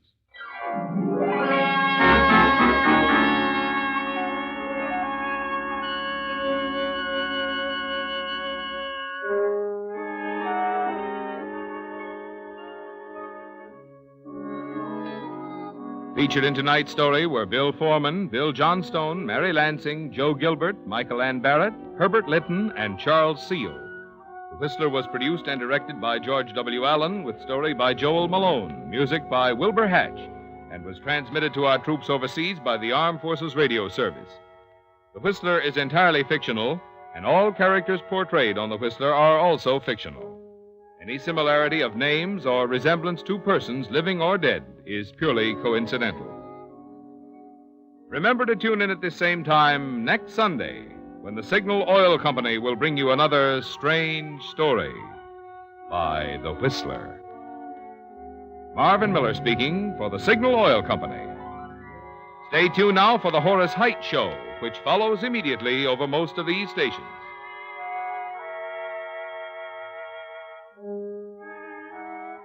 This is the CBS Radio Network.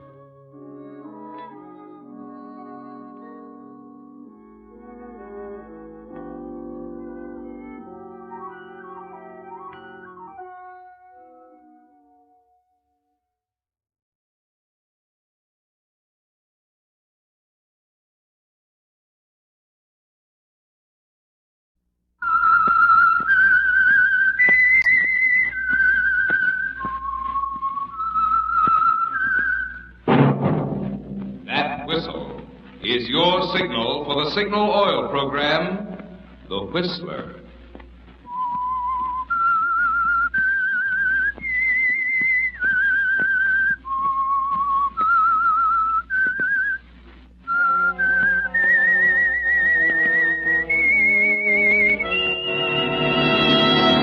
I am the Whistler, and I know many things, for I walk by night.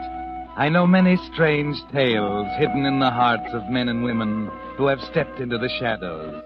Yes, I know the nameless terrors of which they dare not speak.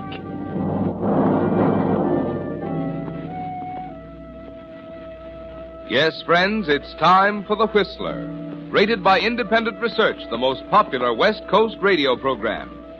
And remember, let every traffic signal remind you, with new Signal gasoline, you do go farther than ever.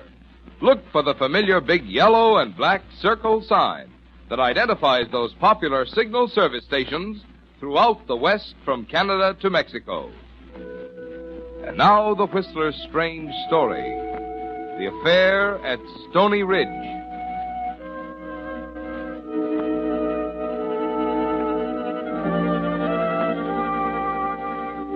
Myra's mind was numb, and there was a tight, tense feeling in her throat as she gripped the steering wheel of the old car, guiding it up the narrow road to Stoney Ridge Farm. She decided it was best not to think, that it was better to have the dull, numb feeling than to go back over it again and again, to realize that it was true that Jody was gone, that he didn't love her, that Jody loved a tall, slender girl with painted lips and lazy, laughing eyes. It was spring, and a line storm was on the way. Soon she'd be back at Stoney Ridge Farm with stubborn old Uncle Rance and sharp-tongued Bess, his wife. Soon the rain would come thudding down, drowning out her poor dream of happiness with Jody, and she'd go back to the life she thought she was leaving forever. The road narrowed, and she came over the rise to see Stoney Ridge again, narrowing as though to hold imprisoned the farm that rests below. Just one more turn, Myra.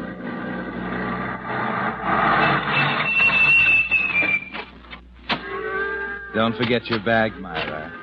The bag that holds your wedding dress.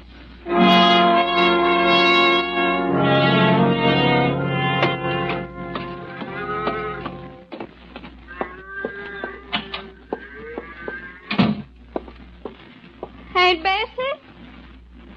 Aunt Bessie? Uncle Rance? Where are you?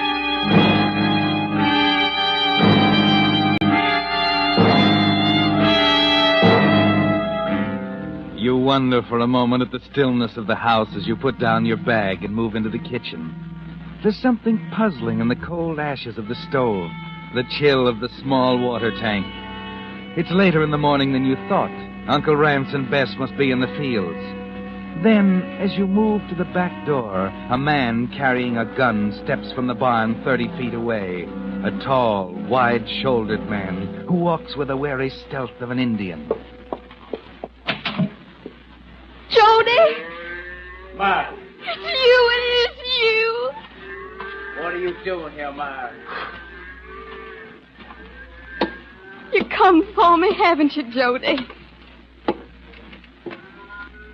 How long you been here? Just came. Just now? Yeah. You did come for me, didn't you, Jody?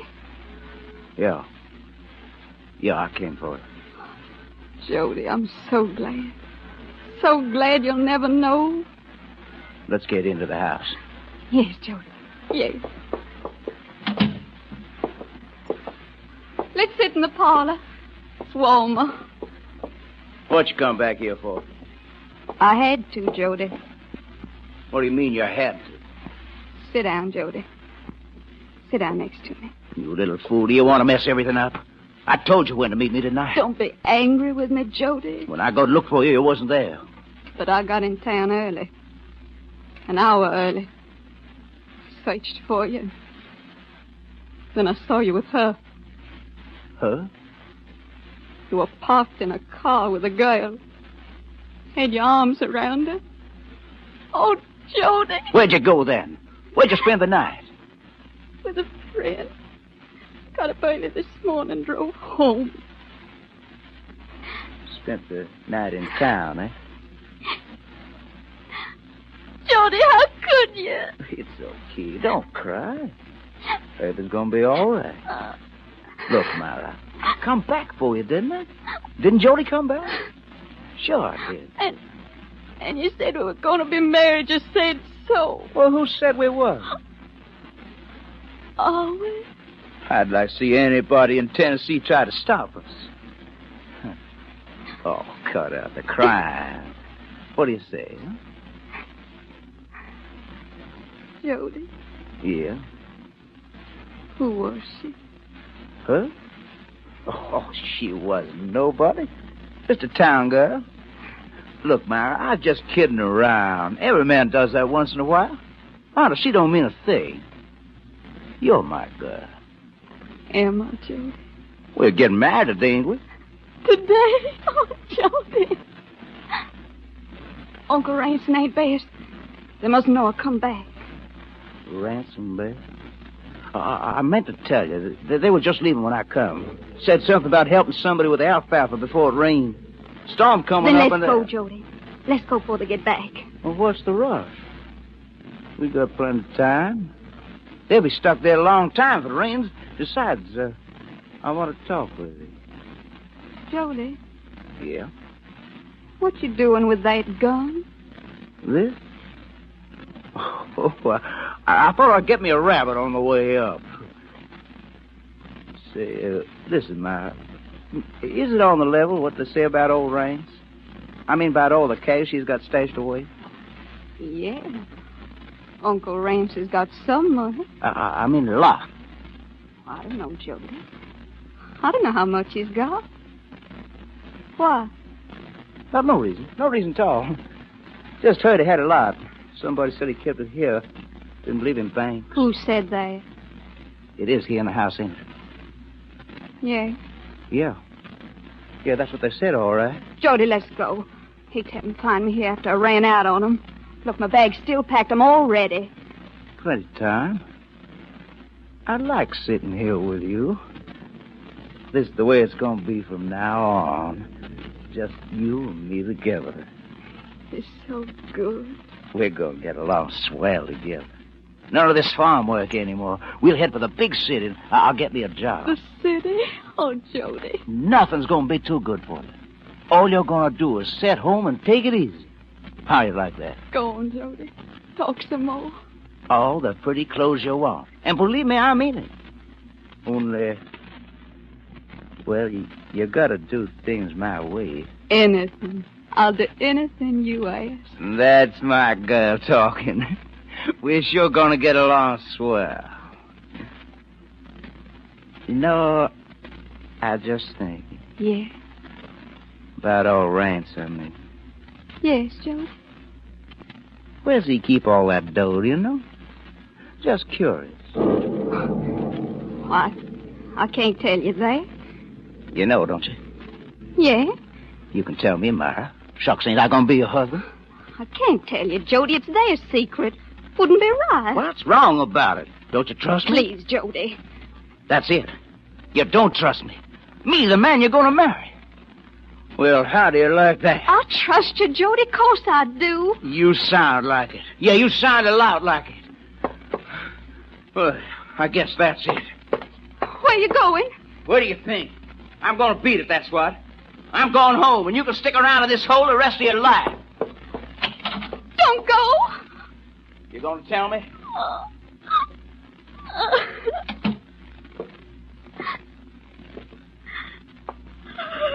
Look. What did old Rance ever do for you? Oh, besides, nothing but work you 12 hours a day and treat you like a dog. You don't owe him a thing, honey. Not a thing. Come on now, honey. Well, where is it, huh? No.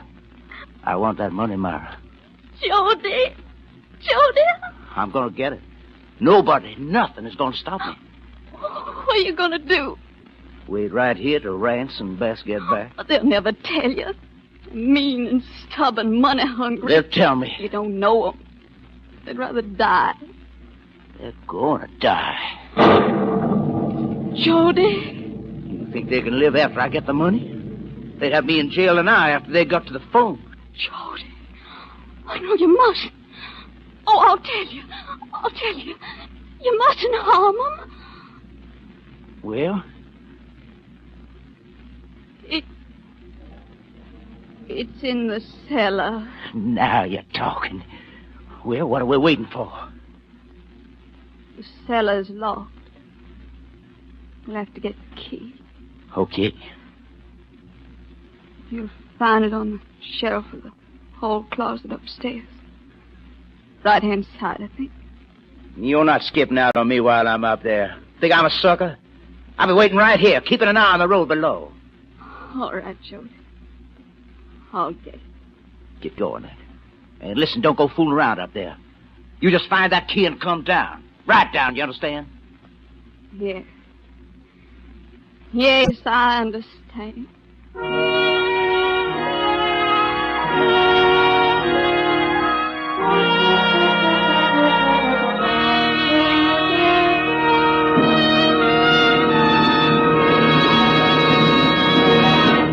With the prologue of The Affair at Stoney Ridge, the Signal Oil Company brings you another strange tale by The Whistler. O-I-L. Oil. The stuff drivers put in their motors. Because they know it's supposed to be there. But does the kind of oil you choose for your car really make any difference in the way your motor runs? If you've ever wondered about that, let me tell you about a test I recently saw. Two identical cars were run for 79,000 miles, one using today's finest straight motor oil, the other using Signal Premium Motor Oil, the new type lubricant that combines 100% pure paraffin base with 5 scientific compounds. When these motors were torn down for inspection, the one using new Signal Premium Oil had only 1/6 as much carbon deposit and 1/3 less cylinder wear. Now, what does this mean to you? Well, less carbon means that your motor runs quieter, smoother. You can forget about fouled spark plugs and sticky valves. And less cylinder wear means more power, more mileage from your gasoline. Yes, those 5 scientific compounds in Signal Premium Oil really make a difference in the way your motor runs, which explains why your switch from old-fashioned straight motor oil to new Signal Premium is your guarantee of a sweeter running motor. And now, back to the Whistler.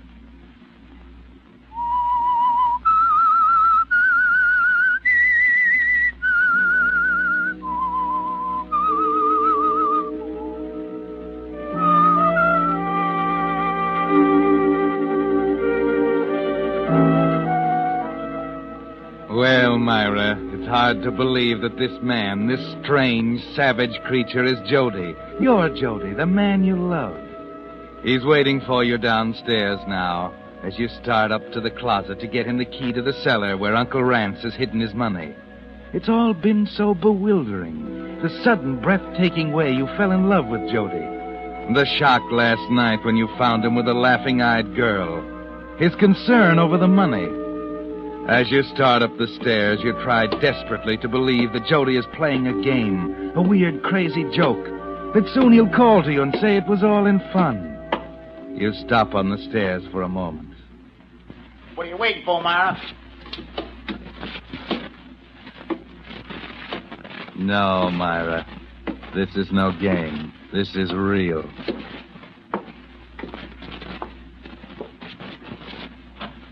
The closet, Myra. Reach up and get the key for Jody. He's waiting. Then, as you turn... Uncle Rance's room, Myra. You can see through the half-open door. Dresser drawers wide open, clothes scattered crazily about the floor. A chair lying on its back, broken in a dozen places. And on the bed, a crumpled sheet with an ugly red stain. Now you know, Myra. Your Jody has killed. All you can think of now is the telephone. You've got to get to the telephone. Down in the kitchen. Quietly, Myra, quietly. Down the hall, slowly, Myra. Carefully. Myra! Yes, Jody? What's going on up there? It's dark, Jody. I can't find it right away. I know it's here. Shake it up or I'll come up and get it myself. No, Jody. No, I'll find it. It's here somewhere. I'll be right down with it.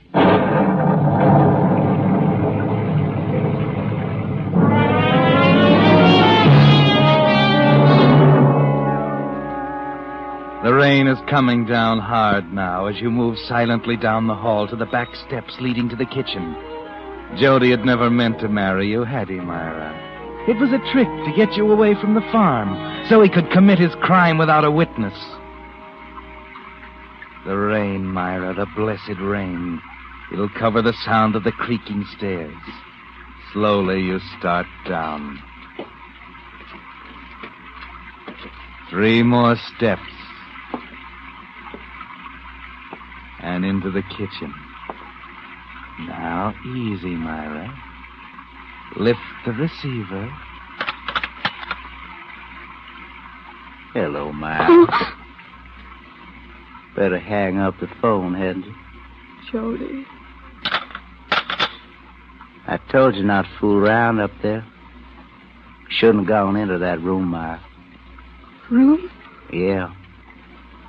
I kind of liked you, too. I really did. Now you can open the cellar door. We're going downstairs, you and me. What you gonna do with me? What can I do? You know too much. Go ahead now, like a good guy. I'll be right behind. Jody, don't. Start walking. Jody! Start walking. Mm-hmm. Who's that? I don't know. Quiet. Listen. Mm-hmm. It's Benson's horn. Benson. An old friend, Uncle Raines. What's he want? I don't know. Don't make a sound. We'll wait here till he goes away. Keep your mouth closed if you know what's good for you. If he comes in the back way, I'll get him. And I mean get him. But he will. He always does when nobody's home. Then it's going to be too bad. Let me talk to him. I'll send him away. I won't let him in. That's up to you. Tip him off or let him in, and you know what happens. I promise I won't. I'll be right next to you behind the door. I'll be listening and watching. Now open it. Hello, Myrie. Thought nobody was to home. They're gone. I mean, Uncle Raines and Aunt Bessie. They're helping the Biddles get in the alfalfa. Ain't here, huh? I'd ask you in, but Aunt Bess just washed the kitchen floor. I mean, well, last night... Don't know as I blame you. Anyway, I just stopped for a second. What's the matter, girl? You look sort of peaked. I'm all right. Look peaked to me. What you need's a big cup of sulphur and molasses, most like. Well, tell Rance I was around. I will, Mr. Benson. Nothing I can do for you in town? No. No, thank you, Mr. Benson. There's nothing you can do for me in town. Well, I better get out of the rain. Bye, Myrie. Bye.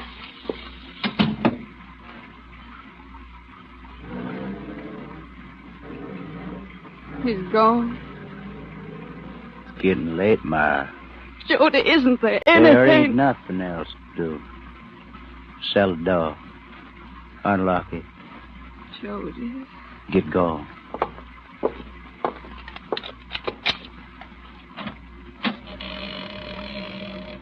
Start walking down. I'm right behind you.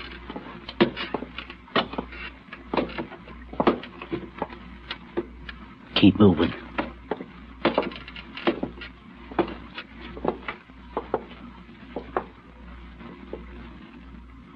Well? There it is.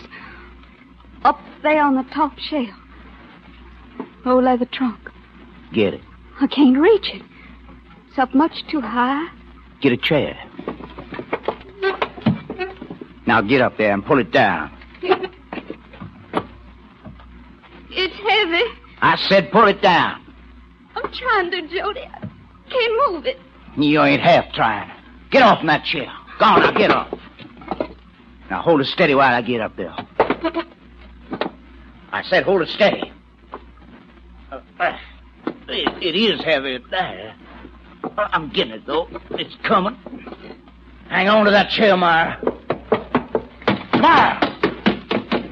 Myra!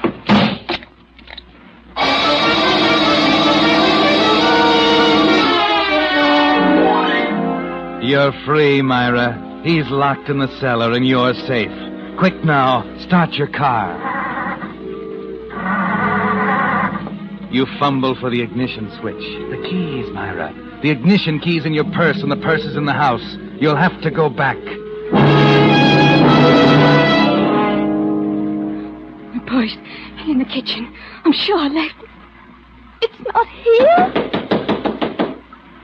He's pounding on that door, Myra. He'll break through in a minute. Where did I... It's in the cellar. I took it with me. The door's giving way. Nothing to do now but hide behind the sofa. Myra! The door. She's out of the car.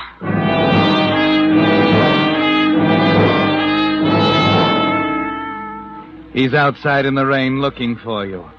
Quietly, you slip up to your room and lock the door. He'd never believe you dare hide there. You can see him through a crack in the window out by the car. It's quiet now. Nothing but the rain and the bawling of the cattle outside. Then he turns and comes back in the house. You stand there tense, waiting for the nightmare to begin again.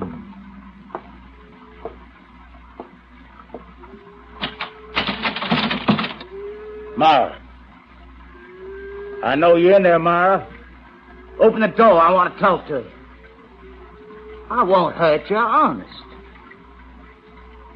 I know you're thinking about Rance and Bess, but ain't you better off without them? They was mean and stingy.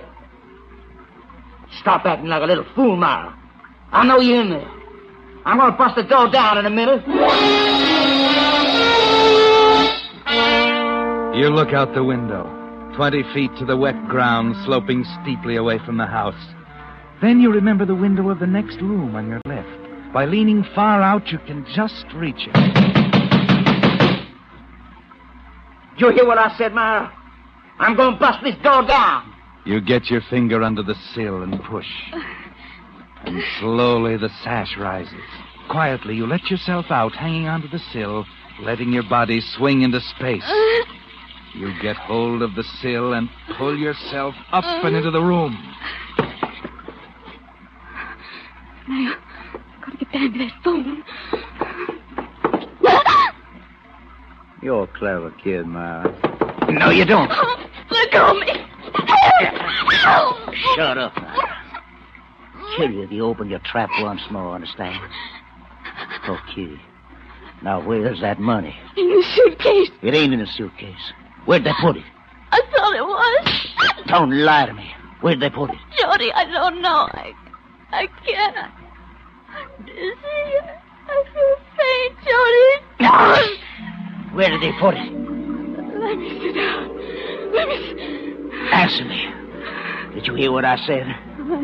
You're going to tell me where old man Raines hid that money, and I have to beat it out of your skull. Listen to me, Myra. Where did he put it? I'll kill you, so help me. Where did he put it? Where? Where did he put it?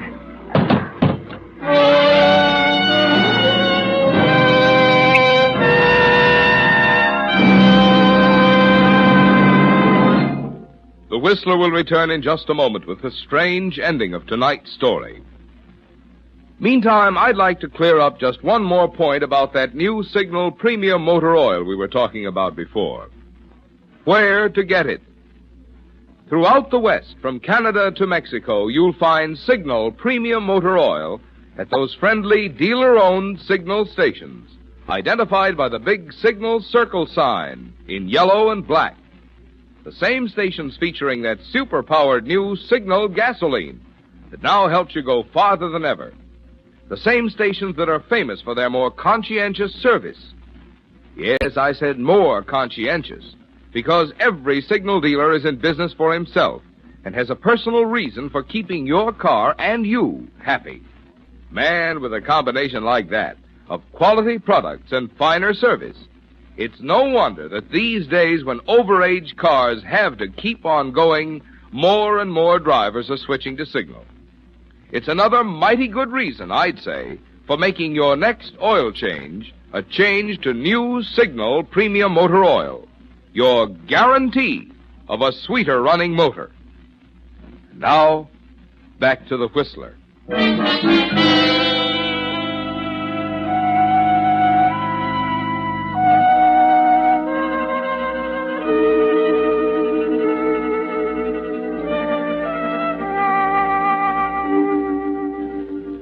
The last you remember, Myra, is Jody leaning over you, shrieking that he'd kill you if you didn't tell him where the money was.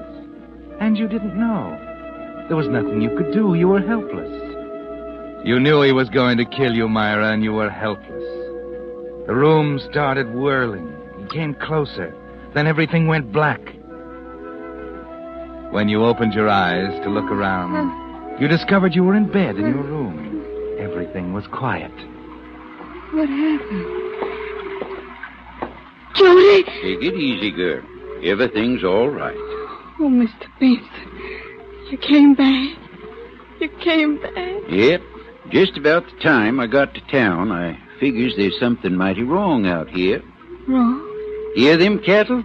Rance wasn't the sort of man to leave his critters bellering to be milked. Too good a farmer for that. Knowed there was something fishy going on, so I come back with the sheriff. But Uncle Rance's money. Jody. Funny in a way. I guess 'cause I've been advising Rance for years on his money matters, I'm the only one he ever told where he kept that money. Never told nobody else, not even Bessie. Know where it was? Sewed up in the lining of his old overcoat. The coat Jody buried him in.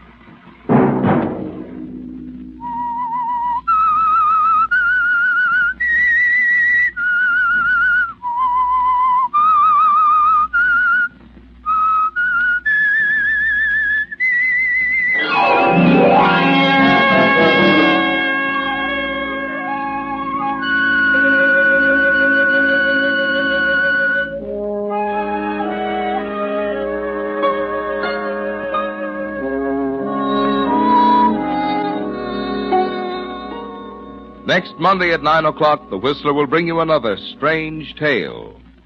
The Whistler is broadcast for your entertainment by the marketers of Signal gasoline and motor oil and fine quality automotive accessories, and by your neighborhood Signal dealer. Featured in tonight's cast were Peggy Weber and Edmund McDonald. This program, produced by George W. Allen, with tonight's story by Louis Estey, music by Wilbur Hatch, is transmitted to our troops overseas by the Armed Forces Radio Service.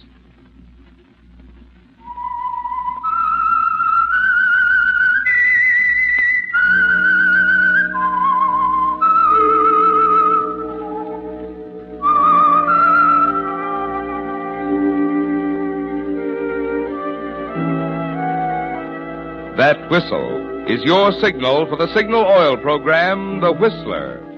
This is Marvin Miller speaking, reminding you to look for those familiar yellow and black circle signs that identify those popular Signal Oil stations throughout the West from Canada to Mexico.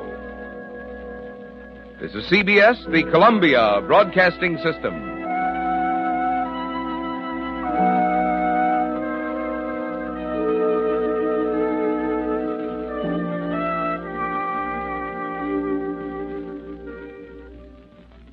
And now, stay tuned for the mystery program that is unique among all mystery programs. Because even when you know who's guilty, you always receive a startling surprise at the final curtain. In the Signal Oil program, The Whistler.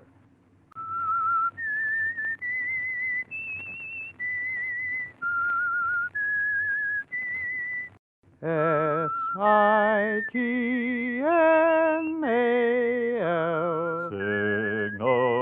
Signal gasoline. Signal, the famous Go Farther gasoline, invites you to sit back and enjoy another strange story by The Whistler. For extra driving pleasure, the signal to look for is the yellow and black circle sign that identifies Signal service stations from Canada to Mexico. And for Sunday evening listening pleasure, the signal to listen for is this whistle that identifies the Signal Oil program, The Whistler.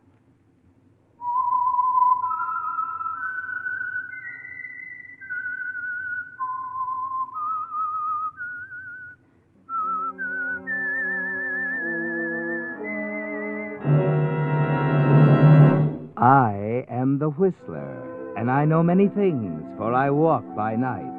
I know many strange tales hidden in the hearts of men and women who have stepped into the shadows.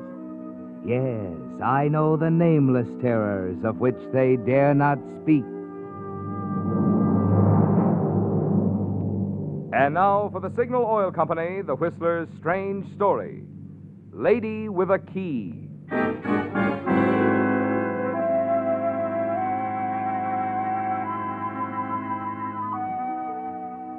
It was almost midnight when Joe Cannon drove his car into the parking lot, got out and walked around to the entrance of the Linden, a small restaurant and cocktail bar on the highway a few miles south of Los Angeles. The Linden was a place he often patronized, especially when he had a deal on. Most of Joe's enterprises were arranged in cocktail bars, restaurants, almost anywhere but a legitimate business office. For Joe was seldom involved in a legitimate deal. Inside, Joe nodded at the bartender, then strolled over to the jukebox. Hi, Joe. You haven't been around lately. I've been pretty busy, Pete. Oh, what'll it be? A bottle of beer and a sandwich, you name it. Right. Hey, hurry up, will you? I'm on my way to San Diego. Yeah, sure. Okay.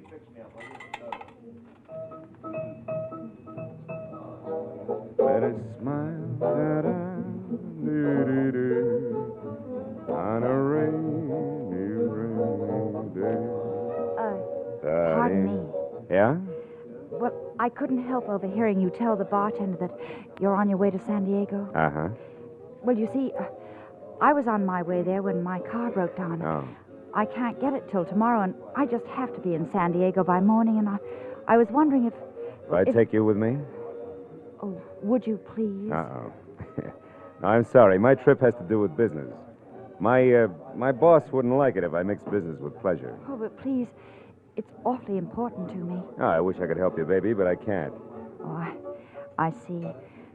Well, I'm sorry. So am I. Oh, it's okay. Forget it. The girl walks away, walks to a booth at the back of the bar. She's attractive, isn't she, Joe? And the mink coat she's wearing is the real thing. You're almost certain of that. Yet you have a feeling there's something phony about her, that she had some reason other than a stalled automobile for asking you to drive her to San Diego. You listen to the tune on the jukebox for a moment, then walk up to the bar. As you slide onto a stool, Pete, the bartender, places the sandwich and the bottle of beer before you. Cute dish, huh? What? The name. Oh. She asked you for a ride south? How'd you know? She already asked that couple back there, the one in the booth next to hers. Mm-hmm. They turned her down. You turn her down? Yeah. I don't like her story. I don't know. I think she's on the level. She used the phone a little while before you came in, talked to a couple all-night garages. That's so?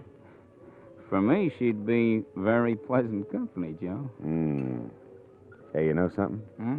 Maybe I was too hard on the little girl, huh? That drive to San Diego, 3 hours, can get awful dull. Sure. Hey, I'll be right back, Pete. Pardon me, miss. What? Oh. I changed my mind. I'll take you to San Diego if you still want to go. Oh, I certainly do. It means a great deal to me. Can we start right away? As soon as I finish my sandwich and clear up a little business with the bartender. Would you like a drink or something? Oh, no, thank you. Oh. If you don't mind, I'll wait in your car. Oh, sure. It's in the lot. It's far side, Black 49 Nash. I'll be out in a few minutes.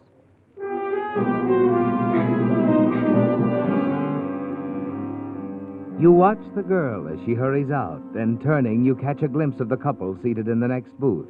A young man, a woman, grinning at you.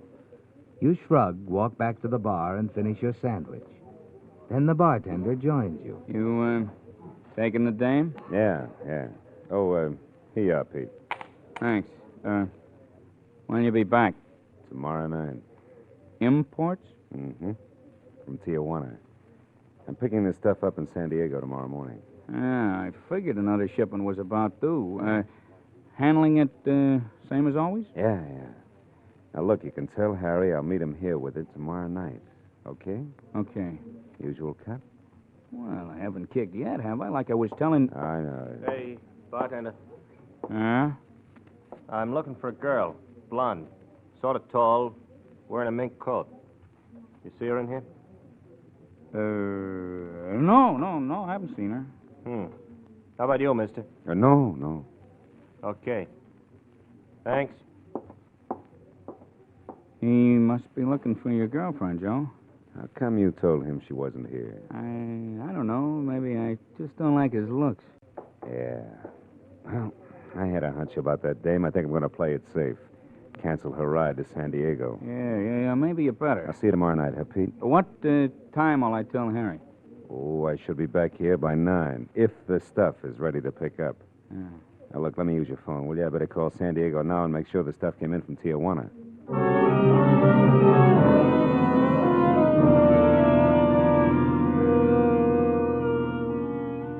In a matter of minutes, you've completed your call to San Diego. Then you step out into the parking lot. And as you walk toward your car, you hear footsteps, catch a quick glimpse of a running figure. By the time you reach your car, he's disappeared into the shadows. You open your car door and get in. The girl isn't there. Suddenly you catch sight of something on the seat beside you. You recognize it instantly as the girl's handbag. It's open, and one glance tells you it's full of bills, 50s, 100s. 1, 2, 3, 5, 6. Oh, brother. You don't wait to count it all, do you, Joe? This is more money than you've had in a long time. You want to get away before the girl returns.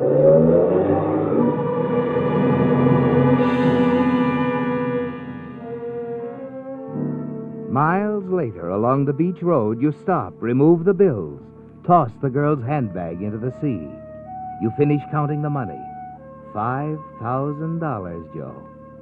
Quickly, you slip it into your inside coat pocket, hurry back to the car. The night air is chilly, so you decide to get your overcoat from the back seat.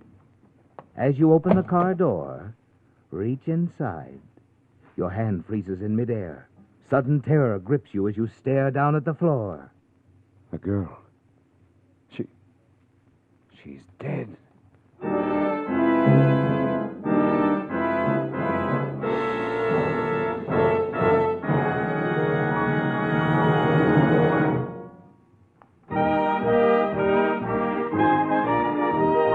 Tonight's $20 Signal gasoline book goes to Nancy Mason of Los Angeles, California, for this limerick.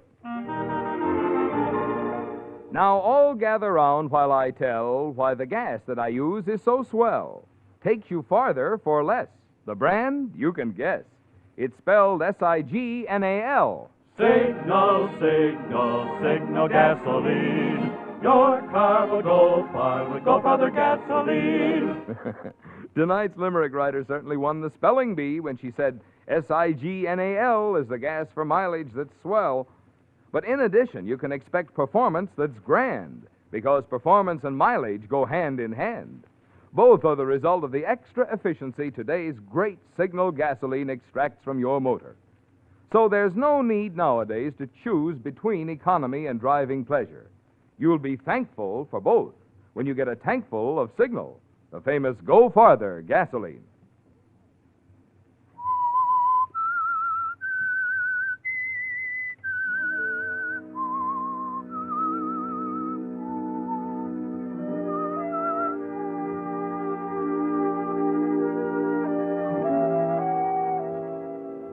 The events of the past few hours seem like a nightmare, don't they, Joe? Your meeting with the girl in the cocktail lounge, her sudden disappearance, leaving her handbag containing $5,000 in your car. Then, a few minutes ago, you found her, dead on the floor in the back of your car. For a moment, you're too stunned to move, to think clearly. And then quickly, you jump into your car, race down the highway. Several miles later, the panic begins to leave you, and you realize you must dispose of the body as soon as possible. Your hands suddenly grip the wheel in terror. The police, Joe. Automatically, you press down on the accelerator, and then you realize your mistake. You slow down.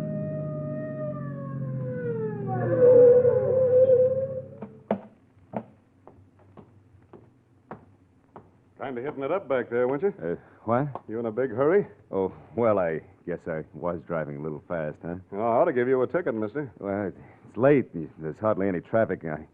I guess I was speeding without realizing it. Uh-huh. Well, I'll let it go this time. Oh, thanks. Just a minute. What's the matter? You heading for Mexico? No, San Diego. You sure? Let me see your license. Okay. You struggle to remain calm. Keep your hands from shaking as you turn your wallet over to the officer. Hope that he doesn't look into the back seat of your car. You wait for what seems hours before he returns the wallet to you. Well, okay, go ahead. But take it easy from now on and watch that speedometer. I'd hate to find your car up the road with a dead body in it.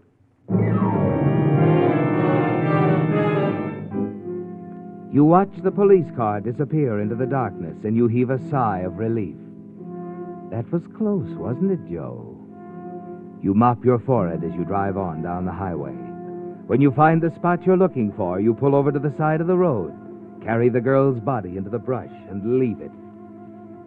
Then you're on the highway again, and for the first time since you found the girl, you feel safe. You reach over, open the glove compartment to get a pack of cigarettes. Your hand comes to rest on an envelope. You take it out, see the name Ann Whitney written on it. Finger the bulky contents and decide it's a hotel key. You're puzzled, aren't you, Joe? Curious, too. But you realize you can't take any more chances. You crumple the envelope in your hand, toss it out the car window. Drive on to your hotel in San Diego.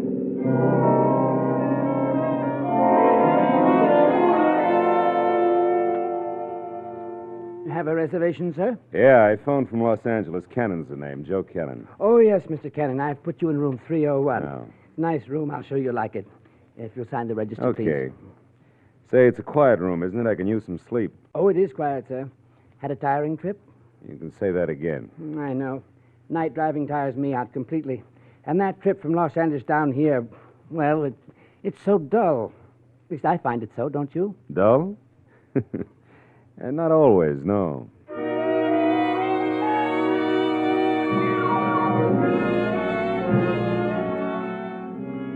You sleep until afternoon, then awake completely refreshed, unworried. You dress, go downstairs, buy a newspaper. It's all there, isn't it, Joe?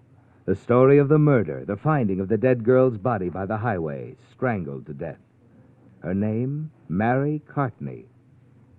You wander into the hotel coffee shop, take a table in the corner, read on. According to Giles Winthrop, well-known Los Angeles art dealer, Miss Cartney had been his secretary for the past year. Mr. Winthrop also informed police that Miss Cartney had left his office 2 days ago and failed to return. Last night he had discovered she had taken $5,000 from his office safe. Well, Pardon me? Huh? Is seat taken? No, it's all yours. You stare at the short, heavy-set man who slides into the seat across the table from you. It's the same man who came into the bar last night in Los Angeles. The one who asked you if you'd seen the tall blonde in the mink coat. The murdered girl the papers have identified as Mary Cartney. You banked that $5,000 yet, chum? I don't believe I follow you. Sure you do, chum. Don't try to tell me you haven't got the dough. I saw you pick up the dame's handbag. She left it in your car. Now, look, beat it, will you? I don't know what you're talking Reading about. all about it in the papers, huh? You see where they got your description? My description? Yeah? Here, allow me. See your paper. Yeah. Police report no trace of the money was found on the girl's body. Oh, here it is. Mr. and Mrs. Alton Grinby, 1134 Park Drive, Long Beach, identified Miss Cartney from newspaper photographs as the same woman who asked them for a ride last night in a bar on the outskirts of Los Angeles. They informed police they'd overheard Miss Cartney accept a man's offer to drive her to San Diego. The man is described as dark-haired, about 30 years old, attired in a light sport coat and gray trousers. Heard enough, chum? There's a little more. I've heard enough. I'd say you were in kind of a tough spot, huh? Now, why don't you come along with me, see, up to my room where we can talk this over, chum. Why should I? You wouldn't want me to tip off the cops, would you? Okay. Let's go upstairs.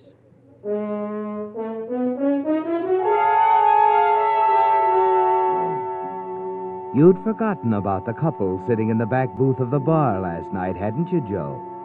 And now this man sitting across from you wants to talk something over. You follow after him as he leaves the coffee shop. You're certain he's Mary Cartney's murderer, that he was the man you saw running away from your car last night while it was parked in the lot next to the Linden Bar, that your sudden appearance prevented him from getting the handbag containing the $5,000. You slip the newspaper back into your pocket without finishing the article. Upstairs in the man's room, he takes a gun from his pocket, places it on the table within easy reach. Okay, chum. Let's get down to business. I know you got the $5,000. You can keep it. That's chicken feed. What I'm interested in is the package. Package? Look, What package? Mary Cartney had it with her. A painting. An original Donetti. It's worth $100,000. I don't know a thing about it. I never even heard of it. Listen. I'll get back to you in a minute, chum. It's a call I've been expecting. While I'm taking it, you better remember where you put that painting. Hello. Yeah. Oh, yeah, Mr. Roberts. Yeah, this is Merkel. Sure. Everything is set. I'll have the painting. I promised you I'd get it, didn't I? The interruption gives you time to think, doesn't it, Joe? And suddenly you remember something. The envelope with the name Ann Whitney written on it. The envelope you found in the glove compartment of your car. You're certain it contained a hotel key. You wonder why the dead girl, Mary Cartney, was mailing it to an accomplice named Ann Whitney. Whether the key has any connection with the valuable painting. Sure, Mr. Roberts, sure. Tomorrow morning at 10. Oh, look, since we've never met, you better pick the painting up here at my hotel room. It's a lot simpler that way. Okay. See you tomorrow. Now, chum, let's get back to you, huh? I told you before, I don't know anything about a painting, but... Yeah? But I did find an envelope in the car. Hand it over. I didn't want any evidence around after I got rid of the girl's body, so I threw the envelope away. And you didn't even open it? It was a hotel key. I couldn't be mistaken. I could feel the key, the tab. But you tossed it away. I can find it again. I knew where I threw it. All right, chum. Let's go. I hope for your sake you find that key.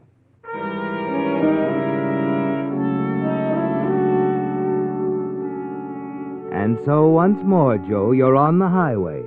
This time driving north, back toward the place where you tossed the envelope out your car window.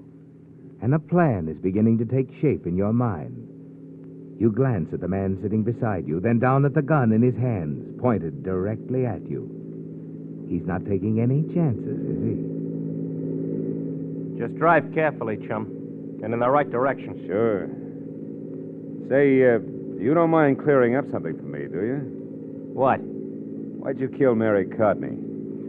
Why didn't you wait till she turned the painting over before you... I didn't intend to kill her. I was only trying to scare her, but I guess I pressed just a little too hard. She was double-crossing you, Yeah, she grabbed the painting and ducked out on me. She was going to contact Roberts herself and cut me out of my share of the 50 grand. 50 grand? That's right. And now that I've filled you in on the details, let's keep the conversation at a minimum, huh? Sure.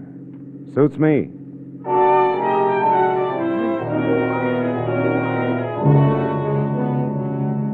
Yes, it suits you, doesn't it, Joe? You want the time to think things out. Shortly before nightfall, you're within a few miles from the place where you dropped the envelope. And then up ahead, you see a side road. You slow down. You turn your car into it. I thought you said you tossed that envelope off the highway. I did. It's not far from here. I thought we'd better park the car somewhere along here under the trees while we look for it. All right. Stop the car. Sure. As you slam on the brakes, the sudden stop throws him against the windshield. An old trick, Joe, but it works. The jar stuns him for an instant. The gun in his hand clatters to the floor. Quickly, you scoop it up. Okay, get out and start walking. I said start walking. Over there under the trees. Now, look, chum. Look, let's talk this over, huh? Nothing to talk about. Keep moving. I'll cut you in on the 50 grand. We'll split it.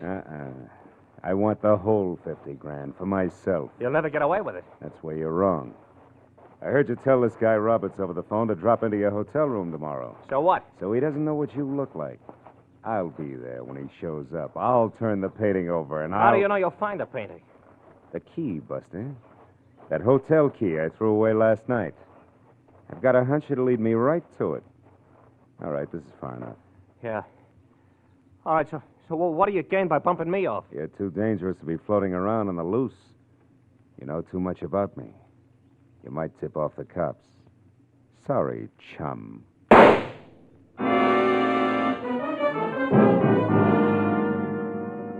You wipe the gun free of fingerprints, drop it on the ground next to the body, and hurry to your car. You drive back to the highway, find the spot where you dropped the envelope, and park. You've got to find it, Joe, before nightfall, and that doesn't give you much time. You look around, walk up the side of the road for several hundred feet, and then you see it, the envelope addressed to Ann Whitney. You rip it open. It is a hotel key, Joe, and you're sure what you read on the tab gives you the answer to everything. Room 711. City Hotel, Los Angeles.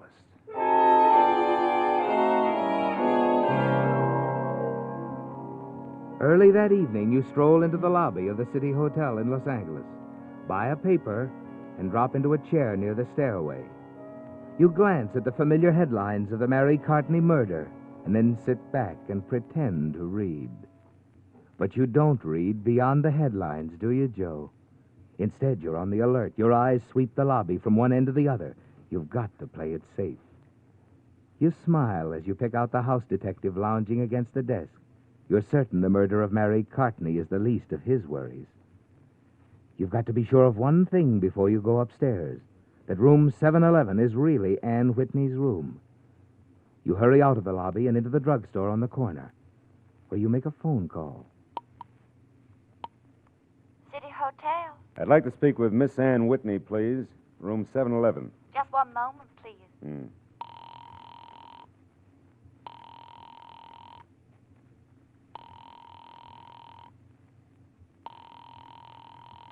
Well, I'm sorry, sir, she doesn't answer. Do you wish a page? No, thanks. Well, do you wish to leave a message? No, tell me, do you have any idea when she'll be in? Oh, she didn't leave any word. I'm sorry. I'm not sorry, baby. One bit.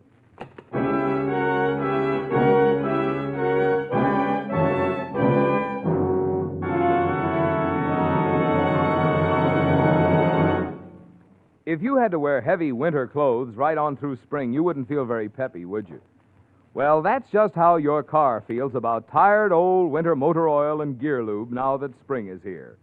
Yes, if you want to put spring into your driving, it's high time you were treating your car to a spring changeover at a Signal service station.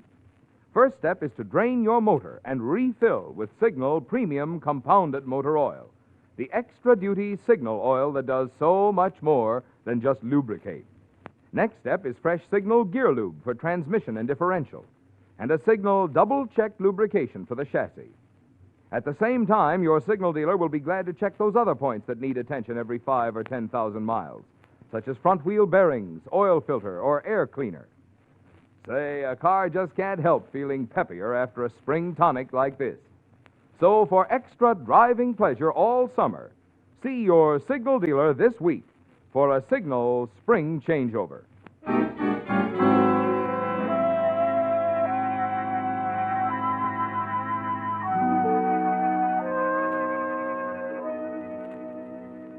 It's working perfectly, isn't it, Joe?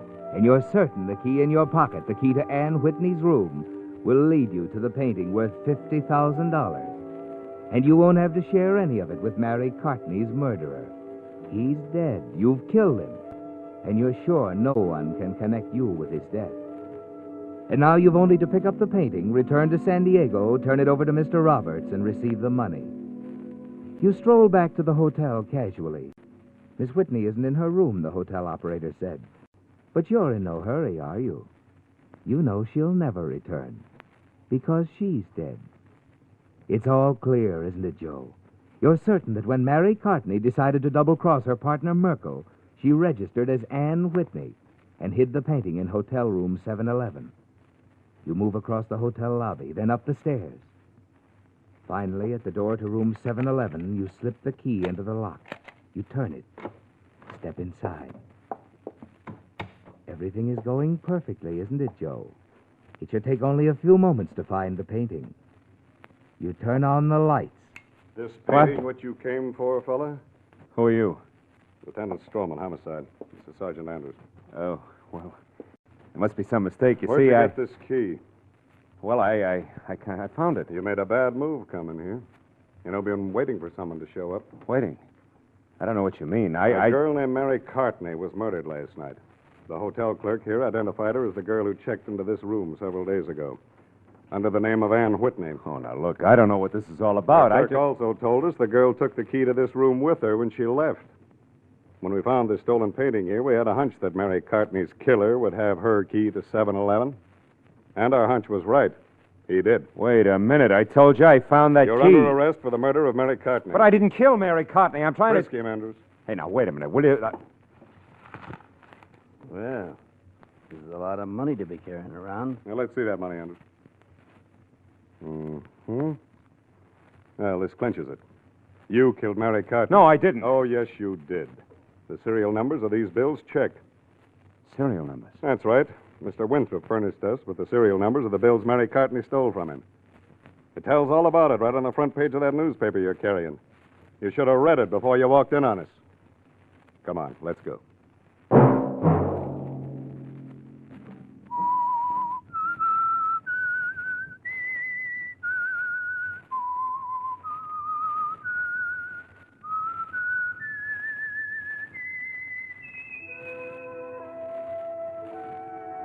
Let that whistle be your signal for the Signal Oil program, The Whistler, each Sunday night at the same time.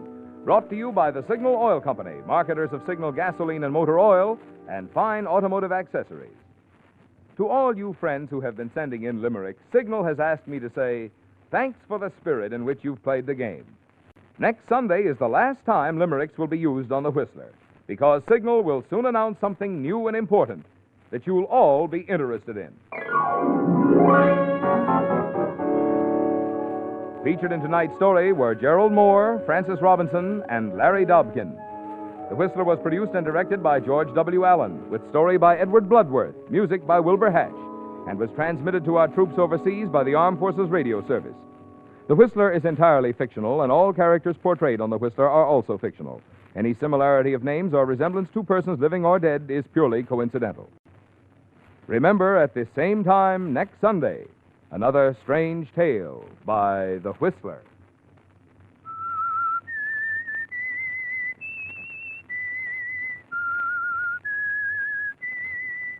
S-I-G-N-A-L.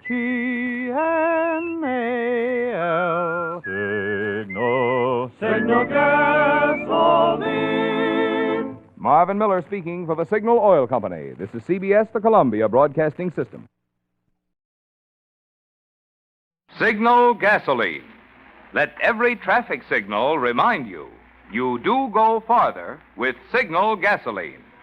Yes, you do go farther with Signal.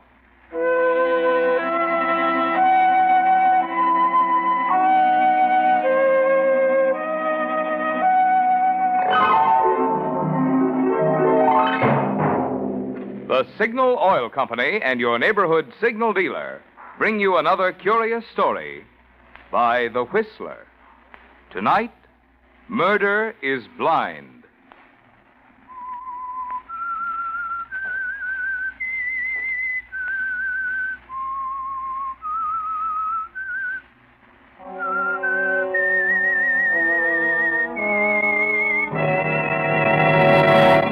I am the Whistler, and I know many things, for I walk by night. I know many strange tales hidden in the hearts of men and women who have stepped into the shadows. Yes, I know the nameless terrors of which they dare not speak.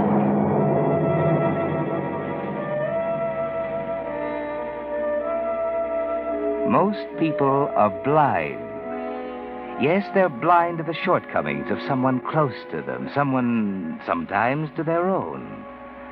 That was the way with the three women who lived in the old Hopkins house on the hill. Three very different women, but all of them blind to the characters of the others.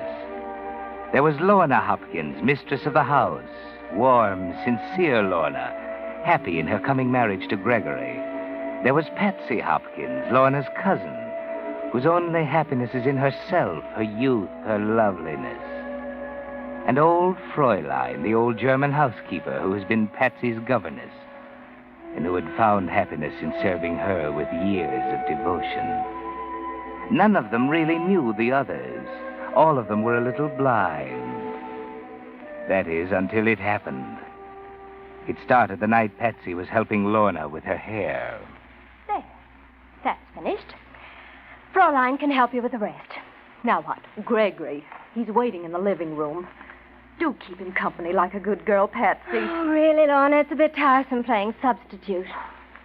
Besides, he doesn't want to see me. Of course he does. Be an angel and try to keep him consoled till I get dressed. Listen. Greg playing the phonograph? Pacelli's Serenade. Lovely, isn't it? Is it? Greg once said it was a musical description of me. Can you imagine? He can say such nice things. Oh, look, Patsy, I'm not nearly ready. Do run down and pay the poor man a little attention like a good girl. You're pretty sure of yourself. Sure about what, Pat? Nothing. I'll go.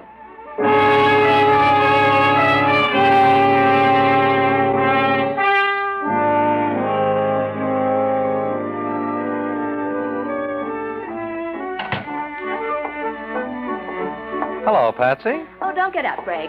Lorna's still dressing. In the meantime, I'm supposed to entertain you. You always have. Thanks. You're leaving for New York soon, aren't you? Yeah, in a few days. Mother wants me to handle some of her affairs. I'll be back after a while. For Lorna? Of course. We expect to be married in Mother's home, you know. After that, the honeymoon. Someplace in the North Woods. Someplace where we can be together, far away from everybody. What a picture. How beautifully sentimental. Do you know, my dear, you're beginning to tire me dreadfully. I've suspected that before. What's the matter with us, Patsy? Is there something the matter? We used to get along together so well. Lately, we don't seem to understand each other at all. Shall we talk about something else? No. Something's come between us. Ever since I became engaged to Lorna. That has nothing to do with it. Well, of course not, but what is it, Pats? What's going on, anyway? Nothing, I tell you. Oh, for heaven's sake, stop that thing. Take that sickening record off. Well, sure, Pats. I always thought you liked it. Turn it off! Greg, Yes? I want you to do something for me. Sure. Anything. I want you to go back to New York. Well, but I am, Pats. I'm leaving toward the end of the month. I mean now. Today. Today? Yes. Well, what's the matter, Patsy? Don't you even like me anymore? Like you? Oh, why, you fool, I love you. What? From the first day we met. Haven't you seen it? This is incredible. You can't mean this. I never meant anything more in my life. I know I'm shameless, Greg, but I can't help it. Greg. What about Lorna? Oh, Lorna will never make you happy, never. She's good and sweet and kind, but goodness and sweetness can be tiresome. Yes, and kindness, too. I know Lorna, Greg, and I know you. In a year, you'd grow to hate her. Please, Pats, please, you mustn't say these things. But it's true. I've got to say these things. Don't you see, my darling, I'm thinking of your happiness. Yes, and Lorna's, too. And you? And of mine. I have the right to think of mine, haven't I, Greg? We needn't hurt Lorna too much. You'd go away, go back to New York, and after a while, 6 months, I'd come to you. And, Lorna? She would have forgiven me? When she saw we were happy, what else could she do? Oh, Patsy, I'm trying hard to believe that you can't mean all this. Oh, but I do. I love you, Greg. I love you so much that you must know it, feel it. Then I'm sorry for you. I can't tell you how sorry. It's Lorna. There can't be anyone else. There never will be. Oh, but you don't love her. You can't love her. You love me. You do. I know you do. Oh, Greg, my darling. Stop it. Do you think for a minute I'd give up Lorna for you? Oh, Greg. She doesn't deserve this kind of deal from you, Patsy. She's taken you into our home. For years, she's cared for you like a sister. What? Oh, it's cheap. Oh, don't, please. Put your arms around me. Greg, I'm right. I know I'm right. You slapped me. Yes. So? Now listen, Patsy. You listen to me. Yes? This is important. Remember it. Yes? You'll never marry Lorna. Do you understand? No? If I can't have you, she'll not have you. Will you please tell your cousin I'm waiting for her? Remember that, Gregory.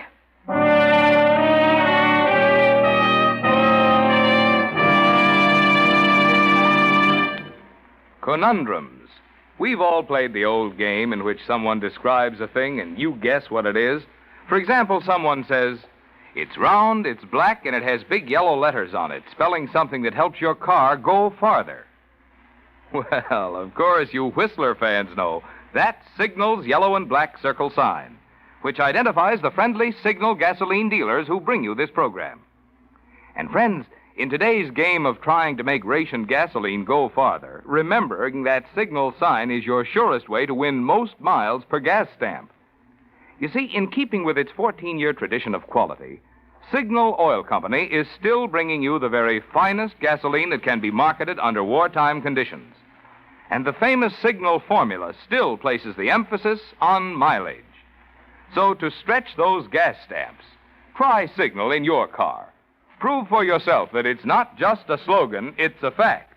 You do go farther with Signal gasoline. And now, back to the Whistler.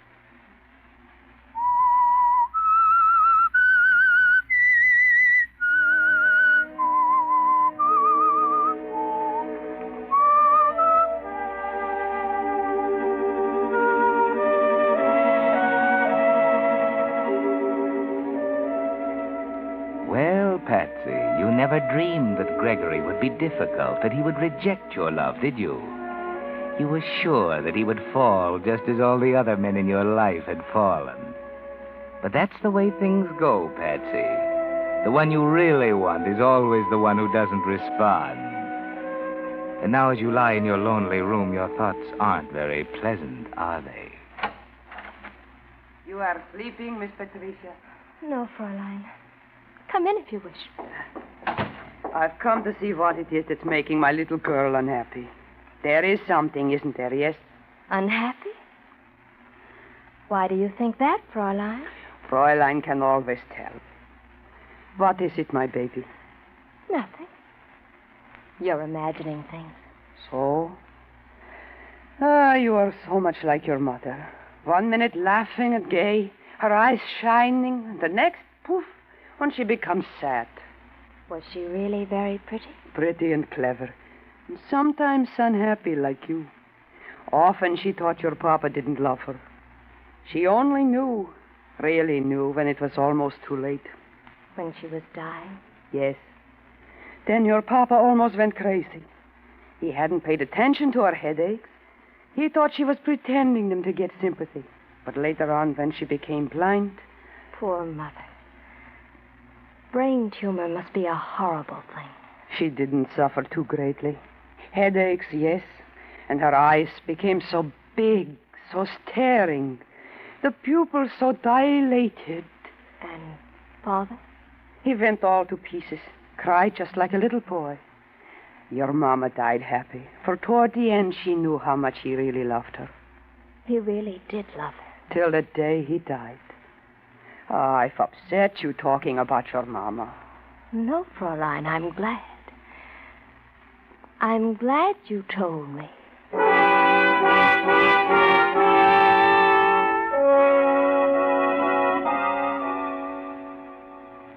What's in your mind now, Patsy? Why do you leave your bed, go to the dressing table, and stare deeply, searchingly into its mirror?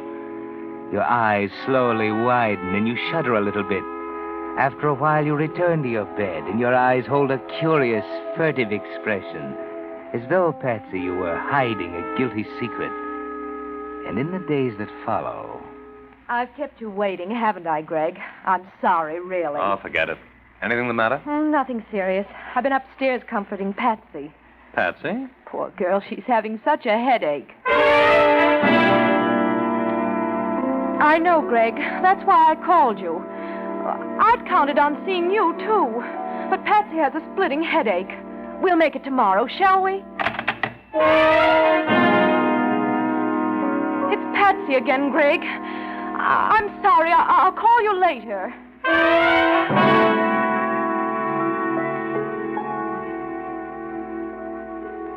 There is something the matter with Patsy, Greg. I'm sure of it. These pains, these spells of dizziness, they worry me. Ah, I can see that. But don't you think you're inclined to exaggerate her condition? After all, everybody has headaches, you know. Yes, I know, but not like Patsy's. They're doing something terrible to her. She looks badly, Greg.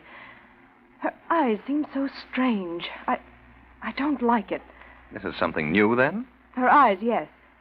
But her headaches, well, she told me she's been having them for weeks. She said nothing because she didn't want to worry me. I see. These attacks, when she has one, she's practically helpless. Oh, she's so dependent on me, Greg. Yes, and always at a time when I want to take you to dinner or to the theater. That's not fair, Greg. Perhaps not, but are you being fair with me? I don't understand. I'm leaving for New York in a day or two, but that seems to make very little difference to you. Oh, that's not true. Let's not quarrel, Gregory. I'm not quarreling. All this nonsense is getting too much for me. If anything was seriously wrong with the girl... You don't think there is? Not as bad as she pretends. Frankly, I think she's putting on an act of some kind. What's that? Patsy! Miss Lorna, hurry, come quickly. What is it, Fräulein? It's Miss Patsy. She can't see. Oh, Miss Lorna, she's blind.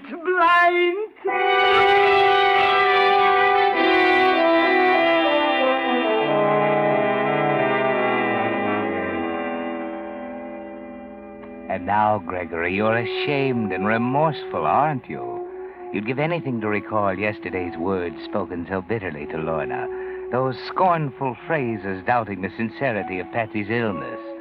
You thought Patsy's headaches were a game, the sort a willful woman might play for sympathy or attention. Didn't you, Gregory? Now, as you look down at her white face and into her tragic, unseeing eyes, a deep wave of sympathy comes over you.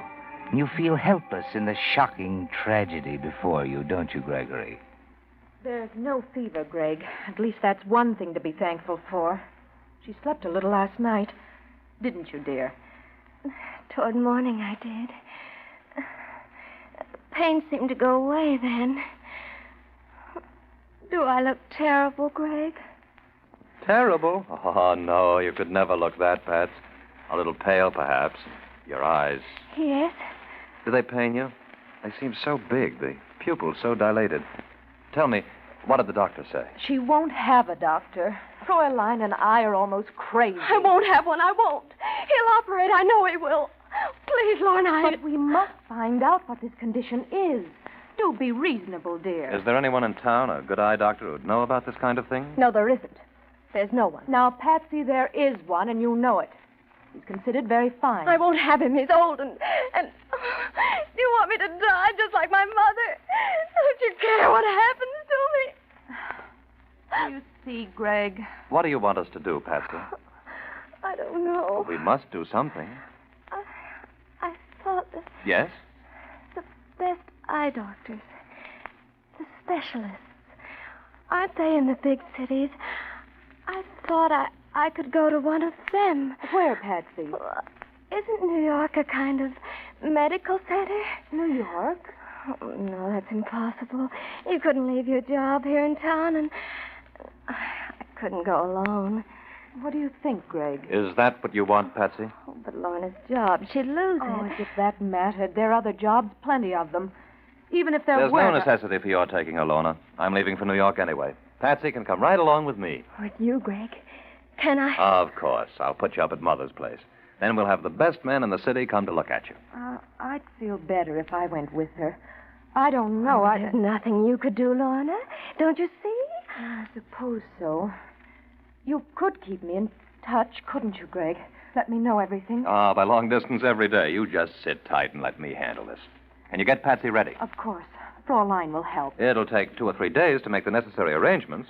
Haven't you both forgotten something? Have I? You and Lorna. Your marriage. Our marriage? You mustn't worry about that, Patsy. That'll keep till you're well again. We can wait, can't we, Greg? Naturally. Oh, I am a nuisance, aren't I? Oh, my eyes. They're starting to hurt again. Oh, do get me some ice, dear. I'm sure there's some downstairs. I shan't be long. Greg, Yes. you did forget, didn't you? Forget? About you and Lorna getting married? Did I? You did. You know you did. Suppose I get well, Greg. Of course you're going to get well. After we arrive in New York, everything's going to be all right. Do you know? I think so, too.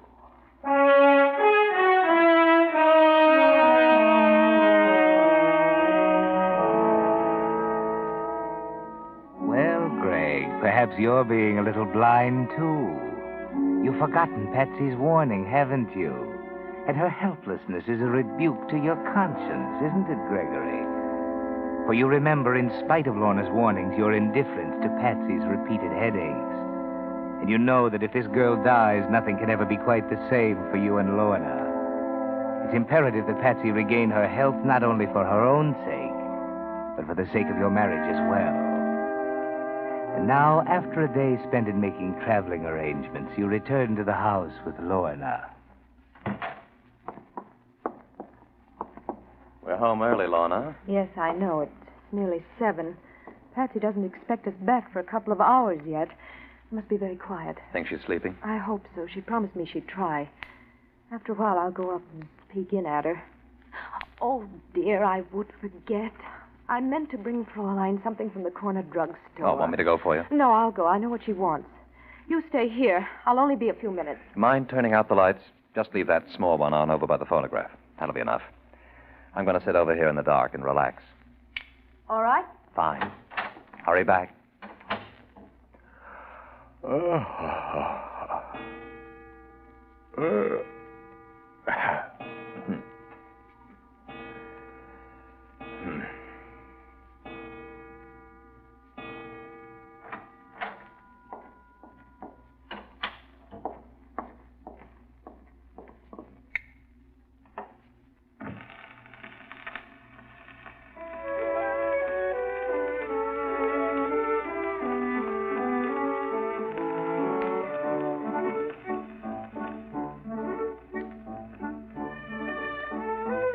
It is lovely, isn't it, Patsy?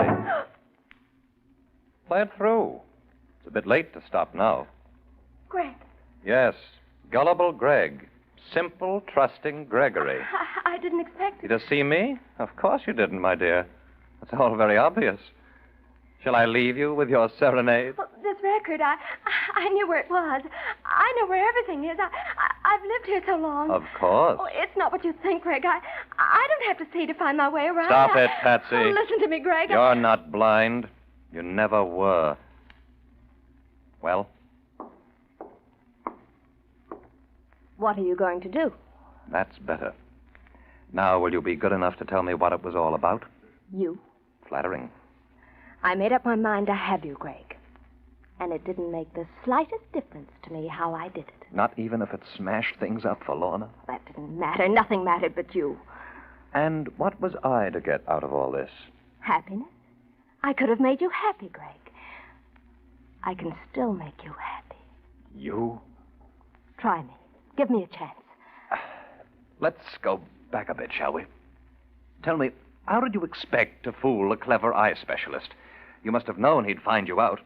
I didn't expect to. No? You see, I had no intention of coming under his care. The important thing was to get you away from Lorna, to have you by myself for a while. After that... Anything could happen? Anything. And now? I've lost. We've all lost. You, Lorna, and I. Oh, you're wrong, Patsy. Lorna and I haven't lost. You see, tomorrow, we'll be married. Tomorrow?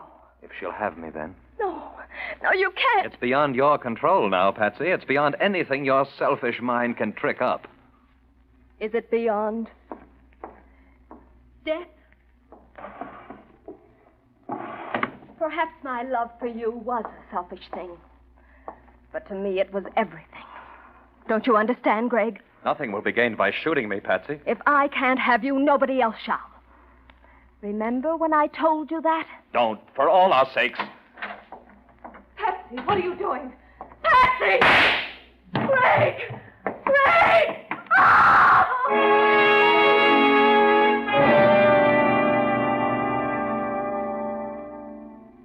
Yes, Patsy, you did it. You've killed Greg, the only man you ever really loved. You watch, fascinated and horrified, as Lorna drops to the floor beside him, weeping. And you want to tell her it's no use, that now she'll never have him. You're glad. You hate Lorna, Patsy.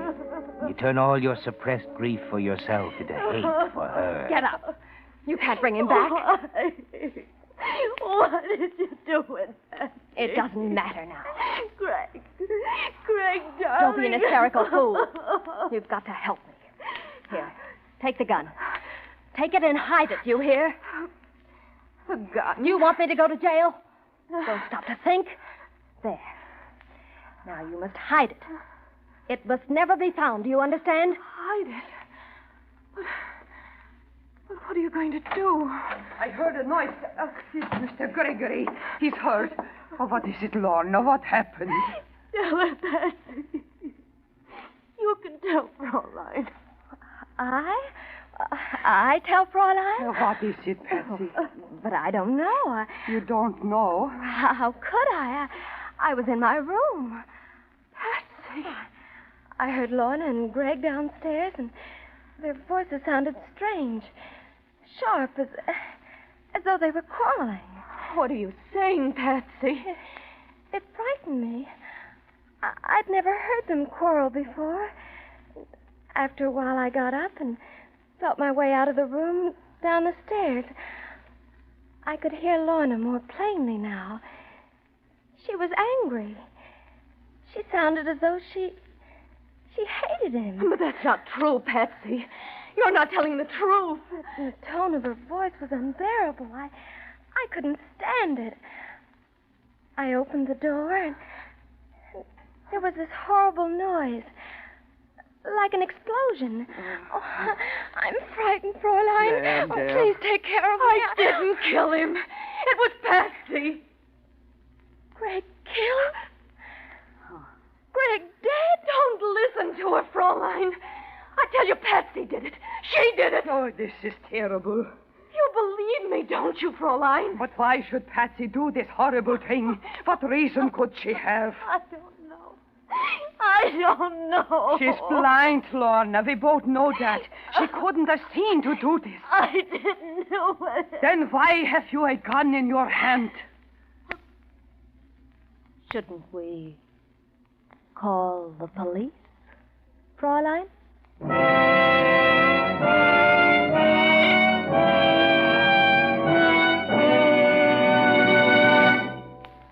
The Whistler will return in just a moment with the strange ending of tonight's story. Meantime, with reconversion beginning, the time is drawing closer when you'll be able to buy those new things you've been wanting. That new home or new car or new radio. But with what? Why, with savings, of course. And there's no better way to save today than in war bonds. In war bonds, your money is not only drawing good interest, but it's telling those brave guys who are fighting and dying out in the Pacific that you're still back of them. So stay in the fight, stay on the job, keep supporting all the home front activities. Save waste fat, save paper, take care of your tires. And right now, let's help put over the 7th War Loan Drive by getting another bond. Remember, you don't buy bonds, you invest in them. You get every penny back with interest. And each bond that does its bit to get the war over is also helping you to better enjoy the day we're all fighting and praying for, the day of final peace. And now, back to the Whistler.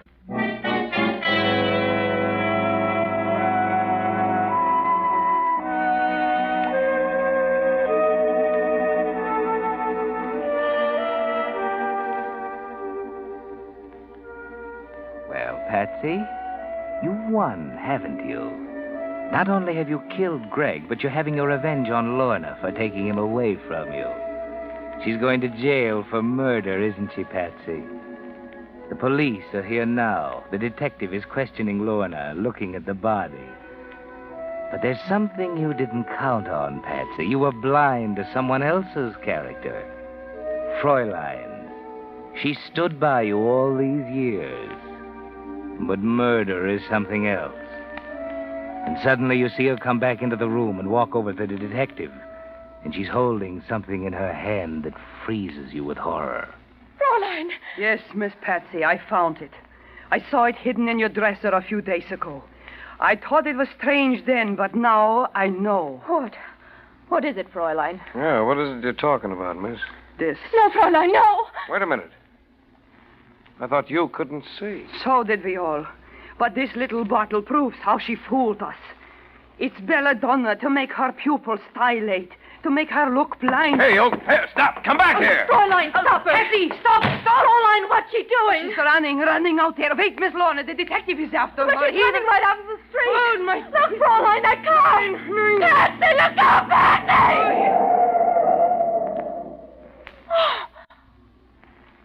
Oh, Fräulein.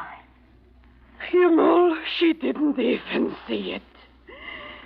The belladonna in her eyes. She didn't even see the car.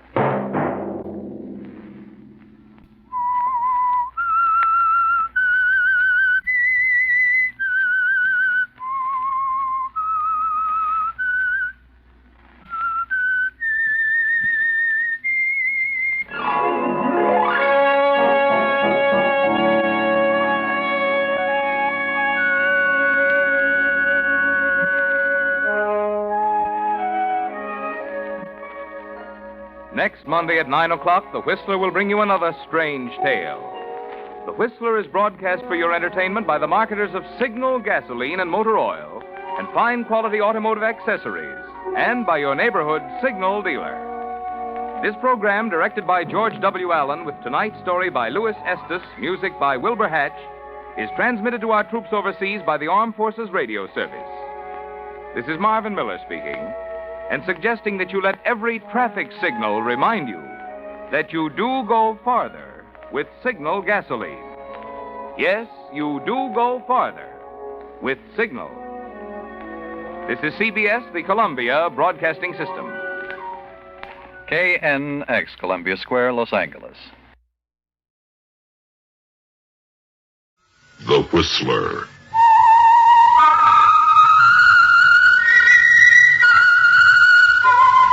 presented by the United States Air Forces in Europe.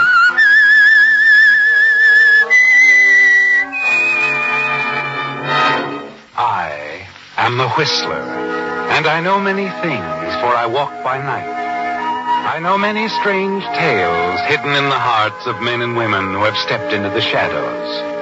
Yes, I know the nameless terrors of which they dare not speak.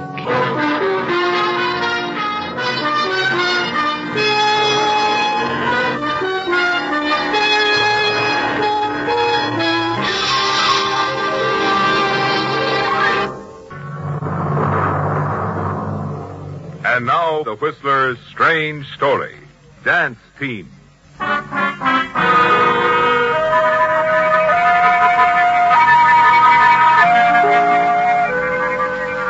The floor show at the nightclub in Los Angeles was nothing special, and Paul Fennelly, half owner of a small but successful nightclub in Nevada, was watching it closely. Tall, good-looking, but hard-eyed and cynical, he sat alone at a ringside table, staring down at his glass, torn between his thoughts and the breathtaking beauty of the girl partner of the Spanish dance team, just finishing their number. You have things on your mind, haven't you, Paul? Yes. You'd come to Los Angeles to be alone for a few days, alone to think. Think of a way to persuade your Nevada partner, Frank Wilson, to see things as you do, or a way to eliminate him before your first and possibly last real chance to get into the big money is lost.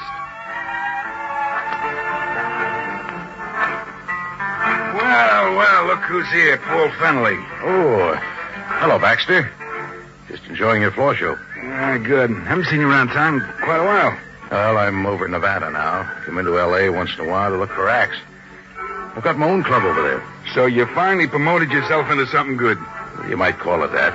It's just a small place. I've got a partner, Frank Wilson, a retired grocer. He put up the money, and I run the club. Sounds pretty sore. Yeah, we're doing okay. You seem to be doing all right here, too. Oh, fair. Paul, what did you think of that act? Are the dancers? The girls, great. Who are they? Ramon and Rita. They got a lot of class, especially the girl. She's beautiful, huh? Yeah, beautiful. Hey, what's going on? Yeah, it sounds like a fight backstage. I think I'll go see. I'll go with you. It's that Ramon, that Spanish dancer. He's done nothing but cause trouble ever since the act opened here. Oh, what's the matter with him? He's crazy jealous of his wife, Rita. Makes a big fuss if anyone even speaks to her. Always threatening to kill somebody.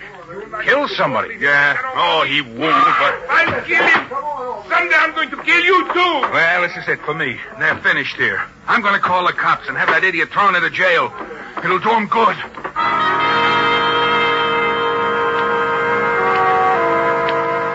The argument between the dancers gives you the germ of an idea, doesn't it, Paul? You're not certain just how you can use them, but you have a feeling that somehow a beautiful dancer and a madly jealous husband might fit in with your plans to get your Nevada nightclub away from your partner, Frank Wilson. After the excitement subsides and Ramon is taken away by the police, you have your friend Baxter take you to their dressing room and introduce you to the girl. I do not wish to talk about it, Mr. Fennelly. This is the end, the finish. Ramon is in jail and we are fired. Oh, there are other jobs? Not for us. No manager will book us now because of Ramon's jealousy. He is too jealous for this business. He accuses all men of being in love with me. Well, I'm willing to take a chance on you. A chance? How do you mean? Book you into my club in Nevada. Ramon and me? Sure. Same salary you're getting here. You got a fine act. Just the type we need. I'll get Baxter to withdraw charges against your husband. I'm driving back to Nevada tomorrow. The two of you can ride over with me if you like. You open on Monday. It seems like a dream. I do not know how to thank you. Well, don't try. There's nothing to thank me for. I'm acting in my own interest, too.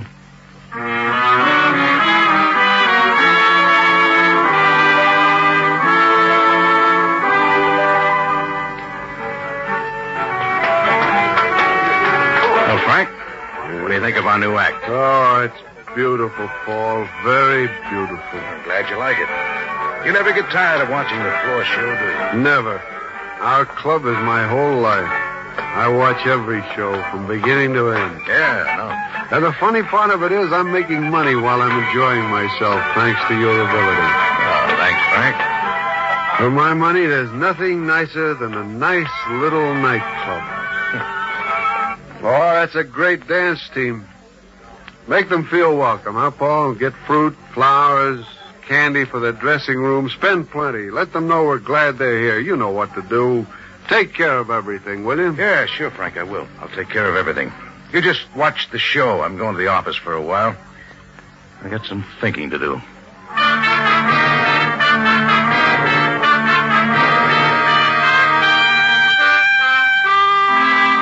Yes, you do have some thinking to do, don't you, Paul? And a few minutes after you're seated at your desk, a long-distance phone call brings you to a decision. Yeah, hello. New York, calling Mr. Paul Fenley. This is Mr. Fenley. Just a moment. Go ahead, New York. Your party is ready. Fenley? Yes? This is Daniels. What about that half interest in your club? Well, I haven't been able to sell my partner on it yet, Mr. Daniels.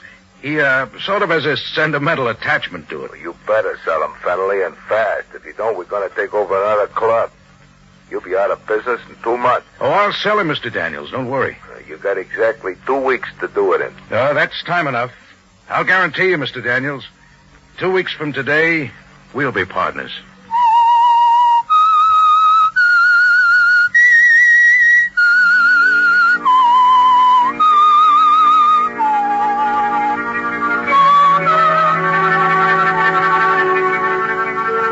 Yes, Paul, you've made up your mind, haven't you? You're not going to let this opportunity to become a really big operator pass, are you? You decide to make one more attempt to persuade your partner, Frank Wilson, to listen to reason. If he refuses, you'll use other means to remove him. And you know exactly what you're going to do, don't you? The jealous Ramon is the answer to your problem. For the next few evenings, you make certain that Rita receives little tokens of esteem from your partner. And 3 nights later, you drop into their dressing room. How lovely. I can hardly believe it. White roses. Compliments of Mr. Wilson. Oh, and here's a basket of fruit for you. Oh, and candy. I have never had such lovely presents. Say, what is the idea of all of this stuff? Oh, my partner, Mr. Wilson's very generous, Ramon. When he likes an act, he shows his appreciation. But is it the act he likes or my wife? Both, Ramon, both. Now, look, kid, you've got to get used to people admiring your wife. Yes, I suppose so. And Wilson not only admires your act, he wants to know both of you. He wants you both to come to his table tomorrow night. Oh, that will be nice. Nothing doing. We are here for business, not social life. Ramon, we can't afford to offend Mr. Wilson. No, of course not. Then he wouldn't send you any more gifts. Now, look here, Ramon. You keep out of this, Fenley. How dare you speak to Mr. Fenley like that, Ramon? After all he has done for us. You keep on with your crazy jealousy, and we will have troubles here like we did in Los Angeles and every place we ever worked. Perhaps if I am given the same provocation, one of these days I will be driven too far. Oh, forget it, Ramon. Mr. Wilson was just being friendly, trying to make you feel at home. One more jealous fit, and I leave you, Ramon. Ah, you forget it too, Rita. Ramon isn't going to be jealous anymore. Are you, Ramon? Not unless I have reason. There. See, Rita? Now forget it like I told you. I've got big plans for you two. I think they're going to turn out very well indeed.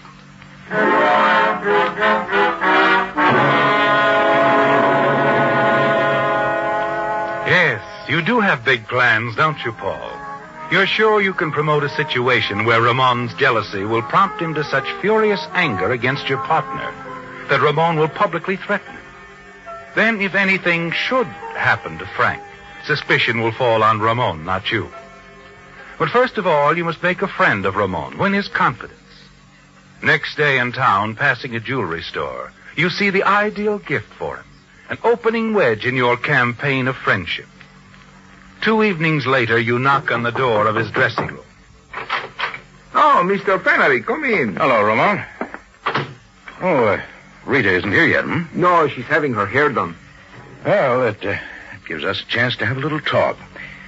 I've got a new contract for you to sign. A new contract? Yes, for an indefinite stay. You're going to be here for a long time.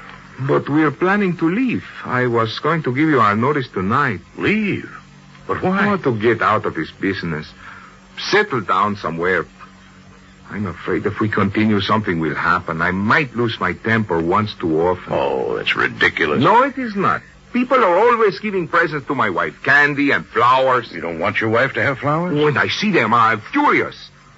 Not because she has them, but because I did not buy them for her myself. I have done so little for my wife. I never remember to get her things. I would like to give her the most beautiful present in the world, especially next week on her birthday. Her birthday? Say, I'm glad you told me. We'll have a big party for Rita here at the club. Speaking of presents, I picked up a little thing I thought you'd like, Ramon. A present for me? Yeah, sure. You're part of the act, too. No reason why the women should get all the gifts. Yeah, take it. A gold cigarette case with my initial R in rubies. It's beautiful. The R is especially beautiful. I like that letter. Perhaps because it is also the initial of my wife. Oh, thank you, Mr. Fennelly. Oh, forget it, Ramon. You've got it coming to you. You know, you're beginning to pack this place. Then we shall stay on. Under the circumstances, we could not do otherwise.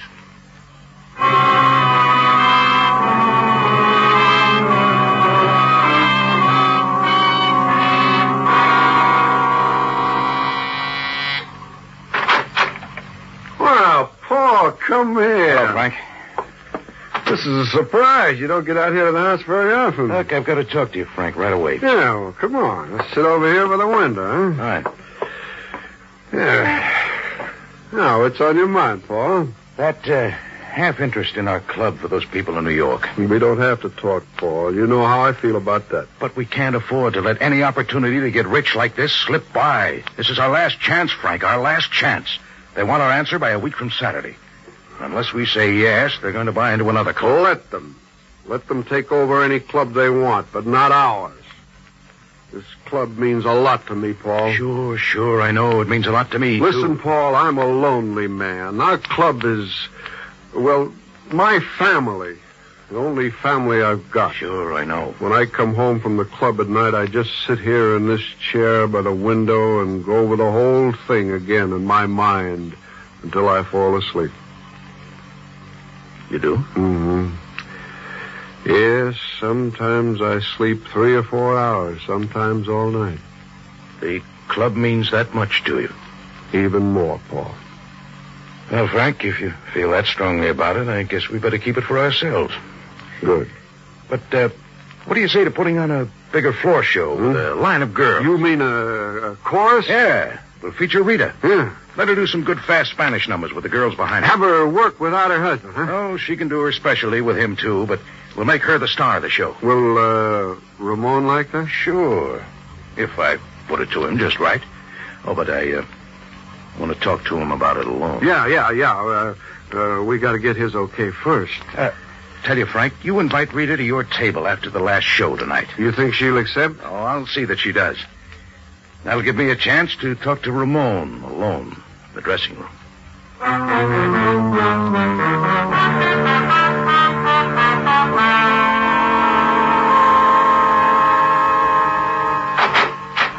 Oh, hello, Paul. How do we go tonight? Oh, never better. Rita looked particularly lovely. Yeah, she did, didn't she? I wonder where she is. Oh, she'll be here soon. She's out at Wilson's table. At Wilson's table?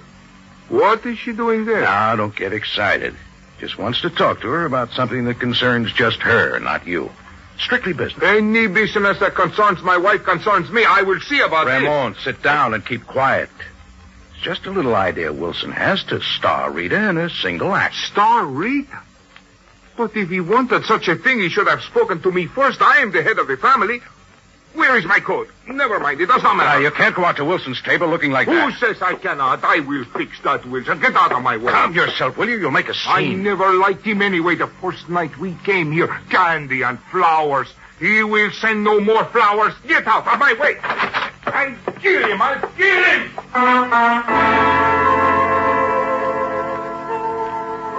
You don't follow Ramon immediately, do you, Paul? No, you must give him a little time. You glance at the makeup table.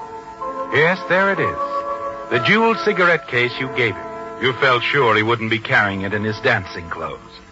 You carefully wrap it in your handkerchief and slip it into your inside pocket. And then go on out. Oh, Ramon, do not... Let me through, please. What's going on It is here? Ramon. He's pouring here like a madman and threatened Mr. Wilson. Said he would kill him. I am through with you, Ramon, and I mean it this time. Let go of my arms, you fools. Just wait till I get my hands on Wilson. I'll kill him. Juicy. You heard that, Mr. Fennelly. Where is Mr. Wilson? He's gone, and no wonder. Ramon said the most awful things to him. Oh, this is just a little misunderstanding. Now, go on back to your tables, everybody. This is only a family argument. This is a matter of honor. Honor, caramba. You have no honor, no decency. I hate you. Now, stop it, you two. You know you didn't mean that, Rita. You two go on home quietly and make up. Go home. I will never go home with him. Maybe you're right as far as tonight's concerned. I tell you what, Rita. You spend the night with Kitty. The cigarette girl? Yes, she's a nice girl. She'd be glad to have you when you explain things to her. Tell her it was my idea. Whatever you say, Mr. Fennelly. You get a good night's sleep. Ramon and I are going to have a nice long talk. All right. I guess that is the best way. No, it is not the best way. Yes, it is, Ramon. You run along, Rita. Come on, Ramon. We'll have a couple of drinks and go to the office for a nice long talk.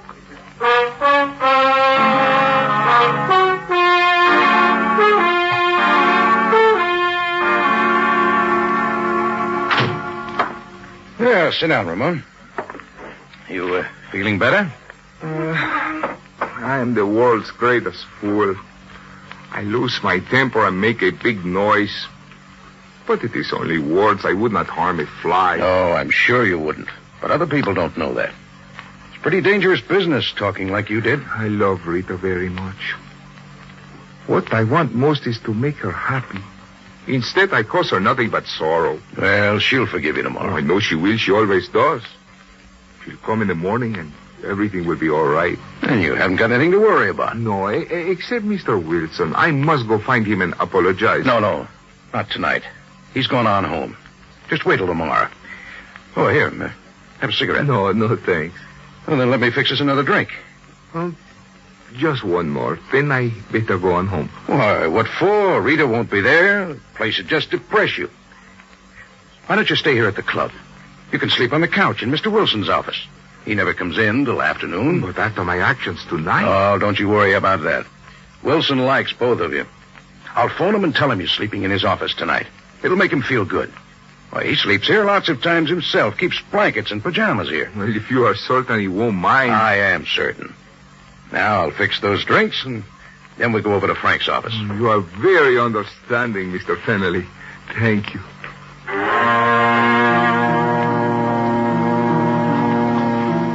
After finishing your drink, you walk with Ramon to your partner's office. You smile as he yawns and arranges Frank's blankets on the couch. You made sure he'll sleep at least a few hours by dropping a mild sleeping tablet, one of your own, into the drink you made. Under the pretense of looking for a blank contract, you go through your partner's desk, remove his revolver from the drawer, unobtrusively slip it into your inside pocket. You're certain that this is your master move. Ramon slept in Frank's office, and the gun will be found near Frank's home, as well as the jeweled cigarette case you gave Ramon.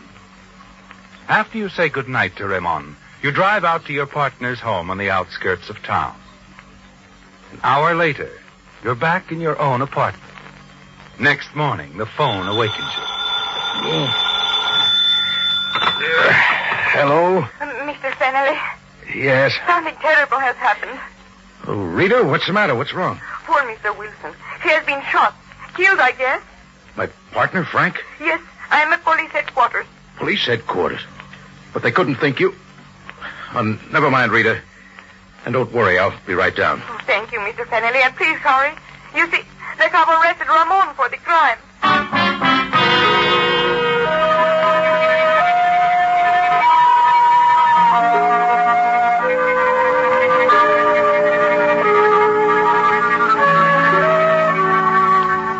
Well, Paul, things have worked out exactly as you planned, haven't they? You're certain that with your partner out of the way, you'll be able to close the deal you're sure will make you a big operator.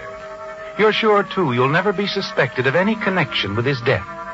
No. Ramon has already been arrested, and the shooting was done with a gun taken from your partner's office, where Ramon spent the night. And above all, Ramon's cigarette case was dropped just outside the window where Frank was sitting asleep when you shot him. When you reach the police station, you're taken immediately to the office of the captain. Oh, this has been a terrible shock to me, Captain. Wilson and I were not only partners, we were very close friends. So we understand. Anything I can do to help, don't hesitate to ask. Can you identify this? Yes, it's Frank's revolver. I noticed it in his desk last night while Ramon was... It's all right. We already know Ramon slept in Wilson's office in the club. This gun was found a short distance from the Wilson home in the outskirts of town, wiped clean of fingerprints. Now, can you identify this? Yes, it's the cigarette case I gave Ramon. It was lying on the ground outside the window where Mr. Wilson was sitting when he was shot. A perfect target. Oh, but surely you don't think Ramon killed Frank? Nobody killed him. Whoever fired that gun was a pretty poor shot. Wilson was less than 3 feet away, and he was hit. Well, he's going to be okay. Oh, I'm glad. Especially for Ramon's sake. Ramon had nothing to do with it. But whoever did is going up for a nice long stretch for attempted murder. If it wasn't Ramon, then who was it? You, Fennelly. Me? You must be out of your mind. What motive would I have? You might have had several.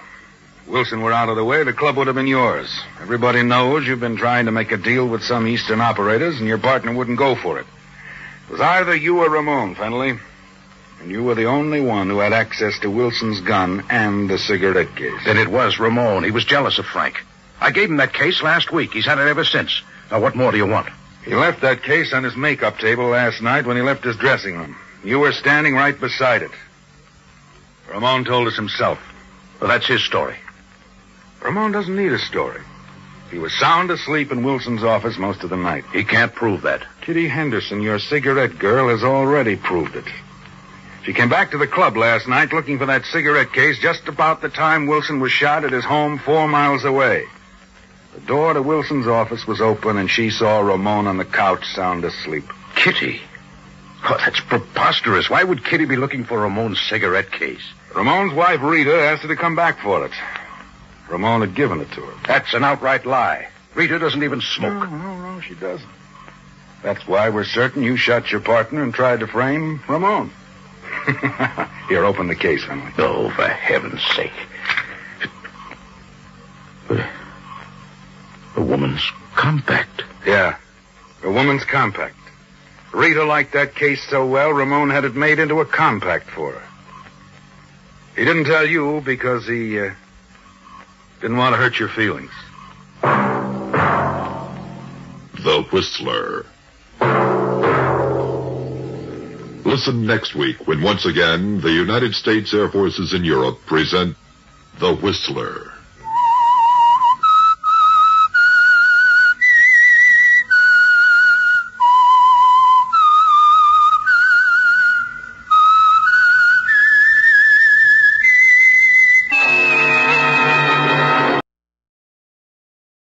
The Signal Oil Program, The Whistler.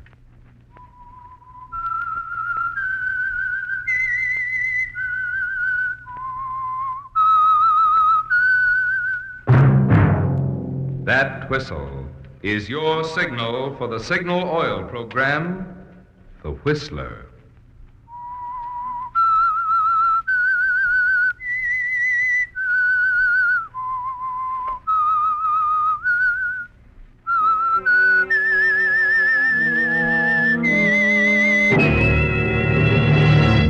I am the Whistler, and I know many things, for I walk by night.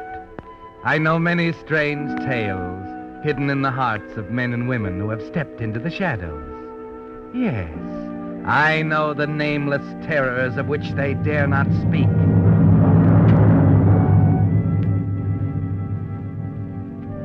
Yes, friends, it's time for the Signal Oil Program, The Whistler. Rated by independent research, the most popular West Coast program. In gasoline, you know, it takes extra quality to go farther. And Signal is the famous Go Farther gasoline.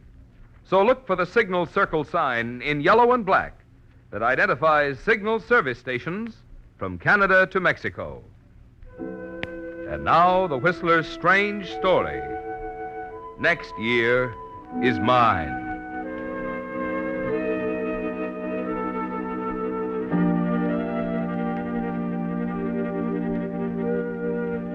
For 3 hours straight now, Johnny Hale had sat at his desk, shuffling through the stories and articles piled in front of him, blue penciling some for changes and others for rewrite. It was December 21st, and he had a special Christmas edition to get out by Wednesday. Suddenly he stopped, listened for a moment, put down his pencil, and walked to the window.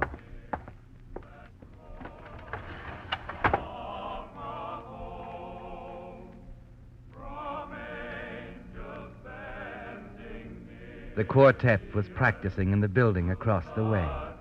And as he opened the window, it seemed to him that the music was everywhere, filling the crisp air with magic and beauty and warmth.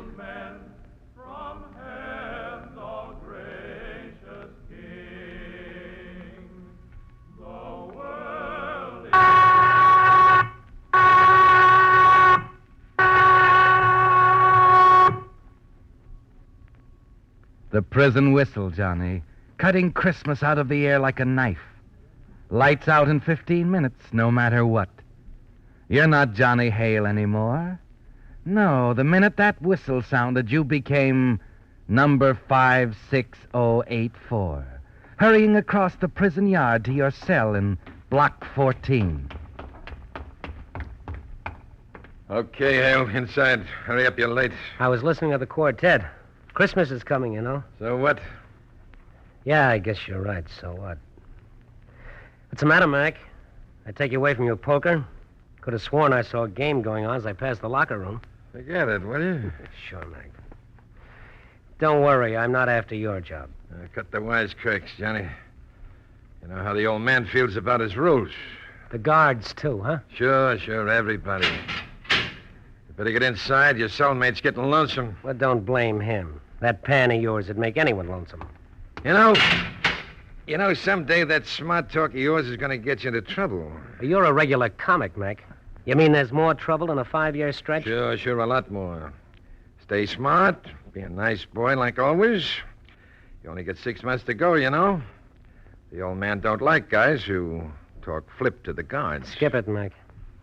Now run along, will you? I'm tired. I've had a hard day at the office. Now, look, Hale, take a tip from me I said I had a hard day at the office. Good night, Mac. You better hurry. You'll miss your deal. Hit the buck. You're not getting a rise out of me tonight. Too close to Christmas. You shouldn't talk to them like that, Johnny. Hello, Ed. How you feeling? Oh, all right, I guess. They sent the doctor in to see me today. What'd he say? They gonna transfer you into the hospital ward? No, they ain't. Why, the dirty... I wouldn't let them.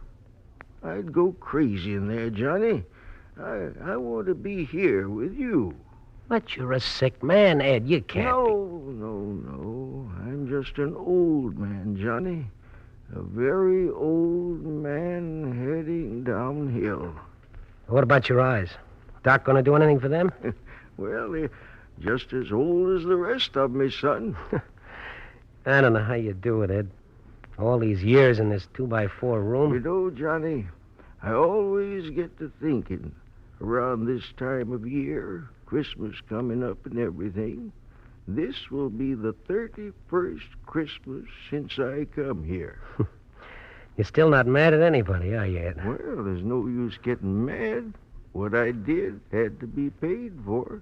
I'm here for life, and I've almost served my stretch now. No. Don't go on talking like that. Here, let's have a smoke. Oh, thanks, Johnny. You know, you don't have to cheer me up. I'm all right. Here's a light. Careful. Well, thanks. I'm telling you again, Ed. You ought to do something about those eyes. Oh, your eyes work good enough for me, don't they? Here. I got another letter from her today. Will you read it to me? Sure, Ed. I'll read it. Opened again. Oh, well, it's just the censors, Johnny. Go ahead. Go ahead and read it. Well, let's see. My dearest Edward, it was so good to hear from you again. It's always the same, my darling. I find the letter in the box, and suddenly the trees seem greener and the sun brighter. And the miles of rolling water that separate us seem to disappear. It's the nearest thing I know of to having you here with me, smiling and holding my hand, just as you used to do so often. That's the part they were kidding me about, I guess. Who was kidding you? Oh, some of the boys out in the yard. How did they know? Oh, it's nothing, Johnny. I suppose one of the censors thought Yeah, that's what it is. One of those wiseacre trustees up in censorship. Well, they better watch their step. They got no Johnny, right. They'll hear you. I don't care if they do hear me. What's in your letters is none of their business. Well, it's the rules. Well, I'm going to do something about it, Ed, tomorrow. I'm going to see old Ironsides upstairs and tell him what I think of his rotten rule book. Now, please, Johnny, please, you'll only make trouble. There's no reason why your letters have to be opened, and he knows it. Kidding you, huh? Making wisecracks Now, about... Johnny. Please go on, will you? Finish it. Okay, let's see. I want you to know that I'm with you, Edward. Wherever you are, whatever you're doing, you'll be in my heart as long as I live. Go on, Johnny, go on. Sorry, Ed. There go the lights.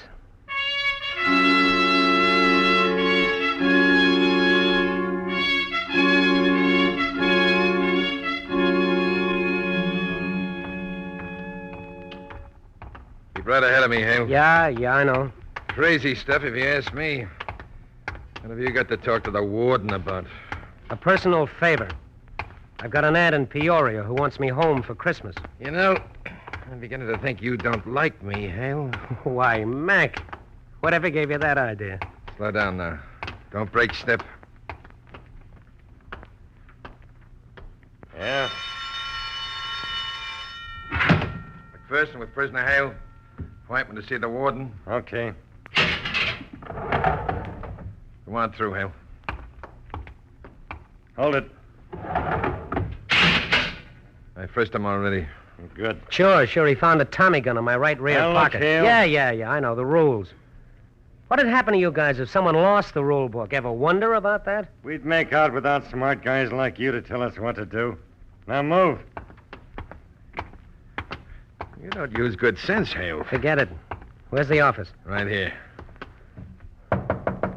Yes? Guard McPherson, sir. Prisoner Hale. Come in. Make it brief, Hale. I haven't much time. It's about Ed Halliday, Warden. What about him? He's on his last legs. I guess you know that. His heart is bad. His eyesight is almost gone. And there's only one thing that keeps him going. The letters that he gets every week from a woman in England. Is that why you came here? Well, they're being read in censorship. What's wrong with that? Well, someone up there thinks it's a big joke, quoting them line by line to the goons down in the prison yard. There's nothing in those letters, Warden. There's no reason why they have to be open. Except the rule that says we censor every piece of incoming mail. Well, so there is a rule. You can break a rule, can't you? Not in this prison. Oh, listen, Warden. Guard. Yes, sir. The prisoner and I have nothing further to discuss. Come on, Hale. Oh, now, wait a minute. You gotta listen to me, Warden. Cut it out, Hale. Speak when you've spoken to Hold her. it, Mac. Didn't I make myself clear, Hale? Well, you ought to know the whole story, Warden.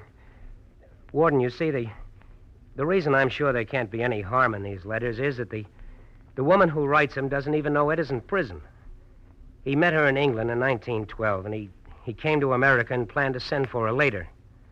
Well, you know the rest. She's still there waiting for him. I'd say she's a pretty patient woman. Well, she's the only thing that keeps Ed alive. Don't you see that poor old guy's got nothing left to hold on to? I'm sorry, Hale. I'm still running a prison, and it happens to have rules. That's all. You're not going to do anything about this? No, nothing. It's great to be a tough guy, isn't it? That's enough, Hale. All right, Warden. I just want you to know I got a job on a newspaper waiting for me when I get out. The voters are going to be interested in what I have to say about the state pen and the guy who's running it. Well, that's all. This is your Christmas, Warden. Next year is mine.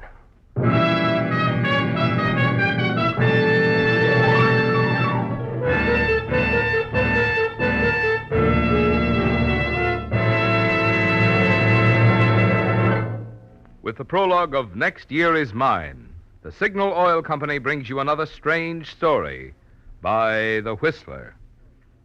Right now, however, for the benefit of every driver who may have missed this important news on a previous Whistler broadcast, I want to repeat. At no time during the war were automobile batteries as scarce as they are right now. I wish we could promise you that our signal dealers will be able to take care of everyone who will need a new battery. But honestly, we can't. And no one else has enough batteries to make that promise either. Well, without a battery, cars just won't start. So you'd better give your present battery the very best care you can. And that's where your signal dealer can be of real help. You'll find he's happy to tend to those often overlooked details, such as adding water to the proper level or checking the charge to determine the exact condition of your battery. And if he finds your battery is run down, your signal dealer uses the most modern equipment and methods for recharging. So make it a habit to stop by your signal service station regularly for a battery checkup. Incidentally, everything you do to make starting easier naturally helps your battery last longer. So make sure your tank is filled with that really quick-starting gasoline, today's improved Signal gasoline. And now back to the Whistler.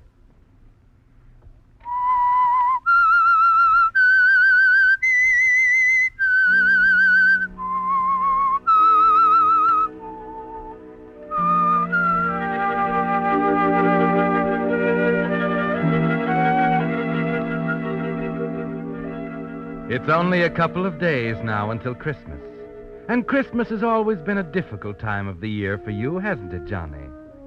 To the 3,000 men in the penitentiary, it means baked ham on Christmas Day, a few letters from the outside, a special sermon by the chaplain, nothing more. And to you, there's a terrible irony to it. Outside, peace on earth, joy to the world. Inside, 3,000 men, with Warden Conroy in his little office upstairs, following his book of rules to the letter. It's several days since you talked to him about old Ed and the letters, but it's still rankling inside you this morning as you walk into the prison newspaper office. Larry Marks, your assistant, is sitting in the corner reading a book as you enter. Hi, Larry. Got here early, huh? Yeah, had to get the Christmas edition in shape. Warden wants it out early. Full of the old cheer, that boy. Are we ready? Everything but the editorial. Uh-huh. What are you reading? Bible.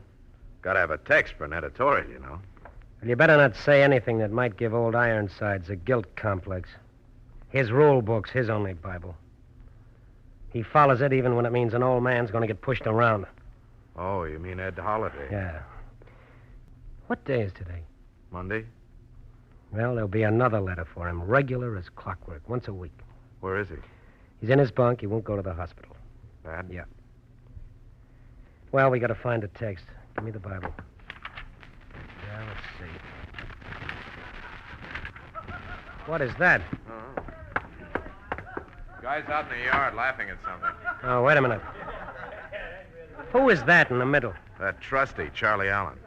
Isn't he working extra in the mailroom now? Yeah. What do you suppose the gag is? I don't know, but I've got an idea.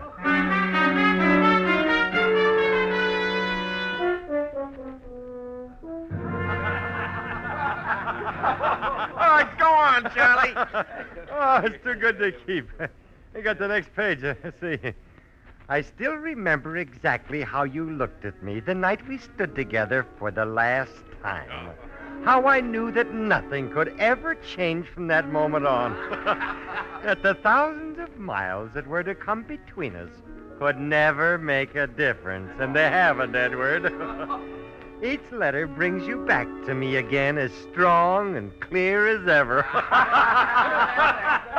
do you like that, huh? The miles don't make any difference to this dame. But I bet the bars do, huh? Hey, do you suppose the old coot never told her he's in stir, huh? I'll bet... Hi, Johnny. You'll bet what, Charlie? We just talking about your cellmate. I sort of figured you were. Yeah. I bet there's some things about the old boy you don't even know, Johnny. Maybe it's because I keep my nose out of his business.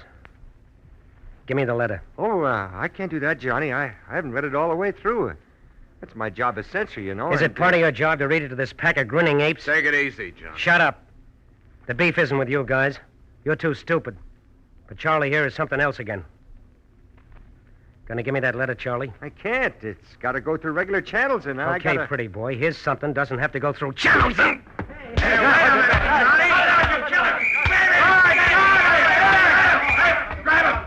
Let go of me, Mac. This is my beef. I figured to be stepping out of line pretty soon, Hale. Snap those cuffs on him, John. Listen, Mac, let me... Shut up!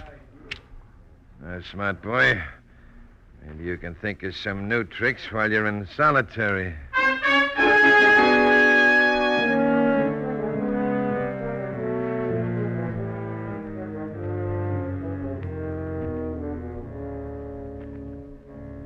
Solitary, Johnny. Blackness, bread and water, endless hours. 24, 48.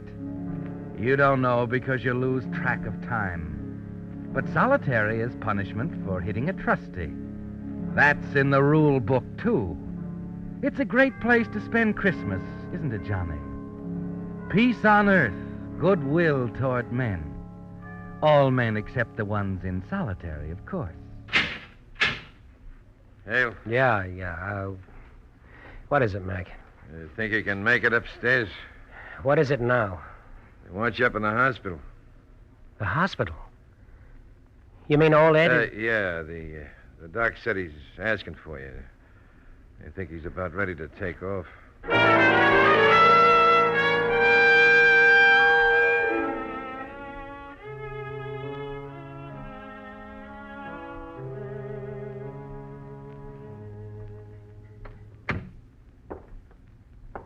Over there on the bed. Yeah, thanks, Mac. Go on. Ed, it's me. Johnny. I'm glad you come, boy. They told me you run into trouble. Oh, that's all right, Ed. I'm here now. Take hold of my hand, Johnny. Sure. That's it. I missed you, boy. You're going to get well, Ed. Oh, no. Not this time. I'm 70 years old, Johnny, and a fella has a way of knowing, I guess.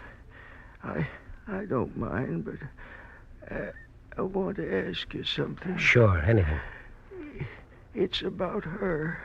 You're going to be out of here soon, and I want you to get in touch with her. Tell her where I've been all this time. Why I never come back. All right. I should have told her in the first place, I guess. I never had the heart. She loved me, Johnny. Sure she did. Read it to me, Johnny. You remember the part about the trees? Sure, Ed. It's always the same, my darling. I'd find the letter in the box, and suddenly the trees seemed greener and the sun brighter. And the miles of rolling water that separate us seemed to disappear. It's the nearest thing I know of to have you here with me, smiling and holding my hand. You love her, too. When you see her... Sure. See, I want you to know that I am with you, Edward, wherever you are and whatever you're doing. That's all? Yeah, Mac, that's all. There go the lights.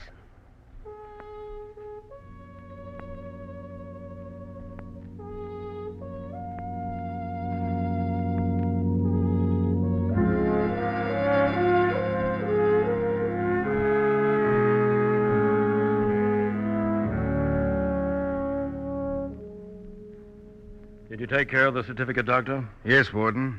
Natural causes, his heart mainly. Good. Is he? Take care of his effects and so on. I expect we'll arrange for Hale here to move into the cell with Connors. A blessing, wasn't it, Warden? Gives you a free cell just when you needed it. We thought a great deal of him, Hale. And for him to go out on Christmas Eve like this... Well, Don't let it break you up, Warden. It's a little late for that. you never let go of a thing, do you? No, not this. It's going to make nice reading. You know how much these letters meant to him, I suppose. Yes, I did. The last thing he wanted to hear. They were all he had. All that kept him alive this long. You had to let these guys kick it around the prison yard like a joke. I'm sorry about that, Hale. Mac. Yes, Warden? You can take Hale back to his cell when he's through here. I don't think it'll be necessary to return him to solitary. Yes, sir. Come on, Doctor.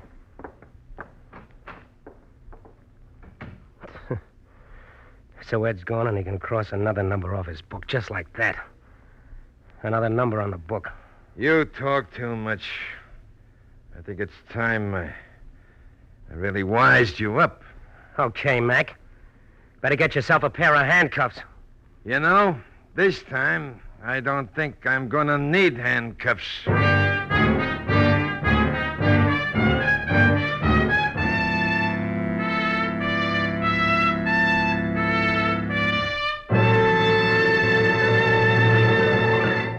The Whistler will return in just a moment with a strange ending to tonight's story.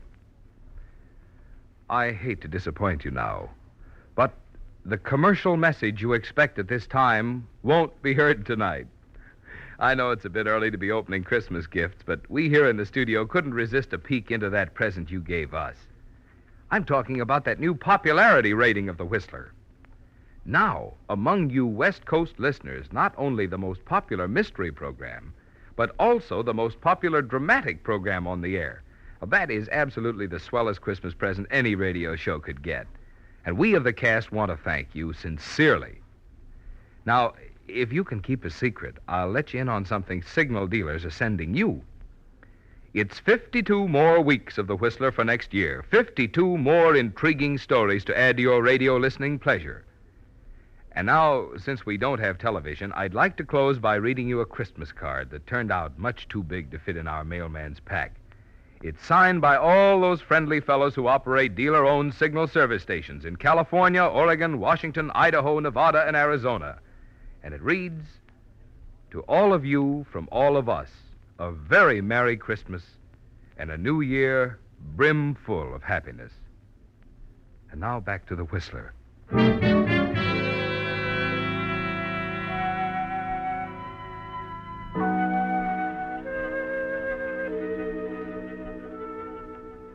The guard was right, wasn't he, Johnny?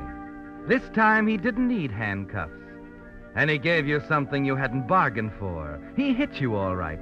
Not with his fist, but with 4 or 5 sentences that sent you reeling back like a man struck between the eyes with an axe.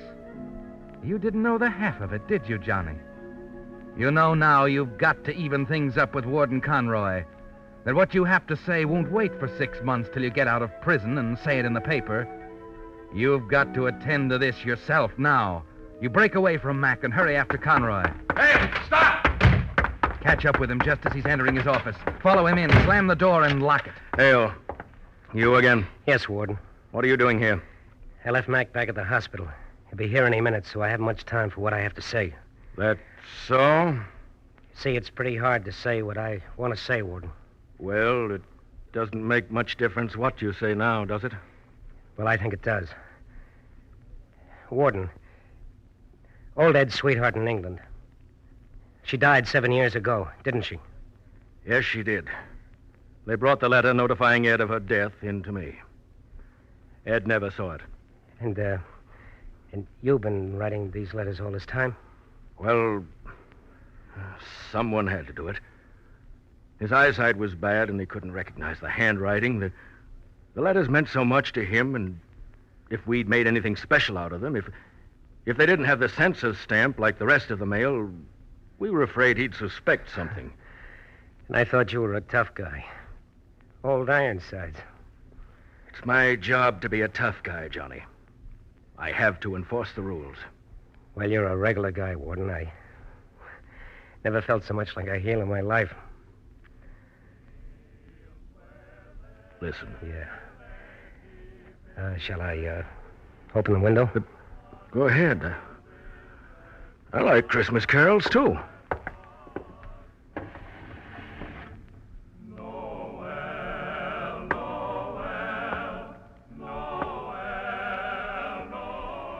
Pretty, isn't it? Yeah. Your loyal friend, Johnny. You did a lot for old Ed, too. How about joining me in a little Christmas drink? Just happen to have a bottle of sherry here. Thanks. And Warden. Yes? It still goes, what I told you before. When I get out of here and I get back to being a newspaper man, I'm still going to tell the voters what kind of a guy they got in charge of the state prison. I'm going to tell the whole world.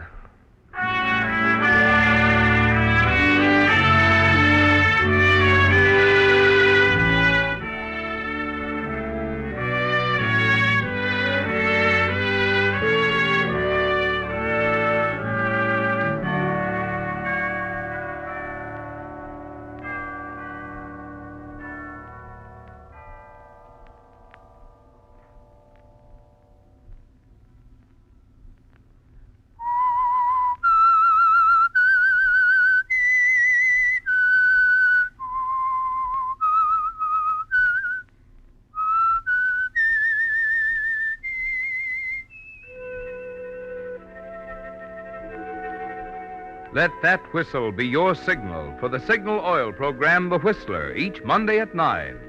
Brought to you by the Signal Oil Company, marketers of Signal gasoline and motor oil and fine quality automotive accessories. Signal has asked me to remind you, to get the most driving pleasure, drive at sensible speeds, be courteous, and obey traffic regulations. It may save a life, possibly your own.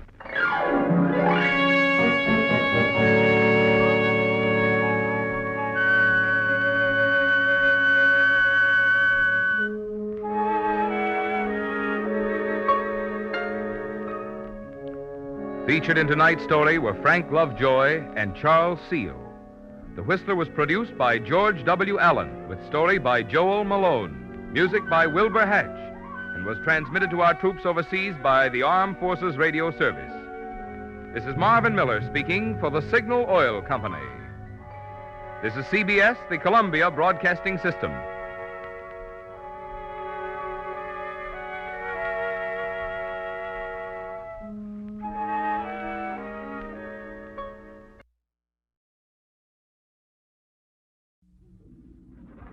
Have you heard The Whistler?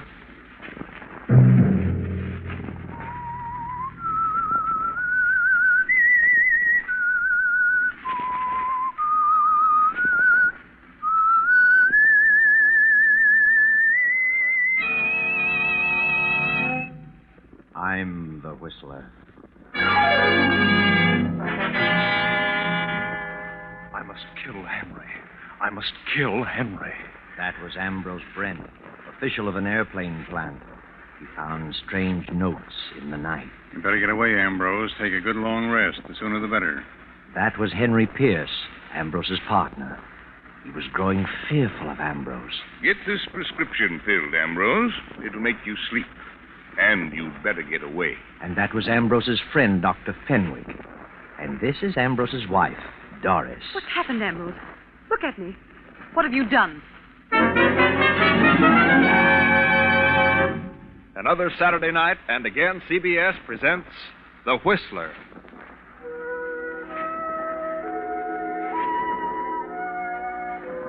And I, the Whistler, know many things, for I walk by night. I know many strange tales, many secrets hidden in the hearts of men and women who've stepped into the shadows. I know the nameless terrors of which they dare not speak. And so I tell you tonight the strange story of Notes in the Night. A storm rages wildly over the countryside. Beyond that long row of trees stands a lonely house half hidden in the darkness of the night. Not a single light appears from any of its many windows. But up there in that room with the large window, a man stirs fretfully in his sleep. The man is Ambrose Brent, an official of an airplane plant.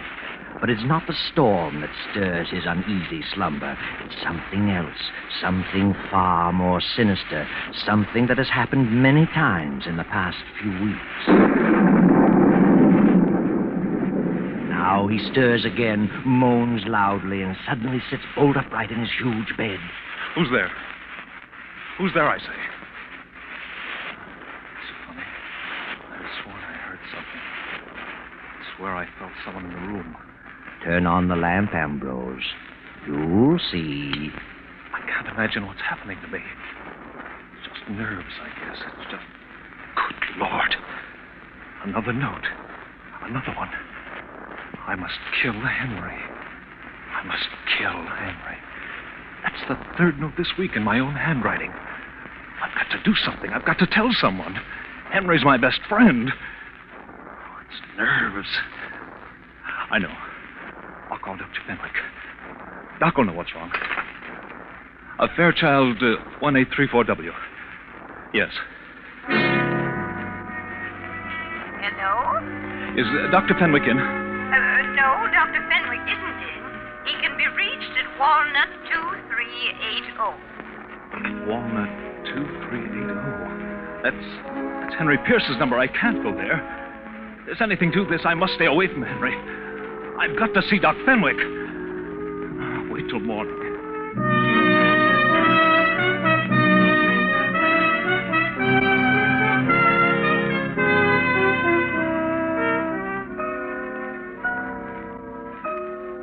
Well, hello, Ambrose. Sit down. What's wrong? Doc, I've got to talk with you. Oh, of course, Ambrose. Why not? What's up? Something's wrong with me. Terribly wrong. Oh, yeah? Read this note. No? I must kill Henry. Henry? I must kill Henry? I don't get it. What has this to do with your trouble? I wrote it. You did? Well, really? And why did you write it? I don't know. I don't remember writing it, but I know it's in my own writing. And that's it. Who's Henry? Henry Pierce. Who else? Have you been drinking, Ambrose? Not a drop, I swear. Well, look, old boy, you'd best sit down. Ah, that's better. Now, when did you write this? I don't know. I found 6 notes just like that. 6? Where? On the nightstand beside my bed. Are you sure it's your writing? Well, doesn't it look like it? Yeah, certainly does. Tell me, how many hours have you been putting in at the plant lately? Oh, too many. I'd better give you a thorough going over, Ambrose. But why should I write such notes? I don't know. Mind plays queer tricks on us sometimes under undue strain. You better slow down. That's my best prescription. Take it easy. Get out of town as soon as possible. Yes. Yes, I guess you're right. Here, I'll give you something for your nerves. Thanks. Doctor, you don't think I'm losing my mind, do you? No, Ambrose. You're just terribly upset, that's all. Here. Here's your prescription. You better get it filled tonight. Thanks. I'll leave Saturday. You don't think there's anything wrong with me? Mentally, I mean. If you're in town after Saturday night, I'll drag you out with my own 2 hands. Good night, Doctor. Good night, Ambrose. Sleep tight. And don't think about anything.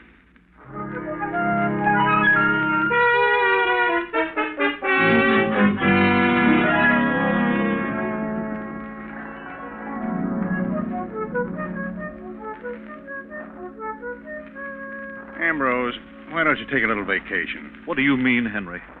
Have you been talking to Doc Fenwick? Fenwick? Of course you have. He told you all about it. About what? I feel better than I've felt in years. I'm in excellent condition. Do you hear? Certainly I hear. What's wrong with you, Ambrose? Nothing. If you act like this, I'll be forced to agree with Doc Fenwick. What has he said? He just said you were overworked.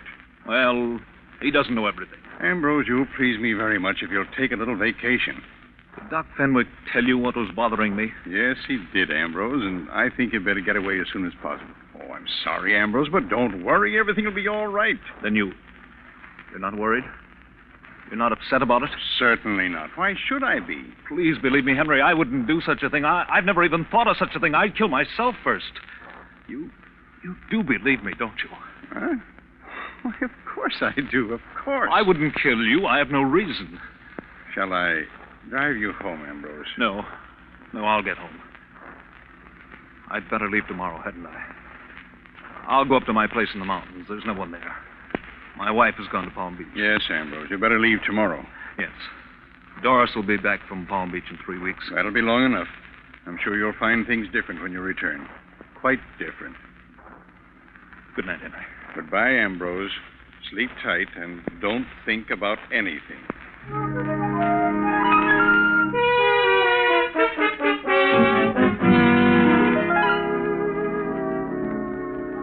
Ambrose goes home and to bed. The clock ticks off the eerie hours. The clock chimes 2. And suddenly Ambrose stirs fretfully in his slumber. He wakes and again sits up staring into the inky blackness of his silent room. Turn on the light, Ambrose. Turn on the light. Who is it? Who's there?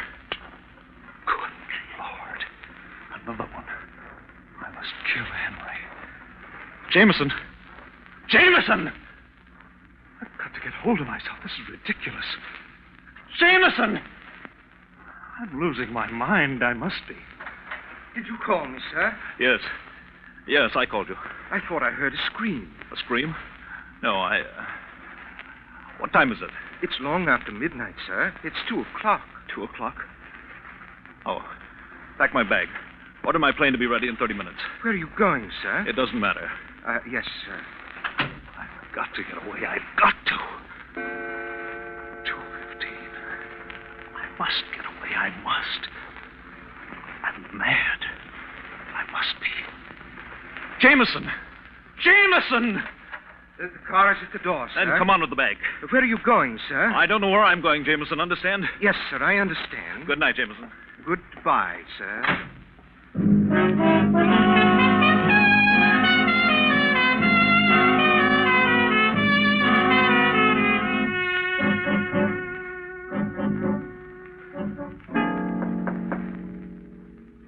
Yes? Yes? Who is it? What do you want? Come in. Ambrose, is that you? What on earth are you doing here at 2:30 in the morning? What's wrong? I say, what's wrong with you? I must kill Henry.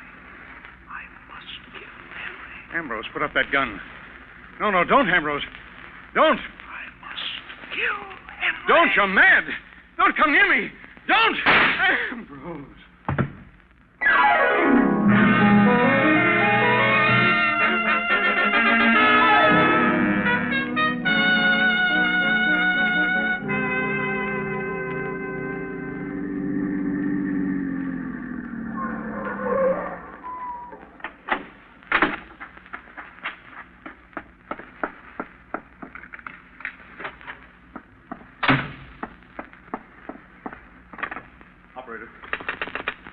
Operator, I want Dr. Fenwick in New York. Fairchild, 1834W. Please. It's Dr. Fenwick's residence. Make it person to person. This is Crestline 142. I've got to talk to someone. I've got to. I can't stand this silence, this being alone.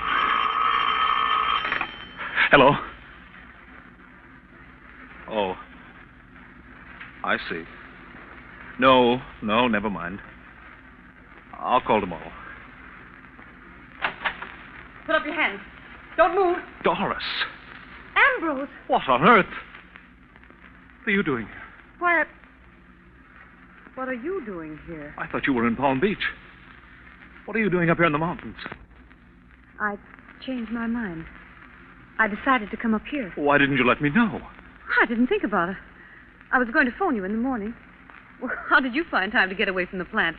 I thought you were too busy to eat. Well, I decided I needed to rest, so I... It's an early hour to arrive.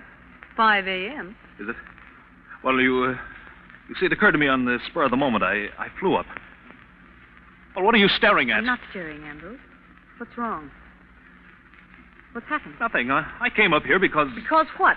What are you talking about, Ambrose? Are you ill? Yes. Yes, that's it. I'm ill, very ill. Yes. Get the doctor. What doctor? There's no doctor near here. Get Dr. Fenwick. He knows. Dr. Fenwick? He's the only one who knows. Except Henry. Are you out of your mind? No, I'm not. Do you hear? It's a lie. I'm not crazy. I won't be crazy. Oh, Doris, what's happened to me? What's happened? Oh, poor Henry. Ambrose, look at me. What have you done? What have you done? Let me alone. I'm going to bed. I want to get some sleep.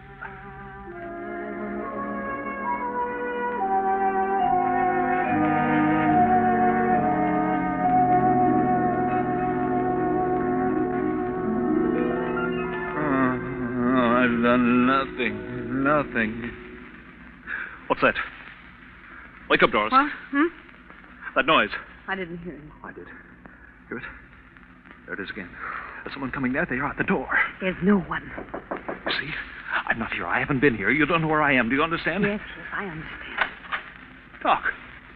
Doc, it's you. Oh. Hello, Doris. Hello, Doctor. Did you get my call?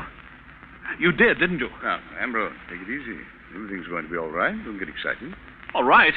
What do you mean? You've got a 50-1 chance to pull out of this. Pull out? Certainly. I know you're mentally upset. You have been for weeks. I'll swear to that. I have records. I'll appear on your side. You'll get out of it. Out of it? Out of what? You're not a killer. Killer? What did you say? What did you say? I said you weren't a killer. I understand your case perfectly. Henry is dead? Yes. I'm sorry to say Henry is dead. He died about 2:30 in the morning, as closely as can be determined. From all indications, the police think he committed suicide. But he didn't. You know he didn't. He may have. Then why did you come here? I thought this is where you'd come, and I was right. What does this mean, Doctor? It means that if Henry's dead, I killed him. I must have. Must have? Are you positive? Yes, who else could it be? I've written notes to myself for weeks. This Doc knows. He knows all about it. Do you? Yes, but I didn't think it would come to this. But why did you do such a thing? He was your best friend. I know it. But if he's dead, I must have done it. But why did you do it? I don't know. Now, please, don't get upset. He wasn't responsible. I am responsible. I did it. And I'm going back. No, Ambrose. Stay here till I send for you. I'll have a talk with you. No. I'm going back this morning. I can't believe such a thing. Doris, why do you look at me like that? Please. I don't know why I did it. Oh, Doris, don't you believe me? I don't know. I don't know. Tell her, Doc. Tell her. Tell her what? Tell her the truth. Tell her I didn't do it for a reason. Explain to her how it was. You know how it happened. Go on, tell her. Tell her. Come now, old boy. This is not helping you. What'll they do with me? Why? Now, look, it's early yet. It's 9 o'clock. You'd better try to get some sleep in this afternoon. I'll take you back to the city and make arrangements for you to go someplace where you can have a nice rest. What kind of a place? Why, rest home.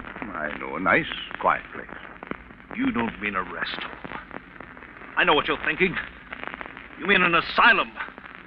You think I'm insane, both of you. Now, Ambrose.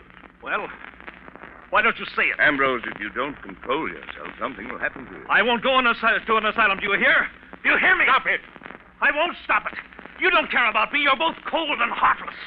You want me to be locked up, both of you. Ambrose, please. Please, calm down. Keep away from him, Doris. See? Keep away from him. He's a dangerous lunatic. A killer. You don't calm down. I'll have to use force. You try it. You just try it. I'm going out that door, and don't you try to stop me. You run away like this, you stamp yourself as a hopeless lunatic. They'll find you. They won't find me, and I won't be locked up. Ambrose, please. No, I'll kill myself first. You're a fool, Ambrose. A mad fool.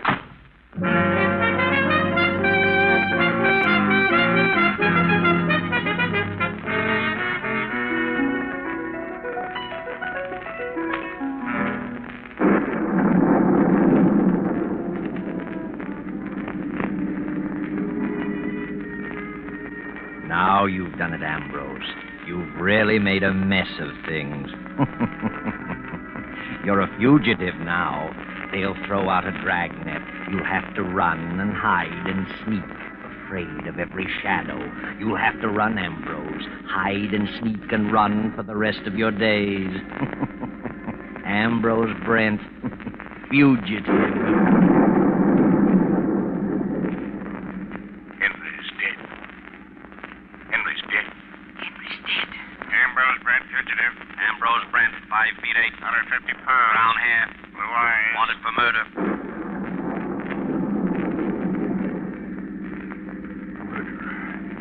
Fugitive. Lunatic. Padded cell. Lunatic. Padded cell. Lunatic. Hurry, Ambrose, hurry. More gas. Step on it.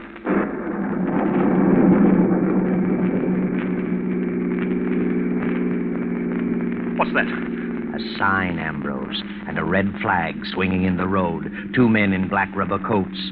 Too late to turn around now. What's your hurry, mister? Driving pretty fast for a storm like this, ain't you? Who are you? What do you want? State police. What are you stopping me for? We're stopping everybody. Why? We're looking for someone. Looking for someone? Who? A fugitive. A murderer? We didn't say what he'd done. Let's have a look at your driver's license. Driver's license? Why, that's funny. I must have... left it in your other suit, huh? Step out. Let's have a look at you. Hey, you come back here! What's eating him? He must be nuts. Well, I could have plugged him, but I just shot in the air. Just as well. He wasn't Mike Coretti. I could make 2 of him.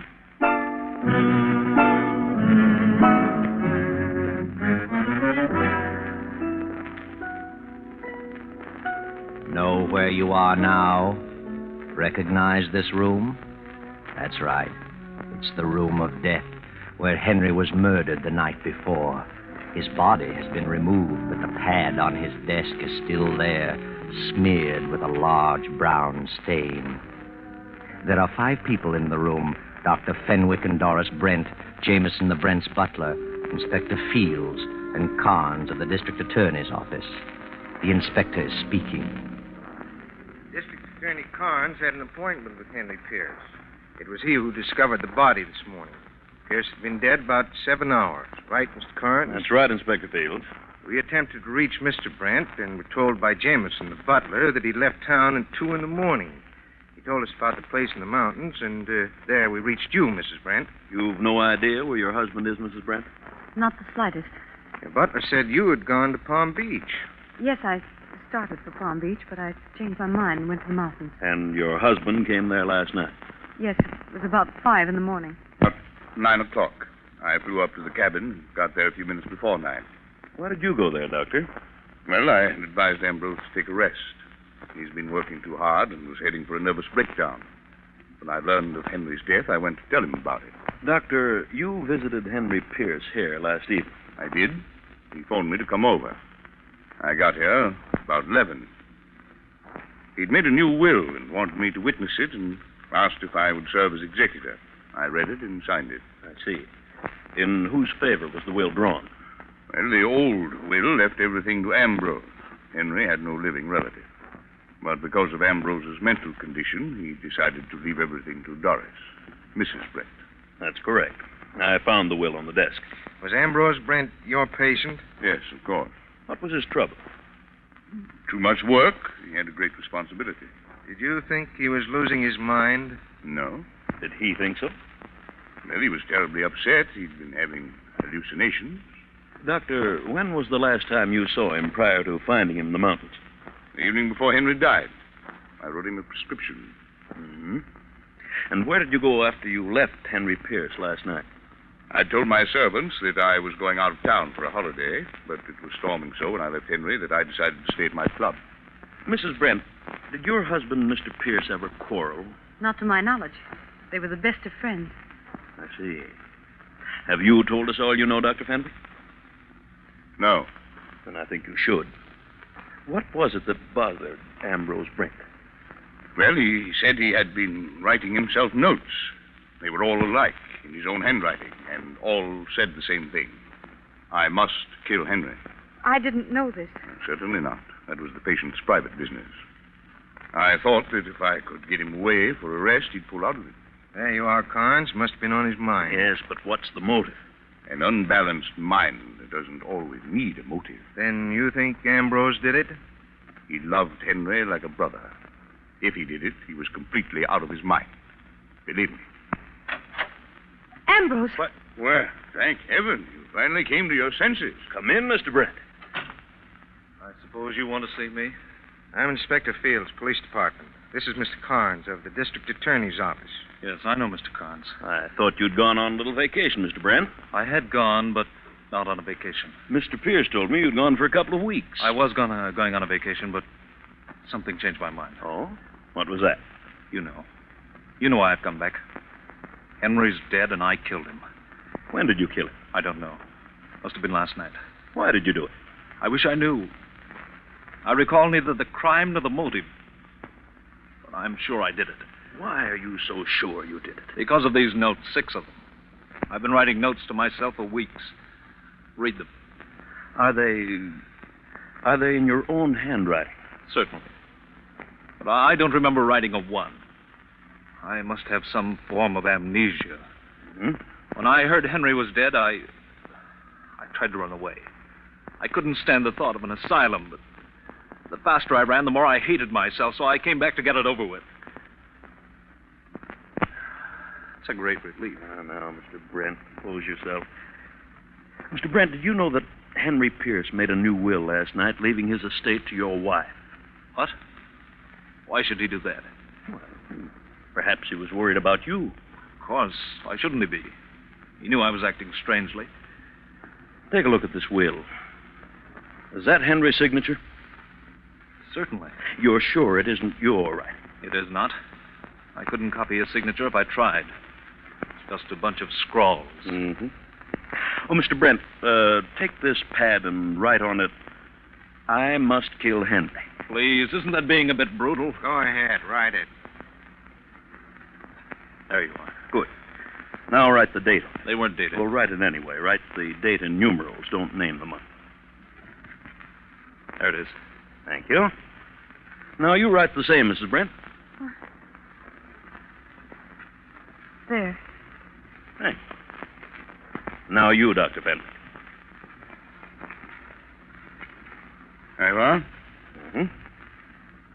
Well, the notes you got were certainly in your own handwriting, Mr. Brent. I told you that. Why waste so much time? I came back to get it over with. I'm tired. There, you need some sleep, old man.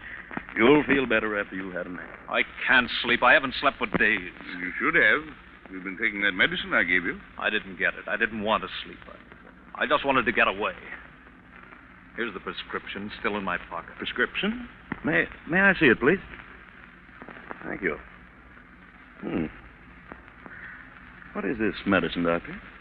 It's intended to induce sleep, but he's so stubborn he wouldn't take it. If he had, this wouldn't have happened. Oh. Inspector, take a look at this note written just now by Mr. Brent. I must kill Henry. And the date. 5/14/42. May the 14th, 1942. Now, Mrs. Brent's note. I must kill Henry. 5/14/42. The same. Mm-hmm. And now Dr. Fenwick's. I must kill Henry. 14/5/42. And now read the date on the will. 14/5/42. What does that mean? There aren't 14 months. And now look at the date on this prescription. 14/5/42. Well, I'll be darned. What does it mean? It means that Dr. Fenwick was educated in Europe, where they indicate the day of the month first, then the month. The 14th day of the 5th month. What? Well, you're crazy. Are you accusing me of this? It means that the doctor, not Henry, wrote this will, and if he wrote the will, he must have killed Henry Pierce. And if he killed Henry, he must have had a motive. And I've guessed that motive. You're out of your mind. What motive would I have? You also wrote those notes and left them for Ambrose to find. You're an expert at handwriting, Dr. Fenwick. You figured that Ambrose would be declared insane, and Henry's as well as Ambrose's property would go to Doris with you as executor in complete control. I don't believe it. Ridiculous. And this is what I hate to say at this moment, but I think it's true. Dr. Fenwick, tell him about you and Mrs. Brent. That's a lie. Tell him, Doctor. That's what's back of the whole thing. You're stuck. You might as well tell him. All right. All right, I wrote the will. I wrote the notes. I am in love with Doris. I have been for years. She was in love with me. Doris. I'm sorry, Henry. But she had nothing to do with Henry's death. Not a thing. I came here that night disguised as Ambrose. Henry didn't hear my voice. I only whispered. He thought it was you. That's all. Sorry, Doris. Stop him! Good Lord. Well, the doctor is dead.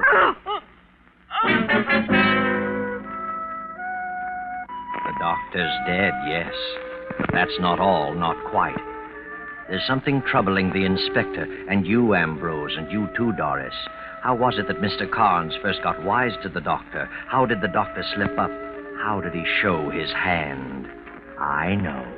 And so does District Attorney Carnes. Go ahead, Mr. Carnes. Tell us. Well, the doctor said he had gone to the cabin to tell Ambrose of Henry's death. He arrived at the cabin at 9 a.m. I didn't discover the body till 10 a.m. and gave strict orders that it was not to be announced until we'd inspected everything thoroughly. Therefore, the only way the doctor could have known about the murder was to have been present when it happened. So you see, the doctor didn't go to the cabin to inform Ambrose. He went there to meet Doris. And when he was surprised by Ambrose, he used the death of Henry as an excuse for his coming.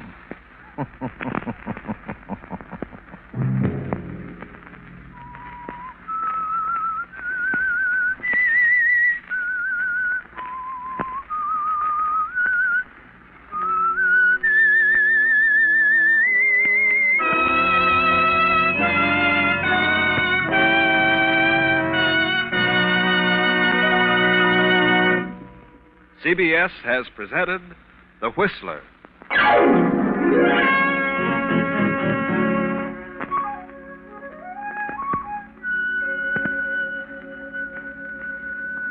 Original music for this production was composed and conducted by Wilbur Hatch. Tonight's Whistler story was written and directed by J. Donald Wilson and originated from Columbia Square in Hollywood. Next week, same time, I, the Whistler, will return to tell you the incredible story of the Draft of Death. Good night. This is the Columbia Broadcasting System.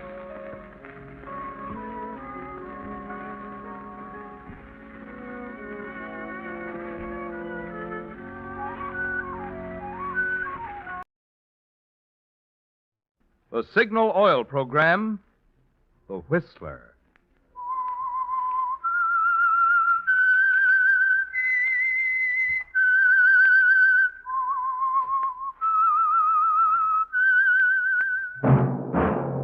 That whistle is your signal for the Signal Oil Program, The Whistler.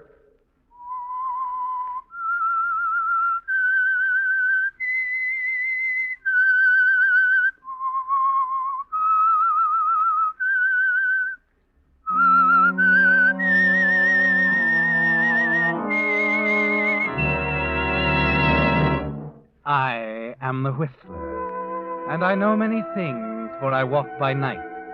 I know many strange tales hidden in the hearts of men and women who have stepped into the shadows. Yes, I know the nameless terrors of which they dare not speak.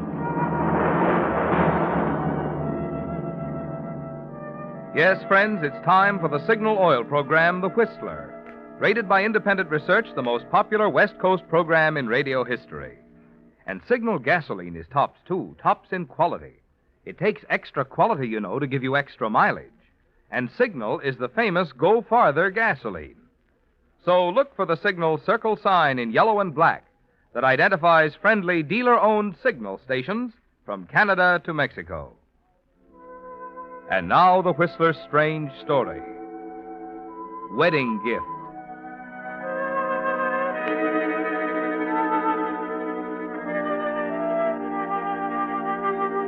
It wasn't according to the rule book, but somehow Chris didn't care. Here on the day before the wedding, the groom had dared to call on the bride at her apartment.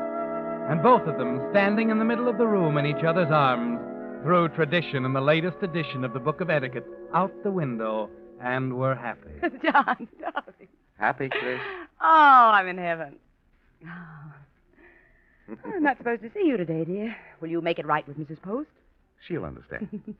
While you're at it, you might as well fix up the wedding dress with her. Well, what's wrong with that? I saw the dress in the store. I liked it. So you went ahead and picked it out for me.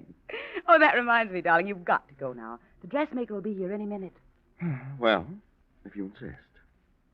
Oh, by the way, I'm being married tomorrow. Church of the Pines. Do drop around. Love to have you. I'll see if I can fit it into my schedule.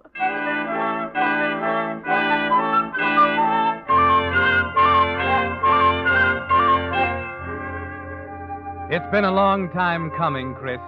An uphill fight against poverty and squalor and the commonplace. A fight that turned a nobody into a somebody in a few short years. A battle that took you to the topmost rung of the ladder and made your name a synonym for career girl. Yes, it was a brilliant fight, Chris, and it will end tomorrow in shining victory in your marriage to John Gray. There's music inside you now, a song of triumph, as at 5 minutes before noon, you wait for the dressmaker to arrive with your wedding dress. And just 5 minutes later, the song suddenly changes to an ominous one as you open the door for her. Marion. Hello, Chris. Why, Marion. Darling, it's been so long since I've seen you. I thought it was the dressmaker, that's why. It is. I'm the dressmaker, Chris. Why, Marion, I didn't even know you were in town. I saw your order in the file. Made it a point to get the assignment. Well, good heavens, it's been years. Yes. Since you and Father... I'm trying to forget that now, Marion. I wish I could forget it. You've come a long way since Denver, haven't you? Up and forward, the Horatio Alger girl. That is over and done with. Not for me. It'll always be there in front of me. The picture of you worming your way into my father's affections until he thought you loved him. Until he told my mother he was through. Marion, will you That please? was number one. The step number one, wasn't it? The girl secretary who wanted to go places and wouldn't let anything stand in her way. Your father was a very irrational man, Marion. I remember hearing you say that before. To the coroner. I had nothing to do with his killing himself. Of course you didn't. They called it suicide. And it was all a coincidence that Father had just signed over the controlling interest in his business to you the week before. Marion, I'm very sorry about all this. I've tried to be pleasant. Just won't work. Please take the dress and go. I'll make other arrangements. I don't think you will. Why not? The man you love has his heart set on this dress. He might wonder why you changed your mind. I'd be only too happy to tell him. Now, let's get on with the fitting. Get the dress out. All right.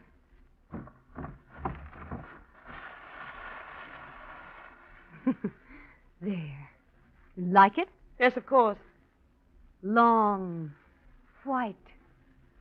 Reminds me of the one Nora was wearing. You'll get around to that sooner or later. I wonder where Nora is now, Chris. I wonder what she's doing. What she can do now that... Stop it! Stop it. All right, Chris. Why must you hate me? Why? Hate? It's a terrible, practical hate, Chris. What do you mean? I mean that standing here, right now, if someone put a gun in my hand, I'd kill you.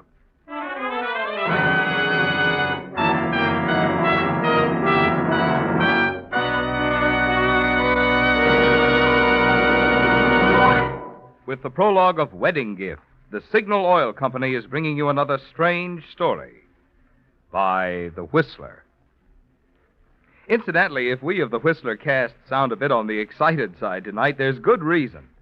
Tonight marks the beginning of the 5th consecutive year for the Signal Oil program, The Whistler. Even through the summers when so many programs go off the air, Signal Oil Company has continued The Whistler, and steadily its popularity has grown.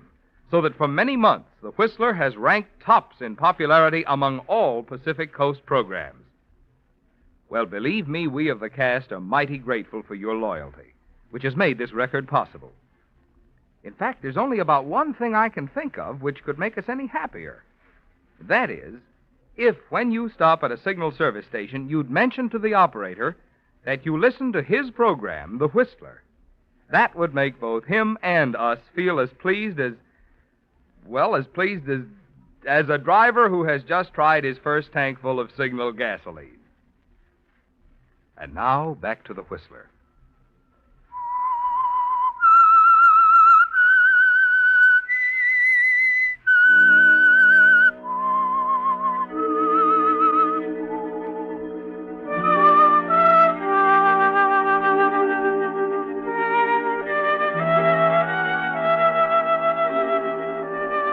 Yes, Chris, you've come a long way since Denver and the years of struggle.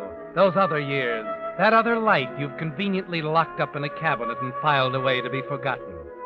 And that's why it hit so hard, this coincidence that struck like a thunderbolt when Marion Lance walked out of the past. Now of all times, when your hopes, your dreams, everything is reaching fulfillment in your marriage to John Gray. Naturally, there's nothing else but the wedding on your mind during the ceremony. But after it's over, after the congratulations, the well-wishers, the champagne at the reception, after all that, there's still an intangible feeling of dread, even as you sit next to John driving off on your honeymoon. Well, Mrs. Gray, Yes, John? you're awfully quiet. Aren't you at all curious? About what? Where we're going? Well, on a honeymoon, I suppose. I like to be surprised. You will be. I'm taking you up to my sister's place in the mountains. Oh, I didn't know you had a sister. We didn't have much time to find out about each other, did we? After all, 3 months. We did rather rush it along. I might be perfectly horrible when you get to know me. I love you, John. That's all that matters. And you love me, don't you? I married you, didn't I? Uh-oh. Better pull into this restaurant. Oh, what's the matter? This car isn't acting right. You can run in and have a sandwich while I take it over to the garage, huh? This is the last stop before the mountains. I'd hate to have anything go wrong. All right. Chris, Yes? there's nothing wrong, is there? Somehow you don't seem yourself. I'm sorry, John. I guess I'm just a little tired. The wedding, you know. Sure. All right, go on now. Run over to the restaurant. You'll feel better after a good hot cup of coffee. John, What is it? Nothing. Nothing. Go on, dear. I'll see you in a few minutes.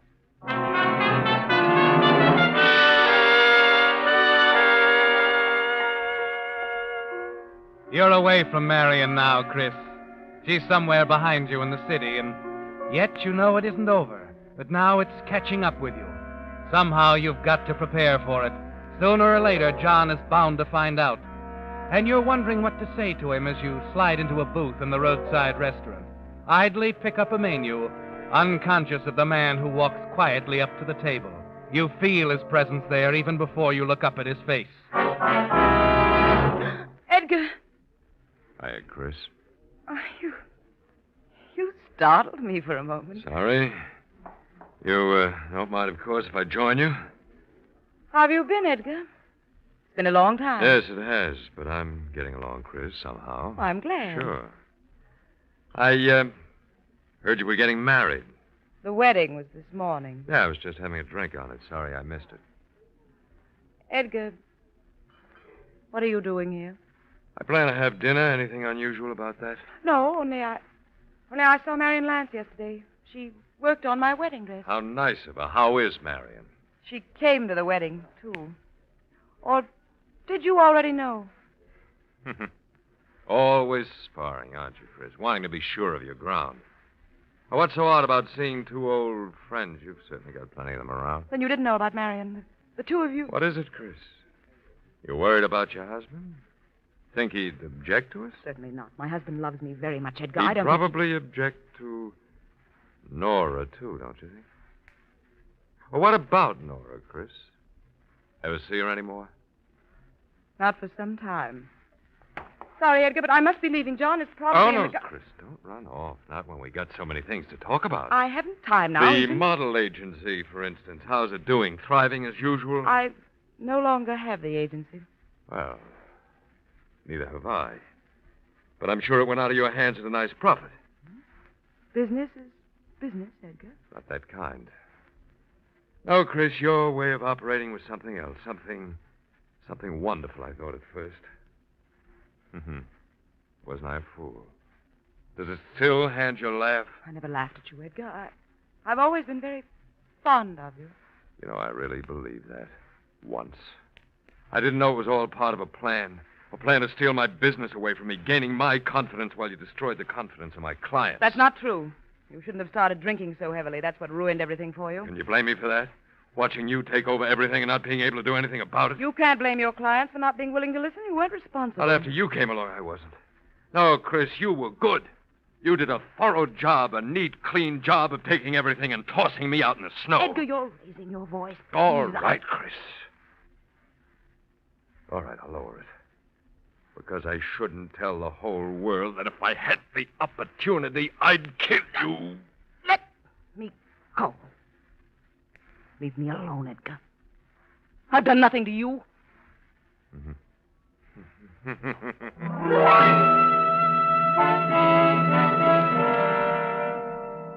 His laughter follows you across the room, doesn't it, Chris? But as you reach the door and glance back, you see that he hasn't moved. That for some reason he remains at the table looking after you as you rush outside. Chris, you didn't have to come after me. I was John, I'm really not hungry. I don't want to stop for dinner. Can't we go on? Well, I'm not too happy about the car. Well, it'll be all right. I've been getting a headache, John. You know, all the excitement. I'd feel much better riding along. Well, if it'll make you feel any better. Oh, it will, John. I know it will.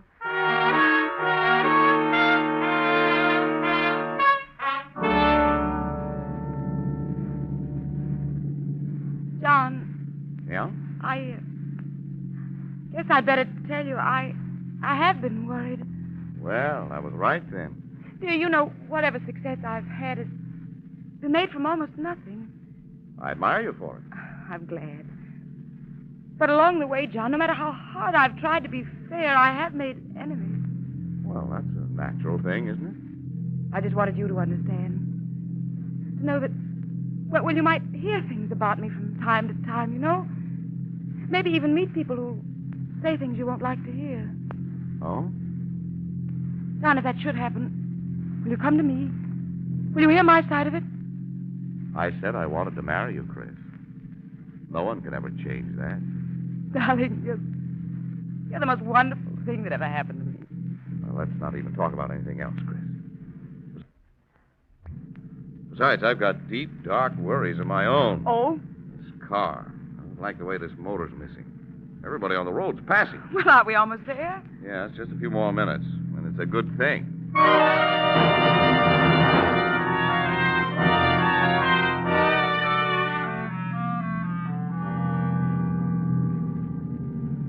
Well, here we are, Chris.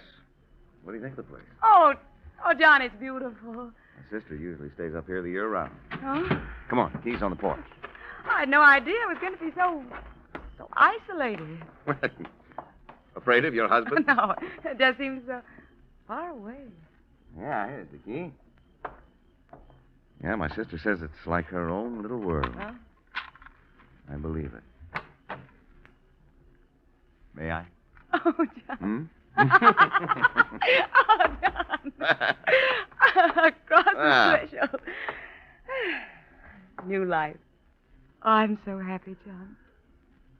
Well, I'm glad you're in a good mood, Mrs. Gray. Makes it easier to tell you I've got to leave for a while. Leave? No, that car. Believe me, we just limped in. If I don't have it taken care of right away, we'll be here all winter. Mm-hmm. Was that bad? Well, it's very impractical. I'll just run it into the village. Be back before you know it. Oh, do you really have to, John? All right, go on. Say it. Men are all alike. Think more of their automobiles than of their wives. Well, I won't say it if you'll kiss me. Sure. Darling, please don't be gone long. Don't worry. Just make yourself at home. Look the place over.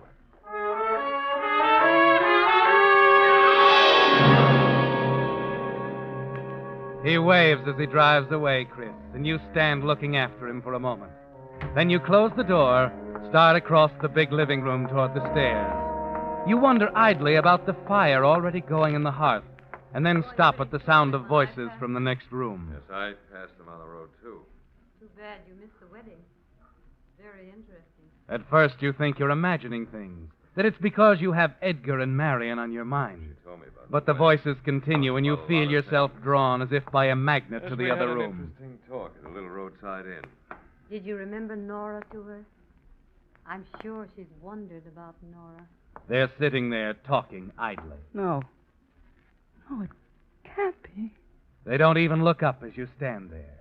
Marion's hands continue to manipulate a pair of long, heavy knitting needles. Edgar's moves slowly across the barrel of a hunting rifle he's cleaning as he talks. As you walk toward them, you tell yourself that you must fight down your terror.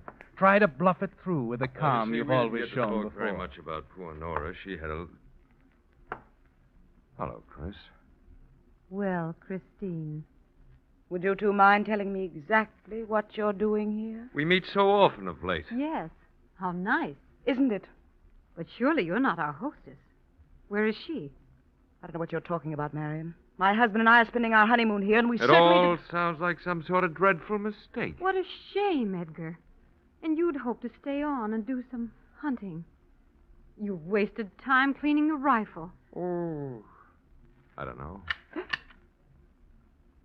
Obviously, there's been a mistake.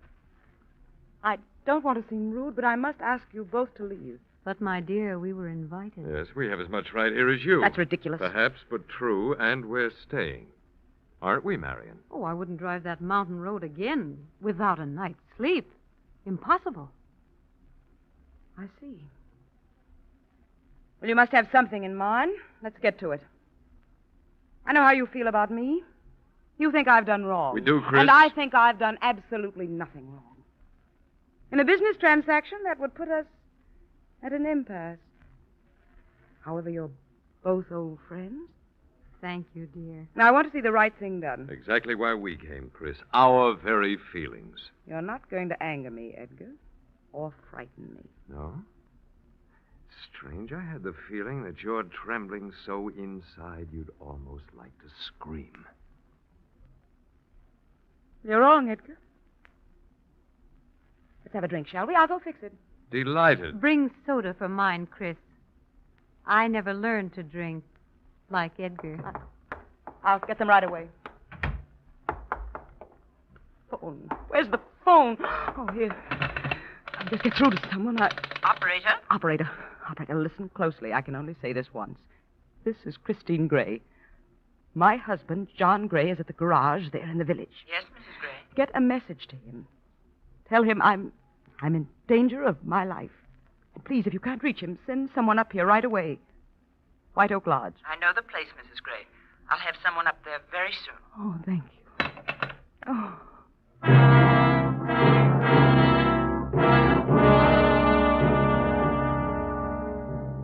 You've never been so thankful to anyone as to that operator, have you, Chris?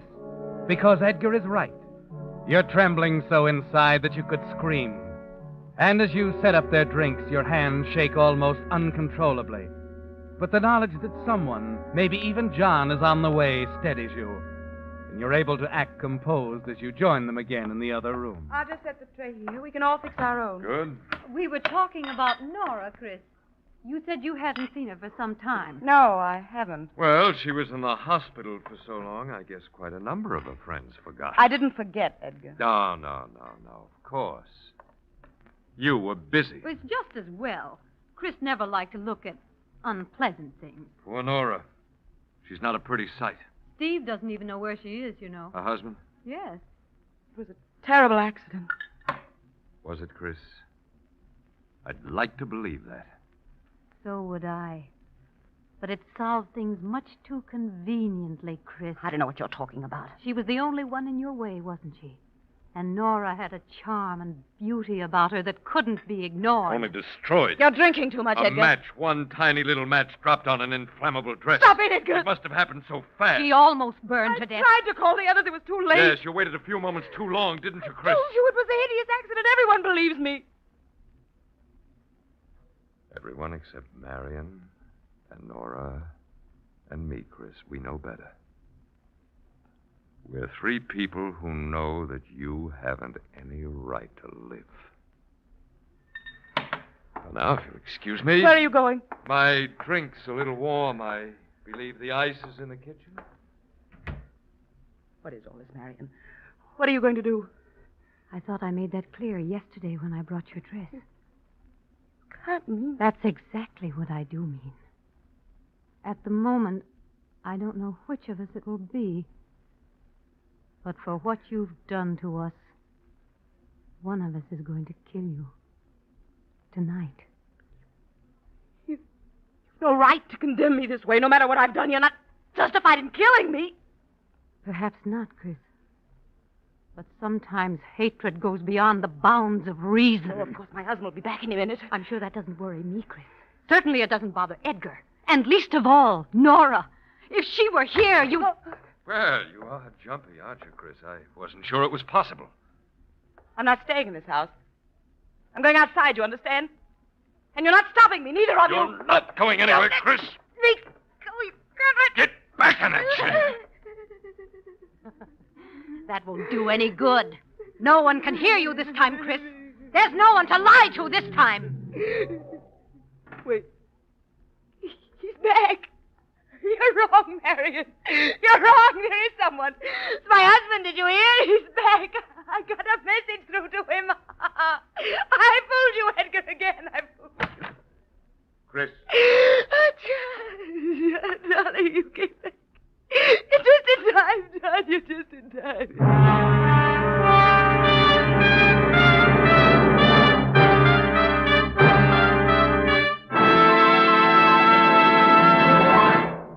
The Whistler will return in just a moment with the strange ending to tonight's story. Meantime, let me give you a clue toward solving another mystery.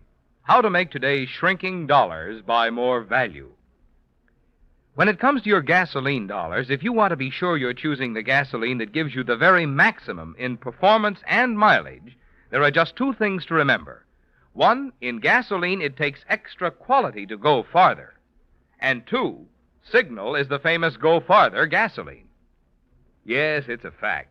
Your best yardstick of gasoline quality is mileage, the thing Signal gasoline is famous for.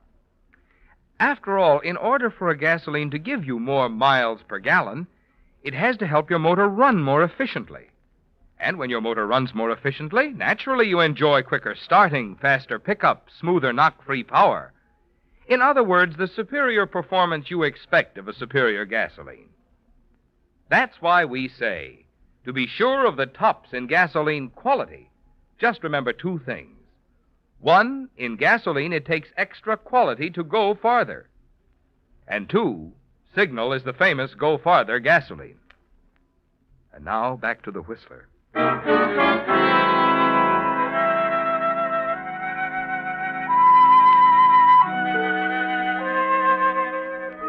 It seems far away now, doesn't it, Chris? The danger, the terror there by the flickering fire as Marion and Edgar calmly announced they were going to kill you.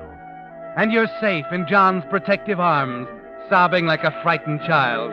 Somehow he'll understand, Chris. Somehow you can explain away those two vicious people standing quietly at the other side of the room. Oh, it was awful, John. They were going to kill me. Christine. They're hateful, jealous people, John. They resent my success. Chris. What? Chris, I want you to meet my sister. I picked her up tonight at the telephone office. She's the operator you talked to a few minutes ago. On the telephone. Nora. Hello, Chris. John. Nora? You knew her as Nora Lancaster. Her maiden name was Gray. Nora. Nora, your sister. The operator. Yes, Chris. You didn't destroy my voice. That's about all you left me. John. John, what is it? What are you doing? I'm going now, Chris. If my car will get me down there, I'm going down to the village to notify the police. You can stay here with your friends. It'll be too late. John, you love me. You said you loved me. I never said I loved you. I said I wanted to marry you. You know what you're doing, John. Yes, you do know. You're part of it, too. We were helpless, all of us, until you made one mistake, Chris. You fell in love with me. John, that's why. That's why I married you. Listen to me. I didn't mean it, John. I didn't think what I was doing. I was poor. I couldn't stand being poor, John. I couldn't stand not having a family I could be proud of. I worked and I slaved, John. I never wasted a cent. I never wasted a moment. John, I never let anything stand in my way. John! Your husband is gone, Chris. And this is his wedding gift to you. This house and the three of us.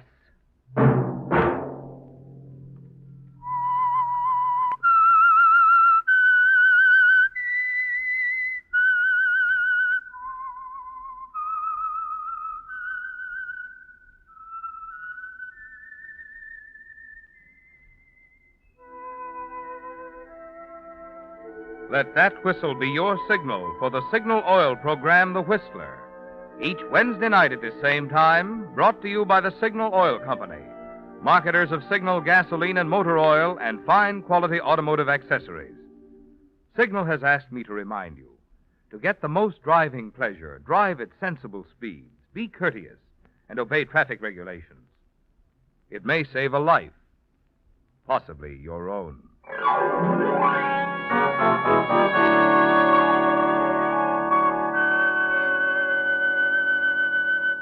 Featured in tonight's story were Betty Lou Gerson, Jeanette Nolan, John McIntyre, and Arnold Moss. The Whistler was produced by George W. Allen with story by Merritt Stone and David Clark, music by Wilbur Hatch, and was transmitted to our troops overseas by the Armed Forces Radio Service. Next Wednesday, for a full hour of mystery over most of these stations, tune in a half hour earlier. Enjoy The Saint, as well as The Whistler. This is Marvin Miller speaking. This is CBS, the Columbia Broadcasting System.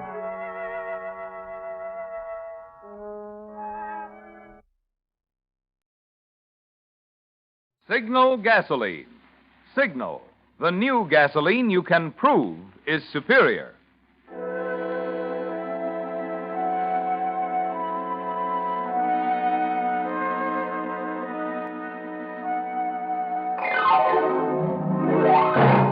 The Signal Oil Company and your neighborhood Signal dealer bring you another curious story by The Whistler.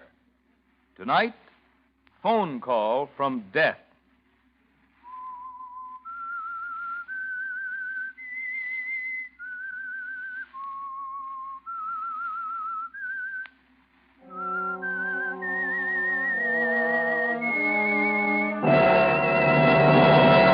I am the Whistler, and I know many things, for I walk by night. I know many strange tales hidden in the hearts of men and women who have stepped into the shadows. Yes, I know the nameless terrors of which they dare not speak.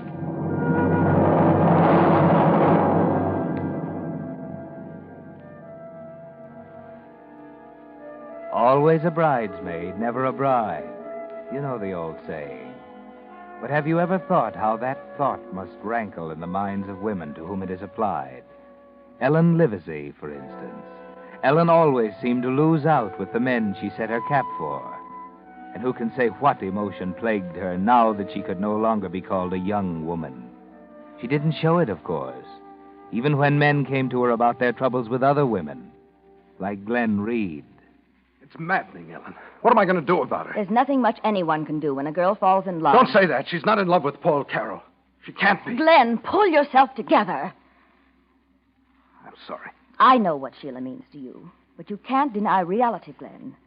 The fact is, Sheila's met someone else, and there isn't anything you can do about it. 2 months ago, she was going to marry me. I didn't know that. Well, not a definite promise, but until Carroll came along... What has she told you about him? Glenn, you can hardly expect me to tell you You've what... got to tell me, Ellen. I've got to know. I don't think I have to violate a confidence for anyone. But you said she's in love with him. How do you know? Did she tell you? Yes, she told me. I don't believe it. Really, Glenn, if you're going to behave this way... I know I'm a fool. But, Ellen, if you knew what all this is doing to me... I think I know. Ever since Sheila met Paul Carroll, she's been infatuated with him. And I can understand why. But why can't she see her money's made a hit with him, too? Oh, Glenn, lack of money doesn't mean anything to Sheila. I've certainly never been wealthy. Why, the jobs I've had. Dime store clerk, telephone operator, stenographer, and now secretary. Yet Sheila and I have always been close friends. Very close. Ellen, I'd do anything. Humiliate myself, anything, if she'd only let me talk to her. Do you want me to call her for you, Glenn? Oh, no. No, I wouldn't want you to do that. Yes, you would. When you called me this afternoon, I knew that's what you wanted me to do. I'll call her right now. Well, all right, if it isn't too much trouble. You know it isn't. Oh, that's a silly thing to do. I started to dial the wrong number. Well, good heavens. Hello? Why, Sheila, what a coincidence. I was just trying to get you. Sheila, what is it? What's the matter, Ellen? Sheila, I can't understand you. Sheila! Sheila! Ellen, what's wrong? What's happened? I don't know exactly. She seemed terrified, something about someone trying to break into her apartment. And then her voice seemed smothered, and we were cut off. Oh, good Lord, we'd better get over there. Well, I'll call the police. Maybe they can get there quicker.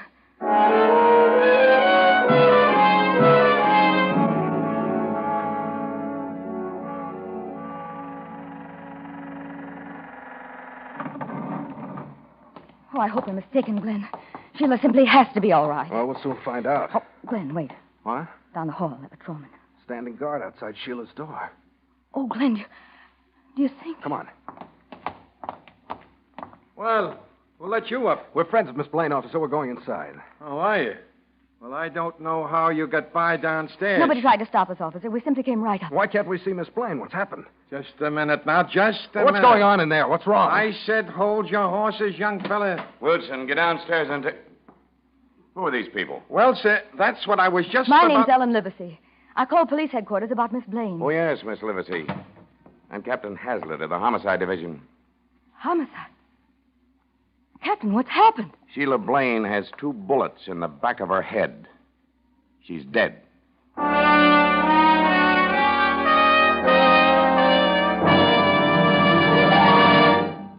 Wait a minute. Have you tried new Signal gasoline? That new super fuel that offers you premium performance at no extra cost? If you have, you know what an amazing new motor fuel it is. Not just pre-war quality, not just an improvement on old-style gasoline, but an entirely new type of super fuel that embodies in one giant stride the amazing advances of wartime chemistry. For Signal is the new gasoline you can prove is superior. With new Signal in your tank, you immediately notice 1, quicker starting the moment you touch the button. 2, faster pickup. You actually feel it. 3, higher anti-knock. Just listen to that old motor purr, even on the steepest hills. And 4, you'll find you go farther than ever on new Signal, because you'll be shifting less, enjoying more economical high-gear miles. For you folks who like proof, there's a scientific reason why new Signal gives you all these advantages, and I'll be back later to tell you about that. But for the best proof of all, let a tank full of new Signal talk for itself in your own car. Let the quicker starting, faster pickup, higher anti-knock, and longer mileage show you why new Signal is the new post-war gasoline you can prove is superior. And now, back to the Whistler.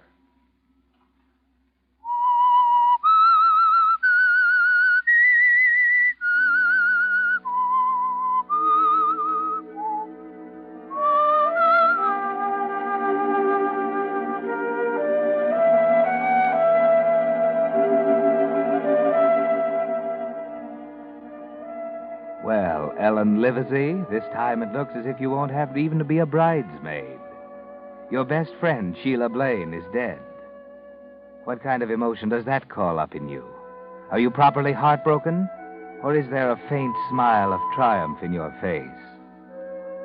The following morning, when Captain Hazlitt called you, Glenn Reed, and Paul Carroll to his office at police headquarters... Yeah? Now, I'll tell you frankly, we haven't developed a single lead on Miss Blaine's murder since last night. You 3 seem to have been her closest friends, though, so if there's anything you can tell me... What do you want to know, Captain?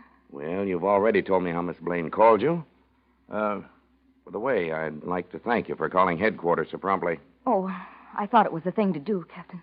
As I understand it, you knew Miss Blaine intimately. Yes, we've been friends since we were in school. Had her life ever been threatened before? There was no reason for anybody to threaten her, Captain. Ah. You were with Miss Livesey when Miss Blaine called. That's right, at 7:30.